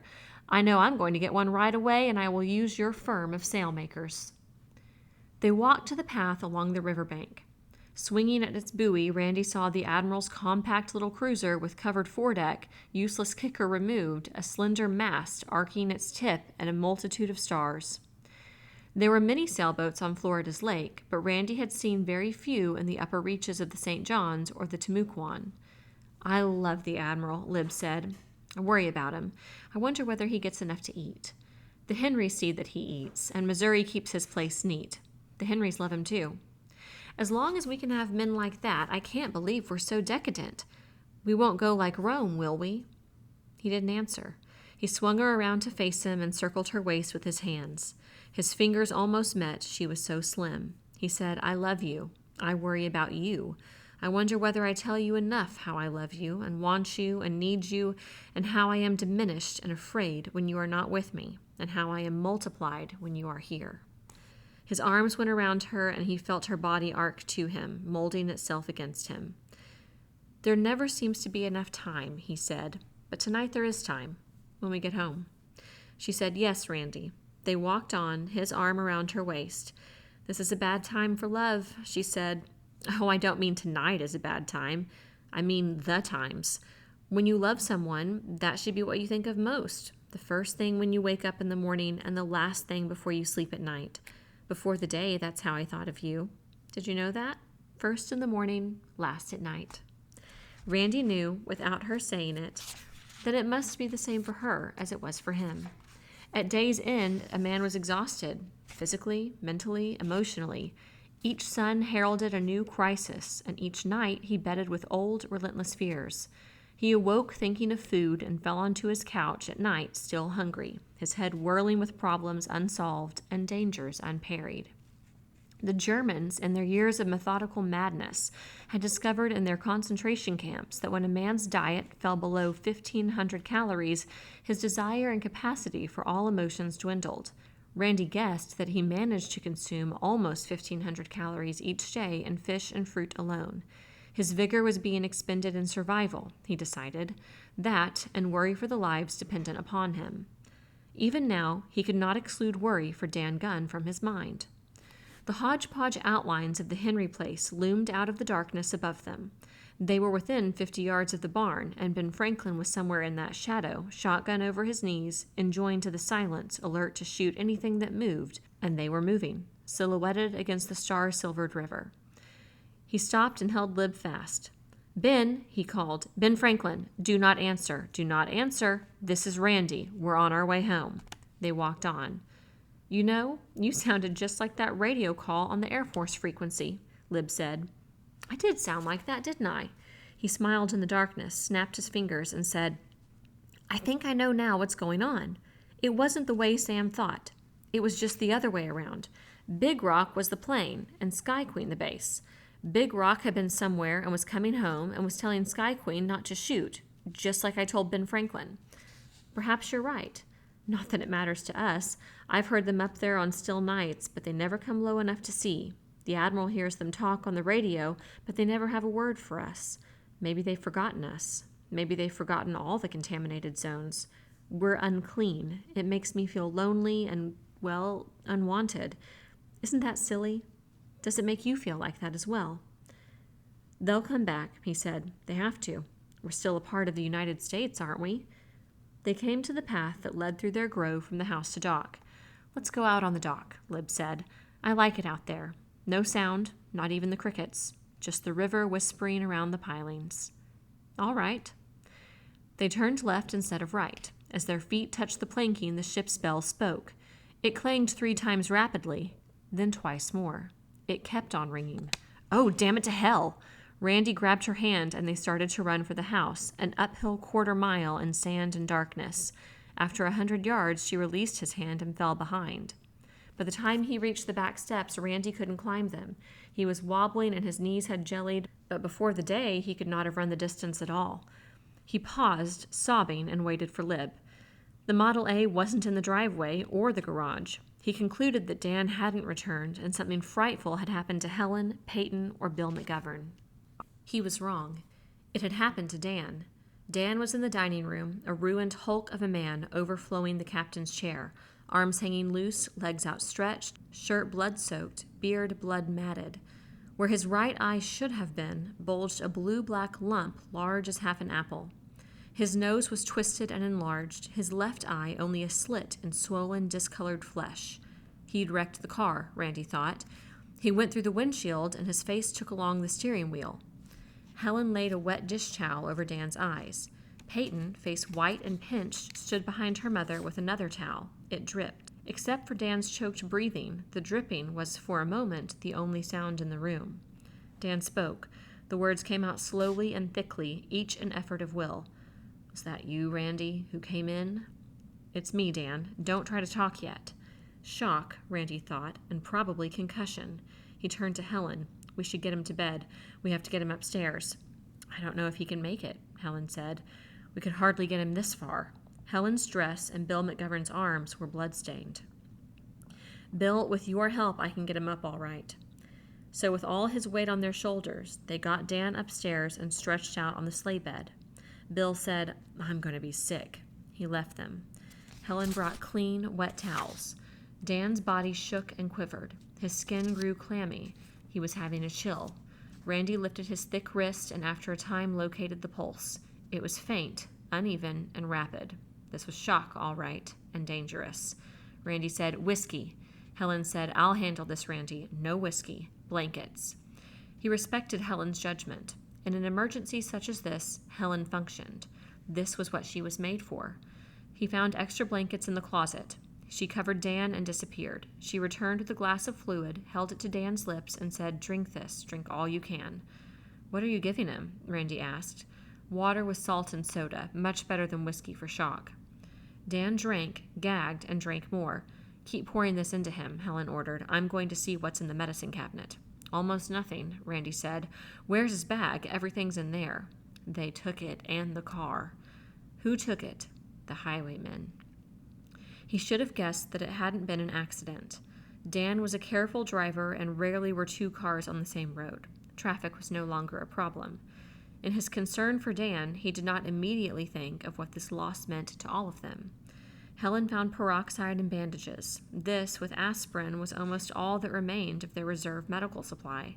She worked on Dan's face swiftly and efficiently as a professional nurse. Randy felt nauseated, not at the sight of Dan's injuries, he had seen worse, but in disgust at the beasts who in callous cruelty had dragged down and maimed and destroyed the human dignity of this selfless man. Yet it was nothing new. It had been like this at some point in every civilization and on every continent. There were human jackals for every human disaster. He flexed his fingers, wanting a throat in them. He walked into the other room. Lib's head lay across her arms on the bar. She was crying. When she raised her face, it was oddly twisted, as when a child's face loses form in panic or unexpected pain. She said, "What are you going to do about it, Randy?" His rage was a hard, cold ball in his stomach now. When he spoke, it was in a monotone, the voice of someone else. "I'm going to execute them." "Let's get with it." "Yes, as soon as I find out who." At 11, Dan Gunn came out of shock, relaxed, and then slept for a few minutes. He awoke, announcing he was hungry. He looked no better. He was in pain, but obviously he was out of danger. Randy was dismayed at the thought of Dan, in his condition, loading his stomach with cold bream and catfish, orange juice, and remnants of salad. What he needed, coming out of shock, was hot, nourishing bouillon or broth. On occasion, when Malachi or Caleb discovered a gopher hole and Hannah Henry converted its inhabitants to soup, or when Ben Franklin successfully stalked squirrel or rabbit, such food was available, but not on this night. The thought of broth triggered his memory. He shouted, "The iron rations!" and ran into his office. He threw open the teak sea chest and began digging. Lib and Helen stood behind him and watched, perplexed. Helen said, "What's wrong with you now, Randy?" "Don't give him any food until you see what I've got." He was sure he had tucked the foil-covered carton in the corner closest to the desk. It wasn't there. He wondered whether it was something he had dreamed, but when he concentrated, it seemed very real. It had been on the day before the day, after his talk with Malachi. In the kitchen, he had collected a few nourishing odds and ends, tinned or sealed, and dubbed them iron rations for a desperate time. Now that time was desperate. He couldn't find them. He found the carton in the fourth corner he probed. He lifted it out, tore at the foil, exposed it for them to see. "I put it away for an emergency. I'd forgotten it." Lib whispered, "It's beautiful." She examined and fondled the jars and cans. "There's beef broth in here. Lots of other stuff." He gave up the carton. "Give him everything he wants." Dan drank the broth and chewed hard candies. Randy wanted to question him, but Helen stopped it. "Tomorrow," she said, "when he's stronger." Helen and Lib were still in the bedroom when Randy stretched out on the living room couch. Graff jumped up and nuzzled himself a bed under Randy's arm, and they slept. Randy awoke with a gunshot echoing in his ears, and Graff whining, struggling to be free of his arm. He heard a second shot. It was from the double 20, he was sure, and it came from the direction of the Henrys' house. He slipped on his shoes and raced down the stairs, Graff following him. He grabbed the .45 from the hall table and went through the front door. Now was the time he wished he had live flashlight batteries. The moon was up now, so it wasn't too difficult, running down the path. From the moon's height, he guessed it was 3 or 4 o'clock. Through the trees, he saw a lantern blinking. He hoped Ben Franklin hadn't shot the shadows. He wasn't prepared for what he saw at the Henrys' barn. He saw them standing there in a ring, Malachi with a lantern in one hand, and in the other the ancient single-barreled shotgun that would sometimes shoot. Ben with his gun broken, extracting the empty shells, the Admiral in pajamas, Preacher in a nightshirt, Caleb, his eyes white-rimmed, tentatively poking with his spear at a dark form on the ground. Randy joined the circle and put his hand on Ben Franklin's shoulder. At first, he thought it was a wolf. Then he knew it was the biggest German shepherd he had ever seen, its tremendous jaws open in a white snarl of death. It wore a collar. Graff, tail whipping, sniffed the dead dog, whined, and retreated. Randy leaned over and examined the brass plate on the collar. Malachi held the lantern closer. "Lindy," Randy read aloud. "Mrs. H.G. Cogswell, Rochester, New York. Hillside 51379. "That dog come an awful long way from home," Preacher said. "Probably his owners were visiting down here, or on vacation," Randy guessed. "Well," Malachi said, "I can see why we've been losing hens, and how he could take off that pig. He was a mighty big dog, mighty big. I'll get rid of him today, Mr. Randy." Walking home, Ben Franklin said nothing. Suddenly he stopped, handed Randy the shotgun, covered his face with his hands, and sobbed. Randy squeezed his shoulder. "Take it easy, Ben." Randy thought it was a reaction after strain, excitement, and perhaps terror. "I did exactly what you told me," the boy said. "I heard him coming. I didn't hardly breathe. I didn't pull until I knew I couldn't miss. When he kicked, I thought he was getting up. I let him have the choke barrel. I wouldn't have done it if I'd known he was a dog. Randy, I thought it was a wolf." Randy stopped in the path and said, "Look at me, Ben." Ben looked up, tear streaks shining in the moonlight. "It was a wolf," Randy said. "It wasn't a dog any longer. In times like these, dogs can turn into wolves. You did just right, Ben. Here, take back your gun." The boy took the gun, tucked it under his arm, and they walked on. Chapter 10. Randy was having a pleasant, recurrent, before-the-day dream. He was awaking in a hotel in Miami Beach, and a waitress in a white cap was bringing his morning coffee on a rolling table. Sometimes the waitress looked like Lib McGovern, and sometimes like a girl named Forgotten he had met in Miami. She was always a waitress in the morning, but at night she became an airline stewardess, and they dined together in a little French restaurant where he embarrassed her by eating 6 chocolate eclairs. She said, as always, "Your coffee, Randy, darling." He could hear her saying it, and he could smell the coffee. He drew up his knees and hunched his shoulders and scrunched his head deeper into the pillow so as not to disturb the dream. She shook his shoulders, and he opened his eyes, still smelling coffee, and closed them again. He heard her say, "Damn it, Randy, if you won't wake up and drink your coffee, I'll drink it myself." He opened his eyes wide. It was Lib, without a white cap. Incredibly, she was presenting him a cup of coffee. He reached his face out and tasted it. It burned his tongue delightfully. It was no dream. He swung his feet to the floor and took the saucer and cup. He said, "How?" "How? You did it yourself, you absent-minded monster. Don't you remember putting a jar of coffee in what you called your iron rations?" "No." "Well, you did. A 6-ounce jar of instant. And powdered cream. And believe it or not, a pound of lump sugar, real sugar in lumps. I put in 2. Everybody blesses you." Randy lifted his cup, a fog of sleep gone entirely. "How's Dan?" "Terribly sore and stiff, but stronger. He had 2 cups of coffee and 2 eggs and, of course, orange juice." "Did everybody get coffee?" "Yes, we had Florence and Alice over for breakfast. It's 10 o'clock, you know. And I put some in another jar and took it over to the Henrys. The Admiral was out fishing. We'll have to give him his share later. Helen has earmarked the broth and bouillon for Dan until he's better, and the candy for the children. Don't forget Caleb. We won't." Again, he had slept in his clothes and felt grimy. He said, "I'm going to shower," and went into the bathroom. Presently he came out, towel around his middle, and began the hopeless process of honing the hunting knife. "Did you know," he said, "that Sam Hazard has a straight razor? He's always used one. That's why his face is so pink and unscarred and clean. After I've talked to Dan, I've got to see Sam." "Why?" "He's a military man, and I need help for a military operation." "Can I go with you?" "Darling, you are my right arm. Where I goeth, you can go. Up to a point." She watched him while he shaved. All women, he thought, from the youngest on up, seemed to be fascinated by his travail and agony. Dan was sitting up in bed, his back supported by pillows, his right eye and the right side of his face hidden by bandages. His left eye was purpled, but not quite so swollen as before. Helen sat in a straight-backed chair close to the pillows. She had been reading to him. Of all things, she had been reading the log of Lieutenant Randolph Rousey Peyton, heaved up from the teak sea chest during last night's burrowing for iron rations. "Well, you're alive," Randy said. "Tell me the tale. Start at the beginning." "No, start before the beginning. Where had you been, and where were you going?" "If the nurse will let me have one more cup of coffee, just one, I'll talk," Dan said. He spoke clearly and without hesitation. There had been no concussion. Each day, when he completed his calls, it was Dan Gunn's custom to stop at the bandstand in Marines Park. One of the bandstand pillars had become a special bulletin board on which the people of Fort Repose tacked notes, summoning the doctor when there was an emergency. Yesterday, there had been such a notice. It read, "Dr. Gunn, this morning, Friday, 2 of my children became violently ill. Kathy has a temperature of 105 and is out of her head. Please come. I am sending this note by Joe Sanchez, who has a horse.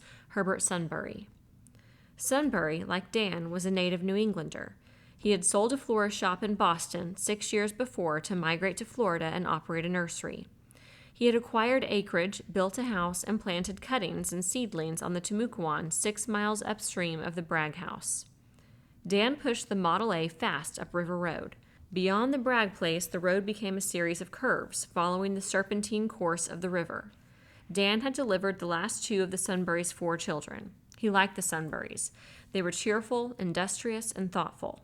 He knew that unless the emergency was real and pressing, Herb would not have dispatched the notice. It was real. It was typhoid.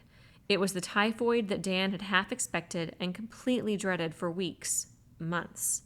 Typhoid was the unwelcome, evil sister of any disaster in which the water supply was destroyed or polluted and normal disposal of human waste difficult or impossible. Betty Sunbury said that the 2 older children had been headachy and feverish for several days, but not until Friday morning's early hours had they become violently ill, a rosy rash developing on their torsos. Fortunately, Dan could do something. Aspirin and cold compresses to reduce the fever, terramycin, which had come very close to being a specific for typhoid until the disease was licked, and he had the terramycin. He reached into his bag and brought out the bottle, hoarded for this moment. He could have used the antibiotic a score of times to cure other patients of other diseases, but he had always made do with something else, holding this single bottle as a charm against the evil sister. Now it would probably save the Sunbury children. In addition, he had enough vaccine to inoculate the elder Sunburys, the 4-year-old, and the babies, and just enough left for Peyton and Ben Franklin when he returned to the house. Correct procedure would be to inoculate the whole town. Dan questioned the Sunburys closely. They had been very careful. Their drinking water came from a clear, clean spring bubbling from limestone on the high ground across the road. Even so, they boiled it. All their food, except citrus, they cooked. Dan looked out at the river gliding smoothly by. He was sure the river was the villain. "You haven't eaten any raw fish or shrimp or shellfish, have you?" "Oh, no," Herb said. "Of course not." "What about swimming? Do you swim in the river?" Herb looked at Betty. "We don't," Betty said. "But Kathy and Herbert Jr., they've been swimming in the river since March." "That's it, I guess," Dan said. "If the germs are in the river, it only takes 1 gulp." Somewhere near the headwaters of the Timucuan, or in the great mysterious swamps from which slender streams sluggishly moved toward the St. John's, a typhoid carrier had lived undetected. A hermit, perhaps, or a respectable churchwoman in a small truck farm community. When this person's sanitary facilities failed, germ-laden feces had reached the rivers. Thus Dan reconstructed it, driving back toward town on the winding road.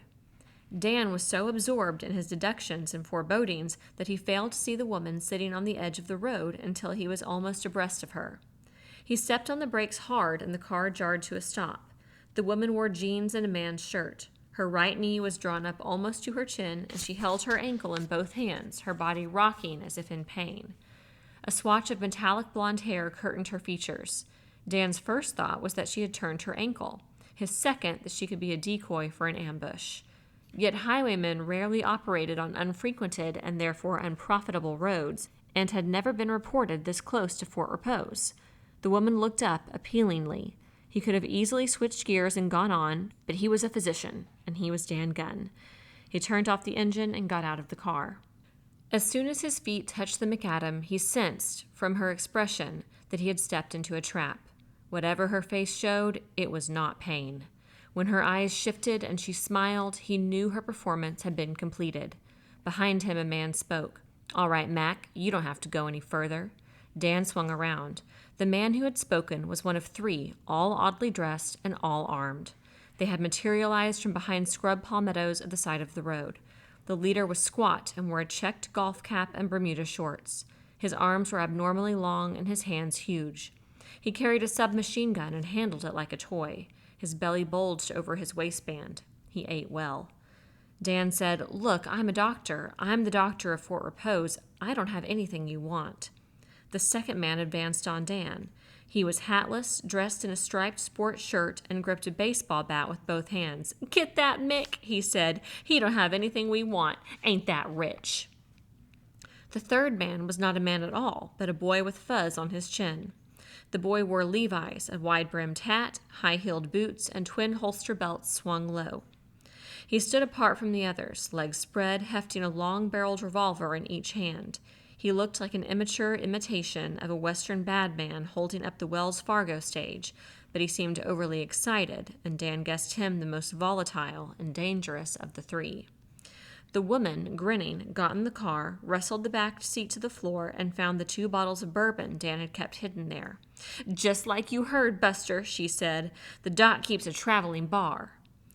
"That's my anesthetic," Dan said. Without looking at the woman, the leader said, "Just leave the liquor in the car, rum-dum. We'll take everything as is. Start walking, Doc." Dan said, "At least let me have my bag. All the instruments and the medicines I've got are in there." The boy giggled. "How about letting me put him out of his misery, Mick? He's too ignorant to live." The man with the machine gun took 2 steps to the side. Dan knew why. The car's gas tank was in his line of fire. The machine gun moved. "Get going, Doc." Dan thought of everything that was in the bag, including the typhoid shots for Peyton and Ben Franklin. He took a step toward the car. He saw the baseball bat swinging and tried to close with the man, knowing that he was foolish, knowing that he was awkward and clumsy. The bat grazed his face and he tripped and fell. As he tried to rise, he saw the boy's high-heeled boot coming at his eyes, and the man with the bat danced to the side, ready to swing again. His head seemed to explode. In a final split second of consciousness, he thought, "I am dead." He awoke dazed, almost totally blind, and unable to determine whether he had been shot as well as slugged and beaten. He waited to die and wanted to die. When he didn't die, he sat for a long time trying to decide which way was home. It required a great effort to concentrate on the simplest matter. He would have preferred to stay where he was and complete his dying, but the sight of ants wheeling excitedly around the drying blood on the road made him uneasy. If he died there, the ants would be all over him and in him by the time he was found. It would be better to die at home, cleanly. The sun was setting. The Sunbury house was east of Fort Repose. Therefore, he must go west. With the orange sun as his beacon, he began to crawl. When darkness came, he rested, bathed his face in ditch water and drank it too, and tried walking. He could walk perhaps 100 yards before the road spun up to meet him. Then he would crawl. Thus, walking and crawling, he had finally reached the Bragg steps. When Dan finished, Randy said, "It had to come, of course. The highwaymen killed off travel on the main highways, so now they've started on the little towns and the secondary roads. But in this case, Dan, it sounds like they were laying for you personally. I think they knew you were a doctor, and you'd be going way out on River Road to the Sunburys, and certainly the woman knew you kept a couple bottles of bourbon in the car. All they had to do," Dan said, "was hang around Marines Park, look at the notices on the bandstand, and ask questions. I didn't know any of them, but I think I've seen one before, the youngest. I used to see him hanging around Hochstetler's drugstore before the day. They didn't have a car? No. I guess what they wanted most was transportation. They won't get much. We only had 2 or 3 gallons of gas left." He added, apologetically, "I'm sorry, Randy. I was careless. I shouldn't have stopped. I've lost our transport, our medicines, and my tools." Leaning over the bed, Randy's fingers interlocked. He unconsciously squeezed until the tendons on his forearms stood out like taut wires. He said, "Don't worry about it." "Worst of all," Dan said, "I've lost my glasses. I guess they smashed them when the goon slugged me with the baseball bat. I won't be much good without glasses." Randy knew that Dan's vision was poor. Dan was forced to wear bifocals. He was very nearsighted. "Don't you have another pair?" he asked. "Yes, in the bag." "I always kept my spare glasses in the bag because I was afraid I might lose or break the pair I was wearing on a call." He sat up straight in bed, his face twisted. "Randy, I may never be able to get another pair of glasses." Randy stood up. "I've got to start working on this, Dan." "What are you going to do?" "Find them and kill them." He said this in a matter-of-fact manner, as if announcing that he was going downtown to have his tires checked in the time before the day. Dan said, "I'm afraid you're going at this wrong, Randy. Killing highwaymen is secondary. The most important thing is the typhoid in the river. If you think things are bad now, wait until we have typhoid in Fort Repose. And it's not only Fort Repose, it goes from the Timucuan into the St. Johns and downriver to Sanford, Palatka, and the other towns, if they're still there. All I can do about typhoid is warn people, which you have done already and which I will do again. I can't shoot a germ. I'm concerned with the highwaymen right now, this minute. Next, they'll start raiding the houses. It's as inevitable as the fact that they left the main highways and ambushed you on River Road. Typhoid is bad. So is murder and robbery and rape. I'm an officer in the reserve. I have been legally designated to keep order when normal authority breaks down, which it certainly has here. And the first thing I must do to keep order is execute the highwaymen. That's perfectly plain. See you later, Dan. Randy turned to Helen. Take care of him. Feed him up, he said, a command. Walking beside him toward the Admiral's house, Lib found it difficult to keep pace. She had never seen Randy look and speak and act like this before. She held his arm, and yet she felt he had moved away from her. He did not seem anxious to talk, confide in her, or ask her opinion as he usually did. He had moved into the man's august world of battle and violence, from which she was barred. She held tighter to his arm. She was afraid. The Admiral, freshly shaven and pink-faced, was in his den touching whale oil to the recoil mechanism of the automatic shotgun. I was wondering, he said to Randy, whether you would be around here or should I come to you. How's Dan? He'll be all right. We lost the car and the medicines and the last of our bourbon, but we didn't lose our doctor. The most important thing we lost were his glasses. He's very nearsighted. You forgot something, the Admiral said, hardly looking up from his work. We not only have lost transport, but communications. We no longer have a way to recharge the batteries. This battery I have now, he nodded at the radio, is good for perhaps another 8 to 10 hours. After that, he looked up. Nothing. Silence. What do you plan to do? I plan to kill them, but I don't know how to find them. I came to talk to you about it. Lib said, May I interrupt? Don't look at me that way, Randy. I'm not trying to interfere in your business. I just wanted to say I brought the Admiral's coffee. While you're talking, I thought I'd boil water and make a cup for him. The Admiral said absently, Kettle's in the fireplace. She went into the living room. It was silly, but sometimes the Admiral irritated her. The Admiral made her feel like a mess boy. Sam Hazard laid the automatic 16 gently on the desk. Ever since I heard about it, I've been thinking, he said. You have to go get them. They won't come to you. Not only that, they may be 100 miles from here by now. I think they're right around here, Randy said. One of the gang was a local drugstore cowboy, now toting 2 real guns. And they don't have enough gas to get far. I think they'll try to score a few more times before they move on. Even when they're gone, others will come. We have the problem whether it's going to be this particular gang or another gang. I'm going to try to form a provisional company. Vigilantes? No, a company under martial law. So far as I know, I'm the only active Army Reserve officer in town, so I guess it's up to me. Then what do you do? Lib came in and set up a cup beside each of them. She found a clear space at the far end of the room-length desk, boosted herself up, and attempted to appear inconspicuous. Suppose I organized a patrol on foot. Set up roadblocks? Randy suggested. The highwaymen are mobile. You're not, the Admiral said. If they see an armed patrol or a roadblock, they'll simply keep out of your way. Randy said, Well, we can't just sit here and wait for them. All this I've been thinking, the Admiral said. Also, I was thinking of the Q ships we used in the First World War. Lib started to speak, but decided it would be unwise. It was Randy who said, I remember vaguely reading about Q ships, but I don't remember much about it. Enlighten me, Sam. Q ships were usually auxiliary schooners or worn-out tramps, targets on which a German submarine captain wouldn't be likely to waste a torpedo, but would prefer to sink with gunfire. Concealed a pretty hefty battery behind the screens that looked like deck loads. Drill was to prowl Submarine Alley unescorted and helpless-looking. The sub sees her and surfaces. Sometimes the Q ship had a panic party that took to the boats, best part of the act. Soon as the sub opened fire with its deck gun, the Q ship ran up the flag and unmasked the battery. Blammy! It was quite effective. Very ingenious. But what has it got to do with highwaymen? Nothing at all unless you can put a 4-wheeled Q ship on the roads around Fort Repose. Randy shrugged. We're not mobile. Plenty of cars we could use, for instance yours, Sam, but gasoline is practically non-existent. We might have to cruise around for days before they tackled us. I might be able to requisition a gallon or 2 here and there, but then word would get around and they'd be watching for us. Lib had to speak. Can I make a suggestion? I think Rita Hernandez and her brother must have gasoline. They're the big traders in town, aren't they? Randy had tried to wipe Rita out of his mind. They were even. They were quits. He wanted nothing from Rita anymore. He said, It's true that if anybody's holding gas, it's Rita. Not only that, Lib said, but they have that grocery truck. Can you imagine anything more enticing to highwaymen than a grocery truck? They won't really think it's filled with groceries, of course, but psychologically, it would be irresistible.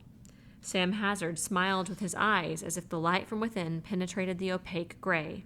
There you have it, Randy. Nice staff work, my girl. Also, she said, I think it would be a good idea if I drove. They'd be sure to think it was easy pickings with a woman driving. You will like the devil drive, Randy said. You will stay at home and guard the house, you and Ben Franklin. And the two men went on talking and planning as if they already possessed the truck with full tank and she was left out of it again. At least, she thought, if it really worked, she would have contributed something. The Admiral emphasized that whatever was done must be done quietly. Randy decided that he could not go to the Hernandez house until after dark. It was not impossible that the highwaymen were holed up in Pistolville or had contacts there. If Pistolville saw him drive off in Rita's truck, the news would be all over town within a few hours. Finally, the Admiral asked the crucial question. Would Rita cooperate? Was she discreet? Rita wants to hold on to what she has, Randy said. Rita wants to live. She is realistic. There was one more thing which he must do before he left the Admiral. He sat down at the typewriter and pecked out the orders. Order number 1, Town of Fort Repose. In accordance with the proclamation of Mrs. Josephine Van Brooker Brown, acting President of the United States, and the declaration of martial law, I am assuming command of the town of Fort Repose and its environs.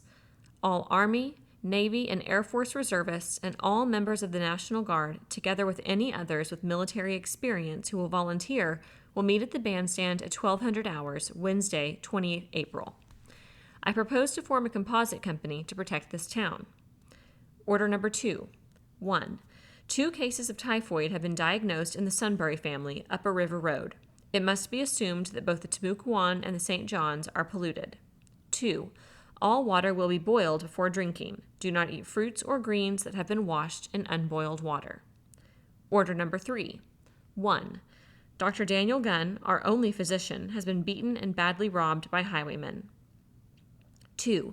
The penalty for robbery or pillage, or harboring highwaymen, or failure to make known information concerning their whereabouts or movements is death by hanging. All these orders he signed. Randolph Rousey Bragg, 1st Lieutenant, AUS Reserve, 026588988. Lib, reading over his shoulder, said, Why wait until Wednesday to form your company? I want the highwaymen to think they have plenty of time, Randy said. I want them to laugh at us. There was a number of ways by which Randy could have traveled the 3 miles to Marines Park and then the 2 additional miles to the Hernandez house on the outer fringe of Pistolville. The Admiral had offered to take him as far as the town dock in his outboard cruiser, now converted to sail, but Sam Hazard was not yet added additional keel to the boat, so it would side-slip badly on attack. Sam could get him to Marines Park all right, but on the return trip might be unable to make headway against the current and wind and be left stranded. Randy could have borrowed Alice Cooksey's bicycle, but decided that this might make him conspicuous in Pistolville. He could have ridden Balaam, the mule, but if he succeeded in persuading Rita to let him have the truck and gasoline, how would Balaam get home? Balaam didn't fit in a panel truck. Besides, he was not sure that Balaam should ever be risked away from the Henrys' fields and barn. The only mule in Timucuan County was beyond price. In the end, he decided to walk. He set out after dark. Lib escorted him as far as the bend in the road. She had tacked his notices firmly to a square of plywood which he was to nail to the bandstand pillar. Thus, she had explained, they would not be lost or overlooked among the offers to trade fishhooks or lighter flints, and the pleas for kerosene or kettles. Across the top of the board she had printed official bulletins. Randy wore stained dungarees, old brown fishing sneakers, and a floppy black hat borrowed from Two-Tone. His pistol was concealed in a deep pocket. When walking Pistolville at night, he wanted to look as if he belonged there. When he told Lib that it was time to turn back, she kissed him. How long will it take you, darling? She asked. Depends on whether I get the truck. Counting the stop at the deck to nail up the orders, I should get there in less than 2 hours. After that, I don't know. Depends on Rita. If you're not home by midnight, she said, I'll come after you, with the shotgun. She sounded half serious. In the past few weeks, she had been more tender to him, embarrassingly solicitous of his safety, more jealous of his time. She was possessive, which was natural. They were lovers when there was time, when place and privacy, and respite from fatigue and hunger and the dangers and responsibilities of the day. He walked on alone under the oak arch, excluding starlight, secure in the night's black velvet cloak, yet walking silently, eyes, ears, and even nose alert. So he had learned, in the dark hammocks as a boy hunting game, in the dark mountains as a man hunting man.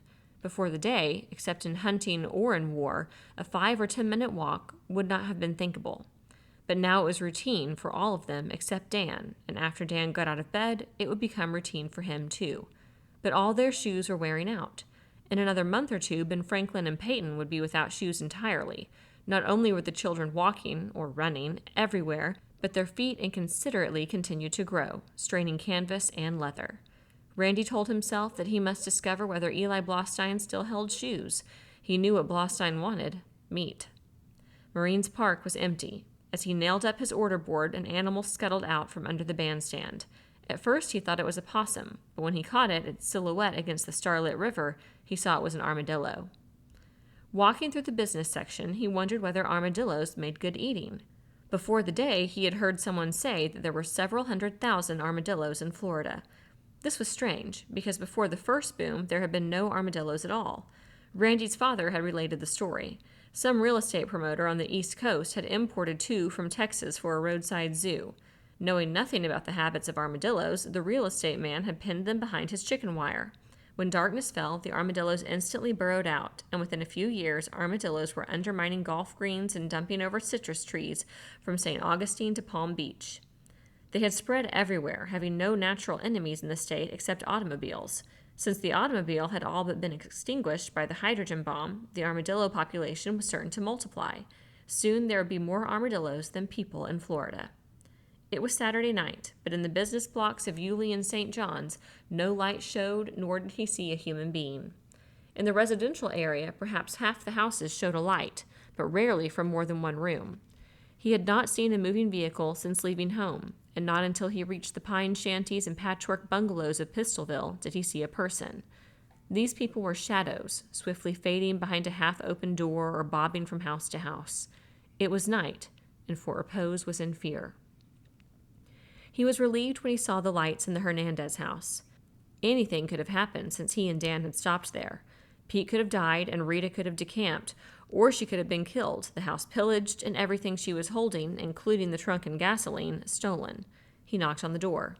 "Who is it?" Rita's voice said. He knew she would have the shotgun up and ready. "Randy." She opened the door. She was holding a shotgun, as he guessed. She stared at his costume. "Come in." "Looking for a handout?" "In a sense, yes." "What happened? Your 2 women run you off?" As she laid down the gun, the burn still showed on her ring finger. He said, "How's Pete?" "Weaker." "How's Dr. Gunn?" "You heard about it then?" "Sure. I hear all the bad news in a hurry nowadays. We call it lip radio." The word had come to town, Randy guessed, via Alice Cooksey earlier in the day. Just as Alice brought the town news to the River Road, each day she carried the news from River Road to town. Once spoken in the library, the news would spread through Fort Repose, down street to street and house to house. He said, "You know Dr. Gunn lost his bag with all his instruments and what drugs he had left, and his glasses. So if we can, we have to get those highwaymen, and that's why I came to you, Rita." "They're not Pistolville people," she said. "These Pistolville crackers hardly have enough gumption to rob each other. Now, I heard them described, and one of them, the young one with 2 guns, was probably Leroy Settle, a punk who lived on the other side of town. His mother still lives there, I think. Maybe if you stake out his house, you'll get a shot at him." "I don't want him in particular," Randy said. "I want them all. I want them and everybody like them." And he told her what his plan was, exactly, and why he must have the grocery truck and gasoline, if she had any. He knew he must trust her entirely or not at all. She listened him out and said nothing. "If you are left alone here, Rita," he said, "with all the canned food and other stuff you've got, you are bound to become a target. When they've cleaned out what's on the roads, they'll start on the houses." "I'm way ahead of you." Her eyes met his steadily. She was evaluating him and all the chances, all the odds. She made her decision. "I think you can get away with it, Randy." "You're holding gas, then?" "Certainly I'm holding gas. 15 gallons under the back steps. You can have it and the truck. Anything you don't use, I expect back." He rose. "What are you going to tell people when they see your truck is gone?" "I'm going to tell them it was stolen. I'm going to tell them that it was loaded with choice trade goods and that while I was in the bedroom attending to Pete, somebody jimmied the ignition and stole it. And to make it sound good, I'm going to let off a blast of this gun when you whip out of the driveway. The news will get around fast, don't worry. It'll get to the highwaymen, and they'll be looking for the truck. That should help, shouldn't it? It should make it perfect. Go out the back way. Load the cans in the back of the truck quietly. There's enough gas in the tank to take you out River Road. I'll salute you when you hit the street. He said, "You're a smart girl, Rita." Am I? She held out her left hand to show the black circle left by the radioactive diamond ring. I've got a wedding band. I was married to an H-bomb. Will it ever go away, Randy? Sure, he said, hoping it would. Dan will look at it again when he's better. He walked through the hallway and kitchen and out into the darkness. He found the 3 5-gallon cans under the back steps, opened the truck's rear doors, and silently loaded the gasoline. He got in and stepped on the starter. The engine turned over, protesting. Rita had been careless, he guessed, and had forgotten to fill the battery with distilled water, for it was close to dead. He tried again, and the engine caught. He nursed the choke until it ran smoothly, backed out of the Hernandez carport, and turned sharply in the yard, shifted gears, and roared out onto the street. He glimpsed Rita's silhouette in the doorway, the gun rising to her shoulder, and for an awful instant he thought she was aiming at him. Red flame leaped out of the muzzle. At the first corner he cut away from Augustine Road and followed rutted dirt streets until he was clear of Pistolville. He saw no other cars in motion on the way home. It was past 11 when he drove the truck into the garage and closed the doors so no casual passerby or visitor would see it. The lights were out in Florence's house, and in his own house only a single light burned in his office window. That would be Lib, waiting up for him. He had urged the women to get to bed at their usual hour or earlier, for they planned to go to the Easter sunrise services in Marines Park. This was good. It was good that they should all be there, so that no one would guess of unusual activity out on River Road. From a less practical standpoint, he felt good about it, too.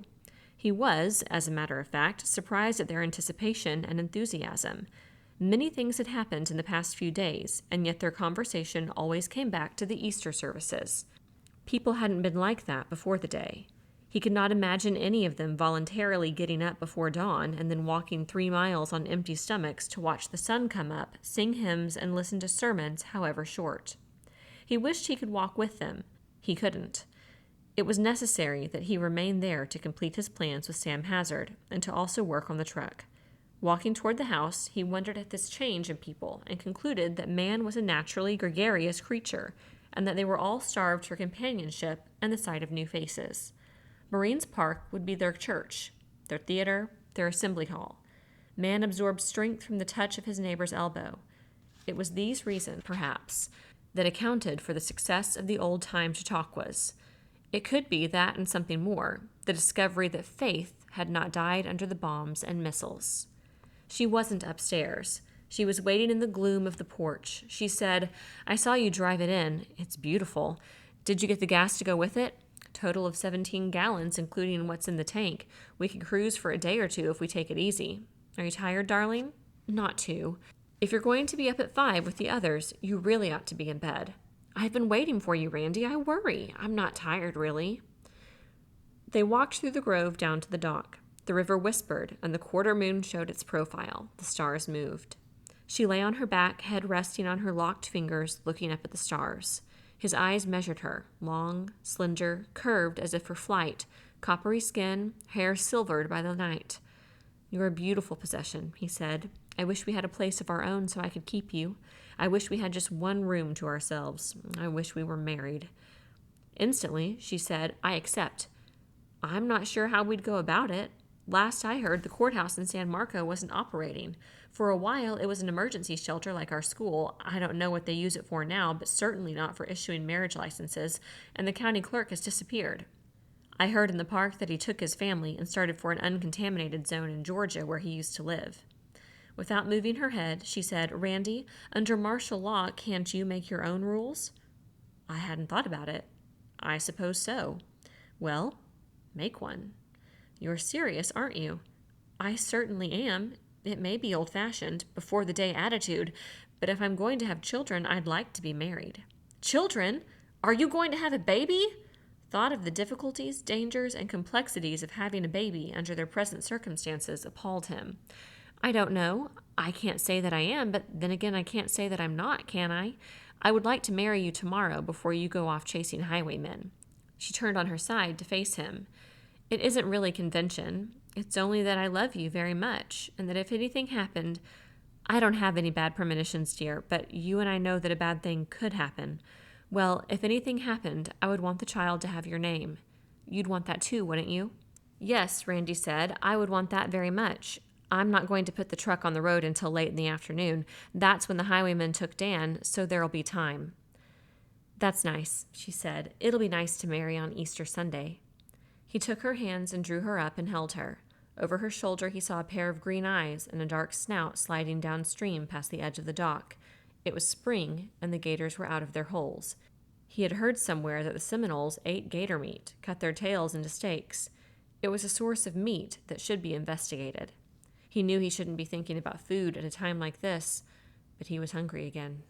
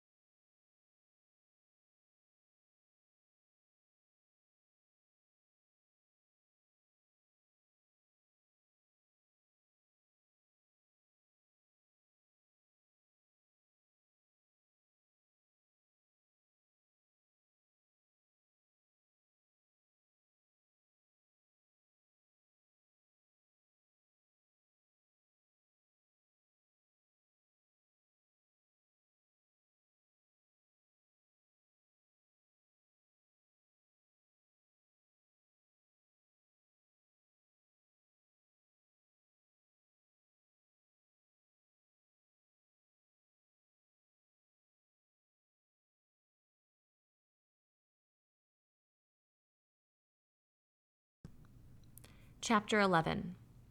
Elizabeth McGovern and Randolph Bragg were married at noon that Easter Sunday.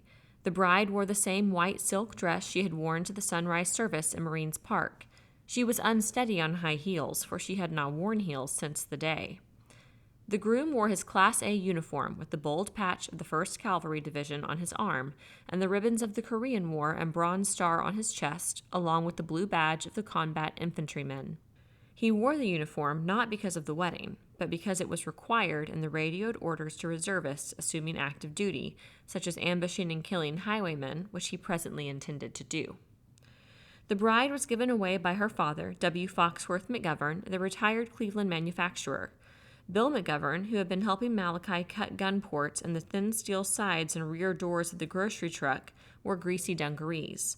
A chisel had slipped, and one of his hands was bleeding. The best man was Dr. Daniel Gunn. He was clad in a tent-sized striped bathrobe. Grinning through his red beard, his head bandaged, a square gauze patch covering his right eye, he looked like a turbaned Mediterranean pirate. Among the guests were Rear Admiral Samuel P. Hazard, USN, retired, who wore khaki shorts, a khaki hunting vest bulging with buckshot shells, and during the ceremony held his gold-braided cap across his stomach. The matron of honor was Mrs. Helen Bragg, the presumed widow of Colonel Mark Bragg. She furnished the wedding ring, stripping it from her own finger. The ceremony was held in the high-ceilinged parlor of the Bragg house. The marriage was performed by Reverend Clarence Henry, pastor emeritus of the Afro-Repose Baptist Church. Randy was certain it was perfectly legal. It was performed under his Order No. 4, written that morning in Sam Hazard's house. Malachi and Bill McGovern had been working on the truck, and Randy was breakfasting with Dan Gunn when the women and children returned to Marines Park. The services had been wonderful, they said, but the news they brought was terrible. During the night, the highwaymen had raided the isolated home of Jim Hickey, the beekeeper, on the Pasco Creek Road. They had killed Jim and his wife. The 2 children had walked to Fort Repose and found their aunt's home. Whether it was the same band that had beaten Dan Gunn was uncertain. The Hickey children were inarticulate and hysterical with fear and shock. Randy, raging for immediate retaliation, had raced to the Admiral's house with the news. The Admiral's experience in meeting the unpredictable and brutish pranks of war had saved them from premature or imprudent action. "Wasn't this sort of thing exactly what we expected?" Sam Hazard asked. "I suppose so, but damn it, I don't think we should change our plans by so much as a minute. If we put out the truck now, we'll just burn fuel for nothing. These people operate like beasts, Randy. Having gorged themselves in the night, they sleep through the mornings, perhaps the whole day." Randy, recognizing the sense of this, had calmed himself. They had talked of the wedding and the legal problems attending martial law, and the Admiral had helped him in framing Order No. 4. It read, "Until county offices resume operations and normal communications are reestablished between this town and the Timucuan County seat, the following regulations will govern marriages and births in Fort Repose. 1. Marriages can be performed by any ordained minister. Marriage licenses and health certificates are waived. 2. Marriage certificates will be issued by the presiding minister and will be valid when signed by the contracting parties, the minister, and 2 witnesses. 3. So that a permanent record may be preserved, a copy of the certificate will be held at the Fort Repose Library.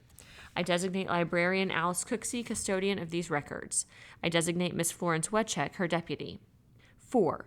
Birth records signed by the attending physician or midwife, or by the mother and any witnesses if medical attention is unavailable, will be deposited in the same manner. 1 copy of this order is to be kept with the records in the library. This order is retroactive to the day, so that any births or marriages that have occurred since the day may be properly recorded." Randy signed Order No. 4 and said, "Well, when the rules are off, you make your own." "This is a good one," Sam Hazard said. "I wonder what they're doing elsewhere." "Elsewhere? There must be hundreds of towns in the same fix we're in. Local authority collapsed or inoperative, communications out. I fancy that elsewhere they're not doing so good." How could they be worse? Randy was thinking of what had happened to Dan Gunn and the Hickeys. "They could be," the Admiral said positively. Randy had gone to see Preacher next. "Preacher," he said, "you're an ordained minister, aren't you?" "I sure am," Preacher said. "I am not only ordained, but in my church I can ordain people." "Would you mind marrying Miss McGovern and me?" We don't have a regular courthouse license, naturally, but I fixed it up to make it legal under martial law. Miss McGovern told me you was going to wed, Mr. Randy. I will be happy to marry you. I don't need papers. I've joined maybe 1,000 pairs in my life. Some had papers, some didn't. Some stuck, some didn't. The papers didn't make the difference. It's the people, not the papers. So they were married, in a room filled with flowers of the season and furniture of less bitter centuries and people of all ages. Randy produced the certificate, and when Preacher signed it, he signed Reverend Clarence Henry, and Randy realized that this was the first time he had ever known Preacher's full name, although Preacher had always been there. Randy had found a large-scale county map in his desk, and they had planned their movement as carefully as a Q-ship captain plotting his course through Submarine Alley. There were 4 roads that led out from Fort Repose. River Road stretched east along the Timucuan until it swung into the main highway to Beaches. The Pasco Creek Road ran north, the San Marco Road west, from the bridge across the St. Johns. A narrow substandard road followed the St. Johns toward its headwaters. The map, with 2 crosses to mark where the highwaymen had stopped Dan Gunn and killed the Hickeys, lay on the garage floor. They bent over it, Randy tracing the route they would take. The highwaymen could be anywhere. They could be 1 band or 2 or more. They could be gone entirely. It was all guesswork, and yet it was necessary to plan the route so as to cover the most territory using the least amount of gas. For when the truck's tank was empty, that would be all. There was no reserve, not anywhere. They would take River Road first because it was closest. After 12 miles, a little-used lateral led toward Pasco Creek, and they would go almost to Pasco Creek and then cut into the road for Fort Repose. Thus, by using the clay or washboard laterals, they could avoid retracing the same highway and save a few miles. On his hands and knees, his seagoing cap pushed back on his pink head, the Admiral murmured, "Give me a fast ship, for I intend to go in harm's way." Paul Jones. Remember, Randy, this should be a very slow ship. The slower we go, the less gas we use, and the more chance they have of spotting us. Randy was going to drive. Malachi, Sam Hazard, and Bill McGovern were to be concealed in the body of the truck. Randy said, "I don't like to drive slow, but I can. I think about 20 miles an hour is right. Anything slower would look suspicious." He checked the weapons. They were taking everything that might be handy. The automatic 16 for the Admiral and the double 20 for Bill McGovern. Malachi would have the carbine. The big Krag, long as a Kentucky squirrel rifle and as unwieldy, would be in reserve. From Dan's description of how the highwaymen had acted, Randy guessed that the firefight, when it came, would be close in, and the shotguns of greater value than the rifles. He himself, alone behind the wheel, would have only the .45 automatic on the seat beside him. That and the hunting knife, which was almost, but not quite, razor-sharp, in a sheath at his belt. Randy worked around the truck for a final look. He thought he was doing something that was familiar, and then he remembered that he had seen aircraft commanders do this before takeoff. He examined the tires. They were good. The battery water had been replenished and the battery run up. Malachi and Bill had done a good job on the gun ports, fairing them into the big painted letters Ajax Supermarket. On each side, 1 port in the J and on 1 in the M. Camouflage. The holes cut into the rear doors under the tiny glass windows were more conspicuous. Randy went outside and returned with a handful of mud. He spread it on the edges of the ports, erasing the glint of freshly cut metal. It was 4 o'clock, the time to sortie. "You know your positions," he said. "Sam, you have the starboard side. Bill takes the port. Malachi the stern. If I see your fire can't be effective from inside, I will yell 'out,' and everybody gets out fast while I cover you." Then at the last second, there was a change. Malachi suggested it. "Mr. Randy, I want to say something. I don't think you ought to drive. I think I ought to drive." Randy was furious, but he held his voice down. "Let's not get everything screwed up now. Get in, Malachi." Malachi made no move. "Sir, that uniform. It don't go with the truck." "They won't see it until they stop us," Randy said. "Then it'll be too late. Anyway, all sorts of people are wearing all sorts of clothes. I bet you'd see highwaymen in uniforms if they got their hands on them." "That ain't all, sir," Malachi said. "It's your face. It's white. They're more likely to tackle a black face than a white face. They see my face and they say, there's something soft and probably with no gun. So they relax. Maybe it gives us that extra second, Mr. Randy." Randy hesitated. He had confidence in Malachi's driving and in his judgment and courage. but it was the driver who would have to do the talking, if there was any talking, and who would have to keep his hands off the pistol. That would be the hardest thing. The Admiral spoke very carefully. Now, Randy, I'm not trying to outrank you. You're the captain, you're in command, and it's your decision. But I think Malachi is right. Dungarees and a black face are better bait than a uniform and a white face. Randy said, Okay, you're right. You drive, Malachi. You take the pistol up front. Keep it out of sight. There is only one thing to remember. When they stop us, they'll all be watching you. They don't know we're here. They'll be watching you, and they'll kill you if you go for your gun. So you leave your gun alone until we start shooting. Malachi grinned and said, Yes, sir. They got in and departed. Looking through the glass in the rear door, Randy saw his wife and Helen and Dan on the porch. They were waving. Peyton was there too, but she was not waving. She had her face buried in her mother's dress. They drove east on River Road. After a few miles, Randy told Malachi to look for signs of the place where Dan Gunn had been decoyed and beaten. They found a sign. Since there was no longer any care of the roads, the grass had grown high on the shoulders, and in one place it was trampled. In a ditch nearby, they discovered slivers of broken glass. They found the twisted and empty frame of Dan's glasses. The frame was useless, and yet Randy picked it up and shoved it in his pocket. A lawyer's gesture, he thought. Evidence. They drove on past the Sunbury home. Randy was tempted to order a stop to inquire about the children's typhoid. Dan would want to know. He did not stop. The Sunburys were good people, and he trusted them, but the truck was a secret, a military secret, and it was senseless to expose it. River Road was clear. Nothing moved on River Road.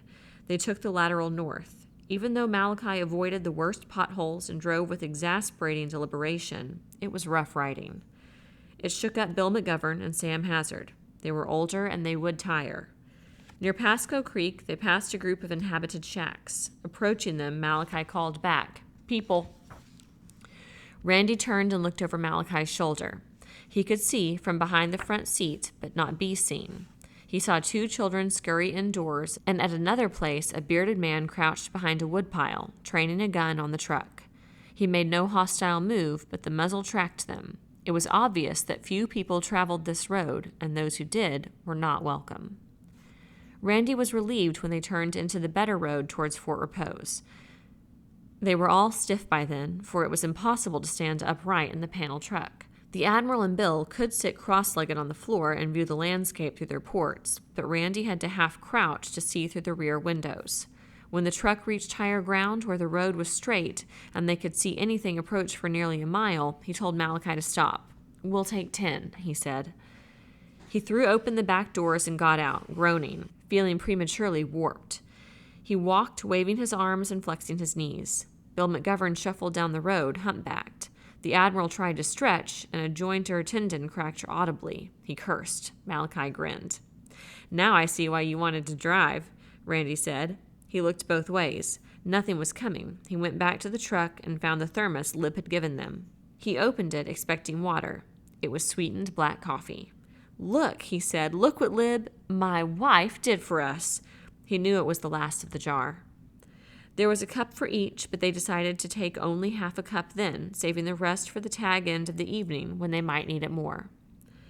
They got back into the truck and continued the patrol, past the Hickey house, empty, door open, windows wantonly smashed. Randy noticed that the beekeeper's car was gone. Jim Hickey, with such valuable trading goods as honey and beeswax, must have been holding gasoline. In the past month, anyone who would have it would have traded gas for honey. The objective of the highwaymen was probably the car and the gas, Randy deduced, rather than the honey. This conclusion disheartened him. The highwaymen might be hundreds of miles from Fort Repose now. Nearing Fort Repose, they must avoid being seen in the town. They turned off on a winding, high-crowned clay road that ran 2 miles to an antique-covered bridge across the St. John's. Once across the river, they would turn south and shortly thereafter hit the road to San Marco.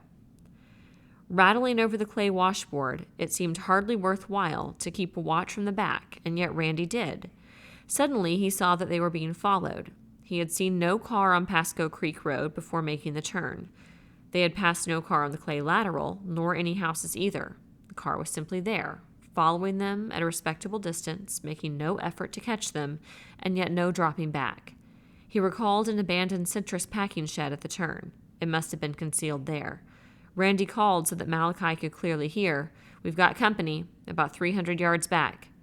He strained his eyes through the dirty little rear windows. It was difficult to make them focus, like trying to train a gun from a bouncing Jeep, and it was almost dusk. It was a late-model light gray hardtop or sedan, and Jim Hickey had owned such a car, but all makes looked pretty much alike, and it seemed half of them were either light gray or off-white. He called to Malachi, "Speed up a little, see what happens." Malachi increased their speed to 40 or 45. The car behind them maintained its distance, exactly as if it were tied to them. This proved nothing. This would be standard operating procedure for an honest citizen. He wouldn't want to get too close, but he was probably in a hurry to get home before dark. So if the truck sped up, he would too. "Drop back to 20, Randy ordered. The truck slowed. So did the car. Again, this proved nothing except caution. Randy turned to Sam Hazard and Bill McGovern. "This fellow behind us is either an innocent bystander or he's hurting us." "Hurting us?" Bill said. "Hurting us into the gun of some pal up front." They hit a smoother strip of road, and Randy could see 2 men in the car. He thought the back was empty, but he couldn't be sure. 2 of them, both men. They rode on silently. This was entirely different from a patrol in war, when you went out in fear, and despite your fear, hoping you would find no trouble. His only fear was that they might miss them, exhaust their gas in futile cruising, and lose their one best chance to wipe them out. This was a personal matter, and a matter of survival. It was like having a nest of coral snakes under the house. You had to go in after them and kill them, or certainly one day they would kill a child or your dog. In a matter such as this, the importance of your own life diminished, so he prayed that the men were the highwaymen. In a minute or two he saw that they were, because the opposite end of the narrow covered bridge was blocked. They were being herded into a cul-de-sac, and the tactical situation was changed and their plan useless. There would be no field of fire from the side ports of the truck. The fight would have to be made entirely from the front and rear. He said, "Keep going." They had to drive right into it. If they stopped short of the bridge and jumped out to make their fight at a distance, then the highwaymen could shoot and run. They had to get in close. Malachi kept going. "Sam, you and Bill take the ones in the back," Randy said. "I'll keep Malachi in the front. Forget the sides." The Admiral and Bill crawled to the rear. Randy crouched behind Malachi's back. He checked the carbine. It was ready. He shifted an extra clip into his shirt pocket where it would be the handiest. The block at the opposite end of the bridge was their Model A. Its boxy profile unmistakable. A man waited at each bumper. You could ram the car, but you could not ram the men, so this tactic would do no good. Randy recognized them from Dan's description. The one with the gorilla arms and the submachine gun stood at the front. The gun was a Thompson. The man with the bat was on the other side.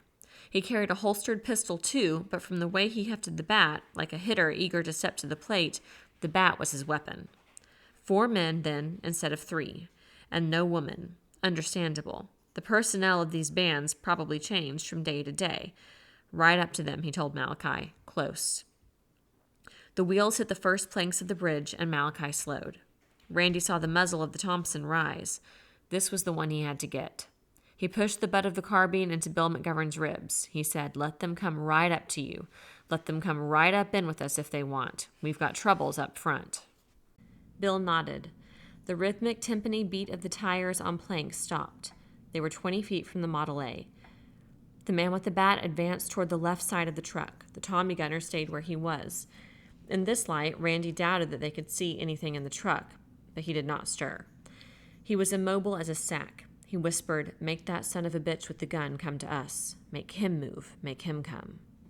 The man with the bat was 3 feet from Malachi and 5 feet from the carbine's muzzle. If he looked into the truck cab, Randy would have to shoot him, and in that case, the Tommy governor might get 'em all. There was nothing more Randy could say or do. He could not even whisper. It was all up to Malachi now. The man whacked his bat viciously against the door. "What you got in there, boy?" "I ain't got nothing, boss," Malachi whined. From the side of his right shoulder, Randy knew Malachi had his right hand on the .45, but he was acting dumb and talking dumb, which was the way to do. The Tommy gunner moved a step closer and 2 steps right, so he could observe Malachi. He said, "Come on, Casey, get that dinge out of there." The man with the bat said, "Step down, you black bastard." Randy knew that the man couldn't use the bat while Malachi stayed in the truck, and he prayed Malachi would wait him out. He watched the gunner. Please, God, make him come one more step so I won't have to try through the windshield. A shot through the windshield was almost certain to miss because of light refraction or bullet deflection. It would be foolhardy and desperate, and he would not do it. The gunner said, "Drag him out or blow him out. I don't care which." Malachi cringed and cried, "Please, boss." The fear in his voice was real. The man with the bat put his hand on the door handle. At the instant he turned it, Malachi uncoiled, hurling himself through the door and on him, pistol clubbed. The gunner took 2 quick steps, and the Thompson jerked and spoke. The gunner's thick middle was in Randy's sights, and he squeezed the trigger, and again, before the Thompson's muzzle came down, and the gunner folded and began to fall. When he was on his face, he still twitched, and he held the gun and tried to swing it up, and Randy shot him again, carefully, through the head. He had not even heard the shotguns, but when Randy crawled out to the front seat and got out, looking for another target, the battle was over. Close behind the truck, 2 figures lay, their arms and legs twisted in death's awkward signature. The Admiral stood over the man who had held the bat, his shotgun a foot from his head. Malachi was curled up as if in sleep, his head against the left front tire. It had lasted not more than 7 seconds. Malachi choked and groaned, and Randy dropped to his knees beside him and straightened him and lifted his head. Malachi choked again, and Randy turned Malachi's head so the blood could run out of his mouth and not down his windpipe. He tore open Malachi's shirt. There was a hole large as a dime just under the solar plexus. In this round well, dark blood rose and ebbed rhythmically, a small, ominous tide. The Admiral said, "Shall I get rid of this scum?" Randy said, "Just a minute." He picked up the bat and forced himself to think ahead. First, Malachi. Get Malachi home in a hurry so Dan could do something if there was anything to be done. Dan didn't have his tools or much eyesight. He might make do with one eye if he had the tools and these men had stolen. Randy ran to the Model A. It was empty. The doctor's bag wasn't there. He walked back to the truck where Sam Hazard stood over their captive. One side of the man's face was scraped raw. Malachi's plunge had carried the long-jawed, twisted-mouthed face along the bridge planking. "Where's the doctor's bag?" The man said nothing. Randy kept his right hand moving. He still had a holstered weapon. Randy tapped him on the nose with the bat. "Keep your hand still." The Admiral leaned over, unbuckled the holster, and took the weapon, a .38 Special. "Talk," Randy said. The man said, "I don't know nothin'." Randy tapped his face with the bat, harder. The man screamed. Randy said, "Where's the black bag?" The man said, "She took it. Rum-Dum took it." "Where is she?" "I don't know. She goofed off with somebody last night. Maybe it was this morning. I don't know. Goofed off with some bastard with a bottle." Randy called, "Bill, where's Bill?" Bill McGovern was on the other side of the truck. He said, "I'm here, Randy." "Bill, go look in that car and see if you can find Dan's bag. And be sure those 2 back there are good and dead." Malachi choked again. Randy tried to ease him over on his side, but he began to bleed more from the stomach wound, so he had to let him be. Sam Hazard said, "I don't think this one's doing us any good. He's just holding us up. I think we should convoke military tribunal right now and pass sentence. I vote he be executed." "So do I," Randy said, "but I want him to hang. If he makes any trouble, let him have it, Sam, but I'd like to have him alive." Bill came back with a cardboard carton. "Nothing in that car except this. A little food in here. A few cans of sardines and corned beef hash and a box of matches. A couple of boxes of ammunition. That's all. No sign of Dan's bag. And the sedan is finished. It was our line of fire, and it looks like a C with all the buckshot through it. There's gasoline all over the road." Randy started the Model A and looked at the fuel gauge. It showed almost empty. He backed it away from the bridge entrance, put the key in his pocket, and left it. He said, "We'll lift Malachi into the truck and get going. First, I'll collect their weapons and ammo." He was thinking ahead. There would be other highwaymen, and this was an armament for his company. "What about these?" Bill asked, pointing his shotgun at the bodies. "Leave them." He looked up. The buzzards already attended. "I'll come back tomorrow, or we'll send somebody. Whatever they leave," he watched the blackbirds wheeling and swooping, "we'll give to the river." One of the highwaymen trailing them had been Leroy Settle, the drugstore cowboy. When Randy examined his 2 guns, he was surprised to find that they were only .22 caliber, lightweight replicas, except in bore, of the big Frontier caliber .45s.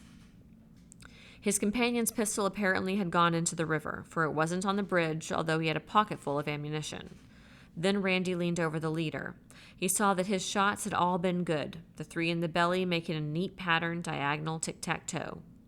When they picked up the Thompson, the dead man's arm astonishingly rose with it, clinging as if his fingers were glued to the stock. Randy jerked it free and saw that it was glue, of a sort. The man's hands were smeared with honey. It was dark when Randy wheeled up to the front steps of the house. As he cut the engine, he heard Graff barking. All downstairs windows showed light. Lib burst out of the door and ran down the steps, saw him at the wheel, and was there with her arms and lips when he got out. Preacher Henry appeared, and Two-Tone, Florence Wetcheck, and Alice Cooksey, Hannah and Missouri, the children. Dan Gunn came out, robe flapping, carrying a lantern. They had all been waiting. The Admiral and Bill were in back with a prisoner and Malachi. Bill stepped out, holding a pistol, and then the men with the bat, called Casey, prodded by Sam Hazard's shotgun. Sam climbed down, and that left Malachi. Malachi had been unconscious after the first mile. Until they reached Fort Repose, the road had been very bad. Randy said, "Killed 3, grabbed this one. They got Malachi through the middle. Look at him, Dan. Is he still with us, Sam?" The Admiral said, "He was a minute ago. Barely." Randy said, "Ben Franklin, get some clothesline." "Are we going to hang him right now?" Ben asked, not casually, but still as if he expected it. "No, we'll tie him." Dan crawled into the truck. He held up the lantern, shook his head in exasperation, and then tore the patch away from his right eye. The eye was still swollen, but not entirely shut, and any assistance to his left eye was helpful. He crawled out and said, "He's in shock and shouldn't be moved and ought to have a transfusion, but we have to move him if I'm to do anything at all." "On what?" There was a discarded door in the tool house. They moved him on that. They laid Malachi on the billiard table in the game room, and then massed lamps and candles so that Dan would have light. Dan said, "I have to go into him. Massive internal hemorrhage. I've got to tie it off, or there's no chance at all." "How? With what?" He leaped on the ledge of the table, swaying, not in fatigue or weakness, but in agony of frustration. He cried, "Oh, God!" Dan stopped swaying. "A knife, Randy?" "My hunting knife, the one I shave with? It's as sharp as a razor, almost. No, too big, too thick. How about steak knives?" "Sure, steak knives." The short-bladed steak knives even looked like lancets. The judge and Randy's mother had bought the set in Denmark on their summer in Europe in '54. They were the finest and sharpest steak knives Randy had ever used. He found them in the silver chest and called, "How many?" "2 will do." From the dining room, Helen called, "I've put water on to boil, a big pot." The dinner fire had been going, and Helen had piled on fat wood so it roared, and Dan would soon have the means of sterilizing his instruments. Randy put them into the pot to boil. After that, at Dan's direction, he put in the fine-nosed fishing pliers. Florence Wetcheck ran across the road for darning needles. Lib found metal hair clips that would clamp an artery. Randy's 6-pound nylon line off the spinning wheel would have to do for sutures. There was enough soap to cleanse Dan's hands. Dan went into the dining room, fretting, waiting for the pot and his instruments to boil. It was hopeless, he knew. In spite of everything they might do, sepsis was almost inevitable. But now it was the shock and the hemorrhage he couldn't lick. He wondered whether it would be possible to rig up a saline solution transfusion. They had the ingredients, salt and water and fire, and somewhere, certainly, rubber tubing. He would not give up Malachi. He wanted to save Malachi, capable, quiet, and strong, more than he had ever wanted to save anybody in his years as a physician. So many people died for nothing. Malachi was dying for something. In the game room, Helen was at work, quick and competent. She had found their last bottle of scotch, except what might remain in Randy's decanter upstairs, and was cleansing the wound with it. Randy and Lib stood beside her. The pool of blood in the round hole ebbed and did not rise again. The water was boiling in the big iron pot when Randy walked into the dining room and touched Dan's shoulder. "I'm sorry," he said. "I'm afraid it's all over." In a dark corner of the room where she thought she would be out of the way and not a bother, Hannah Henry had been sitting in an old, scarred maple rocker. The rocker began to move in a slow cadence, and she moaned in this cadence for the dead, arms folded over her empty breasts as if holding a baby, except that where the baby had been, there was nothing. Dan Gunn went into the game room and saw that Randy was correct, that Malachi was gone. His shoulders felt heavy. He was aware that his head throbbed and his eyes burned. There was nothing more to do except empty the makeshift sterilizer with its ridiculous makeshift tools. He did this in the kitchen sink. Yet when he saw the knives and the pliers and the hair clips steaming, he realized that they were really not so ridiculous. If he was very careful and skillful, he could make do with such tools. They had not, and probably could not, have saved Malachi. They might save someone else. A century ago, the tools had been no better and the knowledge infinitely less. Out of death, life, an immutable truth. Helen was at his side. He said, "Thanks, Helen, for the try. You're the best unregistered nurse in the world." "I'm sorry it was for nothing." "Maybe it wasn't for nothing. I'll just keep these and try to add to them. I wonder if we could find a small bag somewhere. A little traveling bag would do. I have one, a train case. We'll start there then and build another kit." His eyes hurt. Who in Fort Repose could build him another pair of glasses or give him new eyes? At 9 o'clock that night, Randy's knees began to quiver and his brain refused to work and begged to quit. A reaction, he knew, to the fight on the bridge and what had gone on before and after, and lack of sleep. It was his wedding night. He had been married at noon that same day, which seemed incredible. Noon was a lifetime ago. But now that he was married, he thought it only right that he and Lib have a room to themselves and the privacy accorded a married couple. All the bedroom space was taken, and he hated to evict anyone. After all, they were all his guests. Yet since it was inevitable that the beds and rooms be shifted around, the victim would have to be Ben Franklin, since Ben was the junior male.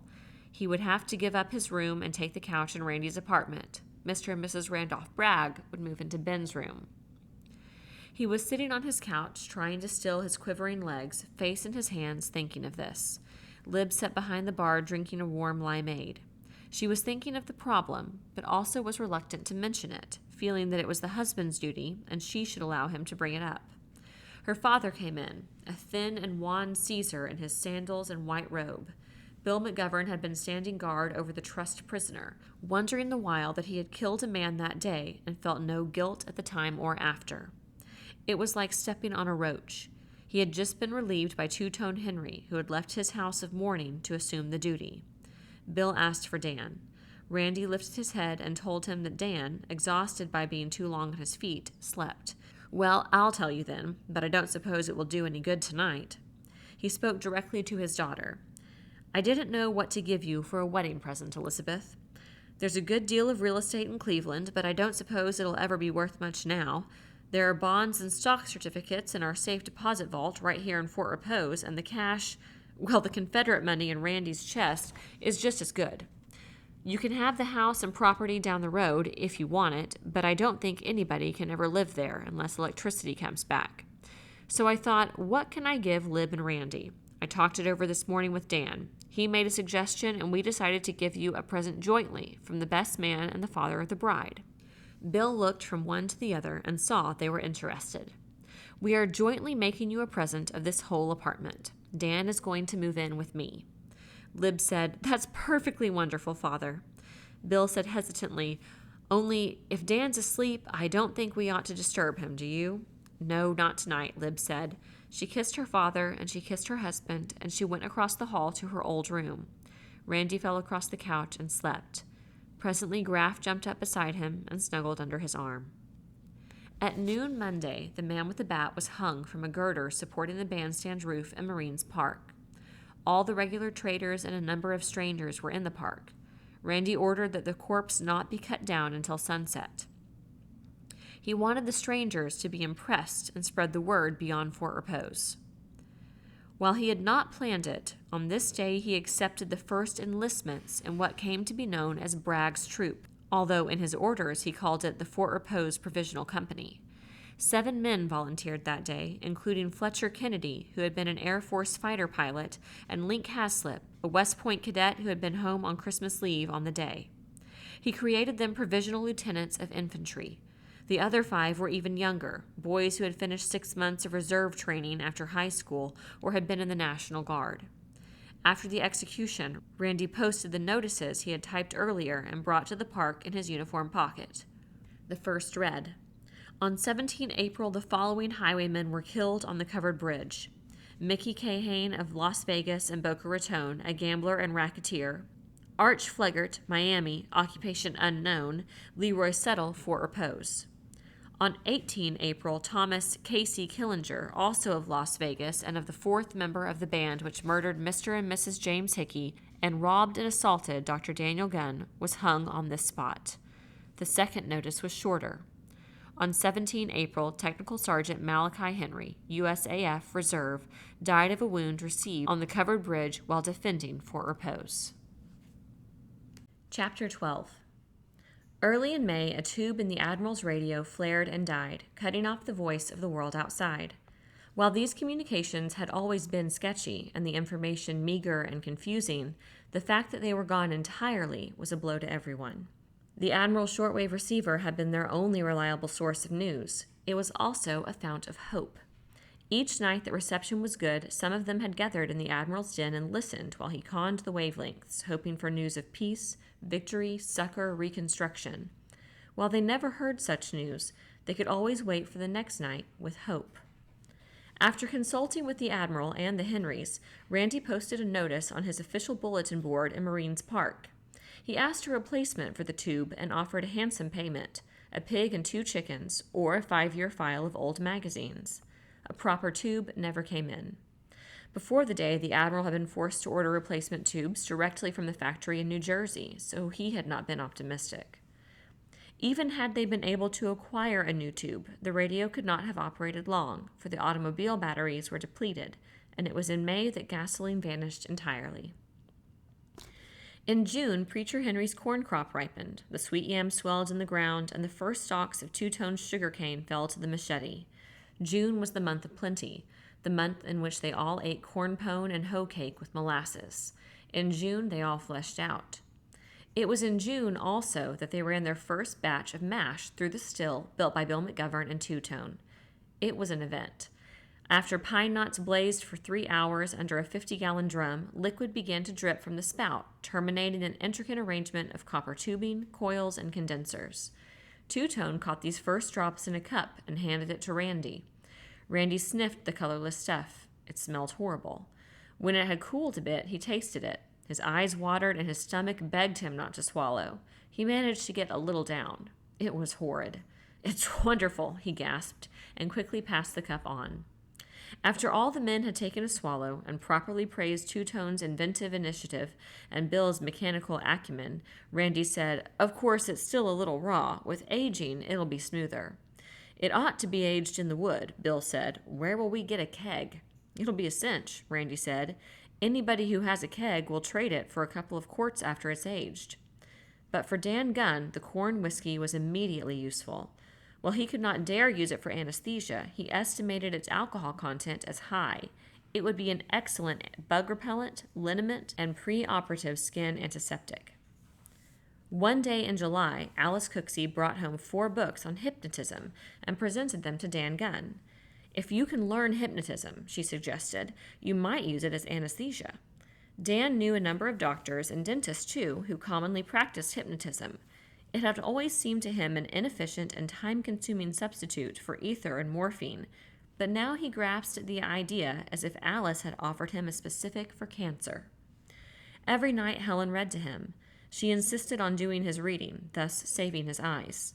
They no longer had candles or kerosene, but their lamps and lanterns burned furnace oil extracted from the underground tanks with a bilge pump. It was true that furnace oil smoked and stank and produced yellow and inefficient light. But it was light. Soon Dan hypnotized Helen. He then hypnotized or attempted hypnosis on everyone in River Road. He couldn't hypnotize the Admiral at all. He succeeded in partially hypnotizing Randy, with poor results, including grogginess and a headache. Randy attempted to cooperate, but he could not erase everything from his mind. The children were excellent subjects. Dan hypnotized them again and again until all he had only to do was speak a few sentences in the jargon of the hypnotist, snap his fingers, and they would fall into the malleable trance. Randy worried about this until Dan explained. "I've been training the children to be quick subjects because in an emergency they have their own built-in supply of ether." "And if you're not around, Helen is studying hypnotism too." He was thoughtful. "She's becoming quite the expert. You know, Helen could have been a doctor. Helen isn't happy unless she's caring for someone. She takes care of me." A week later, Ben Franklin developed a stomach ache, which forced him to draw up his right knee when he tried to lie down. The ache was always there, and at intervals it became sharp pain, enveloping him in waves. Dan decided Ben's pain was not from eating too many bananas. It was impossible to take a blood count, but the boy had a slight fever, and Dan knew he had to go into him. Dan operated on the billiard table in the game room, after putting Ben into a deep trance. Dan used the steak knives, darning needles, hair colors, and nylon line, all properly sterilized, and removed an appendix distended and near to bursting. In 5 days, Ben was up and active. After that, Randy, somewhat in awe, referred to Dan as our witch doctor. In August, they used the last of the corn, squeezed the last of the late oranges, the Valencias, and plucked the last overripe but deliciously sweet grapefruit from the trees. In August, they ran out of salt. Armadillos destroyed the yam crop, and the fish stopped biting. That terribly hot August was the month of disaster. The end of the corn and exhaustion of the citrus crop had been inevitable. Armadillos and the yams was bad luck, but bearable. But without fish and salt, their survival was in doubt. Randy had carefully rationed salt since he was shocked in July to discover how few pounds were left. Salt was a vital commodity, not just white grains you shook on eggs. Dan used saline solutions for a half-dozen purposes. The children used salt to brush their teeth. Without salt, the slaughter of the Henry pigs would have been a terrible waste. They planned to tan one hide to cut badly needed moccasins, and without salt, this was impossible. As soon as they were out of salt, it seemed that almost everything required salt. Most of all, the human body. Day after day, the porch thermometer stood at 95 or over, and every day all of them had manual labor to do and miles to walk. They sweated rivers. They sweated their salt away, and they grew weak and they grew ill, and all of Fort Repose grew weak and ill, for there was no salt anywhere. In July, Randy had gone to Rita Hernandez, and she had traded 5 pounds of salt to him for 3 large bass, a bushel of Valencias, and 4 buckshot shells. She had traded not so much for these things, Randy believed, but because he had helped her arrange a decent burial for Pete and provided the pallbearers to carry him to repose in Peace Park. Since July, he had been unable to trade for salt anywhere. In Marines Park, a pound of salt would be worth 5 pounds of coffee, if anyone had coffee. You could not even buy salt with corn liquor, potent if only slightly aged. In August, the traders in Marines Park dragged themselves about like zombies for want of salt. And for the first time in his life, Randy felt a weird uneasiness and craving that became almost madness when he rubbed the perspiration from his face and then tasted the salt on his fingers. Now he understood the craving of animals for salt, understood why a cougar and a deer would share the same salt lick in the enforced truce of salt starvation. But even more important than salt was fish, for the fish of the river was their staple, like seal to the Eskimo. It had been so simple until August. Their bamboo-set poles, butts lodged into metal or wooden holders on the ends and sides of their docks, each night usually provided enough fish for the following day. In the morning, someone would stroll down to the dock and haul up whatever had hooked itself in the hours of darkness. If the night's automatic catch was lean, or if extra fish were needed for trading, someone was granted leave from regular chores to fish in the morning or at dusk when the feeding bass struck savagely. Their poles grew in clumps. They had line aplenty, hooks enough to last for years. Fishing had been the pre-day hobby of Bill McGovern and Sam Hazard, as well as Randy. And every kind of bait, worms, crickets, grasshoppers, tadpoles, minnows, shiners, for anyone was capable of using a shovel, throw net, or simply his hands. Randy had more than 100 plugs and spoons and perhaps half as many flies and bass bugs. He had bought them knowing well that most lures are designed to catch fishermen rather than fish. Still, on occasion, the bass would go wild for artificials, and in the spring, the specks and bream would snap up small flies in tiny spoons. So fish had never been a problem, until they stopped biting. When they stopped biting, they stopped all at once and all together.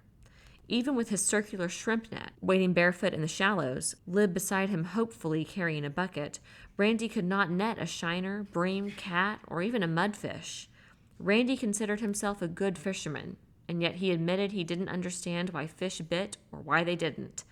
August had never been a good month for black bass, true, but this August was strange. Only during thunderstorms was there even a ripple on the river. A molten sun rose, grew white-hot, and sank red and molten, and the river was unearthly still and oily, agitated no more than Florence's aquarium. Even at the crack of dawn or at final light, no fish jumped or swirled. It was bad, and it was eerie and frightening. In the third week of August, when they were all weak and half sick, Randy spoke his fears to Dan. It was evening. Randy and Lib had just come from the hammock. For an hour they had crouched together under a great oak, waiting for the little gray squirrels to feed. They had been utterly quiet, and the squirrels had been noisy, and Randy had blasted 2 of them out of the tree with his double 20, a shameful use of irreplaceable ammunition for very little meat. Yet 2 squirrels was enough to give meat flavor to the stew that night. What they would have for breakfast, if anything, nobody knew. They found Dan in Randy's office with Helen trimming his hair. Randy told them about the 2 squirrels, and then he said, "Dan, I've been thinking about the fish. I've never seen fishing this bad before. Could anything big and permanent have happened? Could radiation have wiped them out, or anything?" Dan scratched at his beard, and Helen brushed his hand down and said, "Sit still." Dan said, "Fish. Let me think about fish. I doubt that anything happened to the fish. If the river had been poisoned by fallout right after the day, the fish would have come to the surface. The river would have been blanketed with fish. That didn't happen then, and that hasn't happened since. No, I doubt there has been a holocaust of fish. It worries me," Randy said. "Salt worries me more. Salt doesn't grow or breed or spawn. You either have it or you don't." Helen swung the swivel chair. Dan was facing the teak chest.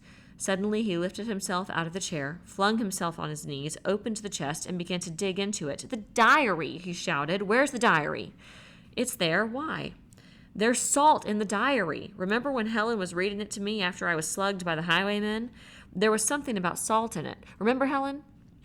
Randy had not looked into the log of Lieutenant Randolph Rousey Peyton for years, but now it was coming back to him, and he did remember. Lieutenant Peyton's Marines had also lacked and needed salt, and somehow obtained it. He dropped on his knees beside Dan and quickly found the log. He skimmed through the pages. Lieutenant Peyton, as he recalled it, had run out of salt in the 2nd year. He found an entry dated August 19th, 1839. The supply boat from Cowes Ford being much overdue, and my command lacking salt and suffering greatly from the heat, on 6 August, I dispatched my Loyal Creek guide, Billy Longnose, down the St. Johns, sometimes called the River May, to discover the cause of delay.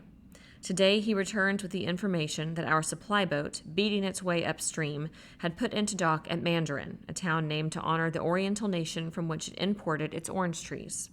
By ill luck on that night, the Seminoles raided Mandarin, putting to death a number of its inhabitants and burning the houses. The master of the supply boat, a civilian, and his crew, consisting of a white man and 2 slaves, escaped to the woods and later reached St. Augustine. However, the boat was pillaged and then burned. All other privations my men can endure, except lack of water and lack of salt. The next entry was dated August 21. Randy read it aloud. Billy Longnose today brought to the fort a Seminole, a very dirty and shifty-eyed buck calling himself Cucuan, who offered to guide me to a place where there is sufficient salt to fill this fort 10 times over. So he says. In payment, he demanded 1 gallon of rum. While it is unlawful to sell spirits to Seminoles, nothing is said about giving them drink. Accordingly, I offered the buck a half-gallon jug, and he agreed. Randy turned the page and said, "Here it is, 23 April. This day I returned to Fort Repose in the 2nd boat, bringing 12 large sacks of salt. It was true. I could have filled the fort 10 times over.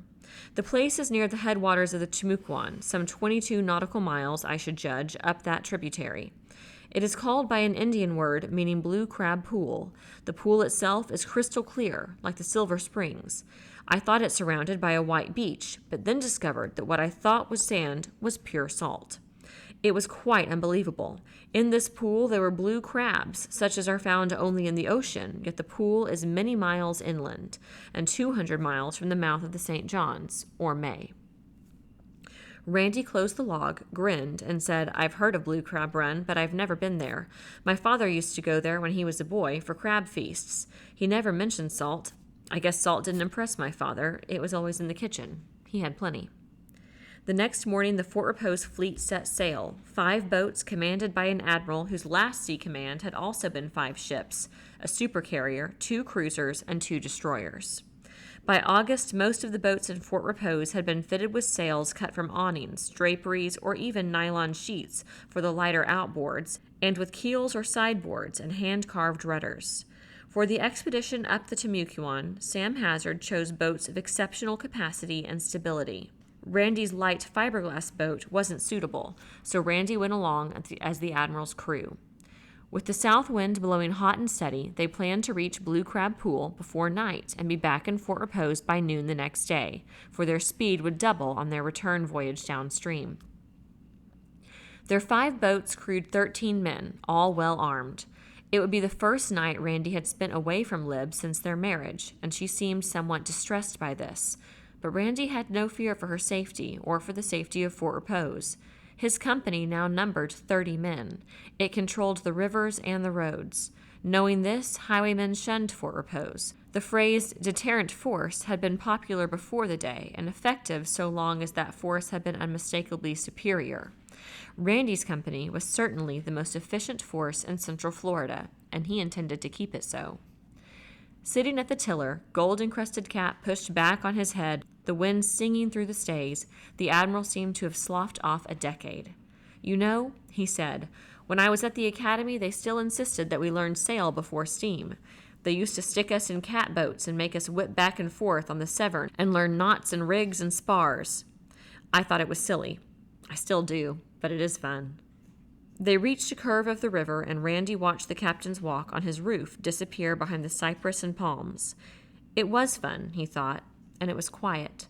In a sailboat, a man could think. He thought about the fish and what happened to them, for his stomach was empty. Peyton Bragg was bored, disgusted, and angry.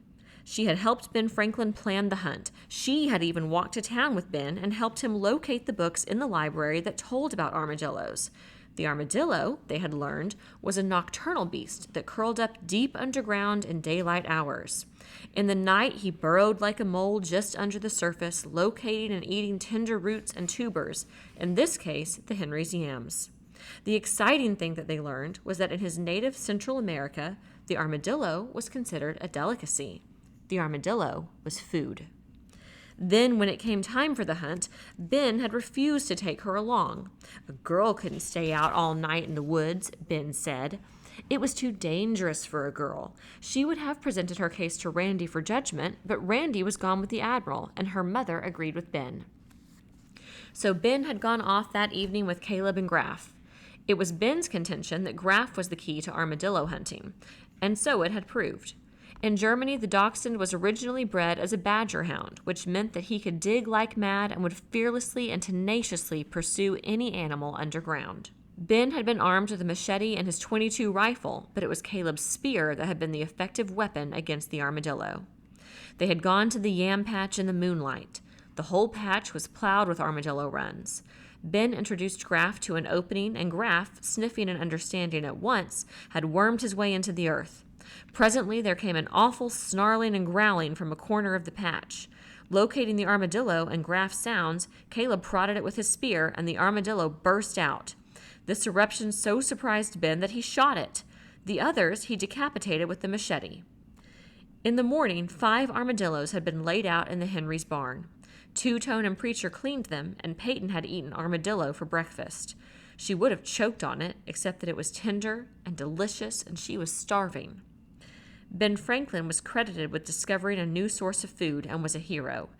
Peyton was only a girl, fit for sewing, pot washing, and making beds. Peyton threw herself on the bed and stared at the ceiling. She wanted to be noticed and praised. She wanted to be a hero. She recently had been talking to Lib about psychology, a fascinating subject. She had even read one of Lib's books. "I'm rejected," she told herself aloud. If she wanted to be a hero, the best way was to catch some fish. She set her mind to the problem. Why wouldn't the fish bite? She had heard the Admiral say that the best fisherman on the river was Preacher Henry, and yet she knew that Randy hadn't talked to Preacher about the no-fish. If anybody could help, Preacher could. She got up, smoothed the bed, and sneaked down the back stairs. This was her day to sweep upstairs. She would finish when she got back. Peyton found Preacher in the cool of his front porch, rocking. Preacher was getting very old. He didn't do much of anything more except rock. Preacher was the oldest person Peyton had ever seen. Now that he had grown a white beard, he looked like a dark prophet out of the Bible. Peyton said, "Preacher, can you tell me something?" Preacher was startled. He hadn't seen her slip up on him, and her voice had broken his dream. He started to rise and then sank back into the chair. "Sure, Peyton," he said. "What do you want to know?" "Why don't the fish bite?" Preacher chuckled. "They do bite. They bite whenever they eat. Come on, Preacher, tell me how I can catch some fish." "To catch fish, you got to think like a fish." "Can you think like a fish, little girl?" Peyton felt injured being called little girl, but she was a child of dignity, and it was with dignity that she answered, "No, I can't. But I know that you can. You must, because you're a great fisherman." Preacher nodded in agreement. "I was a great fisherman. Now I feel too poorly to fish. Nobody thinks of me anymore as a great fisherman.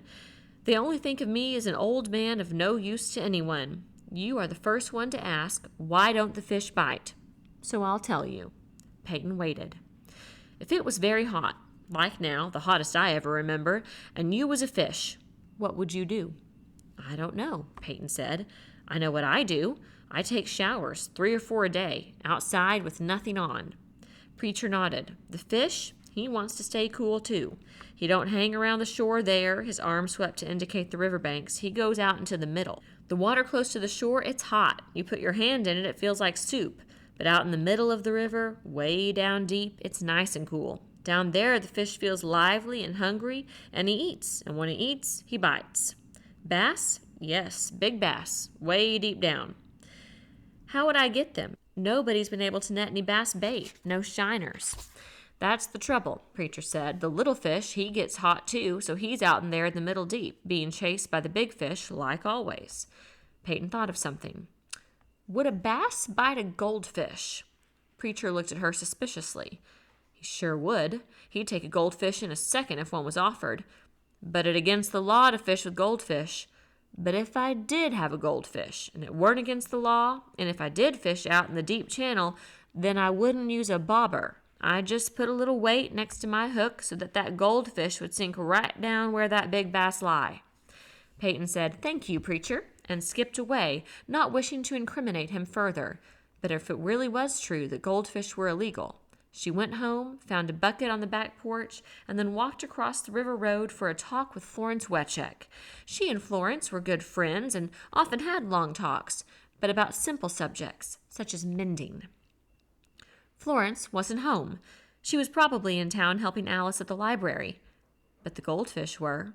She watched them swimming dreamily, ignoring her in their useless complacency.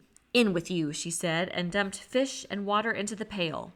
She borrowed Ben Franklin's rod and reel and made for the back dock. She was forbidden to go out in Randy's boat alone, but since she was already involved in one criminal act, she might as well risk another.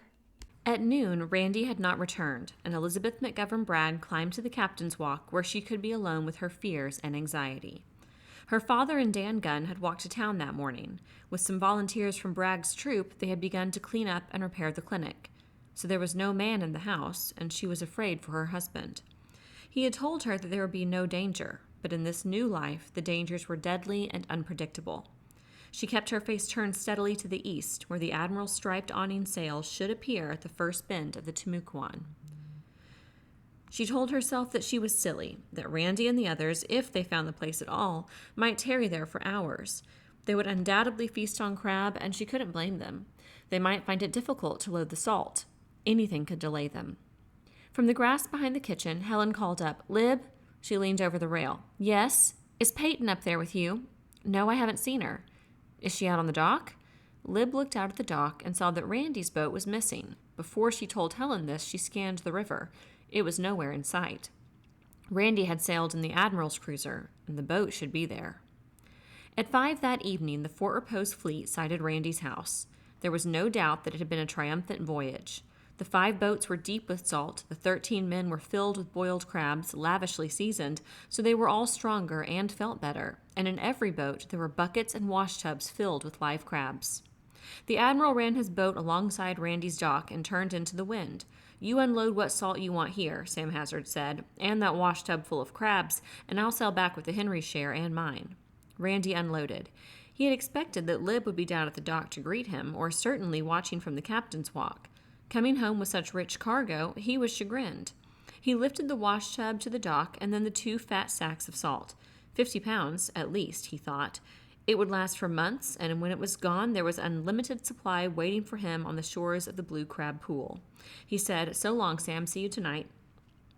The Admiral pushed away from the dock, and Randy picked up the wash tub, deliberately spilled some of the water that had kept the crabs alive, and walked to the house. The kitchen was empty, except for 4 very large black bass in the sink. He lifted the largest, an 11-pounder, he judged.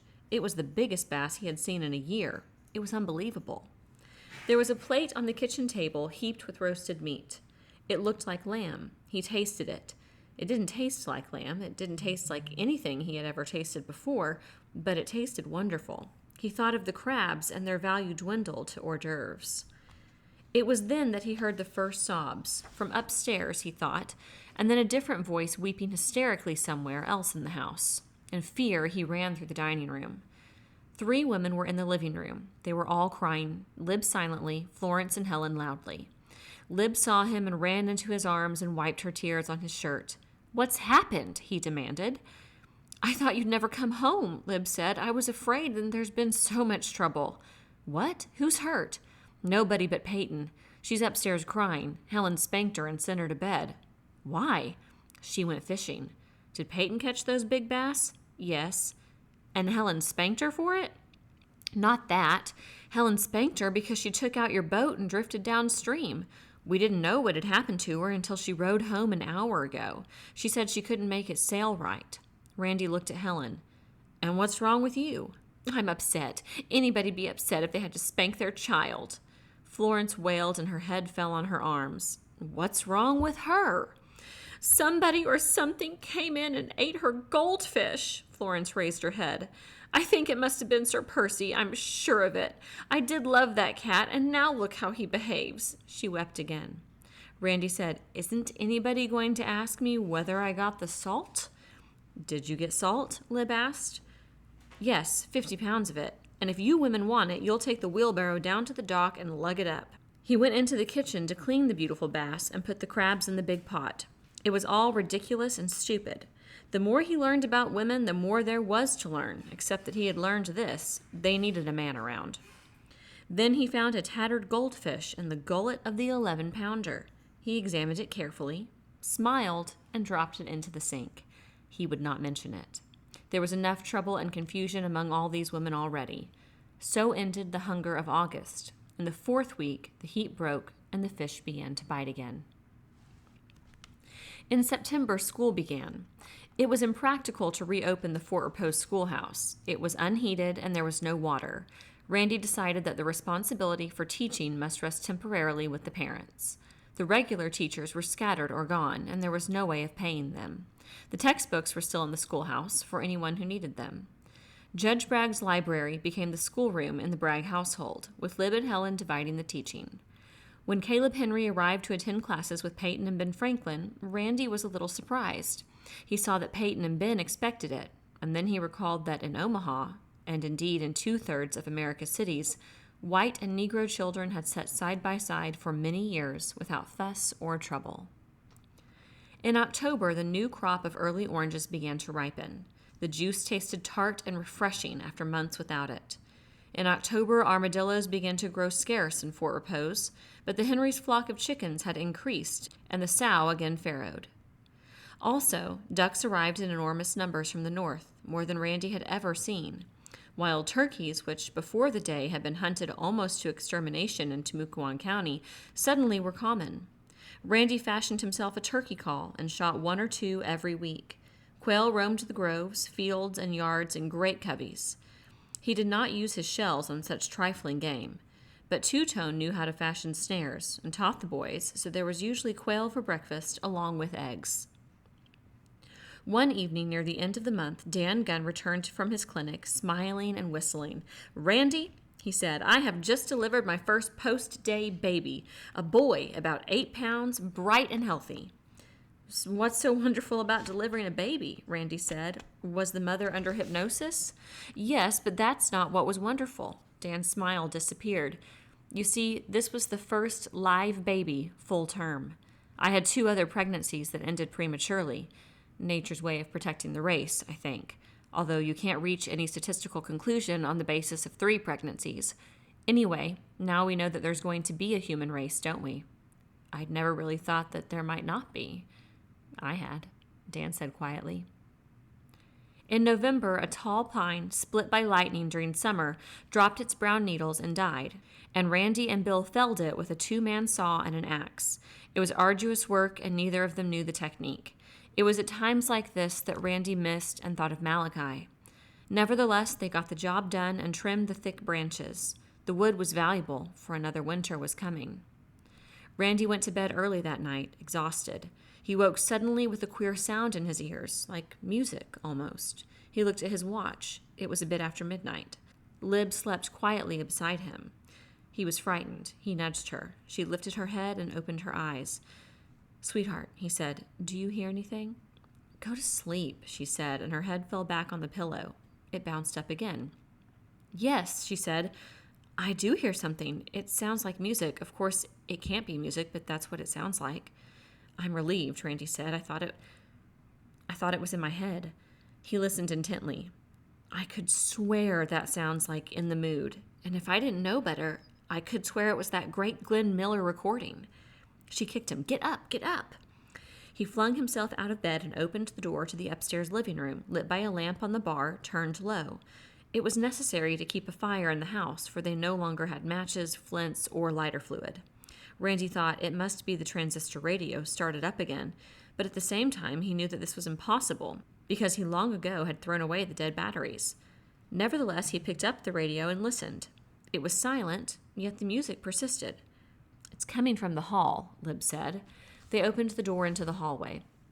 The rhythm was louder, but the hall was empty. Randy saw a crack of light under Peyton's door. "Peyton's room," he said.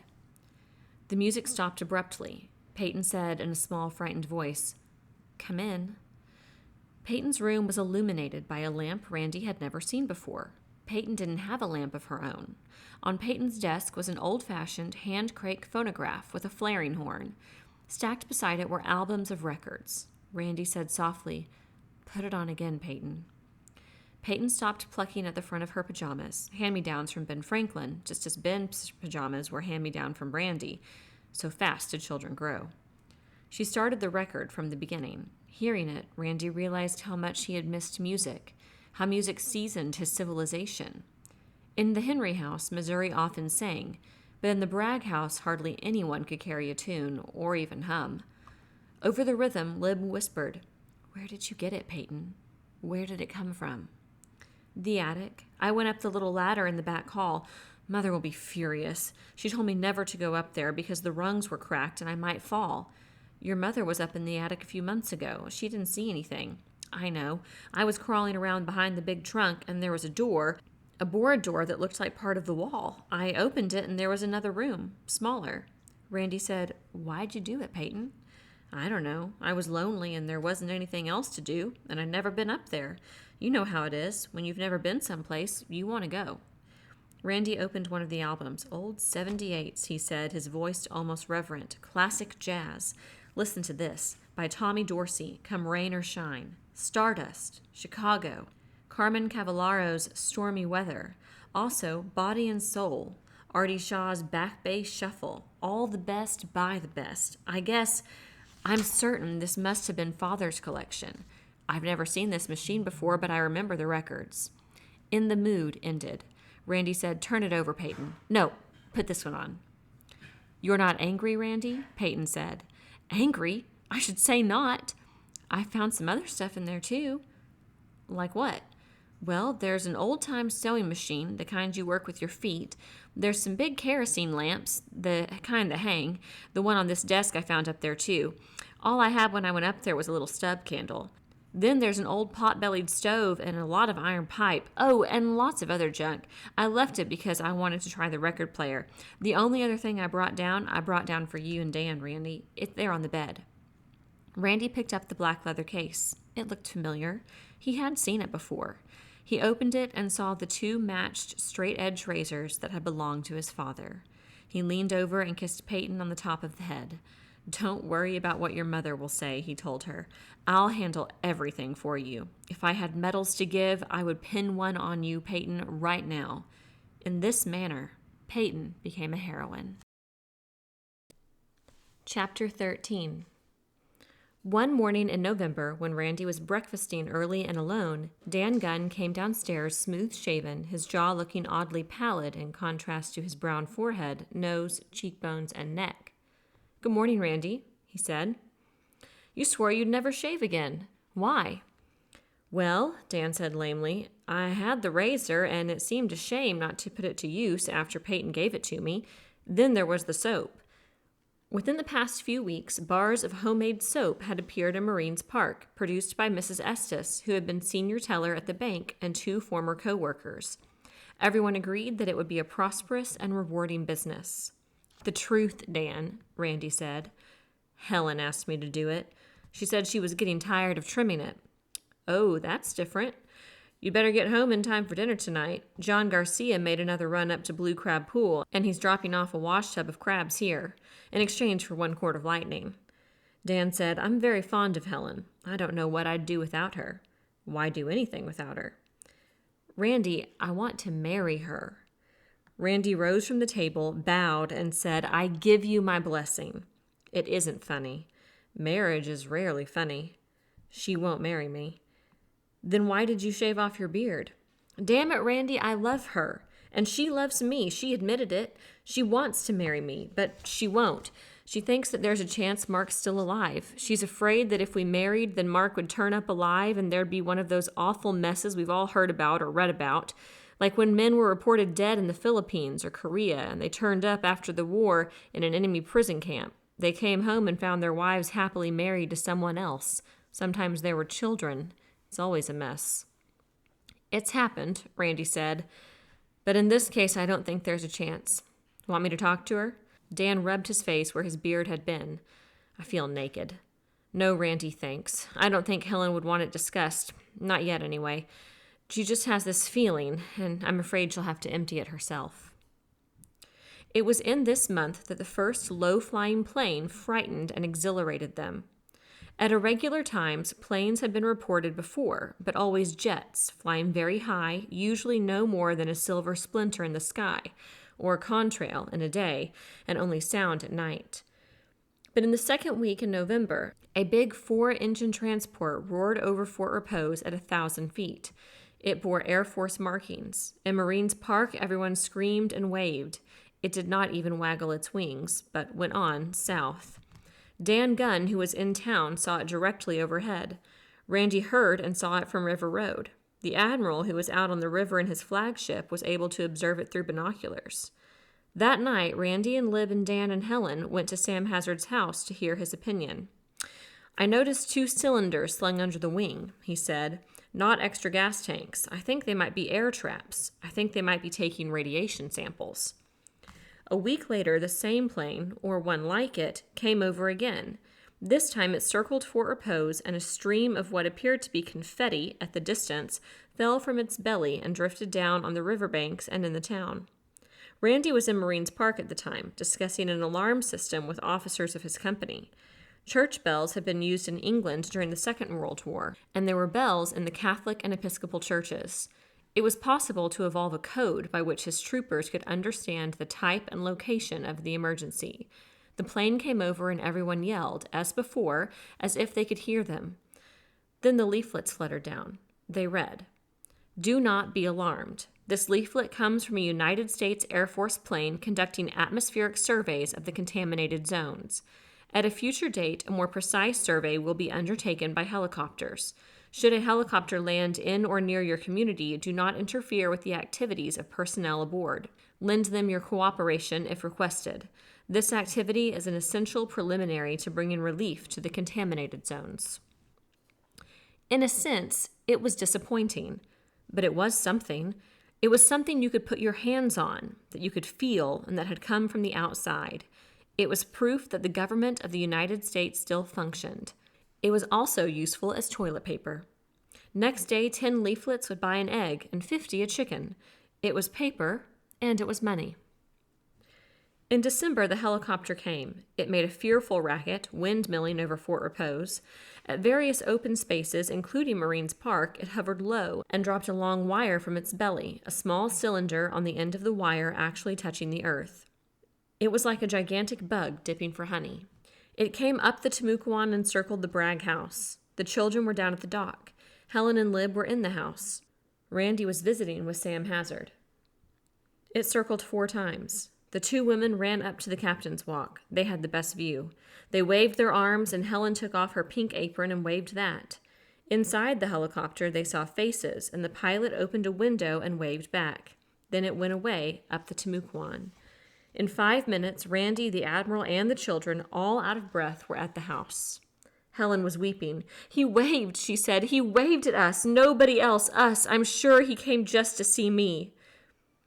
"Now let's not get too excited," Randy said. "It may be that he was looking for people, not anyone in particular, and saw the kids out on the dock and then circled the house to encourage us and give us heart."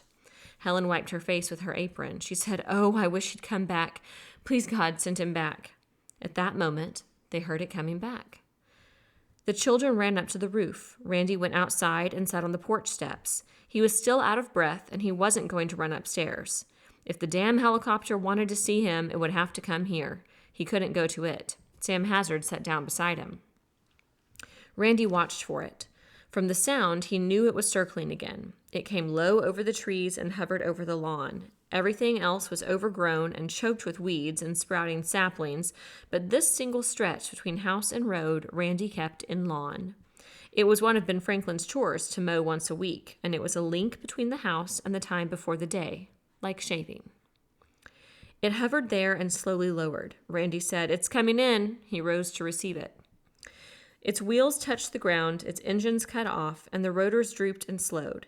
Peyton ran down the steps, and Randy grabbed her. "Don't go out there until the rotors stop," he ordered. "Cut your head off." Now that it was down, the helicopter looked ungainly and enormous. There were 5 men in it. They waited in stillness so complete that they heard the creak of hinges and the hatch opened.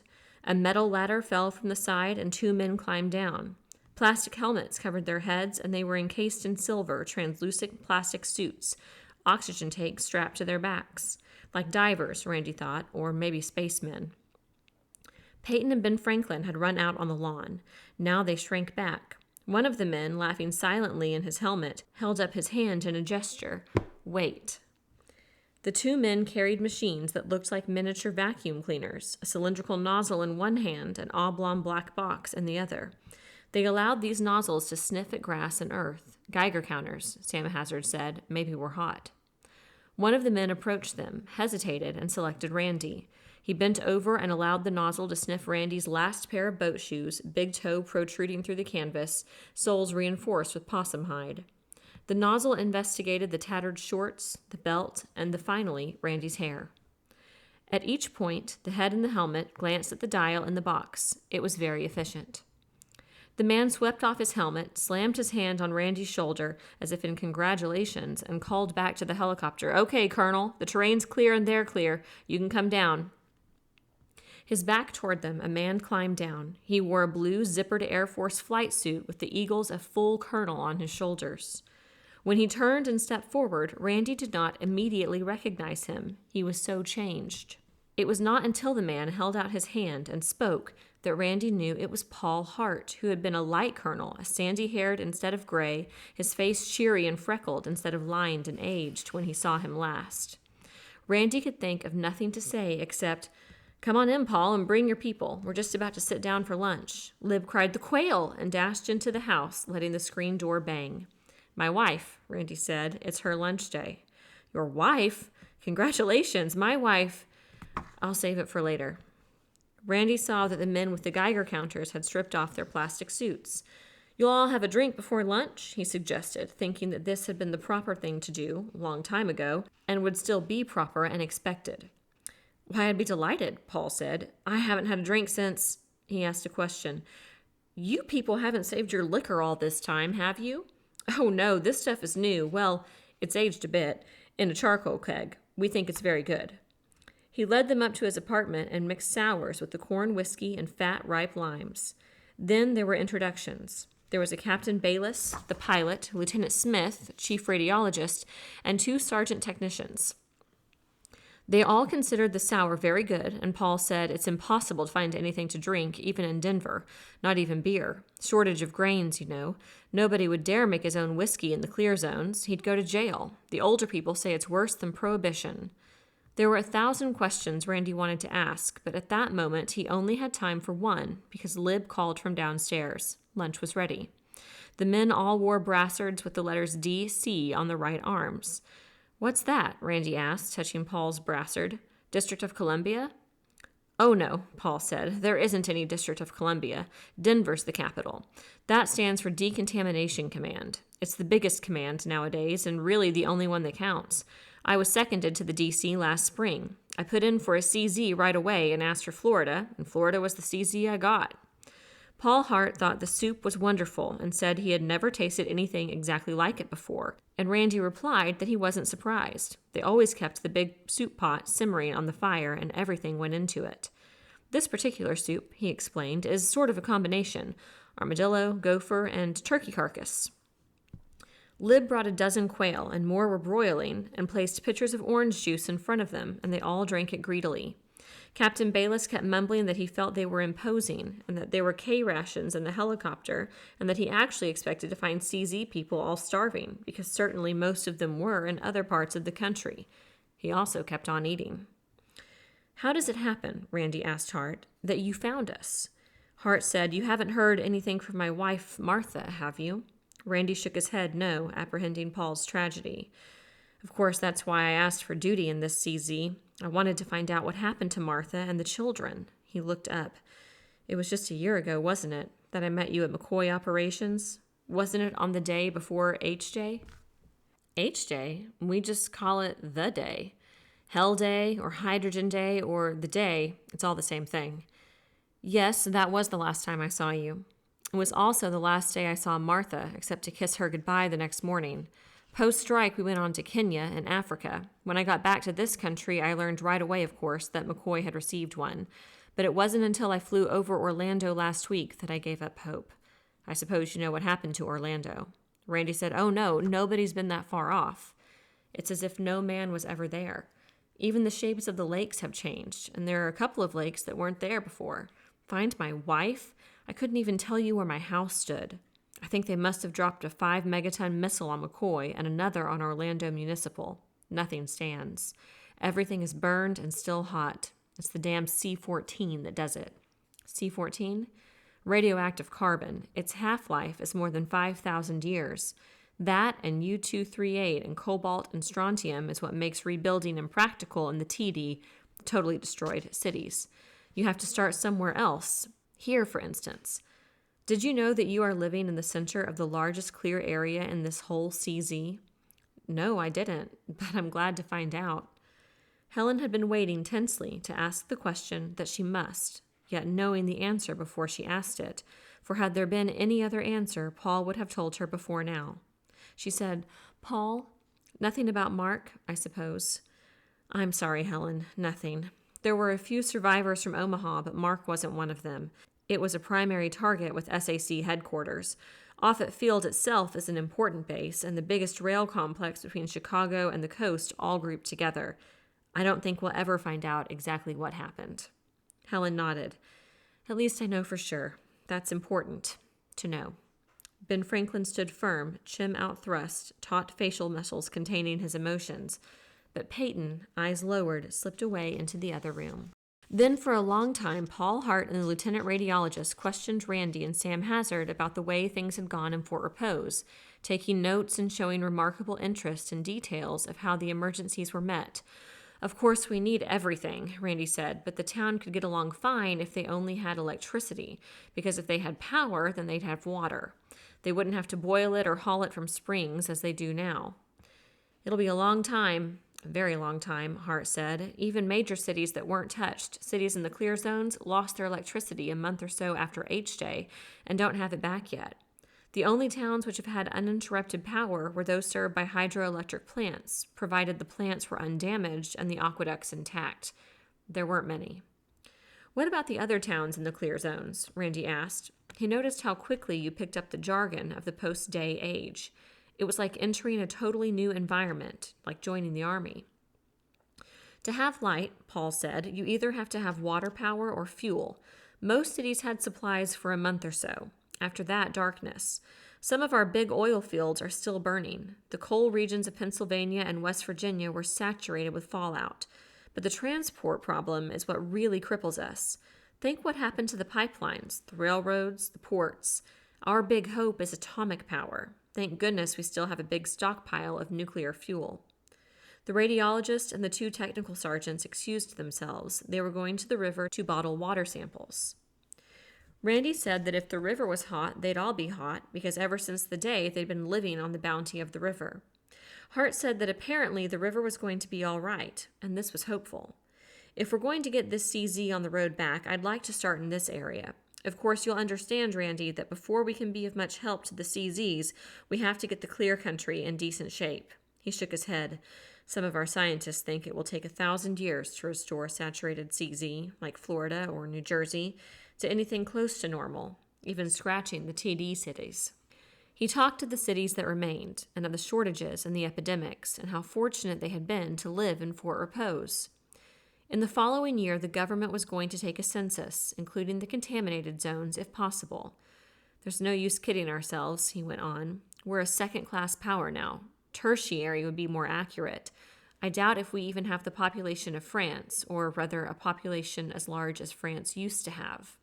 He talked of farm areas out of production for an indefinite period, and how the South American nations had begun lend-lease shipments to the northern continent, and how Thailand and Indonesia were contributing rice. Eventually, it was hoped that Venezuelan oil would alleviate the transport fuel shortage, although he doubted that in his lifetime he would again see gasoline for sale to private citizens. They listened, their eyes marbled as if in shock. The technicians returned from the river. Paul Hart looked at his watch and said they would have to take off. It was necessary that they drop into a small field near Brunswick, Georgia, before dark. It was presently his headquarters, but in a few years he planned to rehabilitate Patrick Air Force Base on Cape Canaveral and transfer there. The enemy had overlooked Patrick, perhaps deliberately, since it was a test and not an operational base, perhaps because the missile designed for it had gone elsewhere. They would never know. Hart was thoughtful for a moment. Then he spoke to Randy. You know, you and all of your clear people can come out if you want. Of course, you'll have to have a physical and be officially cleared and processed, but I doubt that you'll have any trouble. I'll be back here in a week. We're short on choppers, but I could bring you out 2 or 3 at a time. This was Randy's town, and these were his people, and he knew he would not leave them. Yet it was not right that he make this decision alone. He looked at Lib without finding it necessary to speak. She, knowing what was in his mind, simply smiled and winked. He said, I guess I'll stay, Paul. And the others? Randy wished Dan was with them, and yet he was confident he could speak for Dan. We have our doctor here, Dan Gunn. If it wasn't for Dan, I don't think any of us could have made it. He saved this town, and I'm sure he wouldn't want to leave now. He turned to Helen. Would he? Helen said quietly, I wouldn't, and he wouldn't. But there's one thing you have to do, Paul. Bring supplies for our doctor. What's he need? Everything.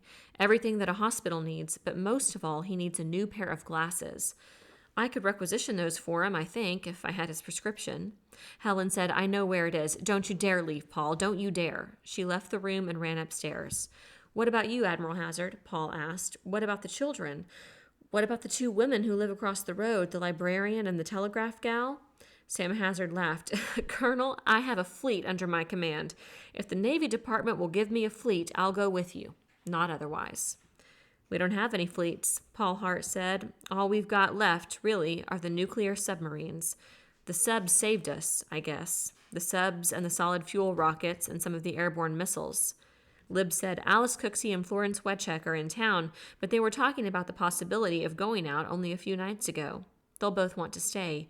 You see, they're terribly busy. They've never worked so hard or accomplished so much in their whole lives, and I don't know what Fort Repose would do without them. They're practically our whole education system, and they keep all the records. Isn't anybody going? Hart asked. Ben Franklin said, "Not me." Peyton, who had quietly returned to the conference, said, "Me either." Helen came downstairs with the prescription for Dan's glasses. They all walked out to the porch, and Randy went with Paul to the helicopter. They shook hands. Randy said, "Paul, there's one more thing. Who won the war?" Paul put his fists on his hips, and his eyes narrowed. "You're kidding. You really mean you don't know?" "No, I don't know. Nobody knows. Nobody's told us." "We won it. We really clobbered him." Hart's eyes lowered and his arms drooped. He said, "Not that it matters." The engine started, and Randy turned away to face the 1,000-year night.